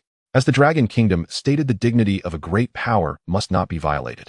Although America cannot allow Dragon Kingdom warships into its waters, it is willing to cooperate in a special forces cleansing operation to uphold that dignity. Clatter. Brahm's phone dropped to the ground, his face turning deathly pale. Chief. Reggie was startled, looking at Brahms in confusion. America has abandoned us. Damn it. Damn it all. Brahms gnashed his teeth, his eyes filled with rage and despair. They promised global dominance, promised military supremacy. And now the American government was bowing to the Dragon Kingdom. This statement was clearly an act of submission. The former global hegemon was showing weakness. Brahms couldn't believe it. He had trusted America so much. And now they were using him as cannon fodder. Fuck. Brahms stared at the growing number of pterosaurs in the sky, his eyes gradually consumed by fear. He now suspected that America never intended to protect them from the start. In their eyes, he and his men were always just expendable. Brahms clenched his jaw, his temples throbbing violently. Damn it. Reggie spread the word. Shoot down every last one of those things in the sky. Without warships, they thought a special forces operation could cleanse them. Did the Dragon Kingdom think Brahms was a pushover? Chief. Reggie hesitated, startled at first, but quickly snapped back to reality. America had already abandoned them. The Dragon Kingdom's cleansing operation would leave no survivors. Surrender meant certain death. Only a desperate fight might offer a sliver of hope.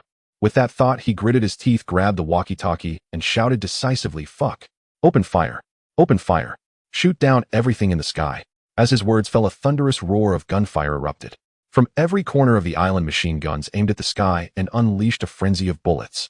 Watching the dense hail of bullets pour into the sky, Brahms finally felt a flicker of security. Reggie, this island is no longer safe. Without America's protection, the Dragon Kingdom will surely launch a military strike after suffering such a loss. We have to find a way to escape. But before he could finish, he saw Reggie looking up in utter terror. Chief, we. What is it? Brahms frowned, following Reggie's gaze upward. The next moment, he froze completely, his mouth gaping, as if had seen a ghost. In the sky above, facing the relentless barrage of bullets, the monstrous birds that had already flown over the island suddenly folded their cyan-black leathery wings, wrapping them tightly around their bodies like massive dark orbs, and plummeted straight toward the ground. The dense rain of bullets pelted the cyan-black wings, leaving craters, but failing utterly to pierce through. Boom, boom, boom, boom, boom. The cyan-black orbs crashed into the island like meteorites, sending violent tremors through the ground. Some people were directly crushed, instantly turning into pulp. What the fuck? God! Brahms' eyes bulged, unable to believe what he was seeing. The ground shook so violently that his legs nearly gave way. What kind of monsters were these? Even if they were real pterosaurs, how could their wings withstand a hail of bullets? What the hell were the Dragon Kingdom people doing? Reggie was almost paralyzed with fear. What were these things, and how could they descend from the sky like this? Were they shot down, or did they fall on their own? The ground continued to tremble. Soon Reggie got his answer. Boom. A cyan-black orb crashed down not far from where they stood. Both their hearts jolted. Then they saw a figure slowly rising atop that orb. The first thing he saw was an eerily blood-red vertical pupil. Then heads lifted one by one, followed by thick cyan-black arms. It was as if someone had been crouching on the pterosaur's back and was now slowly standing upright. But Reggie thought it looked more like a monster than a person, because those heads and arms all belonged to the same being. As this figure straightened up, revealing its full, it shockingly had 3 heads and 6 arms, and the eerie blood-red vertical pupil was embedded in the forehead of the middle head. Brahms and Reggie felt their scalps crawl. In their minds, such an image should only exist in legends. 3 heads, 6 arms, 3 eyes. This was madness. Utter madness. This was no longer human. It was a pure monster. And that strange bird. Brahms' gaze dropped to the orb. The cyan-black wings were riddled with craters. Had this creature, this pterosaur, endured the storm of bullets and crashed straight down? A suicidal landing. Or, gulp. Brahms swallowed hard. Just as the thought crossed his mind, the folded cyan-black wings suddenly burst open. Boom. A fierce gale swept through, sending dust and sand flying into the air like a miniature sand. Dust swirled in the air, revealing the complete form of the creature before him. On the back of a fully skeletal pterosaur, there stood a Dragon Kingdom man with 3 heads and 6 arms adorned with a pair of massive blackish-green wings. He stood atop the pterosaur, betraying no hint of emotion, his crimson vertical pupils coldly observing the surroundings. Boom, boom, boom. One after another, blackish-green meatballs fell to the ground around. Following that, figures with 3 heads and 6 arms began to rise slowly on the skeletal pterosaur's back, their crimson vertical pupils lighting up as they gazed over coldly. Thud. Blam sat on the ground, instantaneously his body numb. Meanwhile, in the distance on the small island, screams echoed continuously, and the once dense rain of bullets had nearly ceased. Since the arrival of these three-headed, six-armed Dragon Kingdom men, the entire island had descended into a one-sided massacre. Reg's mind had completely abandoned thoughts of resistance, let alone fighting back. He couldn't even muster the thought of escape. Blam trembled all over. No wonder. No wonder the United States showed weakness to the Dragon Kingdom. No wonder the United States was so eager to eliminate that person. Is this the biological technology that the Dragon Kingdom is researching? No. This is not biological technology. It is simply a plan to create gods. He realized he was wrong, and horrendously so. In the face of such biological technology, the Dragon Kingdom truly is the real global overlord. At this moment, a global live broadcast was simultaneously unfolding. Under the specific arrangement of the Dragon Kingdom, this cleansing operation against various assassin organizations began to be conducted in a global live broadcast. High-ranking officials from various countries were paying attention to this live broadcast. Although some countries deliberately blocked the live broadcast, there were still citizens choosing to bypass restrictions to watch. A near-manic tsunami began to rise across the world. In the cabinet, many high-ranking officials sat together. The large screen displayed not only the live broadcast, but also translated comments from various countries. Qian Guosh's idea was simple. If the United States wanted to probe the depths of the Dragon Kingdom, then let them probe to their heart's content. The Dragon Kingdom, through global live broadcasting, transmitted this cleansing operation directly to the world. This was both a cleansing operation and a deterrent action. Since Mr. Su was unwilling to be restricted, the Dragon Kingdom would clear the obstacles for him. These heavenly soldier troops may not seem significant in the face of a real large-scale military strike. However, when it comes to ground forces or decapitation operations, their effectiveness is enough to intimidate any country. The global internet was ablaze. Multiple cleansing operations were being simultaneously broadcast live. What the heck? Is this the evolved being of the Dragon Kingdom? Oh my god. 3 heads and 6 arms, this is simply divine. Oh my heavens. Those arms are too exaggerated. What is that? It looks like the pterosaur from Jurassic movies, but why is it entirely skeletal except for the flesh on its wings? Why does this pterosaur land like this? The machine gun can't even pierce those wings. Oh my, what did I just see? It fell straight from the sky and didn't suffer a scratch. Meanwhile, in the Bear Country, the highest council was simultaneously convening during the live broadcast. This is the Dragon Kingdom's latest biotechnology, the genetic regression technology. These are the skeletal pterosaurs hatched from dinosaur egg fossils by the Dragon Kingdom. Dragon Knights.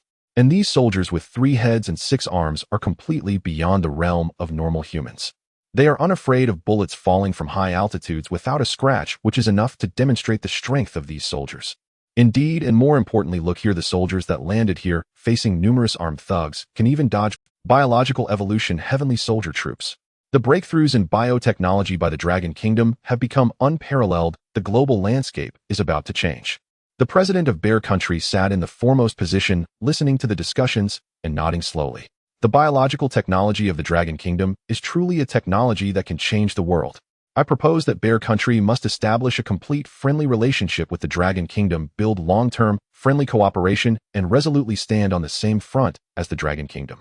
Let's vote by raising hands now. Agreed. In favor.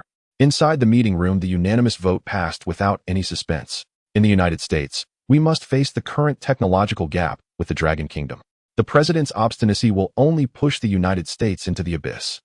The Dragon Kingdom is currently creating deities. The military gap between us and the Dragon Kingdom has not widened significantly, but in biotechnology, the Dragon Kingdom is soaring at a crushing pace.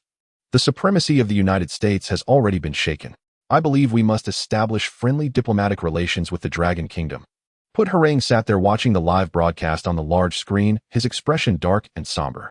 Does the United States showing goodwill to the Dragon Kingdom mean they will share their biotechnology? The United States is the biggest rival of the Dragon Kingdom.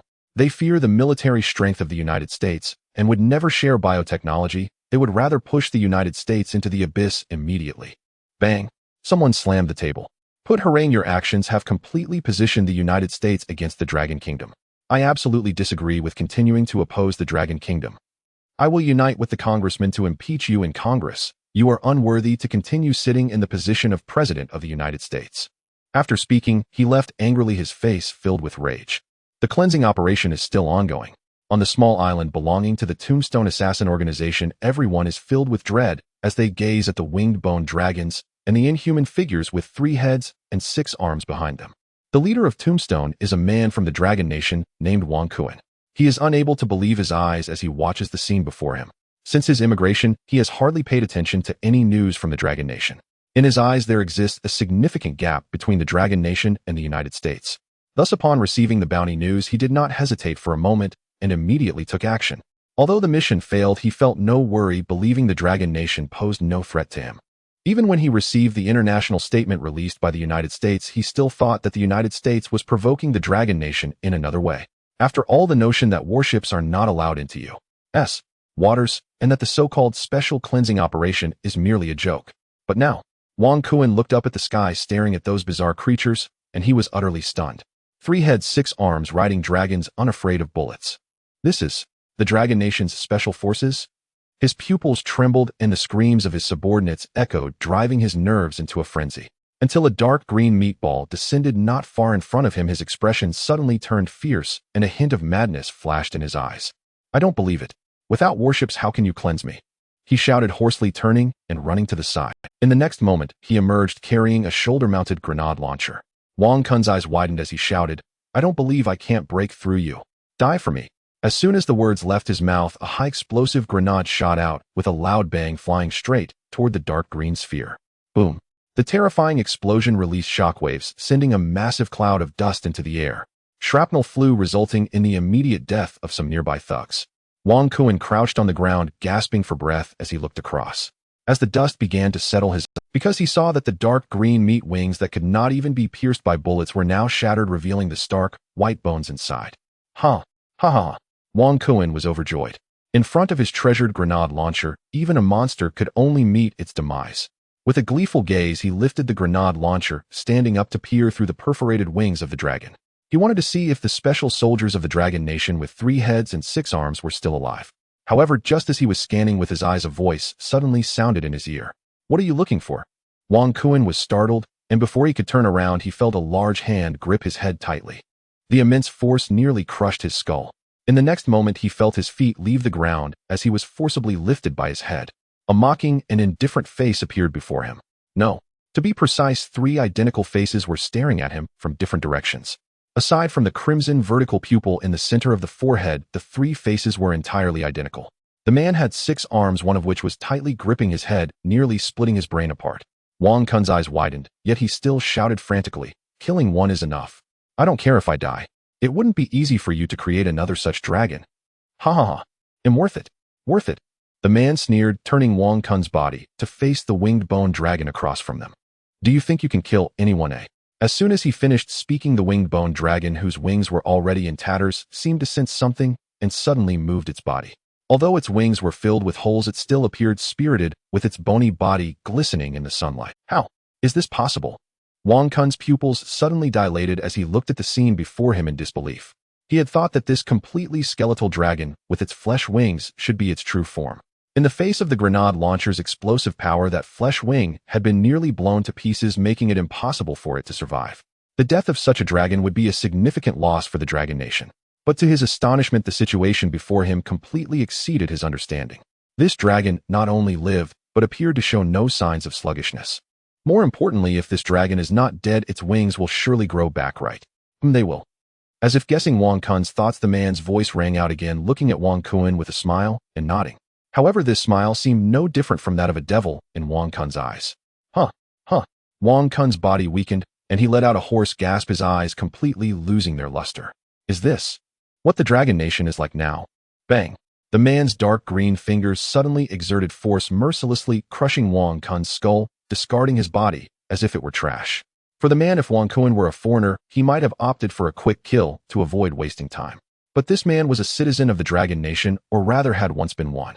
For such a traitor, he not only had to die, but also had to be killed heart and soul. As Wang Kuan died, the entire small island gradually returned to tranquility, leaving only the thick scent of blood lingering in the air. The man grinned slightly, raised his head, and saluted. The third-day soldier squad has completed the cleansing casualties 0. In the global live broadcast, the first-day soldier squad has completed the cleansing casualties 0. The fourth-day soldier squad has completed the cleansing casualties 0. The second-day soldier squad has completed the cleansing casualties 0. The world erupted. The world was in an uproar. Not a single casualty. Not a single casualty. You mean to say that even a shoulder-mounted grenade launcher couldn't kill this dragon? Its wings were nearly blown to shreds, yet it remains vigorous. How can it possibly die? The Celestial Soldier Corps. I've heard that the Celestial Soldiers are the troops in the mythology of the Dragon Nation. Oh my god, is the Dragon Nation officially entering the mythological era by naming itself after the Celestial Soldiers? God, this is truly a Dragon Knight. Damn, I want to renounce my U.S. citizenship and join the Dragon Nation. As the final image returned to the live broadcast room, the 7 assassin organizations completely vanished. When the Cuckoo Kingdom and the Canaan Kingdom chose to cooperate with the Dragon Kingdom for military cleansing in the United States, they simultaneously released a statement. Thus, the entire cleansing operation proceeded exceptionally smoothly, encountering almost no obstacles. At this moment on Amanda Island, the Black Phantom Assassin Organization. Amanda watched the live broadcast, her pupils trembling. Thank goodness. Thank goodness. 3 heads and 6 arms heavenly soldiers. The people of the Dragon Kingdom are truly insane. They even managed to create dragon riders. She felt a surge of fear patting her chest, and secretly relieved. She had sensed something was off with the Dragon Kingdom lately, as if it were a dragon's den. Unexpectedly, her words turned out to be prophetic. It really was a dragon's den. Moreover, it was a den of pterosaurs. Amanda stood up, patting her chest, feeling her heart race. Just a little more, and the Black Phantom would have also vanished from this world. She didn't think it was due to her own cleverness. It was purely because of the contrast with her peers. In the great power struggle between the United States and the Dragon Kingdom, what could a small, insignificant organization like hers do? In their eyes, it was no different from a flea. Why risk their lives here? What a bunch of foolish pigs. Inside the Dragon Kingdom, this cleansing operation had the entire internet cheering. Some overseas trolls had already gone silent, not because foreign smear campaigns against the Dragon Kingdom had ceased. The main reason was that they also wanted to embrace evolution. What if they were found out by the Dragon Kingdom for having previously smeared it online? That would be disastrous. At the same time on Douyin, a new message swept across the internet once more. The Heavenly Court Research Institute announced regarding the technology of regenerating brains and bacterial eyes. After internal discussions, reservations will open nationwide in 1 day. Reservation requirements: legal citizens of the Dragon Kingdom without a criminal record with priority given. Furthermore, the price of this medication will be uniformly covered by health insurance. Additionally, for citizens of the Dragon Kingdom who are extremely impoverished, verified, and approved, the medical expenses will be fully reimbursed by the Dragon Kingdom. Reservation channel. 2. The Dragon Kingdom will use Yongxing City as a pilot for a new construction plan including, but not limited to, Jurassic Park, Spirit Beast tutoring classes, cancer repair exchange caves, and other construction plans. Please stay tuned. The tide of the times rolls forward, and the citizens of the Dragon Kingdom will collectively stride into a new era. In the comments section, this news nearly made netizens leap with excitement. Wow, just saw good news internationally, and domestic good news has come too. Haha, is it finally our turn? No more sleep tonight. I can't sleep, it's impossible to sleep. Damn, my childhood friend keeps sending me videos showing off his 2 heads, saying I'm a caveman, making me drool with envy. Now it's finally my turn to evolve, haha. Yongxing City's pilot construction. Jurassic Park. While the age of dinosaurs will truly come into, today's live broadcast of the Bone-Winged Dragon was simply too cool. Wow. Does the Spirit Beast tutoring class refer to those high-intelligence animals in Shishan Zoo? It should be. Those animals can understand human speech. It's perfectly normal to call them spirit beasts. Who knows how shocked I was when I went to Shishan Zoo yesterday and chatted with a parrot for an entire afternoon. I was simply stunned. What is not a spirit beast? Cancer repair exchange caves are coming too. Wow. The authorities are recognizing our cancer repair concept. Ignorant, my fellow Taoist, do you know that the Forum for Biochemical Cultivators is backed by official management? After all, bacterial eyes may only be available in Yongxing City, but cancer repair is everywhere. Thank you for the clarification, fellow Taoist. I strongly suggest nationwide construction of cancer repair exchange caves. Fellow Taoist is absolutely right. The news began to spread explosively. Inside a bar, the originally booming music suddenly stopped. The screen that was playing the MV began to display the news from the Heavenly Court Research Institute. Simultaneously, a voice echoed throughout the venue. To celebrate today's joy, all expenses tonight will be covered by young Master Wang. On the second floor, an unremarkable-looking man raised the corner of his mouth and waved his hand downstairs. Oh, young Master Wang. Awesome. Young Master Wang. Awesome. The crowd erupted with a thunderous cheer. The Forum for Biochemical Cultivators. A post surged to popularity. Shocking. Cancer repair abilities will be popularized nationwide, and Yongxing City will build cancer repair caves. Haha. Fellow Taoists, let's meet offline for exchanges when the time comes. No problem, but does anyone know how long it will take to build this cancer repair exchange cave? This may have to be asked to Taoist Huang. Is Taoist Huang here? I am. The specific time is uncertain for now, but fellow Taoists can rest assured that this construction is a top priority project and shouldn't take too long. Moreover, after the construction of the Cancer Repair Exchange Cave is completed, I will also conduct lectures there to share recent insights on cancer repair. Let us soon glimpse the essence of the Cancer Infant Realm. Cancer Infant Realm. Taoist Huang, fellow Taoists, go watch Douyin. Someone is live streaming a lecture claiming to have glimpsed the Cancer Infant Realm. Link what? Everyone was startled and quickly clicked on the link. Live lecture, detailed explanation of the Cancer Infant Realm. Inside the Douyin live room, a title immediately attracted many cancer cultivators. A young man dressed plainly, looking no more than 20 years old, sat calmly in meditation. In the barrage, this fellow Taoist, have you really glimpsed the path to the Cancer Infant? What is the Cancer Infant? Could you please explain in detail? Currently known, even Taoist Huang's gastric cancer immortal body is merely at the cancer pill realm. How will one transition to the Cancer Infant? Fellow Taoists, do not seek to attract crowds, otherwise you will surely face resistance from the cancer cultivators.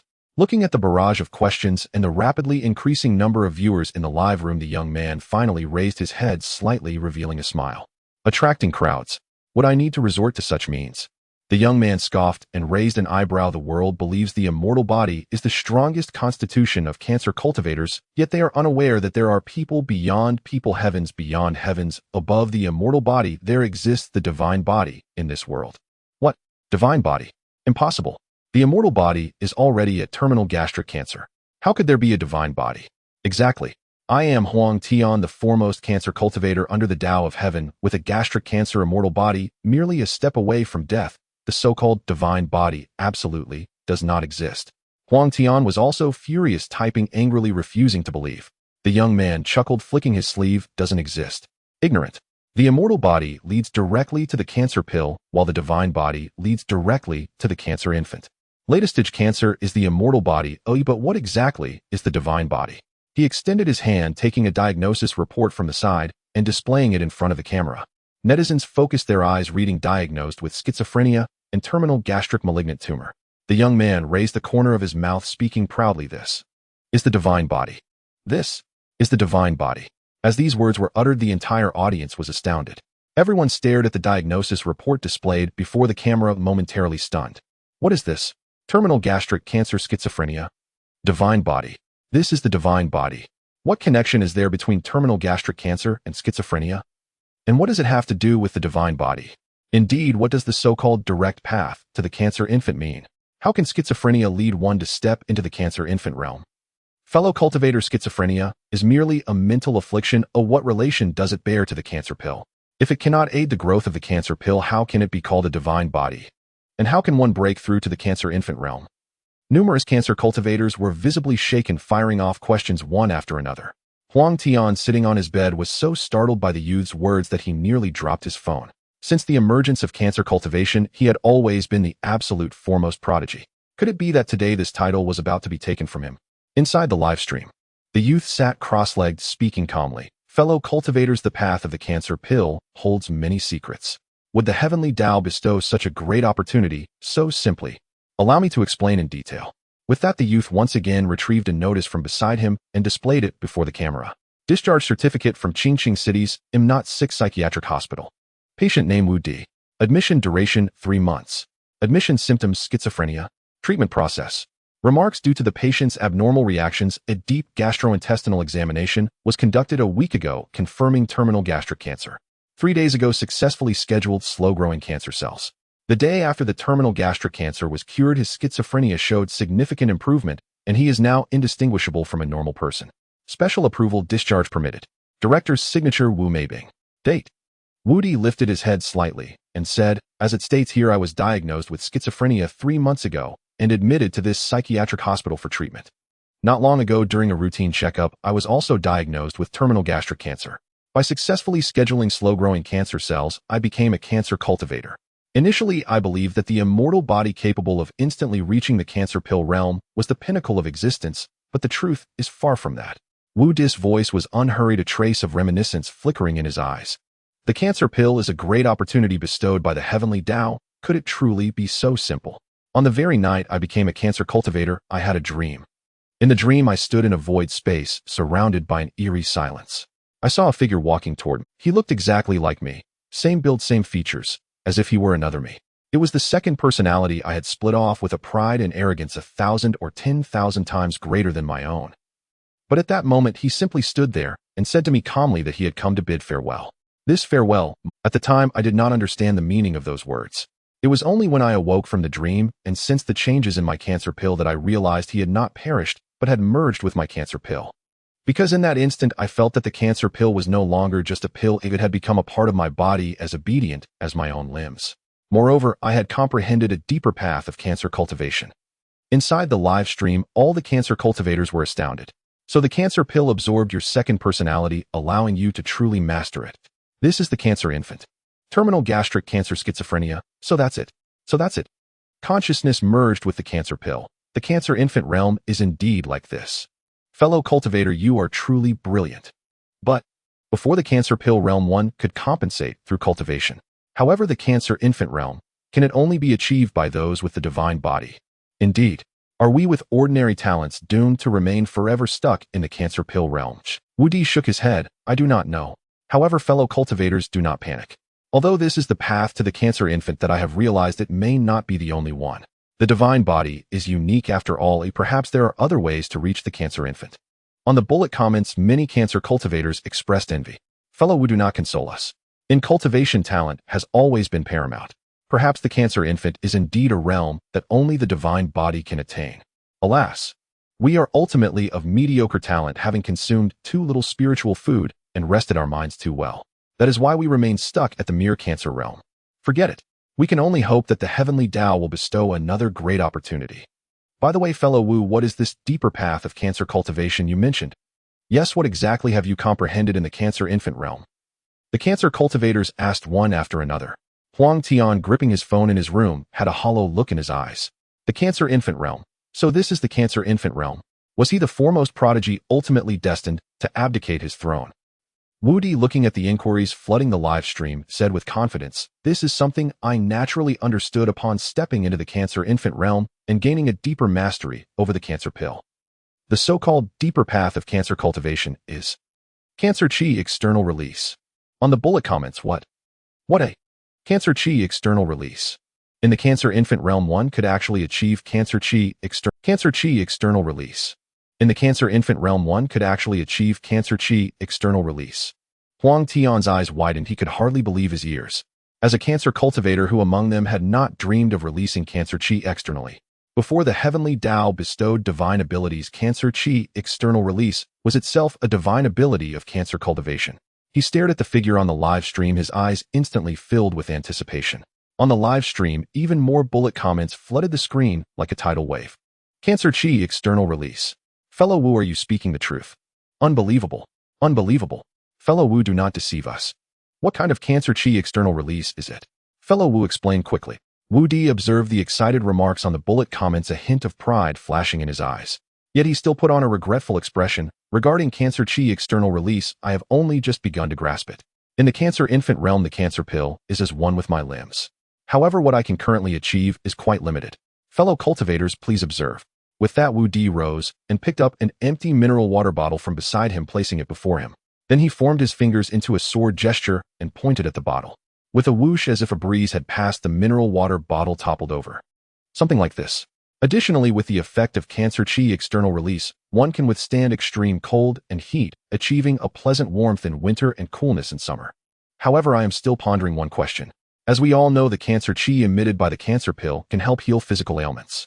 Could cancer chi external release be used to heal others? After all, there are still many among us who have not become cancer cultivators.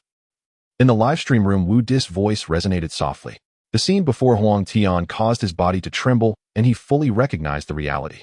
The cancerous energy radiated outward, unafraid of the cold or heat. He was indeed a true prodigy. But what about himself? Must he always remain in second place? He felt somewhat dejected. More importantly, if the realm of the cancer infant was truly like this, he feared he might never break through in this lifetime. Had he initially underestimated his ailment? On the bullet screen, indeed, it is the cancerous energy radiating outward. Incredible, the realm of the cancer infant is truly a qualitative transformation. Although it seems harmless, as Wu Daoyu mentioned, the cancerous energy might be used to treat and save people. Moreover, being impervious to cold and heat is already a significant breakthrough. Not to mention, fellow Taoists, I must confess my family has a spirit food factory, and I have some experience.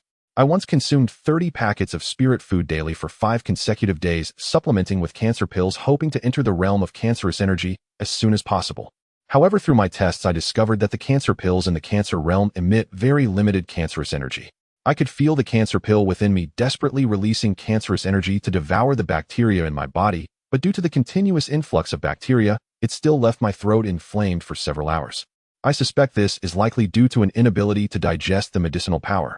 If a cancer cultivator at the realm of the cancer infant could assist with the emission of cancerous energy, perhaps more medicinal power from spirit food could be digested.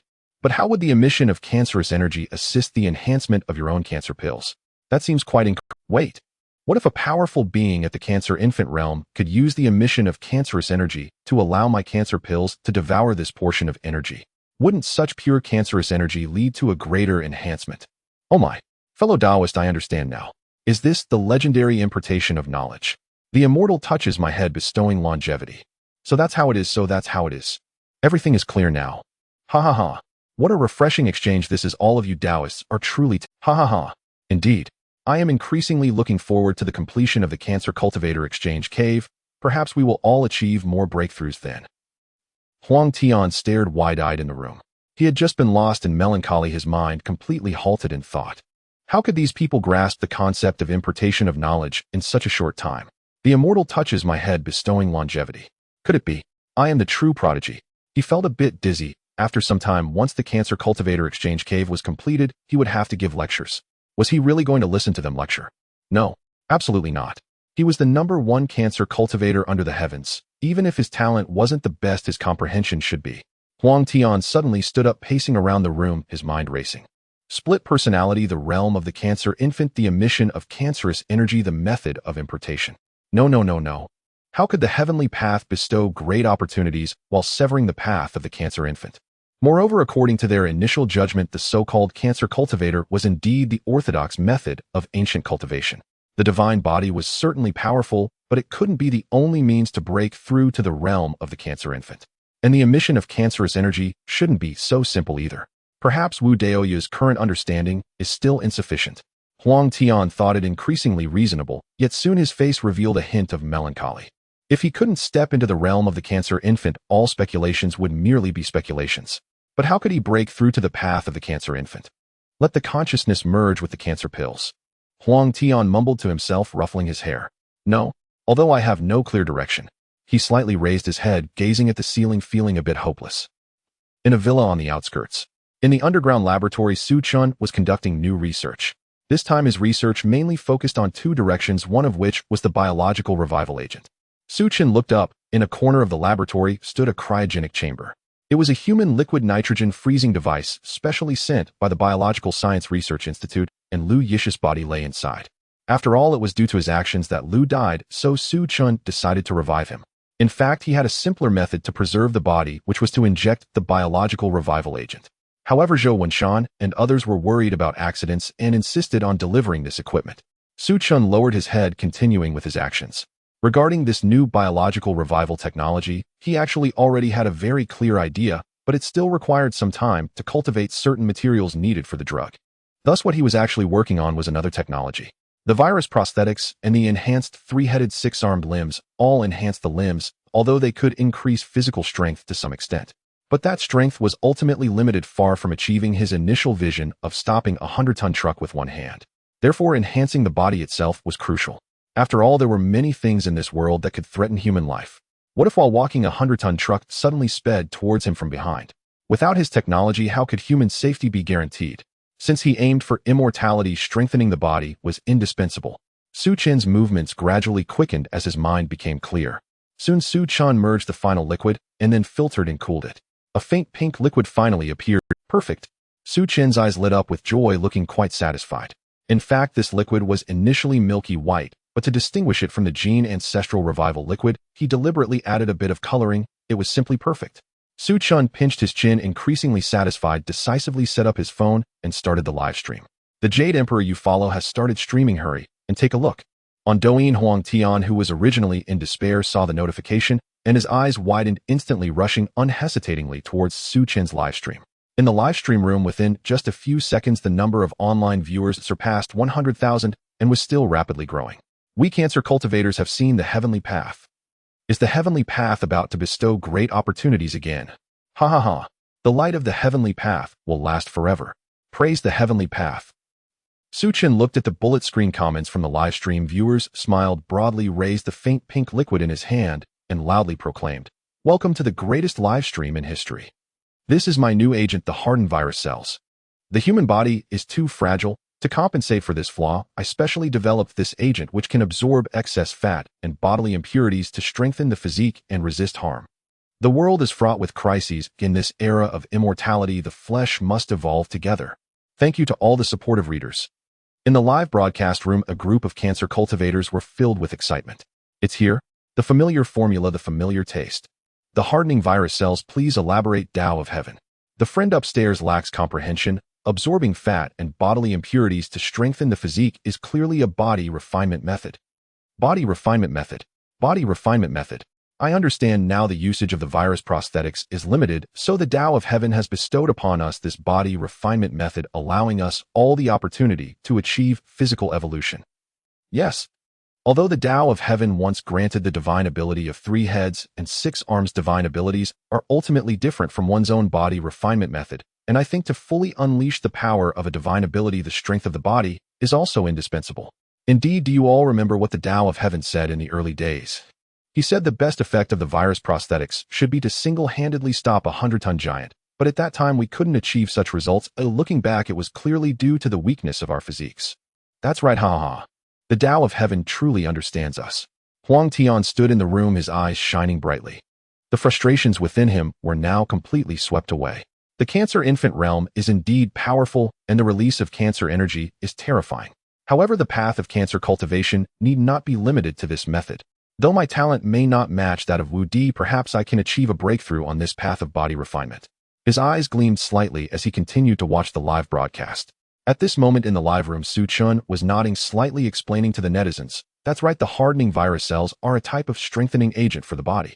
Moreover, not only that, this agent also has a growth effect, continuously absorbing excess fat and some unnecessary impurities from the body to strengthen it. More importantly, it also has the effect of hardening the skin." Hearing this, the netizens were suddenly startled. Hardening effect? What does that mean? How hard exactly? Is it going to make the body as tough as steel? Really? Is this true? Su Chun nodded, a smile appearing at the corners of his mouth. That's right, the hardening ability makes the body as tough as steel, and with Su Chun nodded, a smile appearing at the corners of his mouth. That's right, the hardening ability makes the body as tough as steel, and with growth its hardness can continue to increase. A body as tough as steel, and it can continue to grow. Is this what body refinement is? Huang Tian listened to the voices in the live broadcast, practically trembling with excitement. What cancer infant realm, what cancer energy release? Nothing compares to the thrill of body refinement. My steel-like will should be matched with a steel-like physique. Hardening virus cells, skin hardening. Body refinement is truly a man's romance. The bullet comments exploded with excitement from the netizens. Can it really be as hard as steel? And the hardness can continue to increase. Does that mean in the future both hands could rival diamonds? Is this the path of body refinement? It's simply terrifying. Looking at the comments in the live room, Su Chun wore a satisfied expression. He then decisively injected the needle into his arm. The light pink potion slowly entered the blood vessels of his arm, enveloping it in a faint glow. Moments later, as the liquid fully entered his body, Su Chun pulled out the syringe, slightly sensing the changes in his body. The netizens in the live room were also eagerly focused, patiently waiting. 1 second, 2 seconds, 3 seconds. Suddenly, bang, bang, bang. A series of muffled sounds suddenly erupted from Su Chen's body. The sound was incredibly strong, like a drum being beaten. Then it became increasingly rapid and clearer. Even the netizens in the live room could hear this sound. What is someone knocking? What do you mean someone is knocking? This sound is clearly coming from the big brother's body. Huh, what is going on here? Is the big brother okay? He should be fine, but what exactly is that sound?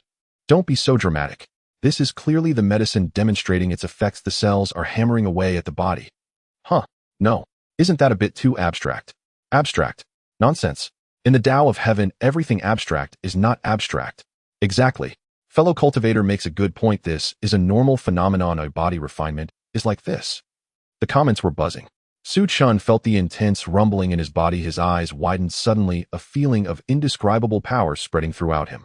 He glanced at the comments from the netizens, waved his hand slightly, and said, "No need to worry. This is just my heartbeat." Upon hearing this, the netizens were even more shocked. What a heartbeat? Huh. If the heartbeat is like this, won't it explode? Is there really no problem? Yeah. Whose heartbeat sounds like thunder? The netizens were a bit dazed, going crazy. This drumming sound is a heartbeat.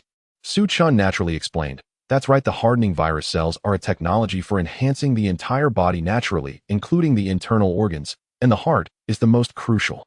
If the slow-growing cancer cells can eliminate all diseases by continuously generating gases in the body that can devour pathogens, then the core of the hardening virus cells, enhancing the entire body, is a super heart that can continuously pump blood.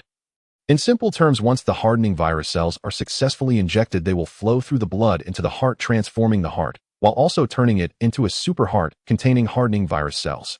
From then on, every time the heart pumps blood, it will fill the blood with a large number of hardening virus cells, which will be delivered throughout the body, even including the brain. This is the key to how the hardening virus cells can enhance the entire body and continue to grow. Su Chen's heart thudded heavily as he earnestly explained to the netizens. This group of netizens was simply too ignorant, making such a fuss over a mere heartbeat. Since the goal is to enhance the entire body, the heart is undoubtedly essential. Isn't it normal for the sound to be a bit louder? Such basic biological technology, yet he had to explain it so thoroughly. Su Chen sighed and shook his head slightly. But the main reason is that his intelligence is truly too high, making it somewhat unfair to compare these netizens with himself. It's a pity that the intelligence enhancement effect of the regenerative brain cannot stack, otherwise giving these netizens another 10 or 100 injections should suffice. Forget it. It doesn't really matter. Compared to monkeys, they are already quite smart. With this thought, Su Chen finally relaxed his mindset and accepted the mediocrity of the netizens. He then explained again, of course the heart doesn't beat so violently at all times, it only does so when the hardening virus cells are first sent throughout the body and when skin hardening is needed, causing such intense rumbling sounds. Under normal circumstances, there won't be such intense sounds like now. Su Chun said as the previously muffled thud-thud of his heartbeat gradually diminished until it disappeared completely. On the barrage, netizens suddenly realized. So that's how it is the hardened virus cells are delivered throughout the body via the pumping of the heart. I understand. The modified heart is the golden core of body cultivation. What golden core? This is called the blood sea, but it's written this way in cultivation novels. Cultivators have both a chi sea and a blood sea, where the chi sea is the golden core and the blood sea, as it appears, refers to the heart. That's right. Everything aligns. The legendary body cultivators emphasize chi and blood. The stronger the chi and blood, the stronger the physical body. Where does the chi and blood come from? Isn't it from the heart? Ancient methods of cultivation are indeed the orthodox ancient methods of cultivation. Ha ha ha. The netizens were thrilled, their faces full of excitement. But amidst the excitement, someone asked again, by the way, the heavenly Tao just mentioned that the skin hardening will produce a loud sound. Yes, what is the specific effect of hardening? And how strong is the body? I can't wait. That's right. Please, heavenly Tao, explain. Please, heavenly Tao, explain. Su Chun rubbed his chin and suddenly felt that the intelligence of the netizens wasn't as low as he had imagined. What they were saying actually made some sense. Perhaps it's because they also drew experience from novels and learned some truths which coincided with his own thoughts. Su Chun nodded, realizing the reason. Looking at the barrage, he continued, indeed, when the skin hardens, the supervirus heart will pump blood powerfully, delivering more hardened virus cells, thus producing a more intense heartbeat. Just like this. Su Chun said, picking up a fruit knife from the side and revealing his arm. Just as the netizens were watching attentively, a low rumbling sound suddenly erupted. Thump, thump, thump, thump, thump, thump. The muffled and rapid heartbeat resonated. In the next moment, Su Chun suddenly thrust the fruit knife into his arm with force. With a clang, a layer of black metallic luster suddenly flashed across his skin. It was as if metal clashed, the fruit knife broke in two. Yet Su Chen's arm remained unscathed without even a trace of a wound. What the heck? Indestructible body. Although virus prosthetics can achieve this one has growth potential and it covers the entire body. And that heartbeat sound, what the heck? An emperor's engine.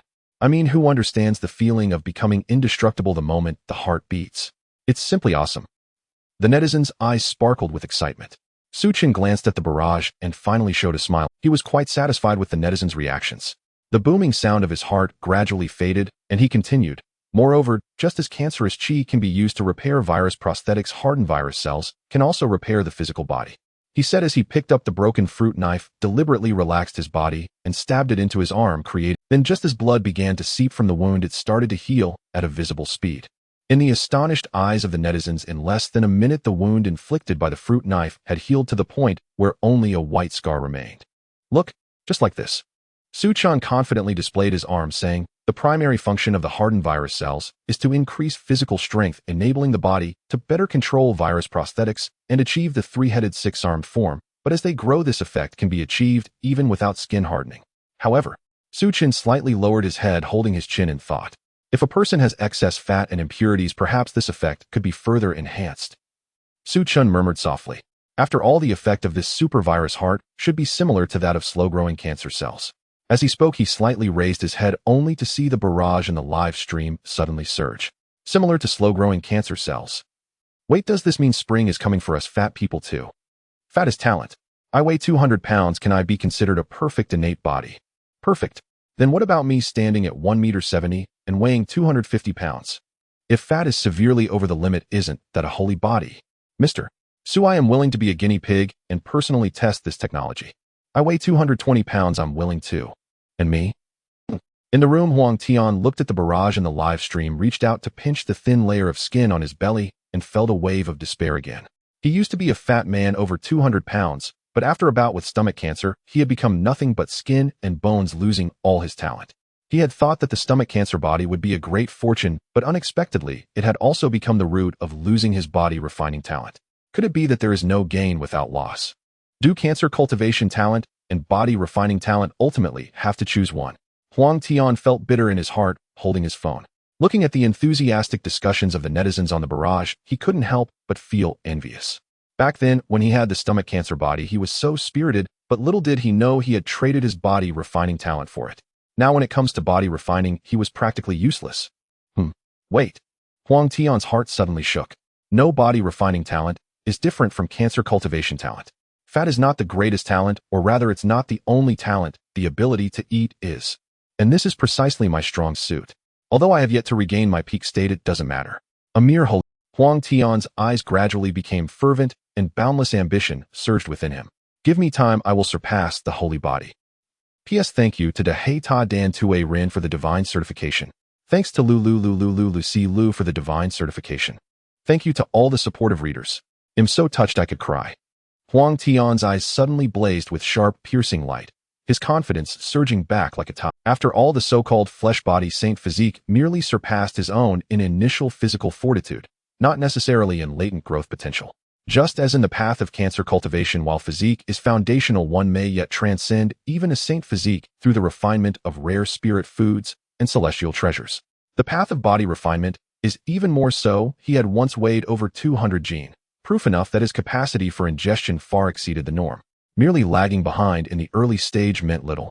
More crucially, he possessed the innate gastric cancer immortal physique, a dual cultivation aptitude unparalleled by any peer. Cultivators of divine bodies fell short in body refinement. Cultivators of fleshly might could not match his cancer core cultivation. His was a rare convergence of both Tao and physique, extraordinary talent in both corporeal refinement and cancer core formation, destined for dual path cultivation. Much like the protagonists of Xuanhuan epics, his very existence affirmed his status as the chosen one of heaven. Ha ha ha. Huang Tian threw back his head and roared with unrestrained elation. He then glanced down at the livestream comments and promptly typed, Mr. Su, I am Huang Tian, formerly late-stage gastric cancer patient. Though I carry little fat, my body harbors extraordinary impurities. And I'm already in Yongxing City. I'll arrive shortly. Having sent the message, he seized 2 packets of spirit food, tore open their wrappers, and stuffed them whole into his mouth. Clutching his phone, he chewed vigorously as he sprinted down the stairs without pause. Hardened viral cells, the ultimate method of body refinement, capable of repairing the flesh, and as it matures, rendering one impervious to blades and spears without relying on hardening. Exquisite. Absolutely exquisite. The former supreme cancer cultivator beneath heaven's Tao was returning once more. He dashed downstairs and raced toward the villa district where Suchin awaited. Huang Tian, latest-stage gastric cancer. Suchin glanced at the comment stream, lifted his gaze slightly, and paused in quiet recollection. Ah yes. The patient tested for slow proliferating cancer cells at Yongxing First Municipal Hospital. That was his name. Yet years of suffering had left him emaciated, painfully thin. Suchun furrowed his brow, faintly hesitating. The efficacy of hardened viral cells manifested most fully only upon bodies rich in adipose tissue. Huang Tian was clearly suboptimal. Well, if no better candidate emerged, slight leanness would do no harm. With that resolved, Su Chen ceased hesitation. He loaded the vial into his phone case and strode resolute. Beyond the villa district, several figures were already converging. Hardened viral cells, the ultimate body refinement technique. Who could resist such an opportunity? Especially those cancer cultivators burdened with excessive adipose tissue, surged with exhilaration, as though they had finally found their destined path. They gathered near the gates awaiting patiently. Huang Tian charged forward from afar, heart tightening at the sight of the crowd. So many people. Could his hope truly vanish? He pushed into the throng, tense and expectant, waiting for the heavenly Tao to manifest. Moments ticked by, yet Su Chen remained absent. Doubt began to ripple among the crowd. Suddenly someone in the crowd shuddered, eyes snapping upward as realization struck. The heavenly Tao has arrived. All turned in startled unison. High above, a black speck appeared in the sky, and swiftly swelled in size, descending like some celestial entity drawn from the heavens. A collective gasp rose. Crimson vertical pupils flared open across every forehead, revealing the descending figure with crystalline clarity. It was a winged bone dragon, its bleached skeletal frame crowned by two immense ashen-black flesh wings. Seated calmly upon its back sat Su Chen himself. This is the very winged bone dragon resurrected by the gene atavism elixir. Indeed, it carries the heavenly Tao. The Tao descends upon Dragonback. The heavenly Tao has arrived. Cancer cultivators, follow me in solemn welcome. We the cancer cultivators humbly welcome the heavenly Tao. Countless crimson vertical pupils blazed wide as the crowd bowed deeply toward the sky, voices rising in thunderous unison. We the cancer cultivators humbly welcome the heavenly Tao. Grant us your sacred technique, O heavenly Tao. The winged bone dragon descended slowly. Watching their fervent gazes, Su Chen's expression deepened with quiet satisfaction. As the saying goes, proximity to vermilion stains one red, proximity to ink stains one black. These cultivators were growing ever more red. Excellent indeed. His gaze swept the assembly. Men of every stature and build stood before him, some astonishingly obese. Su Chen stroked his chin, weighing his choice. Voices erupted from the crowd. Mr. Su, I weigh 180 gene. I volunteer. 200 gene. I'll take it. 250 gene. The Saint Physique stands here. Step back, all of you. Huang Tian opened his mouth, but no words came forth. His mind raced among so many cancer cultivators, he held no advantage. To stand apart, he must resort to extraordinary measures. His eyes locked onto Su Chen ahead, and suddenly ignited with insight. With no inherent advantage, he must seize Su Chen's attention and earn his favor. There remained but one path. Resolve hardened in his gaze. He shoved through the crowd, strode forward boldly, and collapsed to his knees with a heavy thud, crying Huang. But before the word left his lips, a far louder voice boomed from the rear. 398 gene. The immortal physique arrives. Yield at once. The cry pierced the din like a gong, so resonant it utterly drowned out Huang Tian's voice. Startled, the crowd whirled around, only to see a colossal figure advancing along the street. Dusk approached. The setting sun bathed his back in golden radiance, making his entire form shimmer with ethereal luster. In his hand, he held a megaphone. With each step, he halted, knelt, and kowtowed towards Su Chen, then rose again to continue forward. When he finally reached the front, breathless and drenched in sweat, his eyes still blazed with fierce brilliance as he proclaimed, "A pilgrim from the far end of this street, taking one step, then one, kowtow solely to behold the heavenly Tao. Then why have you come with no sincerity whatsoever?" He held a trumpet, his voice loud, scanning the crowd. "Those who do not bow to the heavens have lost their chance. The name of a generation's potion shall not bear your name. Depart now." As he spoke, he ignored the shocked gazes of the crowd and turned to Su Chen, who knelt once more. "Ma Liang pays respects to the Tao of heaven. Please grant me the great potion for body refinement." The crowd fell silent, staring at the massive figure kneeling on the ground, his body quivering with fat, feeling as though their brains were buzzing. The loud voice echoed continuously in their minds. The pilgrims came from the end of the street, bowing at every step just to meet the Tao of heaven. Why do you come here without sincerity? Damn it, must it be this intense? The crowd felt their scalps tingle, their teeth nearly grinding to dust. Meanwhile, Huang Tian, kneeling on the ground, gaped in disbelief, his eyes wide. "Wait, bro, isn't this a bit too much? I've already gone overboard by kneeling down. What the hell is this bowing at every step? Are they crazy?" Huang Tian felt like crying. He just wanted to refine his body, yet it was so difficult. It seemed the whole world was against him. Brother, what are you doing?" At that moment, someone turned around and noticed the person beside him had shrunk a bit, then looked down in surprise. "No, it's nothing, my legs just fell asleep." Huang Tian wiped his tears and hurriedly stood up, brushing off the dust from his legs. But while the tears on his face were wiped away, how could the tears in his heart be erased? Boo-hoo. In the live stream room, the netizens also looked shocked. Wow, truly talents arise in every generation. Full of nonsense, are you preparing for graduate school? Goodness, 398 pounds, this is truly the body of a celestial. This fellow has great willpower, being able to bow at every step to meet the Tao of heaven shows his strong heart. With such talent, he deserves to use the great potion for body refinement. Indeed, who would have thought this fellow's heart for the Tao was so steadfast? Su Chen looked at the enormous body before him, his eyes shining. 398 pounds, this weight was simply perfect for testing hardened viral cells. Seeing this, Su Chen decisively jumped down from the winged dragon's body and took out the hardened viral cell potion from his backpack, quickly approaching Ma Liang. Ma Liang's heart trembled, but just as he was about to lift his head, he suddenly felt a sharp pain in his arm. Turning to look, he saw a light pink potion piercing into his body. As the light pink potion slowly entered his body, a brilliant light flashed in his eyes, and joy filled his heart as an indescribable feeling of power began to surge within him. He knew that with his weight, even walking a few extra steps was exhausting. Today, having come here while bowing at every step, although it wasn't far, he was nearly exhausted. However, now as that light pink potion injected into him, he surprisingly felt the fatigue in his body gradually fading. Soon as the potion completely entered his body, Ma Liang's heart trembled, and a violent rumbling sound suddenly echoed. Boom, boom, boom. His heartbeat resonated like thunder. A torrent of power began to spread from his heart throughout his entire body. The onlookers gasped in surprise. This is the potion taking effect. The heart, like thunder, the supervirus heart, is transporting chi and blood. With the physical body of a celestial under the effect of the great potion for body refinement, who knows to what extent it can reach? Sigh. The friends in the live stream are right. The reason we missed the great potion for body refinement ultimately lies in our lack of steadfastness in the heart for the Tao. Ma Liang's body trembled with fat as he slightly rose.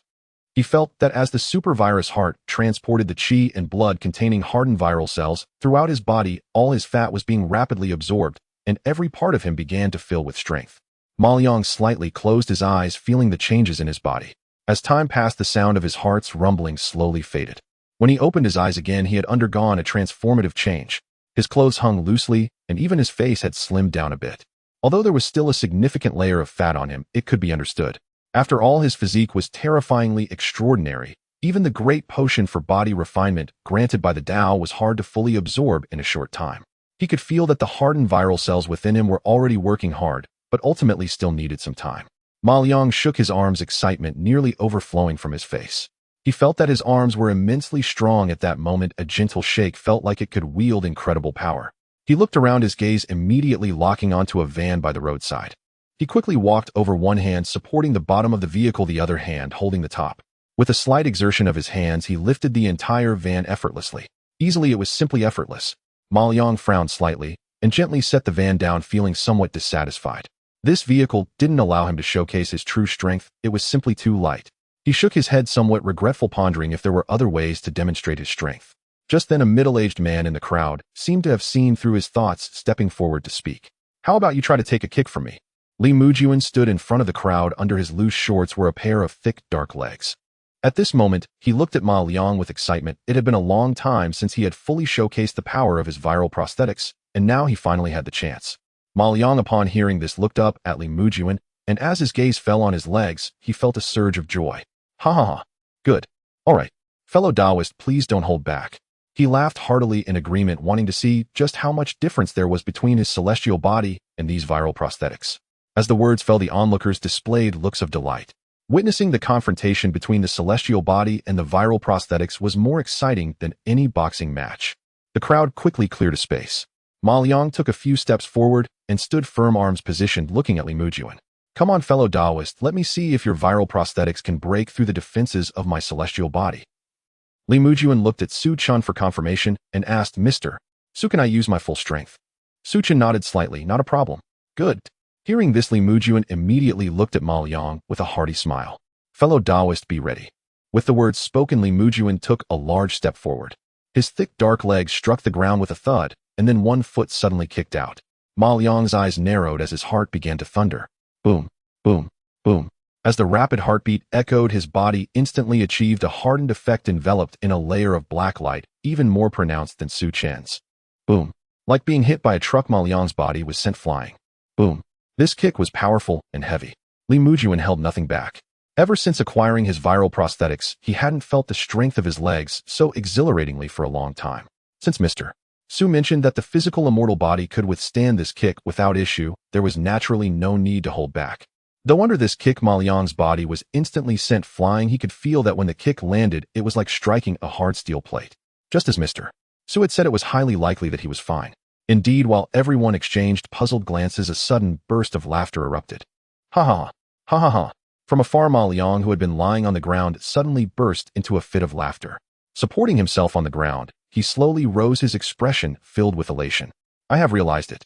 I have realized it. Ma Liang stood up, the dark energy around him dissipating from the kick, yet his face was brimming with excitement as he shouted. It turns out that everything has a trace to follow. As Ma Liang stood up, the onlookers were taken aback. Indeed, the physical immortal body is indeed powerful. After taking the refining body elixir for the first time, he could withstand a kick from Daoist Li and not die. Incredible. Although he didn't fully block it, that was a viral prosthetic after all. No matter how strong the physical immortal body is, it doesn't happen overnight. It requires time to grow. That's right. The power of this kick is comparable to a great impact. For the physical immortal body to endure this kick is beyond imagination. If he continues refining his body for a while, his strength might not be inferior to that of viral prosthetics, and perhaps it could even surpass them. But he said he realized something. What did he realize? Though he had withstood Li Mujuan's kick, his whole body was in excruciating pain. Under that kick, the hardening effect had collapsed instantly, but fortunately, he had managed to block it in the end. As for the damaged muscles and bones, they were rapidly being repaired by the hardening virus cells in his blood. Of course, this was not what mattered most. The most important thing was that he had comprehended the true meaning of his name, or rather, he had understood the best use of the hardening virus cells. Ma Liang raised his head, looking at the puzzled expressions of the crowd. He excitedly explained, "Dear friends, I have comprehended a divine ability." Divine ability. The moment these words left his mouth, everyone was stunned. As everyone knows, the currently recognized divine abilities are the viral prosthetics, bacterial eyes, and the three-headed six-armed form. Only abilities that can bring about powerful effects bestowed by the heavenly path are called divine abilities. And here was Ma Liang claiming to have comprehended a divine ability. What kind of joke is this? Daoist Ma, do not speak nonsense. Divine abilities are granted by the heavenly path. How can you comprehend them at will? Indeed. Daoist Ma, please be cautious in your words and actions. Daoist Ma, as a mere physical immortal body, do you think you can compare to the heavenly path? That's right. Daoist Ma, do you wish to replace the heavenly paths? What? Daoist Ma wants to replace the heavenly path. From the crowd, a man in a coat suddenly stepped forward, dramatically flipping his coat to reveal a pair of enormous dark green viral prosthetics. Who wants to replace the heavenly path? His crimson vertical pupil flared with anger as he coldly glared at Ma Liang. Ma Liang felt a chill run down his spine. Not me. Who said they wanted to replace the heavenly path? This group must be jealous of me. Deliberately framed. Cough, cough, cough. He hurriedly took 2 steps back, waving his hands in explanation. Friends, misunderstood. I am a pilgrim, devoted and sincere. How could I wish to replace the heavenly path? To be precise, it is not that I comprehended a divine ability, but that I have realized a divine ability hidden within the refining body elixir granted by the heavenly path. The onlookers suddenly understood. So that's how it is. Daoist Ma, you should have said so earlier. Yes, if you had said it sooner, there would be no need to create such a misunderstanding. Exactly. The heavenly path cannot be questioned. Please do not take offense. That said, what kind of divine ability did Daoist Ma comprehend? Yes, please, Daoist Ma, elaborate. The man in the coat, upon hearing this, also donned his coat again, silently stepping back to hide behind the crowd. Ma Liang breathed a sigh of relief. To be honest, this man's sense of oppression was far stronger than that of Daoist Li Mujuan. He could withstand a kick from Daoist Li, but he might not be able to endure a punch from this friend. While it's true that leg strength usually far surpasses that of arms, the issue lies in the fact that Daoist Li's striking power had its flaws. On the other hand, the person before him had clearly trained in martial arts, standing on the taekwondo arena, and with one punch, even the physical immortal body might not withstand it. Phew. Ma Liang wiped the sweat from his brow, looking at the crowd, and recalling the divine ability he had comprehended. A proud glint reappeared in his eyes. Dear friends, do you remember the topic we discussed during our live stream? Everyone looked confused. Topic? Yes. We once discussed that the world is a cycle, and what we cultivate is the orthodox ancient method of cultivation. Therefore, when I was just fighting Daoist Li, a sudden realization dawned upon me. Do you all remember my name? Ma Liang suddenly asked. The crowd scratched their heads, and someone spoke up. Aren't you called Ma Liang? What's the problem? Ha ha ha. Ma Liang laughed heartily. That's right. Ma Liang, dear friends, do you remember that someone once bore this name, and he had a resounding title, the Divine Brush Ma Liang? Everyone, what does Divine Brush Ma Liang mean? Indeed, what does a fairy tale have to do with our orthodox ancient methods of cultivation? Taoist Ma, what exactly are you trying to say? The onlookers were all bewildered, even suspecting whether this Taoist Ma had suffered a head injury. Sensing the puzzled gazes of the crowd, Ma Liang clasped his hands behind his back and excitedly looked up. What I want to say is, since the world is a cycle, I boldly speculate that the so-called Divine Brush Ma Liang may not be a fairy tale, but a historical figure who truly existed. Moreover, his full title might not be Divine Brush Ma Liang. That is merely a beautified term. His true honorific title is Divine Arm Ma Liang. Divine Arm Ma Liang. The crowd was taken aback. Ma Liang gazed at the sky and nodded slightly. Exactly. It is said that he used his divine brush to depict various plowing oxen and water carts, yet he was unwilling to assist the wealthy in depicting gold and silver treasures. Pray tell, why is that? I know you might say it's because he hated the wealthy, but that's incorrect. The fundamental reason is that he could not create things out of thin air. The plowing carts and water buffalo he created were not conjured from nothing by the divine brush, but were forcibly taken from the wealthy, using his divine arms. When he used his arms capable of moving mountains and shattering stones to seize the heads of the wealthy, which wealthy person would dare to resist? Hence, they could only obediently hand over what Ma Liang desired. And when later generations recorded these events, the common folk, wishing to prevent Ma Liang from being labeled as a brutal tyrant, embellished his powerful arms into a divine brush that created things from nothing.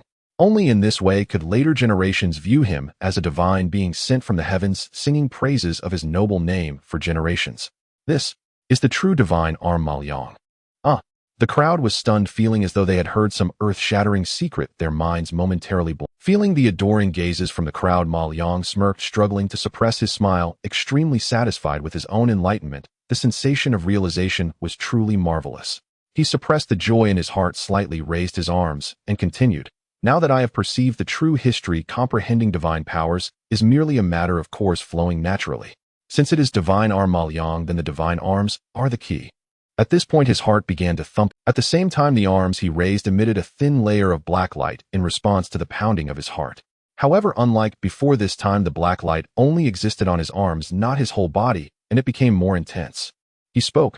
Thus I thought, what would happen if I only hardened my arms? Now I have found the answer. The crowd looked at Ma Liang's arms, their eyes widening. The hardened black light effect seems to have intensified. Only hardening the arms. Is this the divine power Taoist Ma spoke of? Abandoning the protection of the whole body and specializing in one area, it can still be done this way, eh? Divine Arm Ma Liang, Divine Arm Ma Liang. So that's how it is. The world is a cycle, and since there was a Divine Arm Ma Liang in history, does that mean there will be a Divine Arm Ma Liang now? At this moment Ma Liang looked up at Li Muju, and opposite him, his arms charged with black light, suddenly raised, laughing loudly. Taoist Li, may I take a kick from you again? Ha ha ha. I was just thinking that. Li Mujuan replied, joyfully nodding quickly. Then Taoist Ma, prepare yourself. As he finished speaking, a pair of viral prosthetics suddenly exerted force and charged forward. Bang bang. In a series of steps, he kicked out with one foot the massive green-black viral prosthetic, ferociously heading towards Ma Liang's arms. Ma Liang, however, narrowed his eyes, advancing instead of retreating, raising his arms to meet the attack. Boom. A loud sound erupted.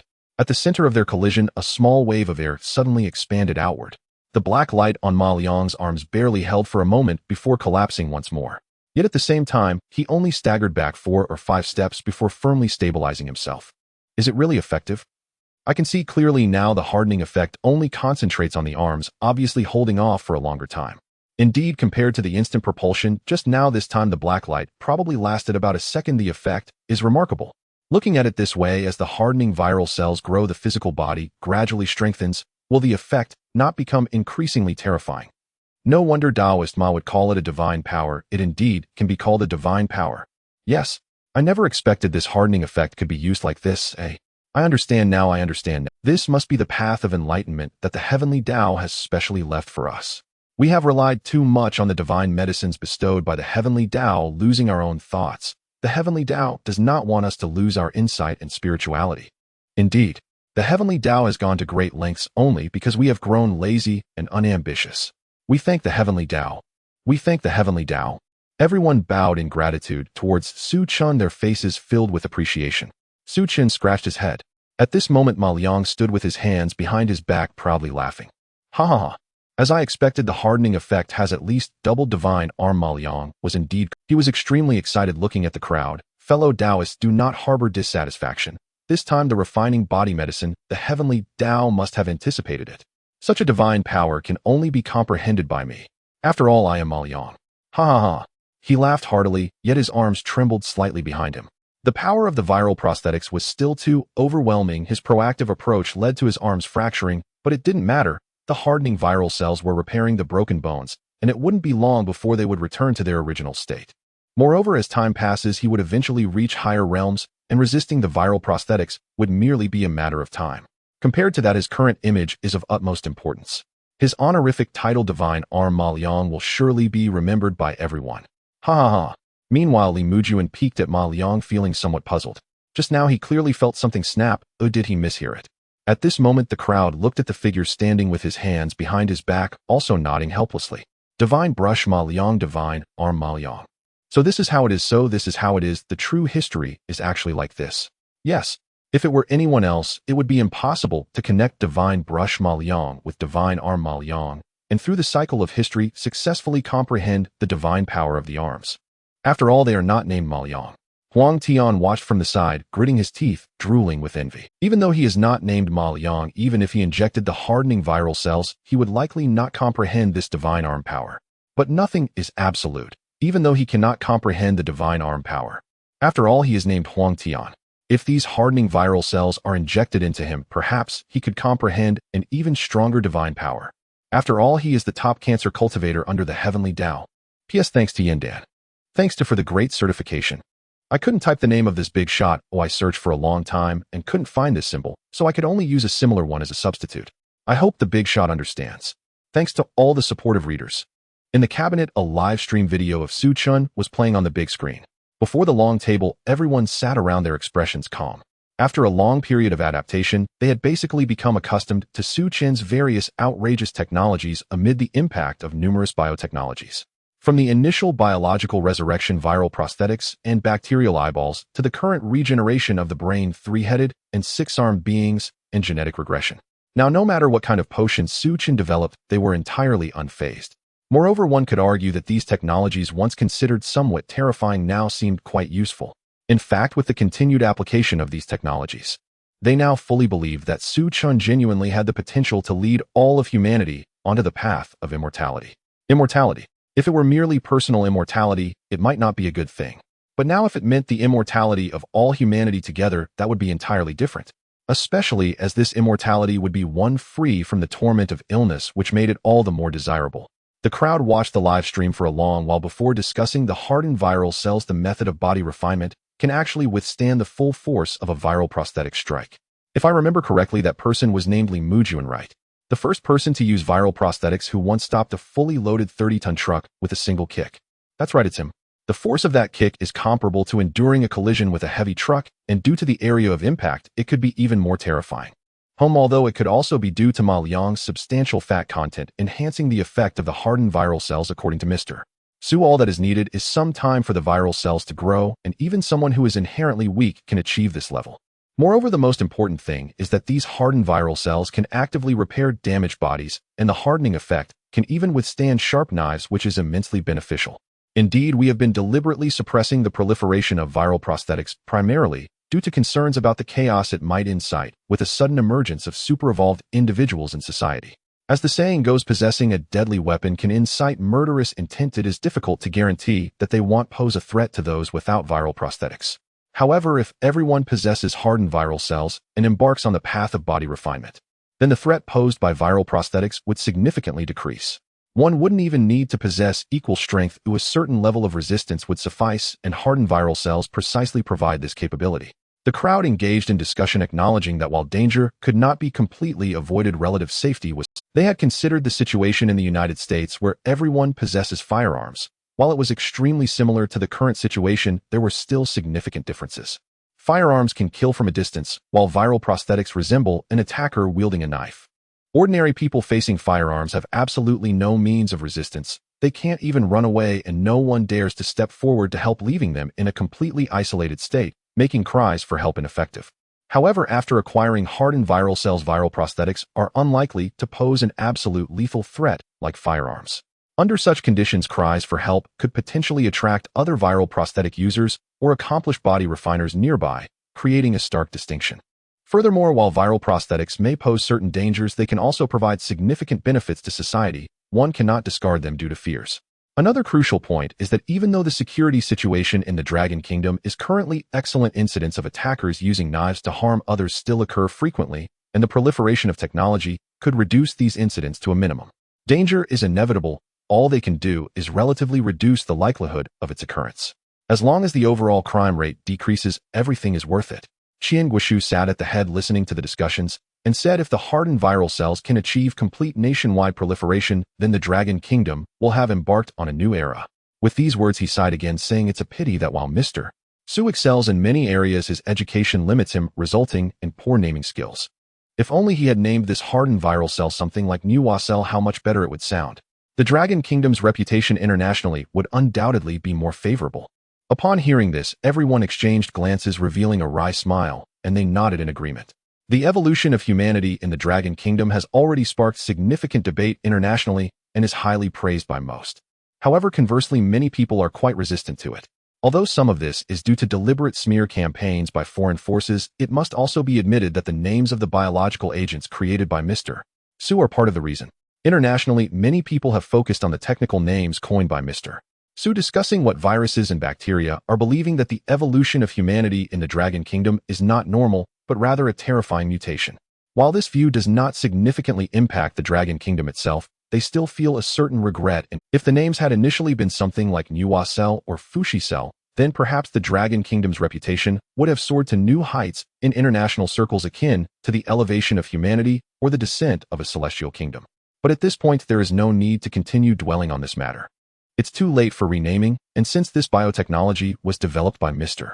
Su, the naming should also be left to him. Such a minor influence is hardly worth discussing. Qian Guoshu cleared his throat a couple of times, skipping over this topic and continuing. Additionally, Mr. Su's fame is growing. Each live stream attracts large crowds. There should be clear planning regarding the renovation of Yongqing City. Do you have any suggestions? After considering for a moment, the crowd responded. The current construction plan for Yongqing City is designed for a new era, and Mr. Su's location is of utmost importance, thus it must maintain ample space to accommodate more people, necessitating large-scale demolition and reconstruction nearby.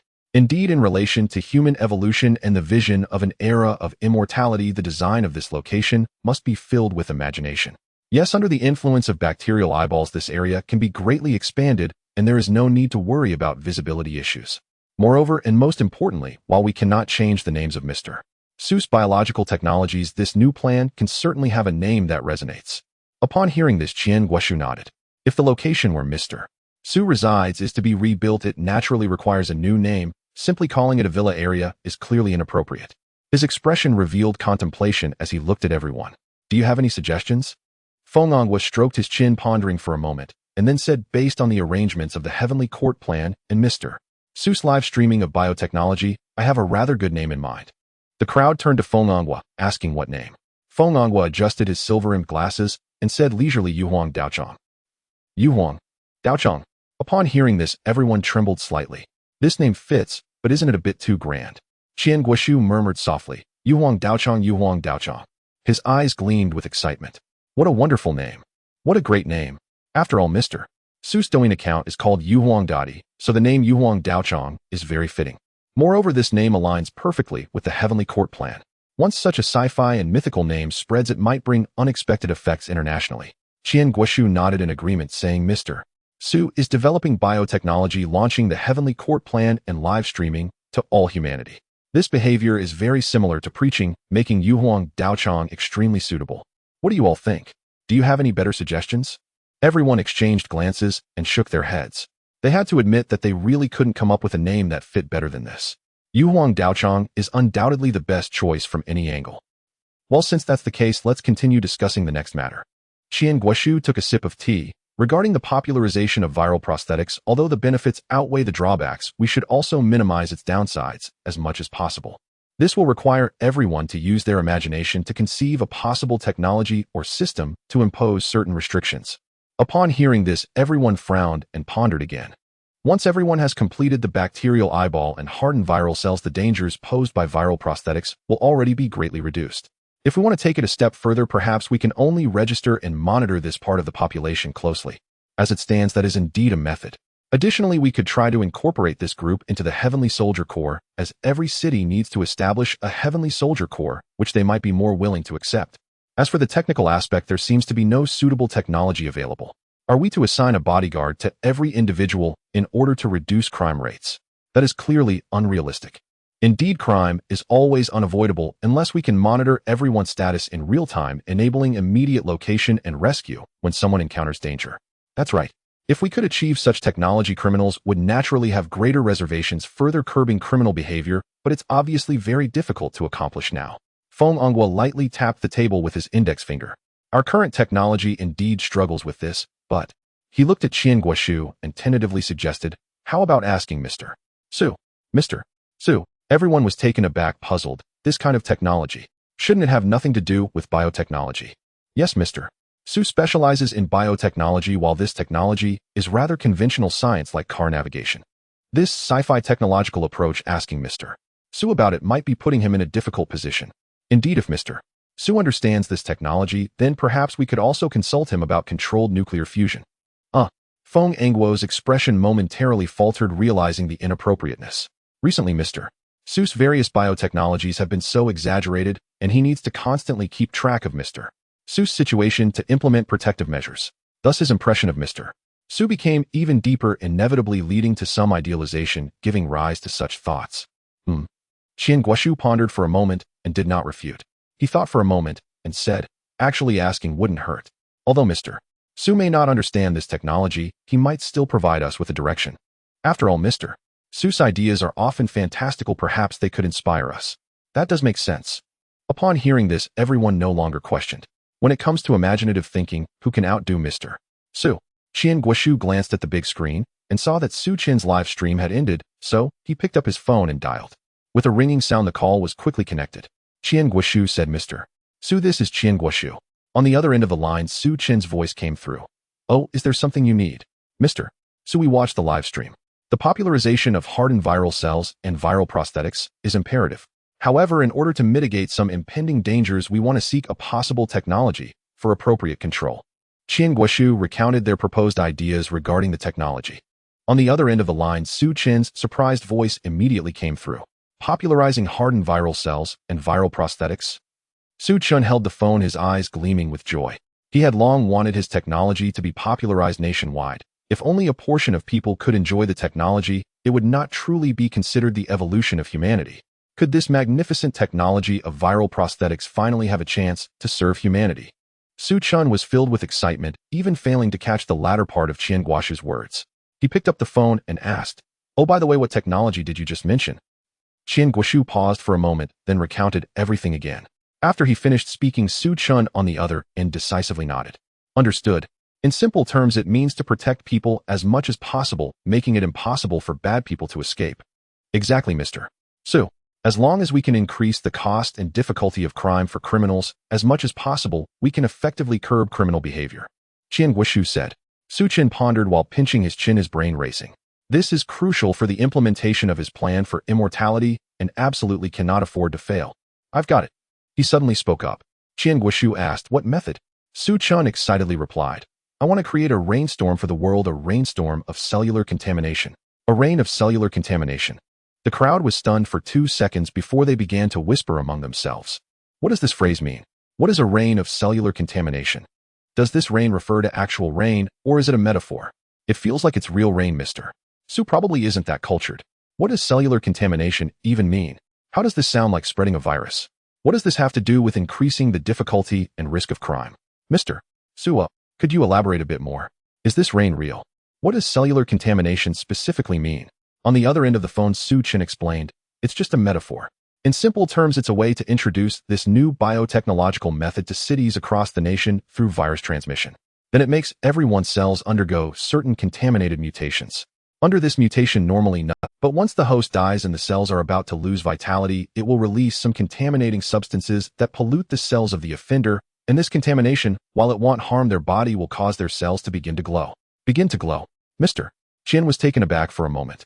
Su Chen smirked. That's right. Their entire body will emit a red light, which is quite useful. The conference room fell silent. Someone shot a glare at the person next to them. Who said Mr. Su was uncultured, unable to think of using rain as a metaphor. Isn't that quite cultured? But killing someone and making them glow red, can it really work? Mr. Qian's eyes revealed a hint of shock as he asked Mr. Su, will this red light persist? Of course not. Once a person is dead, it won't glow anymore. Mr. Qian's face twitched. What's the point of glowing if they are dead? He thought for a moment and added, Mr. Su, but in that case, what about the military personnel? Su Chun was momentarily stunned, falling into thought. For a moment, silence extended for a full minute on the phone. Mr. Qian looked at his phone and tentatively called out, Mr. Su. I'm here. Su Chen replied. Mr. Qian asked, is there any solution? The other end of the line remained silent. Mr. Qian said, Su. Su Chen responded, there's no way. He then added, actually, it's not that there's absolutely no way, I just think that military personnel glowing red should look quite cool. What the military is dealing with mainly involves external forces. They don't have contaminated cells, so they won't produce red light. Even if they are sentenced to death for murder, they will glow. However, because their cells have already been contaminated, they will still emit some contaminating substances, but it will be significantly less, resulting in very faint red light, so there's no need to worry too much. Su Chen explained seriously. Although he could solve the glowing issue, he felt it wasn't necessary at the moment. It would be too time-consuming. He still needed to improve the resurrection technology, so he decided to put it off. Mr. Qian pondered a bit. This explanation wasn't problematic. Nowadays, the military has the capability to capture even armed thugs alive. And even if they really need to kill on sight, the faint red light produced wouldn't have too much impact. Of course, the main point is that the red light is just a means of marking intended only to prevent criminals from hiding, ultimately relying on officials for investigation and conviction. Mr. Qian glanced at the others in the conference room, his gaze revealing a questioning look. I think we can give it I agree. This is just a means of marking, and it currently doesn't appear to pose significant issues. Exactly, implement it first, optimize later. Discover problems, and then solve them. Mr. Su is right. Given the current domestic situation, capturing any thug alive is virtually no longer a problem, but the prison also needs some renovations and upgrades. Mr. Qian nodded. Since that's the case, Mr. Su, it's a bit troublesome. Su Qian's confident voice came through. Simple, for the eternal future of humanity. Everything is worth it. I just hope they won't restrict my biotechnological advancements, allowing it to shine. And after saying this, Su Qian hung up the phone with a snap. In the conference room, everyone looked at each other, revealing a hint of helplessness. Mr. Su is still so passionate about humanity. After hanging up the phone, Su Chen began to ponder while pinching his chin. He already had a rough plan, but it still needed to be refined. As the regenerative brain and bacterial eyes began to gain widespread popularity, various places saw the emergence of accelerated 7A preparatory classes for the college entrance examination. The primary purpose is to allow those who successfully use the regenerative brain potion to engage in a unified learning experience over 7 days. Some students who initially had average academic performance made significant progress through the 7-day crash course for the college entrance examination, aided by the regenerative brain. Moreover, 7 days later, the regenerative brain would have been fully absorbed, achieving perfection. Live streaming videos about the hardening virus cells began to spread wildly, with heated discussions occurring in various streaming rooms. In one streaming room, a group of cancer cultivators, as well as those who had yet to become cancer cultivators, frantically rushed into the stream. The number of online viewers in the stream quickly surpassed 100,000. Ma Liang looked up at the ceiling from a 45-degree angle, glancing at the online count, feeling an excitement that was nearly overwhelming. Easily surpassing 100,000 viewers, this is the value of the world's first body-refining cancer cultivator. Not to mention, he is a true physical immortal body and the first cancer cultivator to have a title. This value is truly extraordinary. He displayed an arrogant expression as the fracture in his arm had nearly healed overnight. The effects of the hardening virus cells were even stronger than he had anticipated, and he felt that his physical body had made significant improvements, with much of the fat absorbed. In the bullet comments, viewers were extremely excited. Did Taoist Huang once categorize realms for cancer pills? Is Taoist Ma now paving the way for the path of body refining? Many Taoists are willing to pave the way for the path of cancer cultivators, which is truly a boon for us cancer cultivators. Taoist Ma's righteousness not only paves the way for us cancer cultivators, but also corrects history, restoring the true legacy of the divine armed Ma Liang, which is simply a monumental achievement. Indeed, and through Taoist Ma's discussions on the divine-armed Ma Liang, our conjectures about orthodox ancient methods of cultivating immortality have gained strong support. Yes, once the Cancer Cultivator Exchange Cave is established, we can engage in discussions based on this. How wonderful it will be. The Cancer cultivators were all very excited, and a vivid image arose in their minds. A group of Cancer cultivators sat together surrounded by spiritual food. While savoring the delicacies, they engaged in discussions about the path of Cancer pills and body refining, creating a scene of great beauty. The Tao of Heaven offered multiple opportunities, and many Cancer cultivator friends began to gain insights. They had numerous directions to explore, such as the subsequent realms of Cancer pills, optimization methods for external cancer energy, the growth potential of biochemical body, refining, and stronger control over hardening. All of these are directions they can discuss. Moreover, even if there weren't such topics, simply gathering a group of Cancer cultivators to absorb spiritual food and drink and cultivating in seclusion would still be a beautiful thing. Ma Liang looked at the bullet comments before him, a hint of satisfaction appearing on his face. Ever since he became broad and difficult to push down, he had not enjoyed the praise of others. Had it not been for the great opportunity bestowed by the Tao of Heaven, how could he be held in such high regard? All of this is thanks to the Tao of Heaven. In his lifetime, he must care for the Tao of Heaven. If the Tao of Heaven does not perish, then neither shall he. Ma Liang quietly wiped away the grateful tears in his eyes, looking at the bullet comments, his expression once again revealing that hint of arrogance. Fellow Taoists, as the first body-refining Cancer cultivator today, let me, the divine-armed Ma Liang, personally categorize the talents of body refining. The bullet comments erupted with excitement. Please, Taoist Ma, enlighten us. Ma Liang waved his arm, sat down on the floor, and began. As we all know, the path of Cancer pills is divided into the dominant body, the sacred body, and the immortal body. And the same goes for the path of the physical body. The path of the physical body emphasizes 1 part training and 97 parts eating, so the heavier the weight, the higher the talent. Based on this, I have a clear categorization of body refining talents: the dominant body at 200 pounds, the sacred body at 300 pounds, and the immortal body at 400 pounds. In fact, even I can only be considered half a step into the immortal body. Although I am extremely close to it, I still fall half a step short. As soon as he finished speaking, the netizens immediately expressed their agreement. Reasonable. The Tao of Heaven once said the method of body refining is that the higher the weight, the better the effect. I agree with Taoist Ma's statement. Indeed, distinguishing by weight is very clear, but only 400 pounds can be considered the immortal body. I think this may need to be debated. I share the same view as the Taoist above. Taoist Ma's weight is already quite rare in the world. If even Taoist Ma cannot be considered an immortal body, then that is indeed too harsh. Yes, perhaps the requirement for the immortal body can be lowered to 350 pounds. That weight is also extremely rare. I believe setting 398 pounds as the standard is also acceptable. After all, Taoist Ma, being the first body-refining elder, should be the benchmark for the immortal body. Taoist Ma, I have a question. I have been working out for 10 years. While my weight is high, my fat content is extremely limited. How should this be calculated? Should I be considered useless? Ma Liang looked at the discussions in the bullet comments and nodded slightly. In that case, let us follow the words of the Taoist friends and set 398 pounds as the immortal body. Additionally, regarding this Taoist's point about exercising leading to limited fat content, I believe this certainly does not count as useless.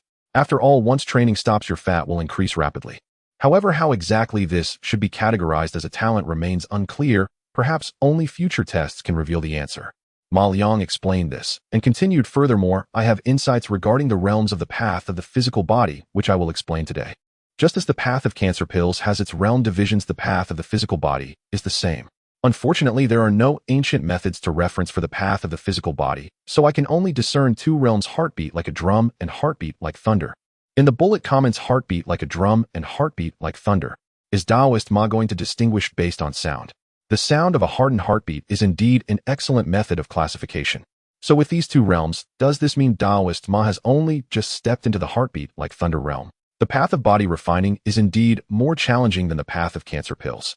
Once Taoist Huang's immortal body could step into the 3rd realm of Cancer pills, yet the same immortal body can only step into the 2nd step of body refining. But although it is difficult, the effects are also remarkably powerful. Ma Liang nodded. Indeed, the path of the physical body is as difficult as ascending to the heavens.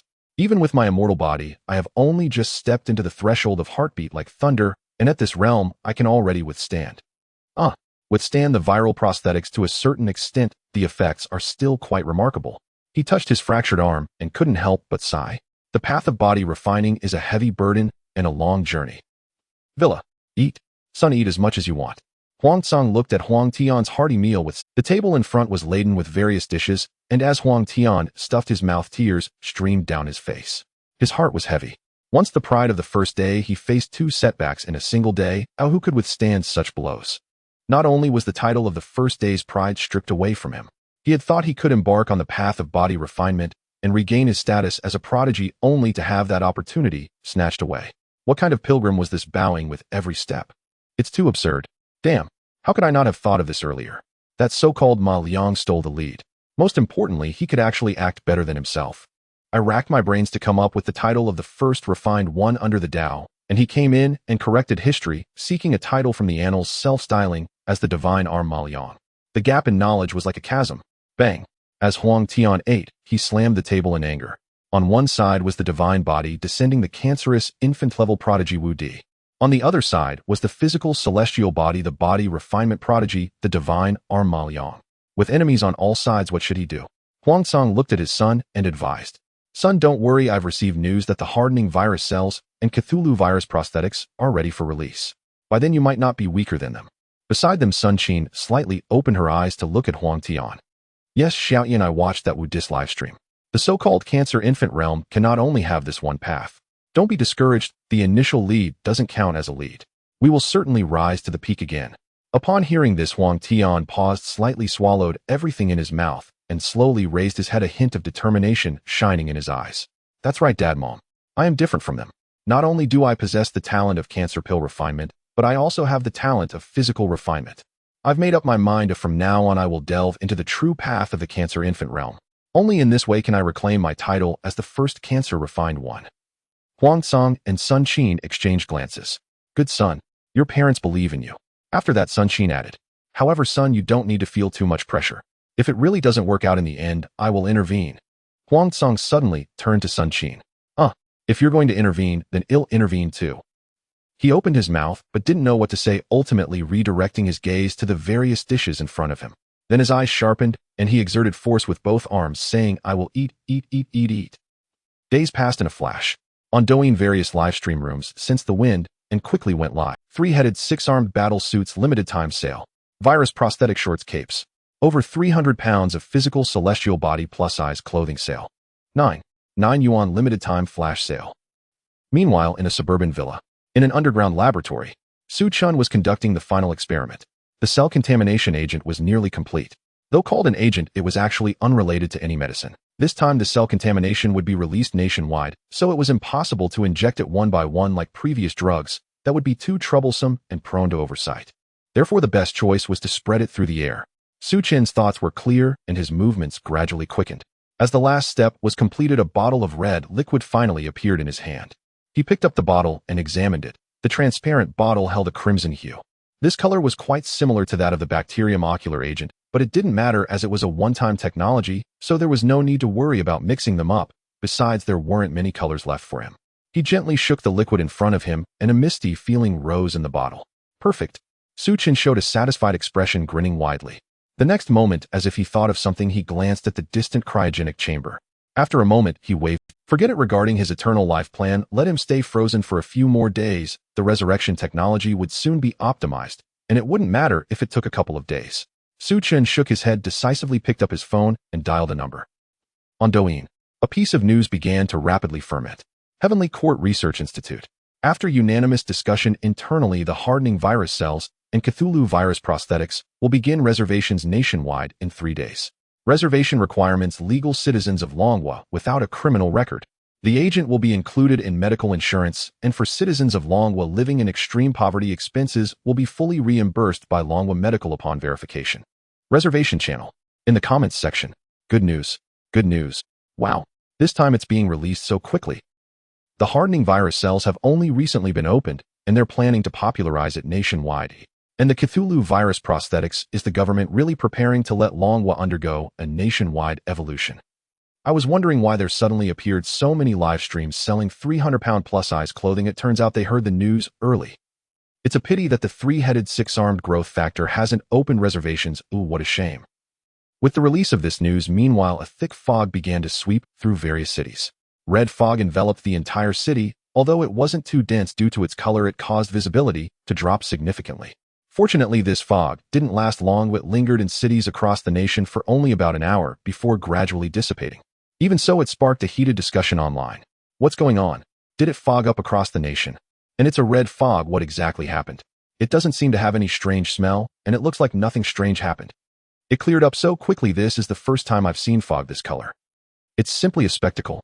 I went on the international web. It seems there was no fog abroad, only here in our country. This shows we are the chosen ones. Oh. The Forum of the Biochemical Cultivators. A post titled "The Blood Mist Descends, Great Opportunities Are Coming" has risen to the top, and replies are increasing at a rapid pace. Dear friends, has the blood mist phenomenon appeared in your cities as well? Indeed, this blood mist is said to have swept across the entire Dragon Nation, with no city left untouched. Although it dissipates quickly, it proves that this is no mere coincidence. Could it be that our current human evolution has caused changes in the world? As far as I know, this blood mist has only appeared within our Dragon Nation, with no changes abroad. If that's the case, dear friends, it is time to investigate and see if some treasures have emerged. Be cautious, dear friends, as it could also mean that our evolution has stirred the world's will, and some great terror may be imminent. We cultivators fear nothing. Evolution itself is against the heavens. Dying on the path is quite normal. Friends, let us not forget that we take it upon ourselves to protect the Tao, and we should first conduct a cleansing investigation near Yongxing City. Agreed. Meanwhile, the news of the blood mist spreading across the Dragon Nation quickly circulated world in the Coco Nation. Yoshi. Sato Mitsuaki looked at the incoming news and couldn't help but burst out laughing. Dragon Nation. They must have angered the gods.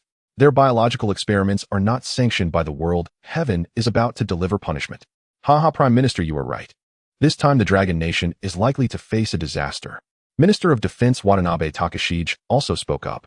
Not long ago, the biological evolution in the Dragon Nation nearly forced us into a dead end.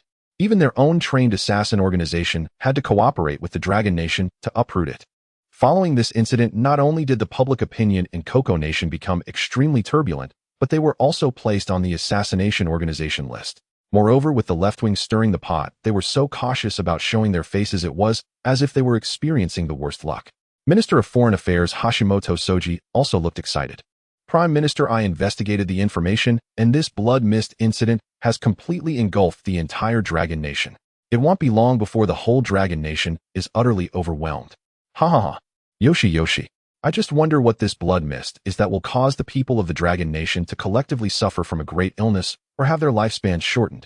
Or will it directly bring disaster within the Dragon Nation? Sato Mitsuaki laughed heartily. Regardless, as long as the Dragon Nation is in trouble, it is a tremendous blessing for us. Minister Watanabe is correct. The so-called immortality technology of the Dragon Nation is likely just a facade. If they truly had the capability to develop immortality technology, they wouldn't still have no news about it after so many biological technologies. It is most likely just a propaganda tactic. Watanabe-kun is right. The Dragon Nation is merely fabricating a massive lie. This blood mist is heaven's dissatisfaction with the Dragon Nation's deceit, and they will have to pay the price for it. Minister of Foreign Affairs Hashimoto Soji looked at Sato Mitsuaki and said, Prime Minister, should we stir the pot a bit internationally regarding this blood mist incident? Of course. Sato Mitsuaki nodded. The biological evolution of the Dragon Nation coupled with the left-wing movements has already made it difficult for us to breathe. We urgently need favorable public opinion to help us catch our breath. Do whatever you need to do, Hashimoto-kun. I leave this matter to you. Hashimoto Soji nodded vigorously. In the United States at the Black Palace, Intelligence Minister Harold West was excitedly reporting a series of intelligence to put harangue. Mr. President, according to our intelligence, the Dragon Nation has indeed experienced varying degrees of blood mist incidents across the country, but the exact cause of this blood mist event has not yet been determined. Put harangue nodded, his sparse white hair shaking. Has there been any disasters occurring in the Dragon Nation following the nationwide blood mist? For example, a plague or something? Harold West shook his head. Mr. President, no special changes have been detected yet, but I suspect it may be due to the short time since the event. After all, if it were a plague, it would take some time to manifest. The biological evolution of the Dragon Nation is too exaggerated. They have even resurrected dinosaurs from ancient times. I believe this has surely angered the gods. Indeed, the Dragon Nation's attempt to create deities through biological evolution is an insult to the divine. It is only natural that they have incurred the wrath of the gods. Since it is a disaster sent by the gods, the Dragon Nation will surely face devastating blows, and our opportunity will come. Harold West asked, Mr. President, do we need to do anything? Perhaps add fuel to the fire in public. Put Harang didn't respond right away. After a moment of contemplation, he said, "No, Coco Nation will take action. We just need to wait. When the Dragon Nation can no longer hold on, they will naturally seek our help, and at that time, we can rightfully demand the Dragon Nation's biological technology. At that time, the United States will become the ultimate winner and America shall be great again." At the same time online, the Blood Mist incident in the Dragon Nation has garnered worldwide attention. Coupled with Coco Nation's internet trolls deliberately guiding the narrative, the reputation of the Dragon Nation took a nosedive. The Dragon Nation is doomed this time. Their biological experiments have angered the gods. I dreamt of God, and God told me that they will completely erase the Dragon Nation. Yes. I also had a dream in which I saw that in the not-so-distant future the Dragon Nation will completely disappear, and there will no longer be a country called Dragon Nation in the world. I have long said that the biological experiments of the Dragon Nation are aimed at destroying the world. That's right. Immortality is a lie. The Dragon Nation is deceiving the whole world. The blood mist of the Dragon Nation must be a disaster. Otherwise, why wouldn't our other countries be affected? Oh God, I hope you don't blame us for the Dragon Nation's troubles. Oh, we are innocent. Dragon Country. In a certain dark alley of a residential area, the blood mist has descended. What is going to happen? Blood mist is appearing all over the country. It's truly strange. In a dimly lit room, a man with a scarred face wore a gloomy expression as he sat on a chair. In front of him were two others smoking and scrolling through their phones, their faces filled with malice. Damn it. Just because we have a criminal record, we can't book that so-called biological agent. They are all a bunch of stupid pigs. Ugh. The man with slanted eyes spat on the ground, cursing in anger. Another man wearing glasses and possessing a somewhat cultured demeanor took off his glasses and pulled out a lens cloth from his pocket, wiping them as he spoke. In any case, we can hardly stay in Dragon Country now. Even without the blood mist, with the complete release of the bacterial, the risks of trading will only increase. Let's sell off the last batch of goods and then leave for abroad. Leave for abroad. The scarred man glanced sideways at the man with glasses. Right now, only Dragon Country has the possibility of human evolution. You say to leave for abroad. The man with glasses looked at the scarred man and sneered. Hey, human evolution. If there's a possibility of human evolution, why don't you go and book it? Damn it. Those with criminal records can't book it now. Who says we won't be able to in the future? The scarred man looked at the man with glasses and couldn't help but retort. Naive. Do you really think the authorities in Dragon Country will allow people like us with criminal records to book that so-called human evolution biological agent? The man with glasses scoffed. Stop dreaming. That is merely a delaying tactic to keep us in check. What? A delay of 50 or 100 years? Would you wait that long? The slanted-eyed man took a deep drag on his cigarette. The glasses guy is right. What kind of biological technology is that? If it doesn't come to us, it's all nonsense. In the future, the entire Dragon Country will be filled with evolved humans, and we will be pure bottom-tier individuals. Not only will the trading risks increase, but without evolution and with a criminal record, finding a job will be nearly impossible. At that time, we can only beg on the streets.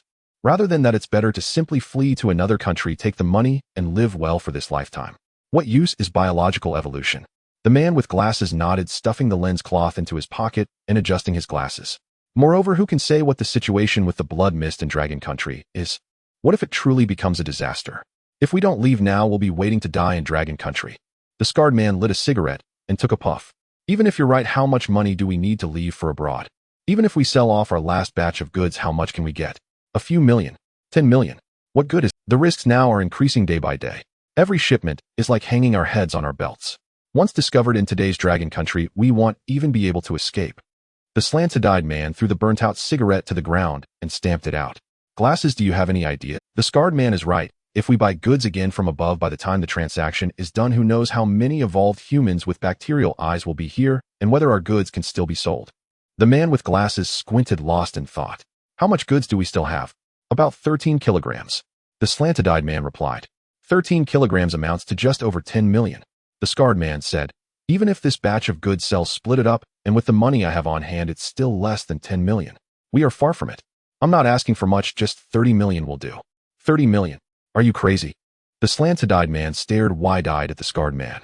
At this time, getting 10 or 20 million is already quite good. Do you really want to die in Dragon Country? Poison snake, if going abroad means I can't enjoy life, well, I might as well stay in Dragon Country and wait for the evolution agent to become widespread.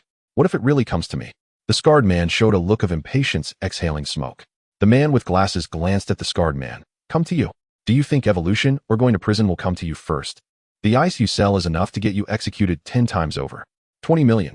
The scarred man's expression grew agitated, extending 2 fingers. At least 2 million, if not we can kidnap someone, do a big score, and then run. The slanted-eyed man turned to look at the man with glasses, remaining silent. He also didn't have much money left in hand. They were doing jobs that put their lives on the line, all for the sake of money. After working for so long, if we can enjoy ourselves abroad, wouldn't it be for nothing? The man with glasses shook his head. Kidnapping won't work. With the evolved humans in Dragon Country, plus the winged bone dragons, once we kidnap someone we won't be able to escape. However, even though we only have 13 kilograms of goods left, it doesn't mean we can't sell them for the price of 30 kilograms. 30 million dividing it up means 1 million each is the limit. Adding what's left in hand is also quite a bit. Don't be too greedy.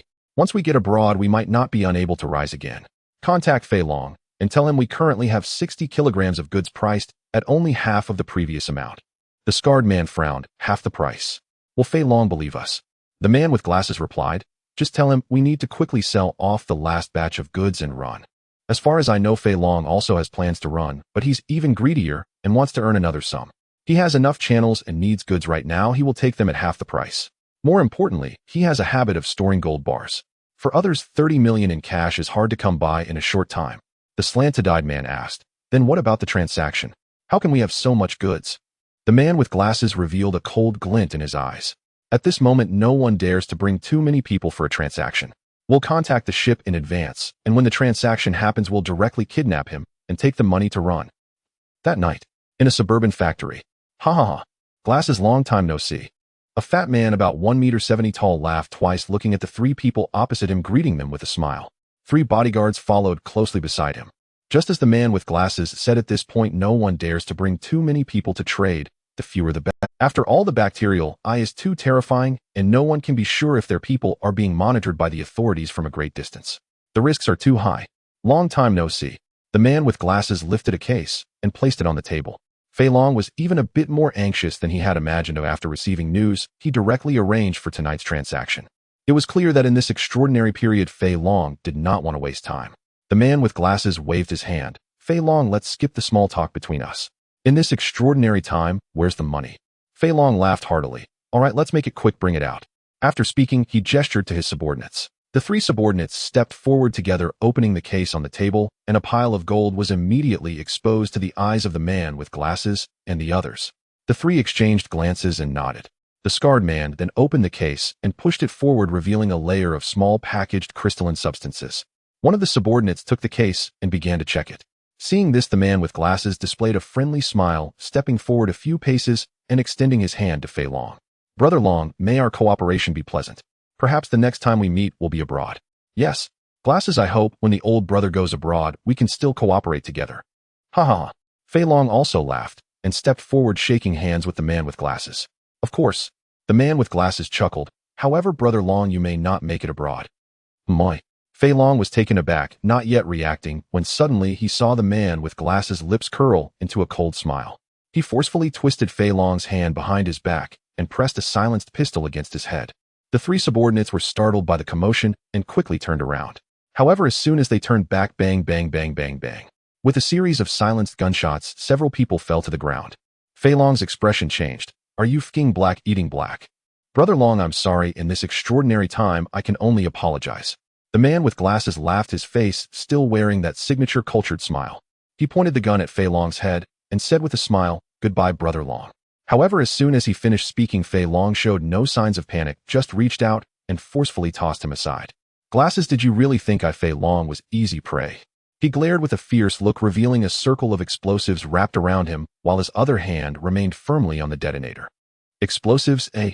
The man with glasses' eyes widened in shock as he quickly took 2 steps back, looking at the scarred man and the others completely unprepared for the situation before him.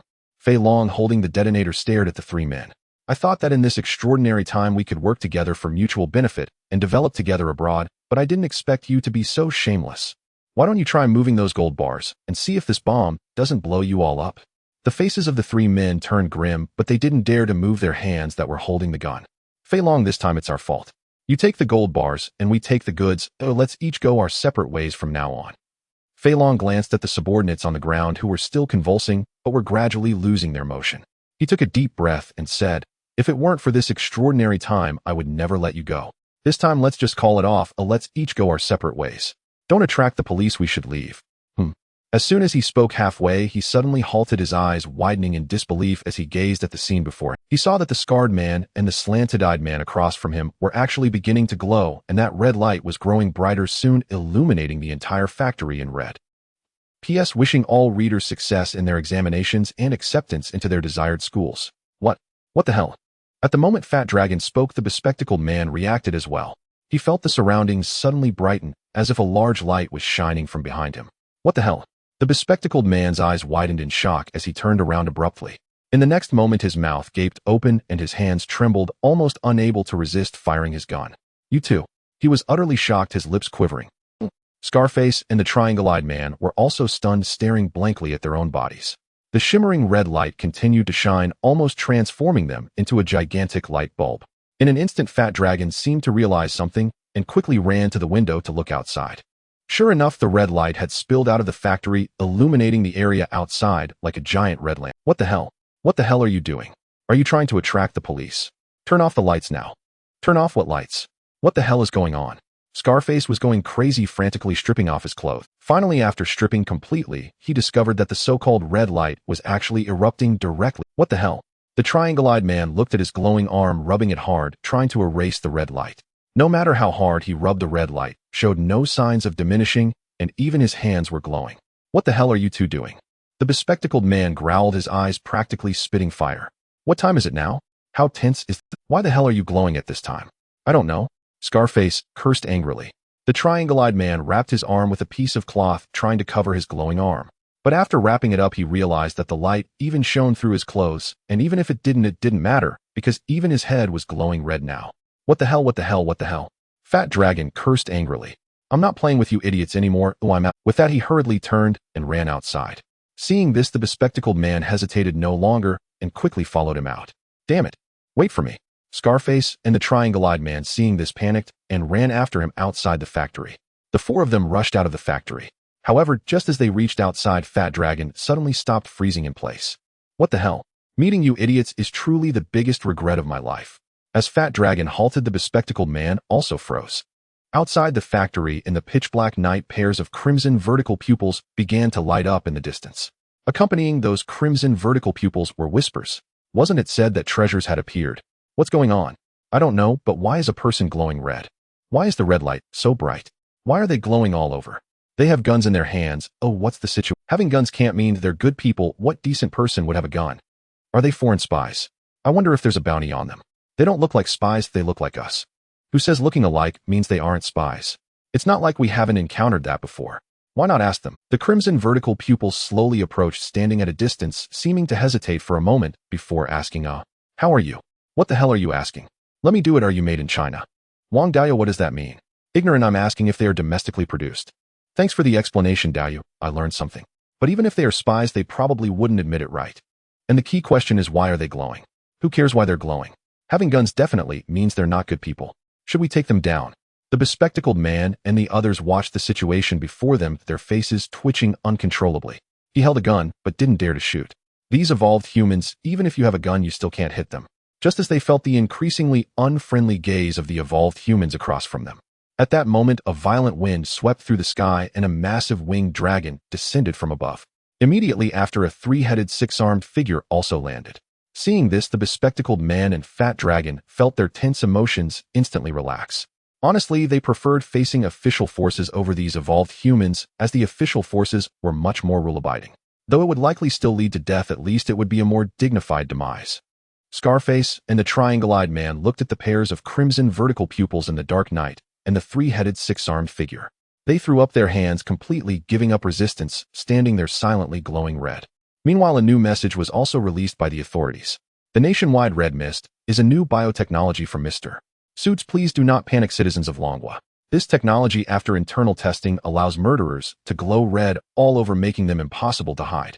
Any criminal will surely face legal consequences. Along with this message was a video. It showed Scarface and the triangle-eyed man glowing red in the night. In the comments section, alright, I thought the revival of spiritual energy meant treasures had appeared. Enough already. While searching for treasures together as cancer cultivators, we saw a burst of red light from a certain place, and it turned out to be these two. However, this technology can accurately identify murderers. Doesn't that mean almost no one will dare to commit crimes in the future? You can't say it's absolutely impossible, but the crime rate will definitely drop significantly. What the hell? In the future, if you see someone glowing red on the street, you can directly diagnose them as a murderer. Such a bright red light can't be hidden. What the hell, isn't this a red-named player? Damn it. Red-named players are national enemies. Genius. Sell. ID card. On the other end of the phone, Qian Guoshu was stunned, murmuring the words, growing more and more bewildered. He completely failed to understand the meaning of this sentence. What does a sell ID card mean? Based on Su Qin's usual naming experience, it typically would be simple and easy to understand. So does that mean the sell ID card is an ID card made from cells? No. This is even more confusing. Qian Guoshu rubbed his forehead and asked, Mr. Su, what do you mean by cell ID card? Soon Su Qin's voice came through the phone. It's quite simple. The so-called cell ID card means duplicating the BOTA cells and then storing them uniformly. It is equivalent to the human body being the cell mother of these cells, and through the connections between cells, one can constantly locate each person's position.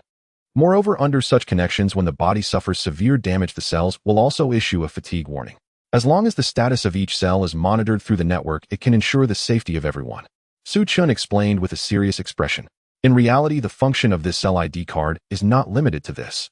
There is a more important function he has yet to mention, which pertains to his next technology. The main point of this cell ID card is to prepare for his technology. On the other end of the phone, Qian Guoshu listened to Su Qin's words, his eyes widening slightly. Duplicating cells. Cell ID card. Through the connections between cells, one can constantly locate a person's position. In such a scenario, as long as the human body encounters danger or suffers serious injury, the cells will issue a warning, and then rescue can be implemented. No. Can it really work like this? Are you sure this falls within the realm of biological technology? In the conference room, not only Qian Guoshu was shocked, everyone stared wide-eyed. This statement was so exaggerated that it seemed a bit absurd. The crowd exchanged glances, their eyes filled with shock. It sounds a bit like quantum entanglement, cell entanglement. Although a bit exaggerated, if this effect truly exists, it seems feasible. I don't think there's any need for doubt. Mr. Su's technologies are increasingly extraordinary, yet he has never missed a mark. However, monitoring the status of cells through the network isn't difficult, but providing timely rescue based on the warnings in front of a population of 1 billion in Dragon Country might be a bit challenging. I think you're overthinking it. With the hardened virus cells and the comprehensive evolution of the Dragon Country populace, the probability of causing serious harm is likely to be extremely rare. That's true, but the citizen ID card in Dragon Country serves many purposes. It cannot be abolished. The cell ID card can be activated simultaneously. The two are not contradictory. Hearing this, Qian Guoshu pondered for a moment and responded on the phone, Mr. Su, regarding the cell ID card, we believe it can be tried, but the specific effects need testing. When would you be available? Anytime. Su Qin replied promptly. He had completely researched this technology, and it posed no doubt. He looked up at the 9 heads not far away. The one that had decayed earlier was now restored. The technology of this cell ID card is actually very similar to these external brains. The external brains share a consciousness with him, and the cell ID card operates on the same principle. The duplicate cells of the cell ID card are connected to the consciousness of the mother body, but unlike the external brains, when the mother body dies, the original consciousness retracts into the duplicate cells and falls into a slumber. Although the consciousness cannot awaken temporarily, it does not dissipate. It is as if it has simply fallen asleep. It is precisely based on this technology that his next technology can truly come into play. Su Qin glanced at the distant cryogenic chamber. It was precisely because he wanted to resurrect Lu Yishou and improve the resurrection technology that he had developed a complete prototype of the technology. Although the technology has not been fully realized, he has already thought of a name. He calls this technology Cthulhu Virus Underworld. Just as this technology can revive Lu Yishou, it can also be used to resurrect others who have passed away. When the human body dies, the consciousness returns to the duplicate cells. Then through the connection between the two, the body can be retrieved. Following this, the Cthulhu Virus Underworld can restart the cells of the deceased, allowing them to revive, and their consciousness will naturally awaken and return to the original body, which is quite perfect. Once this technology is completed, his plan for immortality will have made significant progress. Su Qin's eyes were filled with joy as he gently clenched his fist, feeling quite excited. In the cabinet in the conference room, Qian Guoshu sat in the main seat. After hanging up the phone, everyone looked at each other. If the cell ID card is confirmed and advanced, it means that Dragon Country has taken a huge step forward. Mr. Su, you truly continue to surprise us. Qian Guoshu said with a smile. Hearing this, everyone nodded in agreement. Yes, I wonder how Mr. Su's mind works. Once the technology is fully popularized, if the entire Dragon Country evolves, it means Dragon Country will completely distance itself from other countries. That's right. With the intellectual enhancement from the regenerative brain, many technologies have achieved qualitative breakthroughs. Even the ultralight and heat-resistant materials for the aerospace mothership have made significant progress. If controllable nuclear fusion can be achieved, it would formally announce that Dragon Country has entered a new, yes, but stabilizing ignition and confinement for nuclear fusion is still a challenge. As long as breakthroughs can be made in this area, progress should accelerate significantly. How about? We asked Mr. Su again. Suddenly Feng Ongwa, wearing silver-rimmed glasses, spoke. Upon hearing those words, everyone was taken aback and turned to look at him, their calm expressions leaving Feng Goen feeling somewhat awkward. Their gazes seemed to convey, do you really think Mr. Su is like Doraemon? Mr. Su is busy enough as it is, aren't you just creating trouble for him? Feng Goen's expression turned uncomfortable as he slightly tilted his head to avoid their stares, clearing his throat and saying ahem. I was just joking. What I actually meant to say is that I have a premonition that Mr. Su's implementation of this cell ID might hold a deeper meaning. Qian Guoshu looked at Feng Goen, a deeper meaning. Yes, Feng Goen's demeanor returned to normal as he lightly tapped his finger on the table. As we all know, Mr. Su's long-standing goal has been to achieve immortality for all humanity and to popularize his biotechnology among everyone. With the emergence of cell pollution, we have already decided to no longer restrict virus prosthetics and hardening virus cells. Theoretically, Mr. Su should not continue to focus on this matter. Yet now he suddenly came up with this cell ID, which clearly seems a bit off. Upon hearing Feng Goen's words, the others began to react. That makes some sense, given Mr. Su's personality. He wouldn't think about chaos in the world at all. Indeed, if we hadn't brought up this issue, Mr. Su probably wouldn't have considered research in this area at all. Now that cell pollution has arisen, we have begun the nationwide popularization of biotechnology, so it indeed seems illogical for Mr. Su to continue deeper safety research. Could it be that Mr. Su truly has a deeper plan? Is this cell ID a precursor technology? What technology could be linked to the cell ID? I can't figure it out, I just can't understand. Forget it. Mr. Su's ideas are always fantastical, it's normal for us not to understand them. When the time comes, we will naturally know. Feng Goen sighed, although he had a premonition that Mr. Su's cell ID wouldn't be so simple, he truly couldn't guess what other uses it might have. Qian Guoshu paused for a moment, then gently shook his head. Let's go meet Mr. Su. This so-called cell ID still needs some tests. The different states exhibited by death and serious injury, as well as the distance sensing between cells, all need to be experimented on. Just in time, the spies we caught recently can be put to use. With so many spies captured and a large number of killers being able to contribute to the Dragon Kingdom now makes their deaths worthwhile. In the Villa Underground Laboratory, after handing over the technology of the cell ID to Zhou Wenshan, Su Chun continued to immerse himself in the study of Cthulhu biochemical underworld. Although this technology is also optimized based on the technology of biological resurrection agents, it is relatively more complex and will likely take a bit longer. However, this is not a problem. The Cthulhu biochemical underworld requires the cell ID as a foundation. The testing of the cell ID and its complete popularization will also require some time. This time is sufficient for him to develop the technology for the Cthulhu biochemical underworld. A week flew by. The nationwide popularization of biotechnology was proceeding in an orderly manner. Yongxing City. As the first city in the Dragon Kingdom to start the popularization of biotechnology, the entire Yongxing City had basically completed the evolution of its entire population. At this moment in Yongxing City, delivery workers could be seen walking swiftly almost everywhere, and elderly men performing feats like breaking stones in the park. Even in the park every morning, besides some elderly men practicing Tai Chi, there were also some elderly men and women sitting on the ground meditating with their eyes closed. And there were some elderly men and women practicing Bajiquan at a martial arts school. In the park, the Bajiquan master was taking the lead while a group of elderly men in their 80s and 90s looked determined, mimicking his movements in unison. Double sheep top, dusting, boxing, salute, bowing, and squatting. A middle-aged man at the front shouted while demonstrating the movements. Behind him was a row of elderly men with white beards and white hair moving like dragons and tigers, each motion brimming with vigor. Bow stance, follow the step. Suddenly the middle-aged man shouted again, push fist. The elderly men twisted their waists and stepped forward, throwing punches in unison as they roared, Immediately the middle-aged man's movements accelerated and the elderly men followed closely.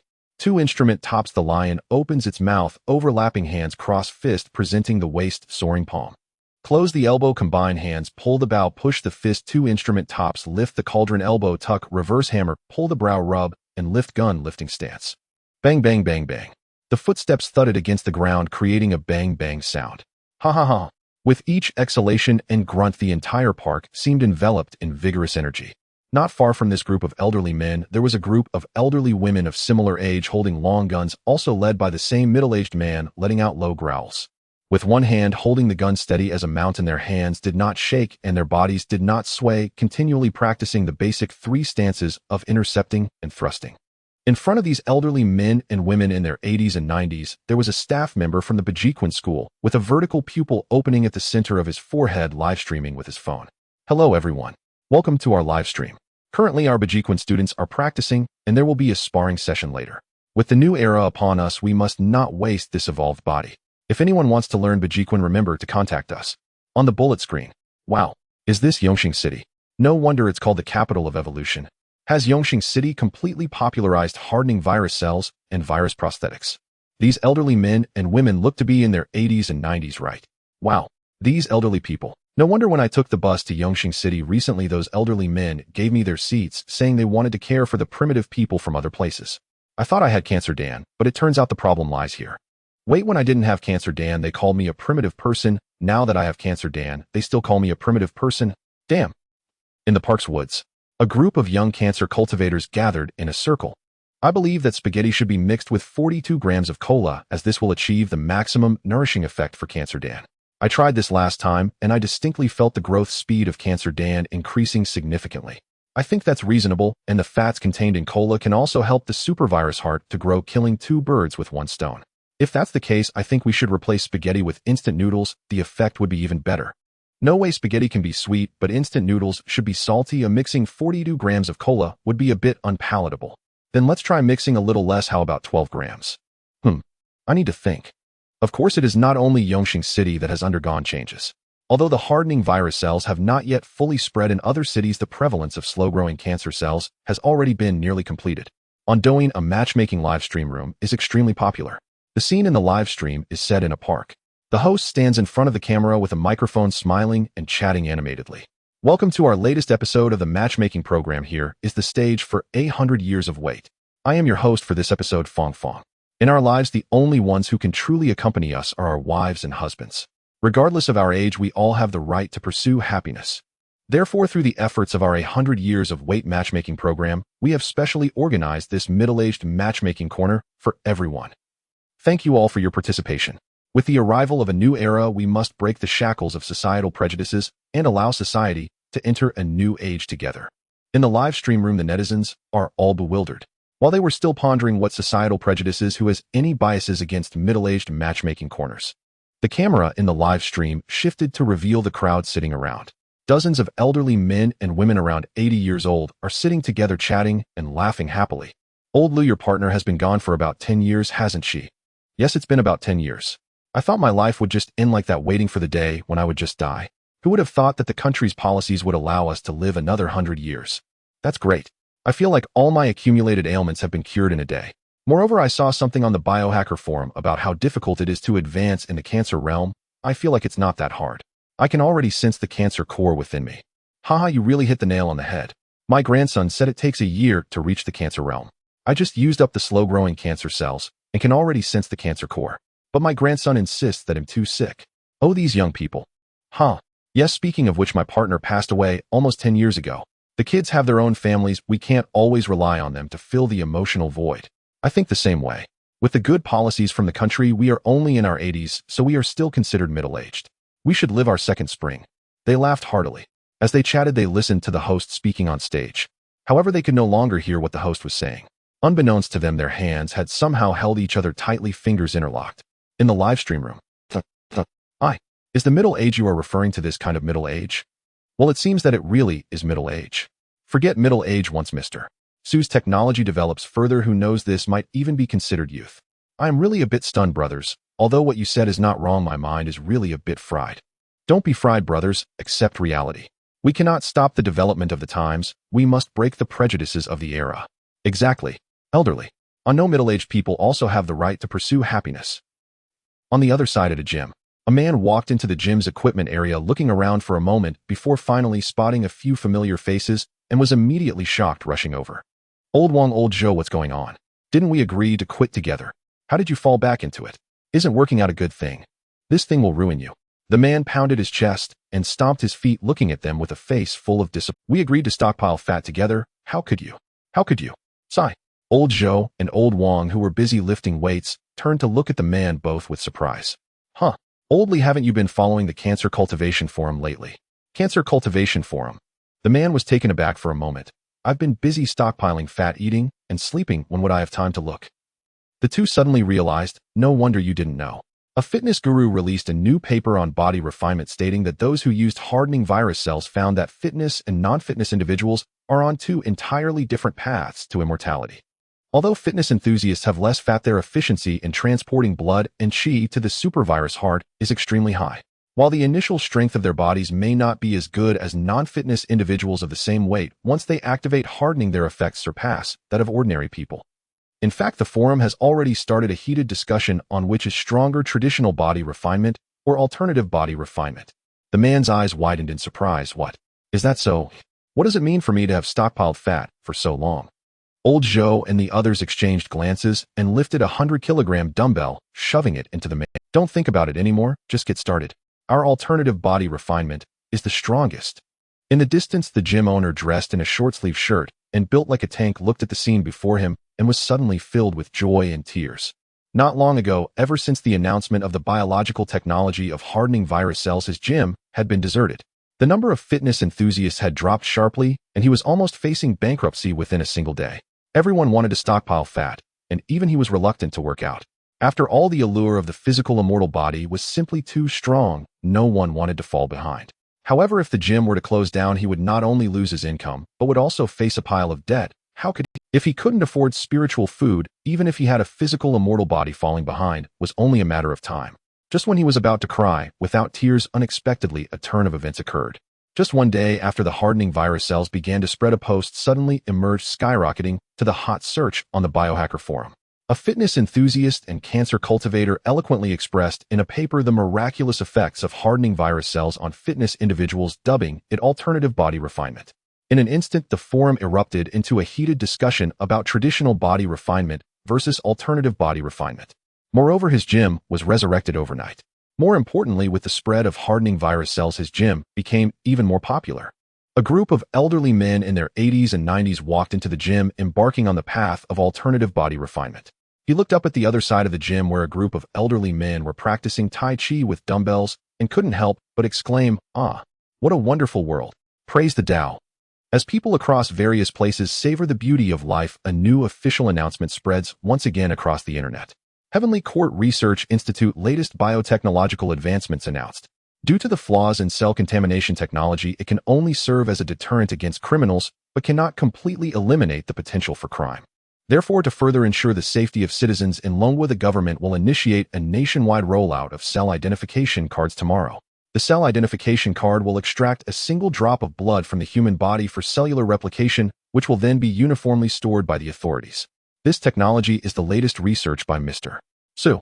According to official tests, the cell identification card can real-time locate the specific position of every citizen in Longwa through the connections between cells.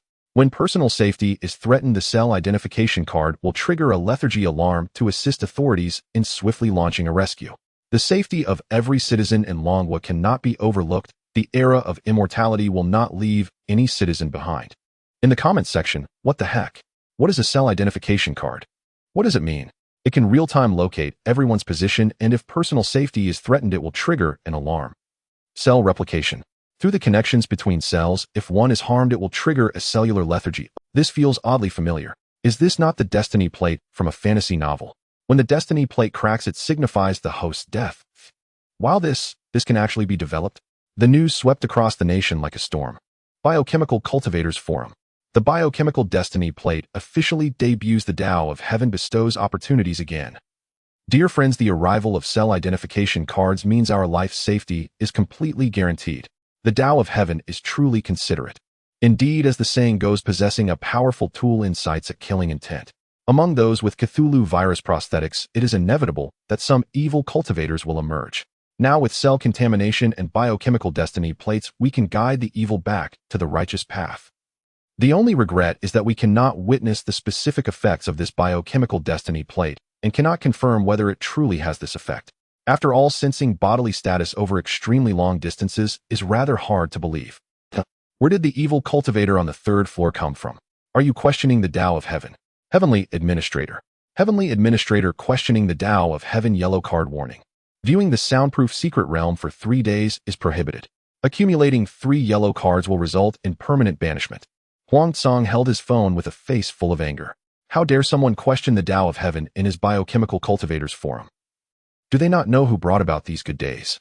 Even if it's a mere evil cultivator, if his son Huang Tian dares to question the Tao of Heaven, he will uphold justice even against his own kin. Once upon a time, the average lifespan of Longwa citizens was 80 years, but now everyone could live up to. Calculating at Huang Tsang himself is still in his youth, it's not a bad idea to practice a little. He glanced at his wife beside him, a hint of tenderness in his gaze, then looked at Huang Tian, who was lifting dumbbells and now following a peculiar path of physical training, and couldn't help but snort. Sensing the gaze, Huang Tian turned to look at his father, momentarily startled. What's going on? What's with that look from his father? Could it be that he wants to spar with me since we are both following this unconventional physical training? It's quite normal to refine oneself through combat on the path of physical training. My father's thoughts are indeed quite advanced. Huang Tian nodded slightly, dropped the dumbbells, turned to Huang Tsang and grinned. Then let's do it. I won't hold back just because you're my father. Huang Tsang scratched his head. In the Villa District underground laboratory, Lu Yish's corpse had already been moved out by Su Chun. The technology for the Cthulhu biochemical underworld was nearly complete. He had made several adjustments and tests over these past few days, and he felt a bit excited inside. After all, this technology was something he had desperately wanted to research in his previous life. Although it differs slightly from immortality, it is already very close. One could even say that it can be considered a form of immortality. The Cthulhu biochemical underworld is not only capable of resurrecting individuals who have died from severe injuries, but even those whose normal lifespan has reached its end and died from the 5 declines of heaven and man can be resurrected through the Cthulhu biochemical underworld. The reason he named this technology the Cthulhu biochemical underworld is that it bears a striking resemblance to the legendary underworld. However, the underworld in myths and legends cannot be verified and most likely does not exist. More importantly, reincarnation does not equate to immortality. How can it be considered immortality when all memories have faded? Thinking about it, if such a mythical underworld truly existed, it would undoubtedly be an evil world created by some malevolent being. His Cthulhu biochemical underworld, by preserving human consciousness, resurrects the deceased flesh, and that is the true underworld. As a force for justice, it will surely replace this evil underworld. Su Chun thought, his expression suddenly revealing a sense of determination. His Cthulhu biochemical underworld differs from previous biotechnologies. It is not a type of potion. After all, with a population of 1.4 billion in Longwa, although there are his slow-growing cancer cells resulting in hardly anyone reaching the end of their lifespan within a century. Additionally, with Cthulhu virus prosthetics and hardened virus cells, the number of people dying from severe injuries will also be minimal. But after a century, things will become rather troublesome.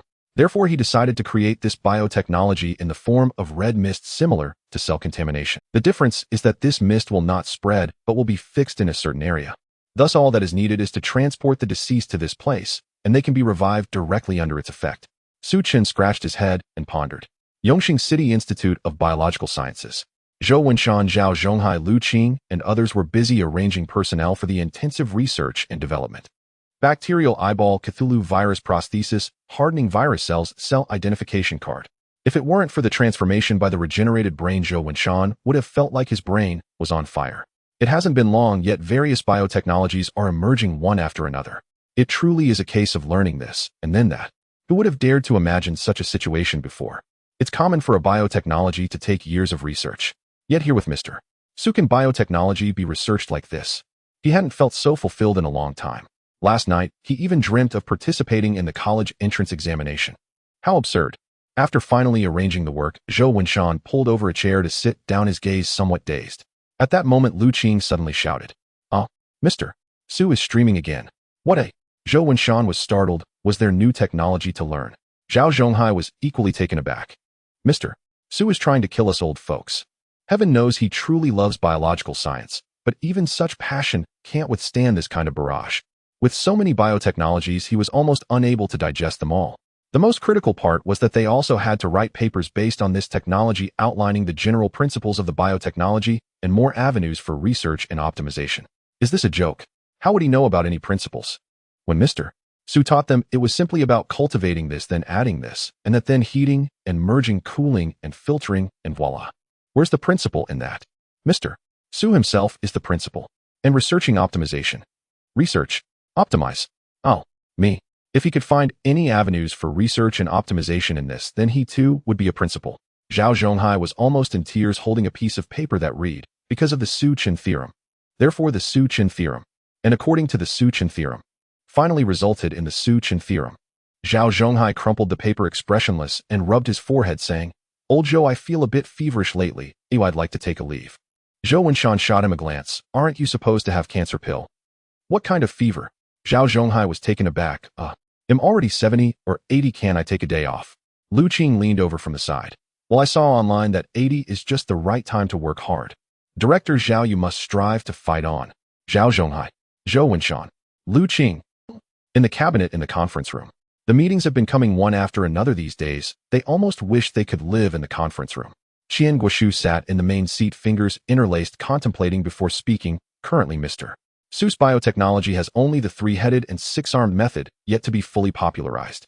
Regarding hardening virus cells, the heavenly soldiers also need to conduct pre-experimental tests to find the best body refining method. Everyone nodded. There has been ongoing debate online regarding alternative body refining versus traditional body refining, but based on the heavenly soldiers' situation, alternative body refining is evidently more suitable.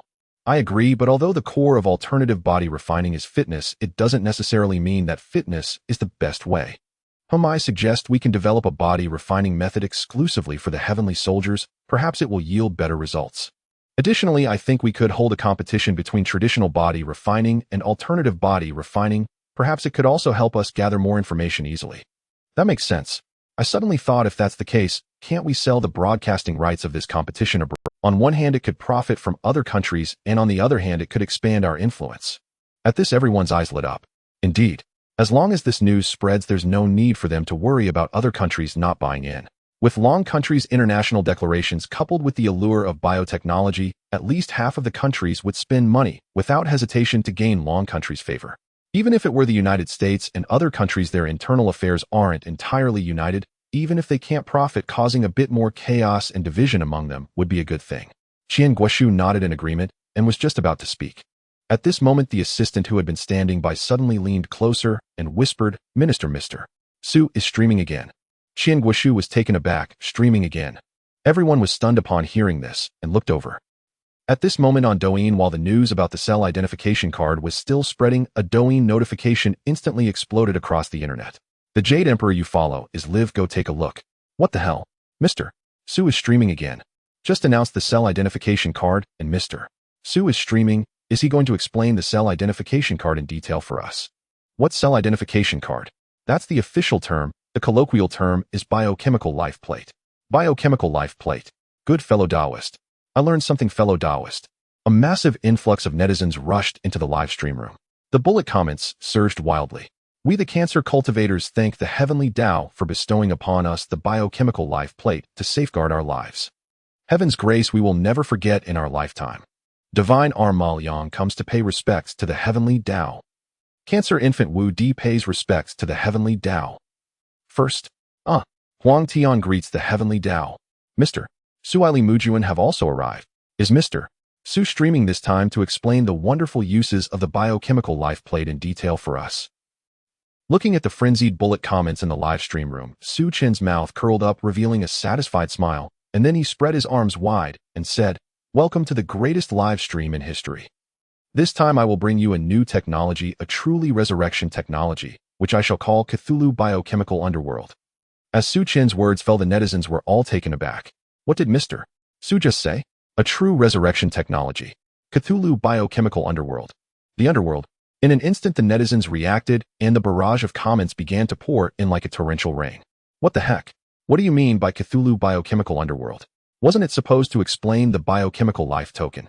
The Tao must be about to reveal the true resurrection technique. The biochemical life token has just been announced, and new biological technology is already here. Is this the underworld I understand? What the heck? Could it really bring back the dead? The cancer pill has already allowed us to live up to 200 now. With resurrection, are we truly going to become immortals? The netizens were all excited in the comments. Suchin looked at the barrage and calmly raised his head. The Cthulhu biochemical underworld is indeed a true resurrection technology. In fact, the reason I developed the cell identification card is to prepare for the Cthulhu biochemical underworld. In other words, the cell identification card is a prerequisite technology for this resurrection technique. Only by completing the popularization of the cell identification card can the Cthulhu biochemical underworld truly realize its resurrection function. I see. No wonder Mr. Su immediately started a new broadcast after the biochemical life token was just announced. It turns out there was this reason behind it. The biochemical life token is a prerequisite for the resurrection in the Cthulhu biochemical underworld. Does this mean that as long as we have the cell identification card, we possess the ability to resurrect? What the heck? If that's the case, does that mean we don't have to wait for this technology to become widespread? According to Mr. Su's naming habits, the Cthulhu biochemical underworld must be related to the underworld. Could it be that Mr. Su is recreating the underworld? Recreating the underworld? I, a mere cancer cultivator, humbly request the Tao to elaborate. Recreating the underworld. What a monumental undertaking. Su-chan raised his head, acknowledging the netizen's insight, and spoke. That's right, exactly. As everyone knows, we are currently undergoing a process of reversion to our ancestors. The cancer pill is an orthodox ancient method of cultivation, so I fully referenced mythological ancient texts. Su-chan faced the camera, confidently speaking. In legend, after living beings die, they enter the underworld for reincarnation, but during this process their memories are erased, turning them into entirely new lives. And in my view, if even the memories are erased, then can it still be considered the original life? Such an underworld is simply evil and appalling. Su-chen's face was filled with condemnation as he slammed the desk, producing a loud bang. Therefore, it is precisely because of this that I decided to let a just underworld replace the evil underworld. Saying this, he extended 2 fingers, revealing a bingo expression. Thus, the Cthulhu biochemical underworld came into being. As the name suggests, my goal is to establish an entirely new underworld, one that will not erase memories, a truly beneficial underworld that can bring people back to life. Upon hearing this, the netizens were all shocked. Creating an entirely new underworld. Is it really is the legendary underworld actually evil? Mr. Su's words make it sound quite sinister. Moreover, whether the underworld in legend truly exists is uncertain, but Mr. Su's Cthulhu biochemical underworld is indeed real. Then what else is there to say? The just Cthulhu biochemical underworld will surely defeat the evil mythical underworld. Let us praise the Tao. Praise the Tao. The netizens cheered, and the barrage was flooded with praise the Tao. Su-chan showed a satisfied expression and continued. The reason why my researched Cthulhu biochemical underworld requires the cell identification card as a prerequisite is because of the preservation of memories. At this point, Su-chan thought for a moment, then stepped out of the frame and walked to the side. After a series of faint sounds, Su-chan reappeared in front of the camera. However, this time he was not alone. He was holding a head in his hands, which was none other than his own head. Su-chan placed his own head in front of the camera and smiled, startling the netizens. This is an improved technology, one developed during my research on regenerating brains, allowing the brain to naturally survive apart from the body, while the cell identification card is another directional improvement on this technology. Since the 2 brains share a single consciousness, even if my original head were to explode, I would not die at all, just like this. With that, Su-chan looked around, then found an iron rod. He smiled at the camera, raised his hand, and struck his own forehead with the rod. Bang! With a loud sound, the strike was powerful, and his head instantly exploded, leaving only the lower part of his face visible. This scene left the netizens dumbfounded, their hearts racing. However, Su-chan did not care at all, still pointing his finger and speaking. See, just like this. Theoretically, in this state, I should be dead beyond death, yet now I am fully conscious, only feeling a bit of chill in my head. And the principle of the cell identification card is exactly the same. Big brother, please don't do this. I can't believe you showed us the technology like this. Yeah, without the top of your skull, how could your brain not feel cold? It's all exposed. This looks too bizarre. When will this head heal? Big brother, are you going to keep live streaming like this? Of course not. Su-chan shook his head. Though my head is damaged and I can't see, the other head in front of the camera is fine and it can see the barrage. Saying this, he picked up the head in front of the camera and placed it back on his neck. Soon the new head connected to his neck, and the damaged head fell with a plop, which Su-chan then tossed into it. Returning to the camera, Su-chan adjusted his head, ensuring it was upright, then injected himself with a bacteria eye until a pop sound was heard and a blood-red vertical pupil opened. Only then did Su-chan speak again. There's no need to wait for it to heal. Just change the head. It's very convenient. Su-chan scratched his head and returned to the main topic. Just like this technology, the principle of the cell identification card is also the same. Since consciousness is shared through the connection between cells, when the human body dies, consciousness will return to the cell identification card and fall into slumber. And as long as the corpse is retrieved and revived through my Cthulhu biochemical underworld, consciousness will return to the original body, preserving memories perfectly. This is the true resurrection technology. Su Chen's expression was filled with excitement as he spoke, retrieving a bottle of grayish-white potion from the... Everyone behold. This is my Cthulhu biochemical underworld potion. Though it is currently in liquid form, once the Cthulhu biochemical underworld is completed, we can inject the liquid into the environment, transforming it into mist, allowing the deceased to enter and be resurrected directly, which is incredibly convenient. After all, with a population of 1 billion in the Dragon Nation, injecting each person with the potion would be far too inefficient. This is also the primary reason I wish to develop this biotechnology into an underworld. By employing an assembly line approach, we can simply place the corpses at one end and have living beings emerge from the other. This way efficiency will be extraordinarily high. Su Chen explained earnestly. In Yongqing City at the Biological Science Research Institute, Zhou Wenshan and the others were wide-eyed in disbelief. An assembly line underworld, they could hardly believe their ears. The concept of resurrection in the Cthulhu biochemical underworld had already left them stunned, and now Su Chen had even devised a method to improve the resurrection efficiency. An assembly line. How did he come up with that?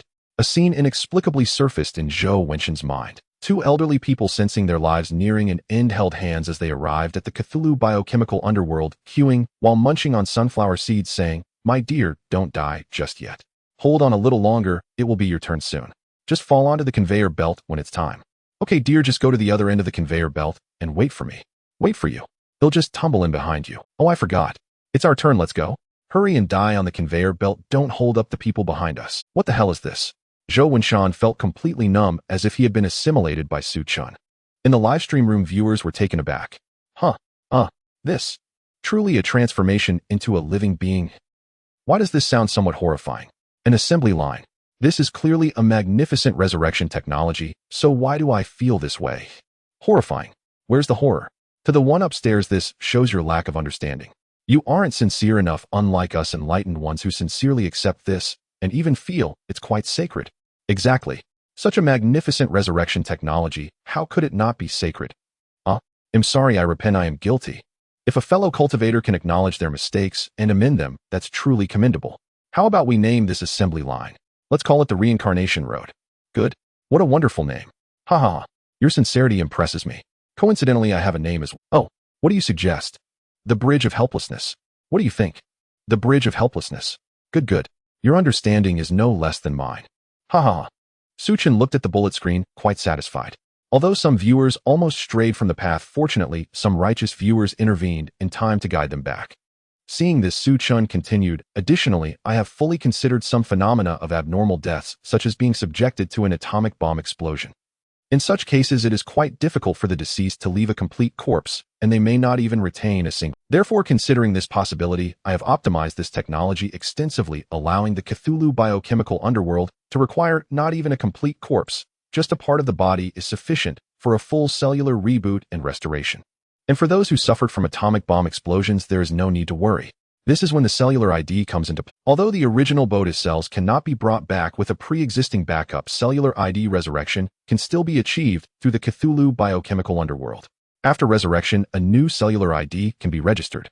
Su Chen spoke confidently, fully articulating his ideas for the viewers to understand. An atomic bomb explosion. Who me? No way, I don't have the ability to survive an atomic bomb. But Mr.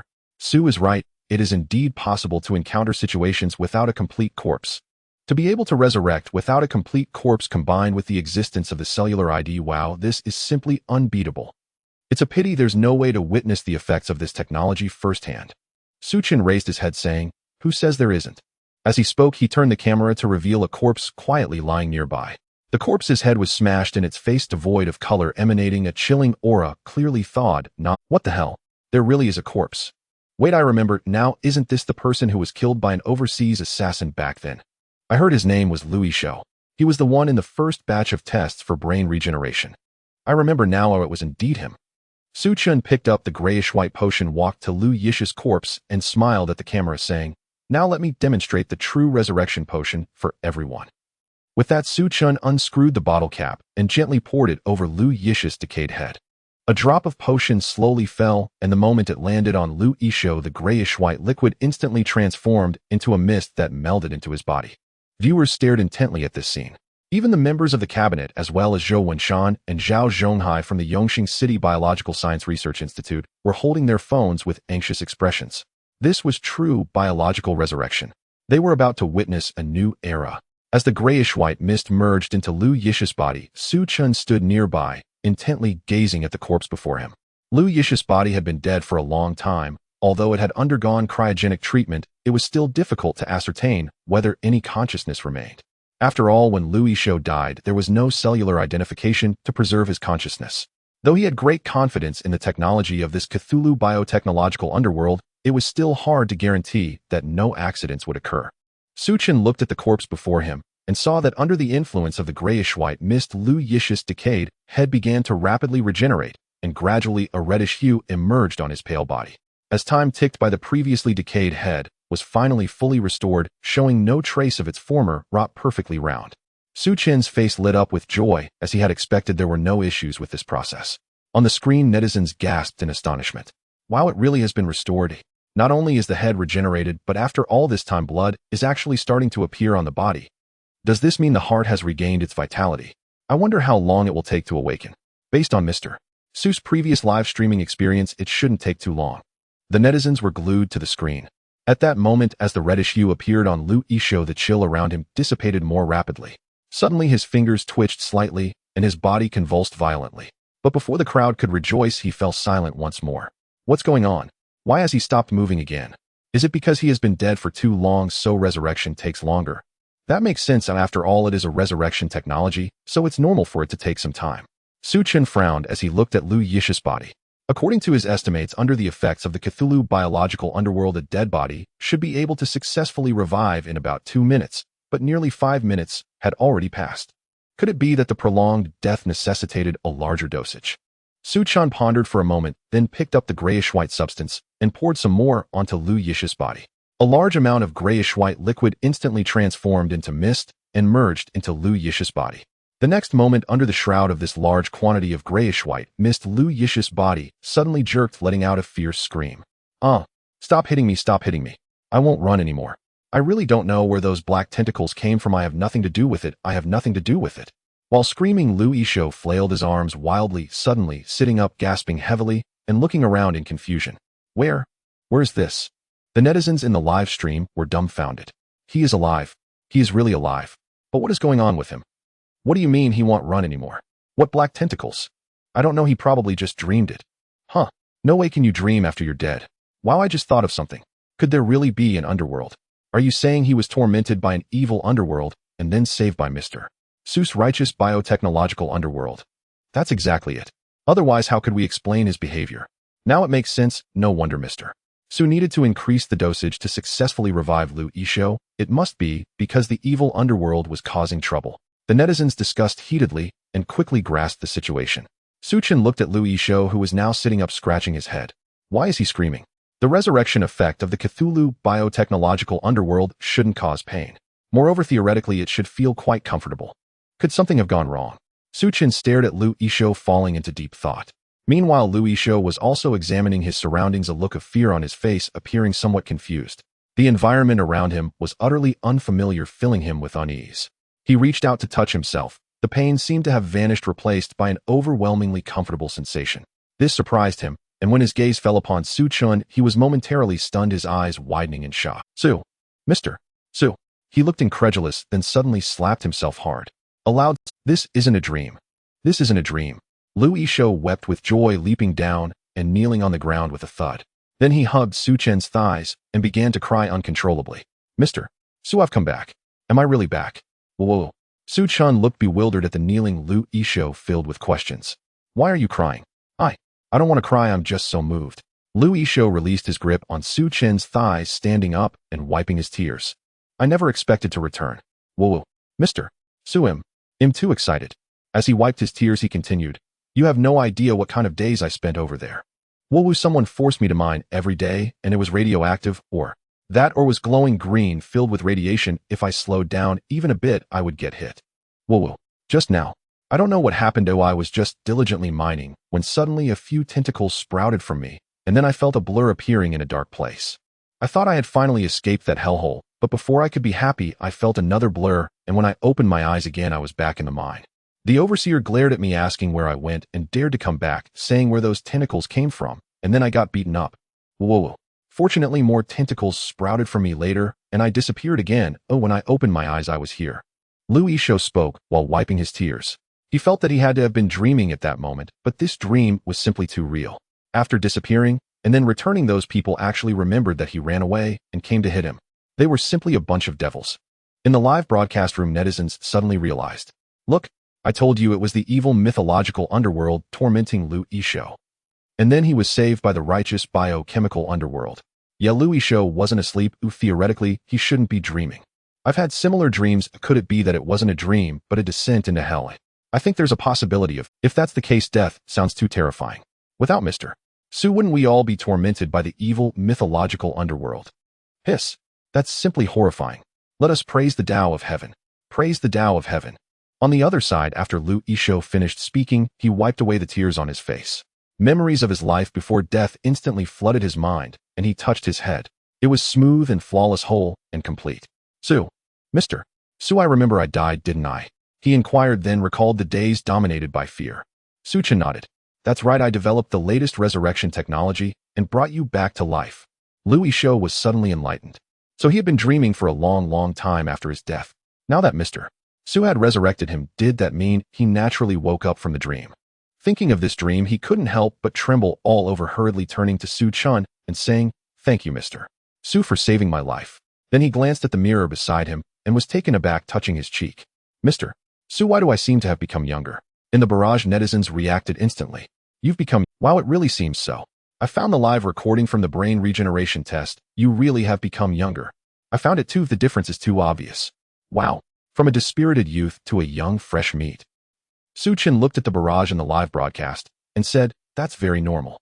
The effect of the Cthulhu biochemical underworld is to reboot all the cells in the body, and the rebooted age is around the optimal human state of 18 years. In other words, after resurrection, one will naturally take on the appearance of 18. That's very normal." The netizens in the live broadcast room went into a frenzy. Resurrected to 18. Wow. I was just thinking, what if I was resurrected without any change in age? Oh, wouldn't that mean it was all for nothing? Turns out the Tao of Heaven had long anticipated this. Ha. I didn't expect I'd have a chance to return to 18. 100 years in the East, 100 years in the West. Do not underestimate middle-aged people. On the other side, at the Yongqing City Biological Science Research Institute, Zhou Wenshan suddenly stood up. "I'm alive. Really alive. Returning to the body state of 18 is simply divine." Zhao Zhonghai muttered while holding paper and a pen. "Mr. Su's first law, biological resurrection agent. Mr. Su's second law, Cthulhu virus prosthesis. Mr. Su's third law, bacterial eyeballs. Mr. Su's fourth law. Which law is this again?"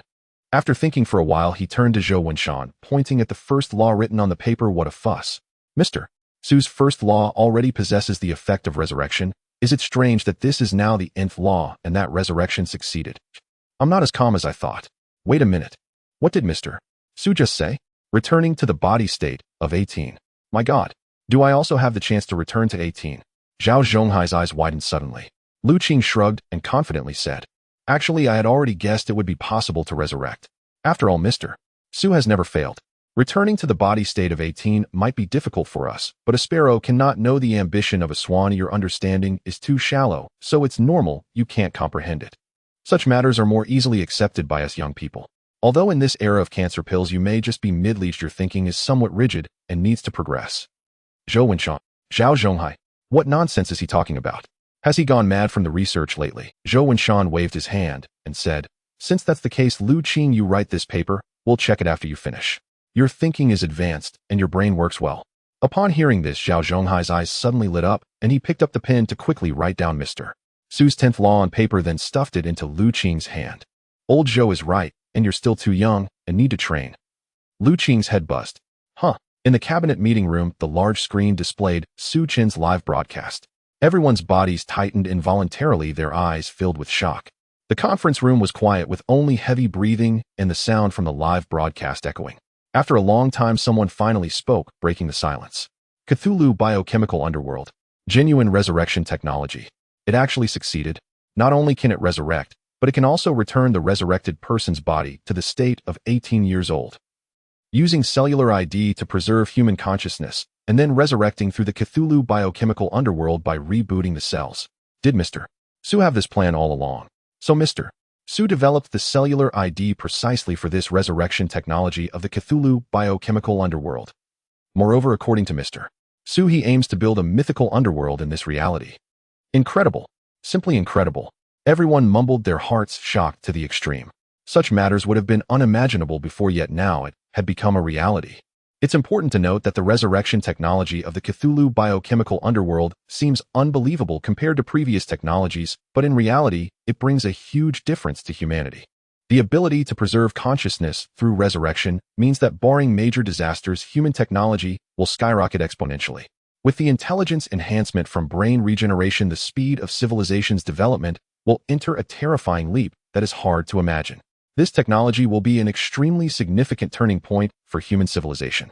Qian Guoshu interlocked his fingers and closed his eyes in contemplation. Even though he believed he understood Mr. Su exceptionally well and was accustomed to various biological technologies, he couldn't help but breathe heavily, slightly closing his eyes to try and adjust his breathing and calm the shock within. Fengangwa pushed his glasses. He thought at the time that Mr. Su's sudden introduction of the cellular ID technology had profound significance, but he never expected it would be like this. This news came too suddenly and was too shocking. At this moment, Qian Guoshu, who had been meditating with his eyes closed, suddenly opened them, adjusted his breathing, and said, "The emergence of the Cthulhu biochemical underworld signifies that Longhua has completely entered a new stage. I believe that the current Longhua is no longer suitable, nor should it engage in public opinion struggles on the same level as other countries. We need to transcend this level. As the saying goes, if you give a name, the hearts of the people will be respectful. If you establish a title, the authority will naturally arise. Therefore, I propose to change the national name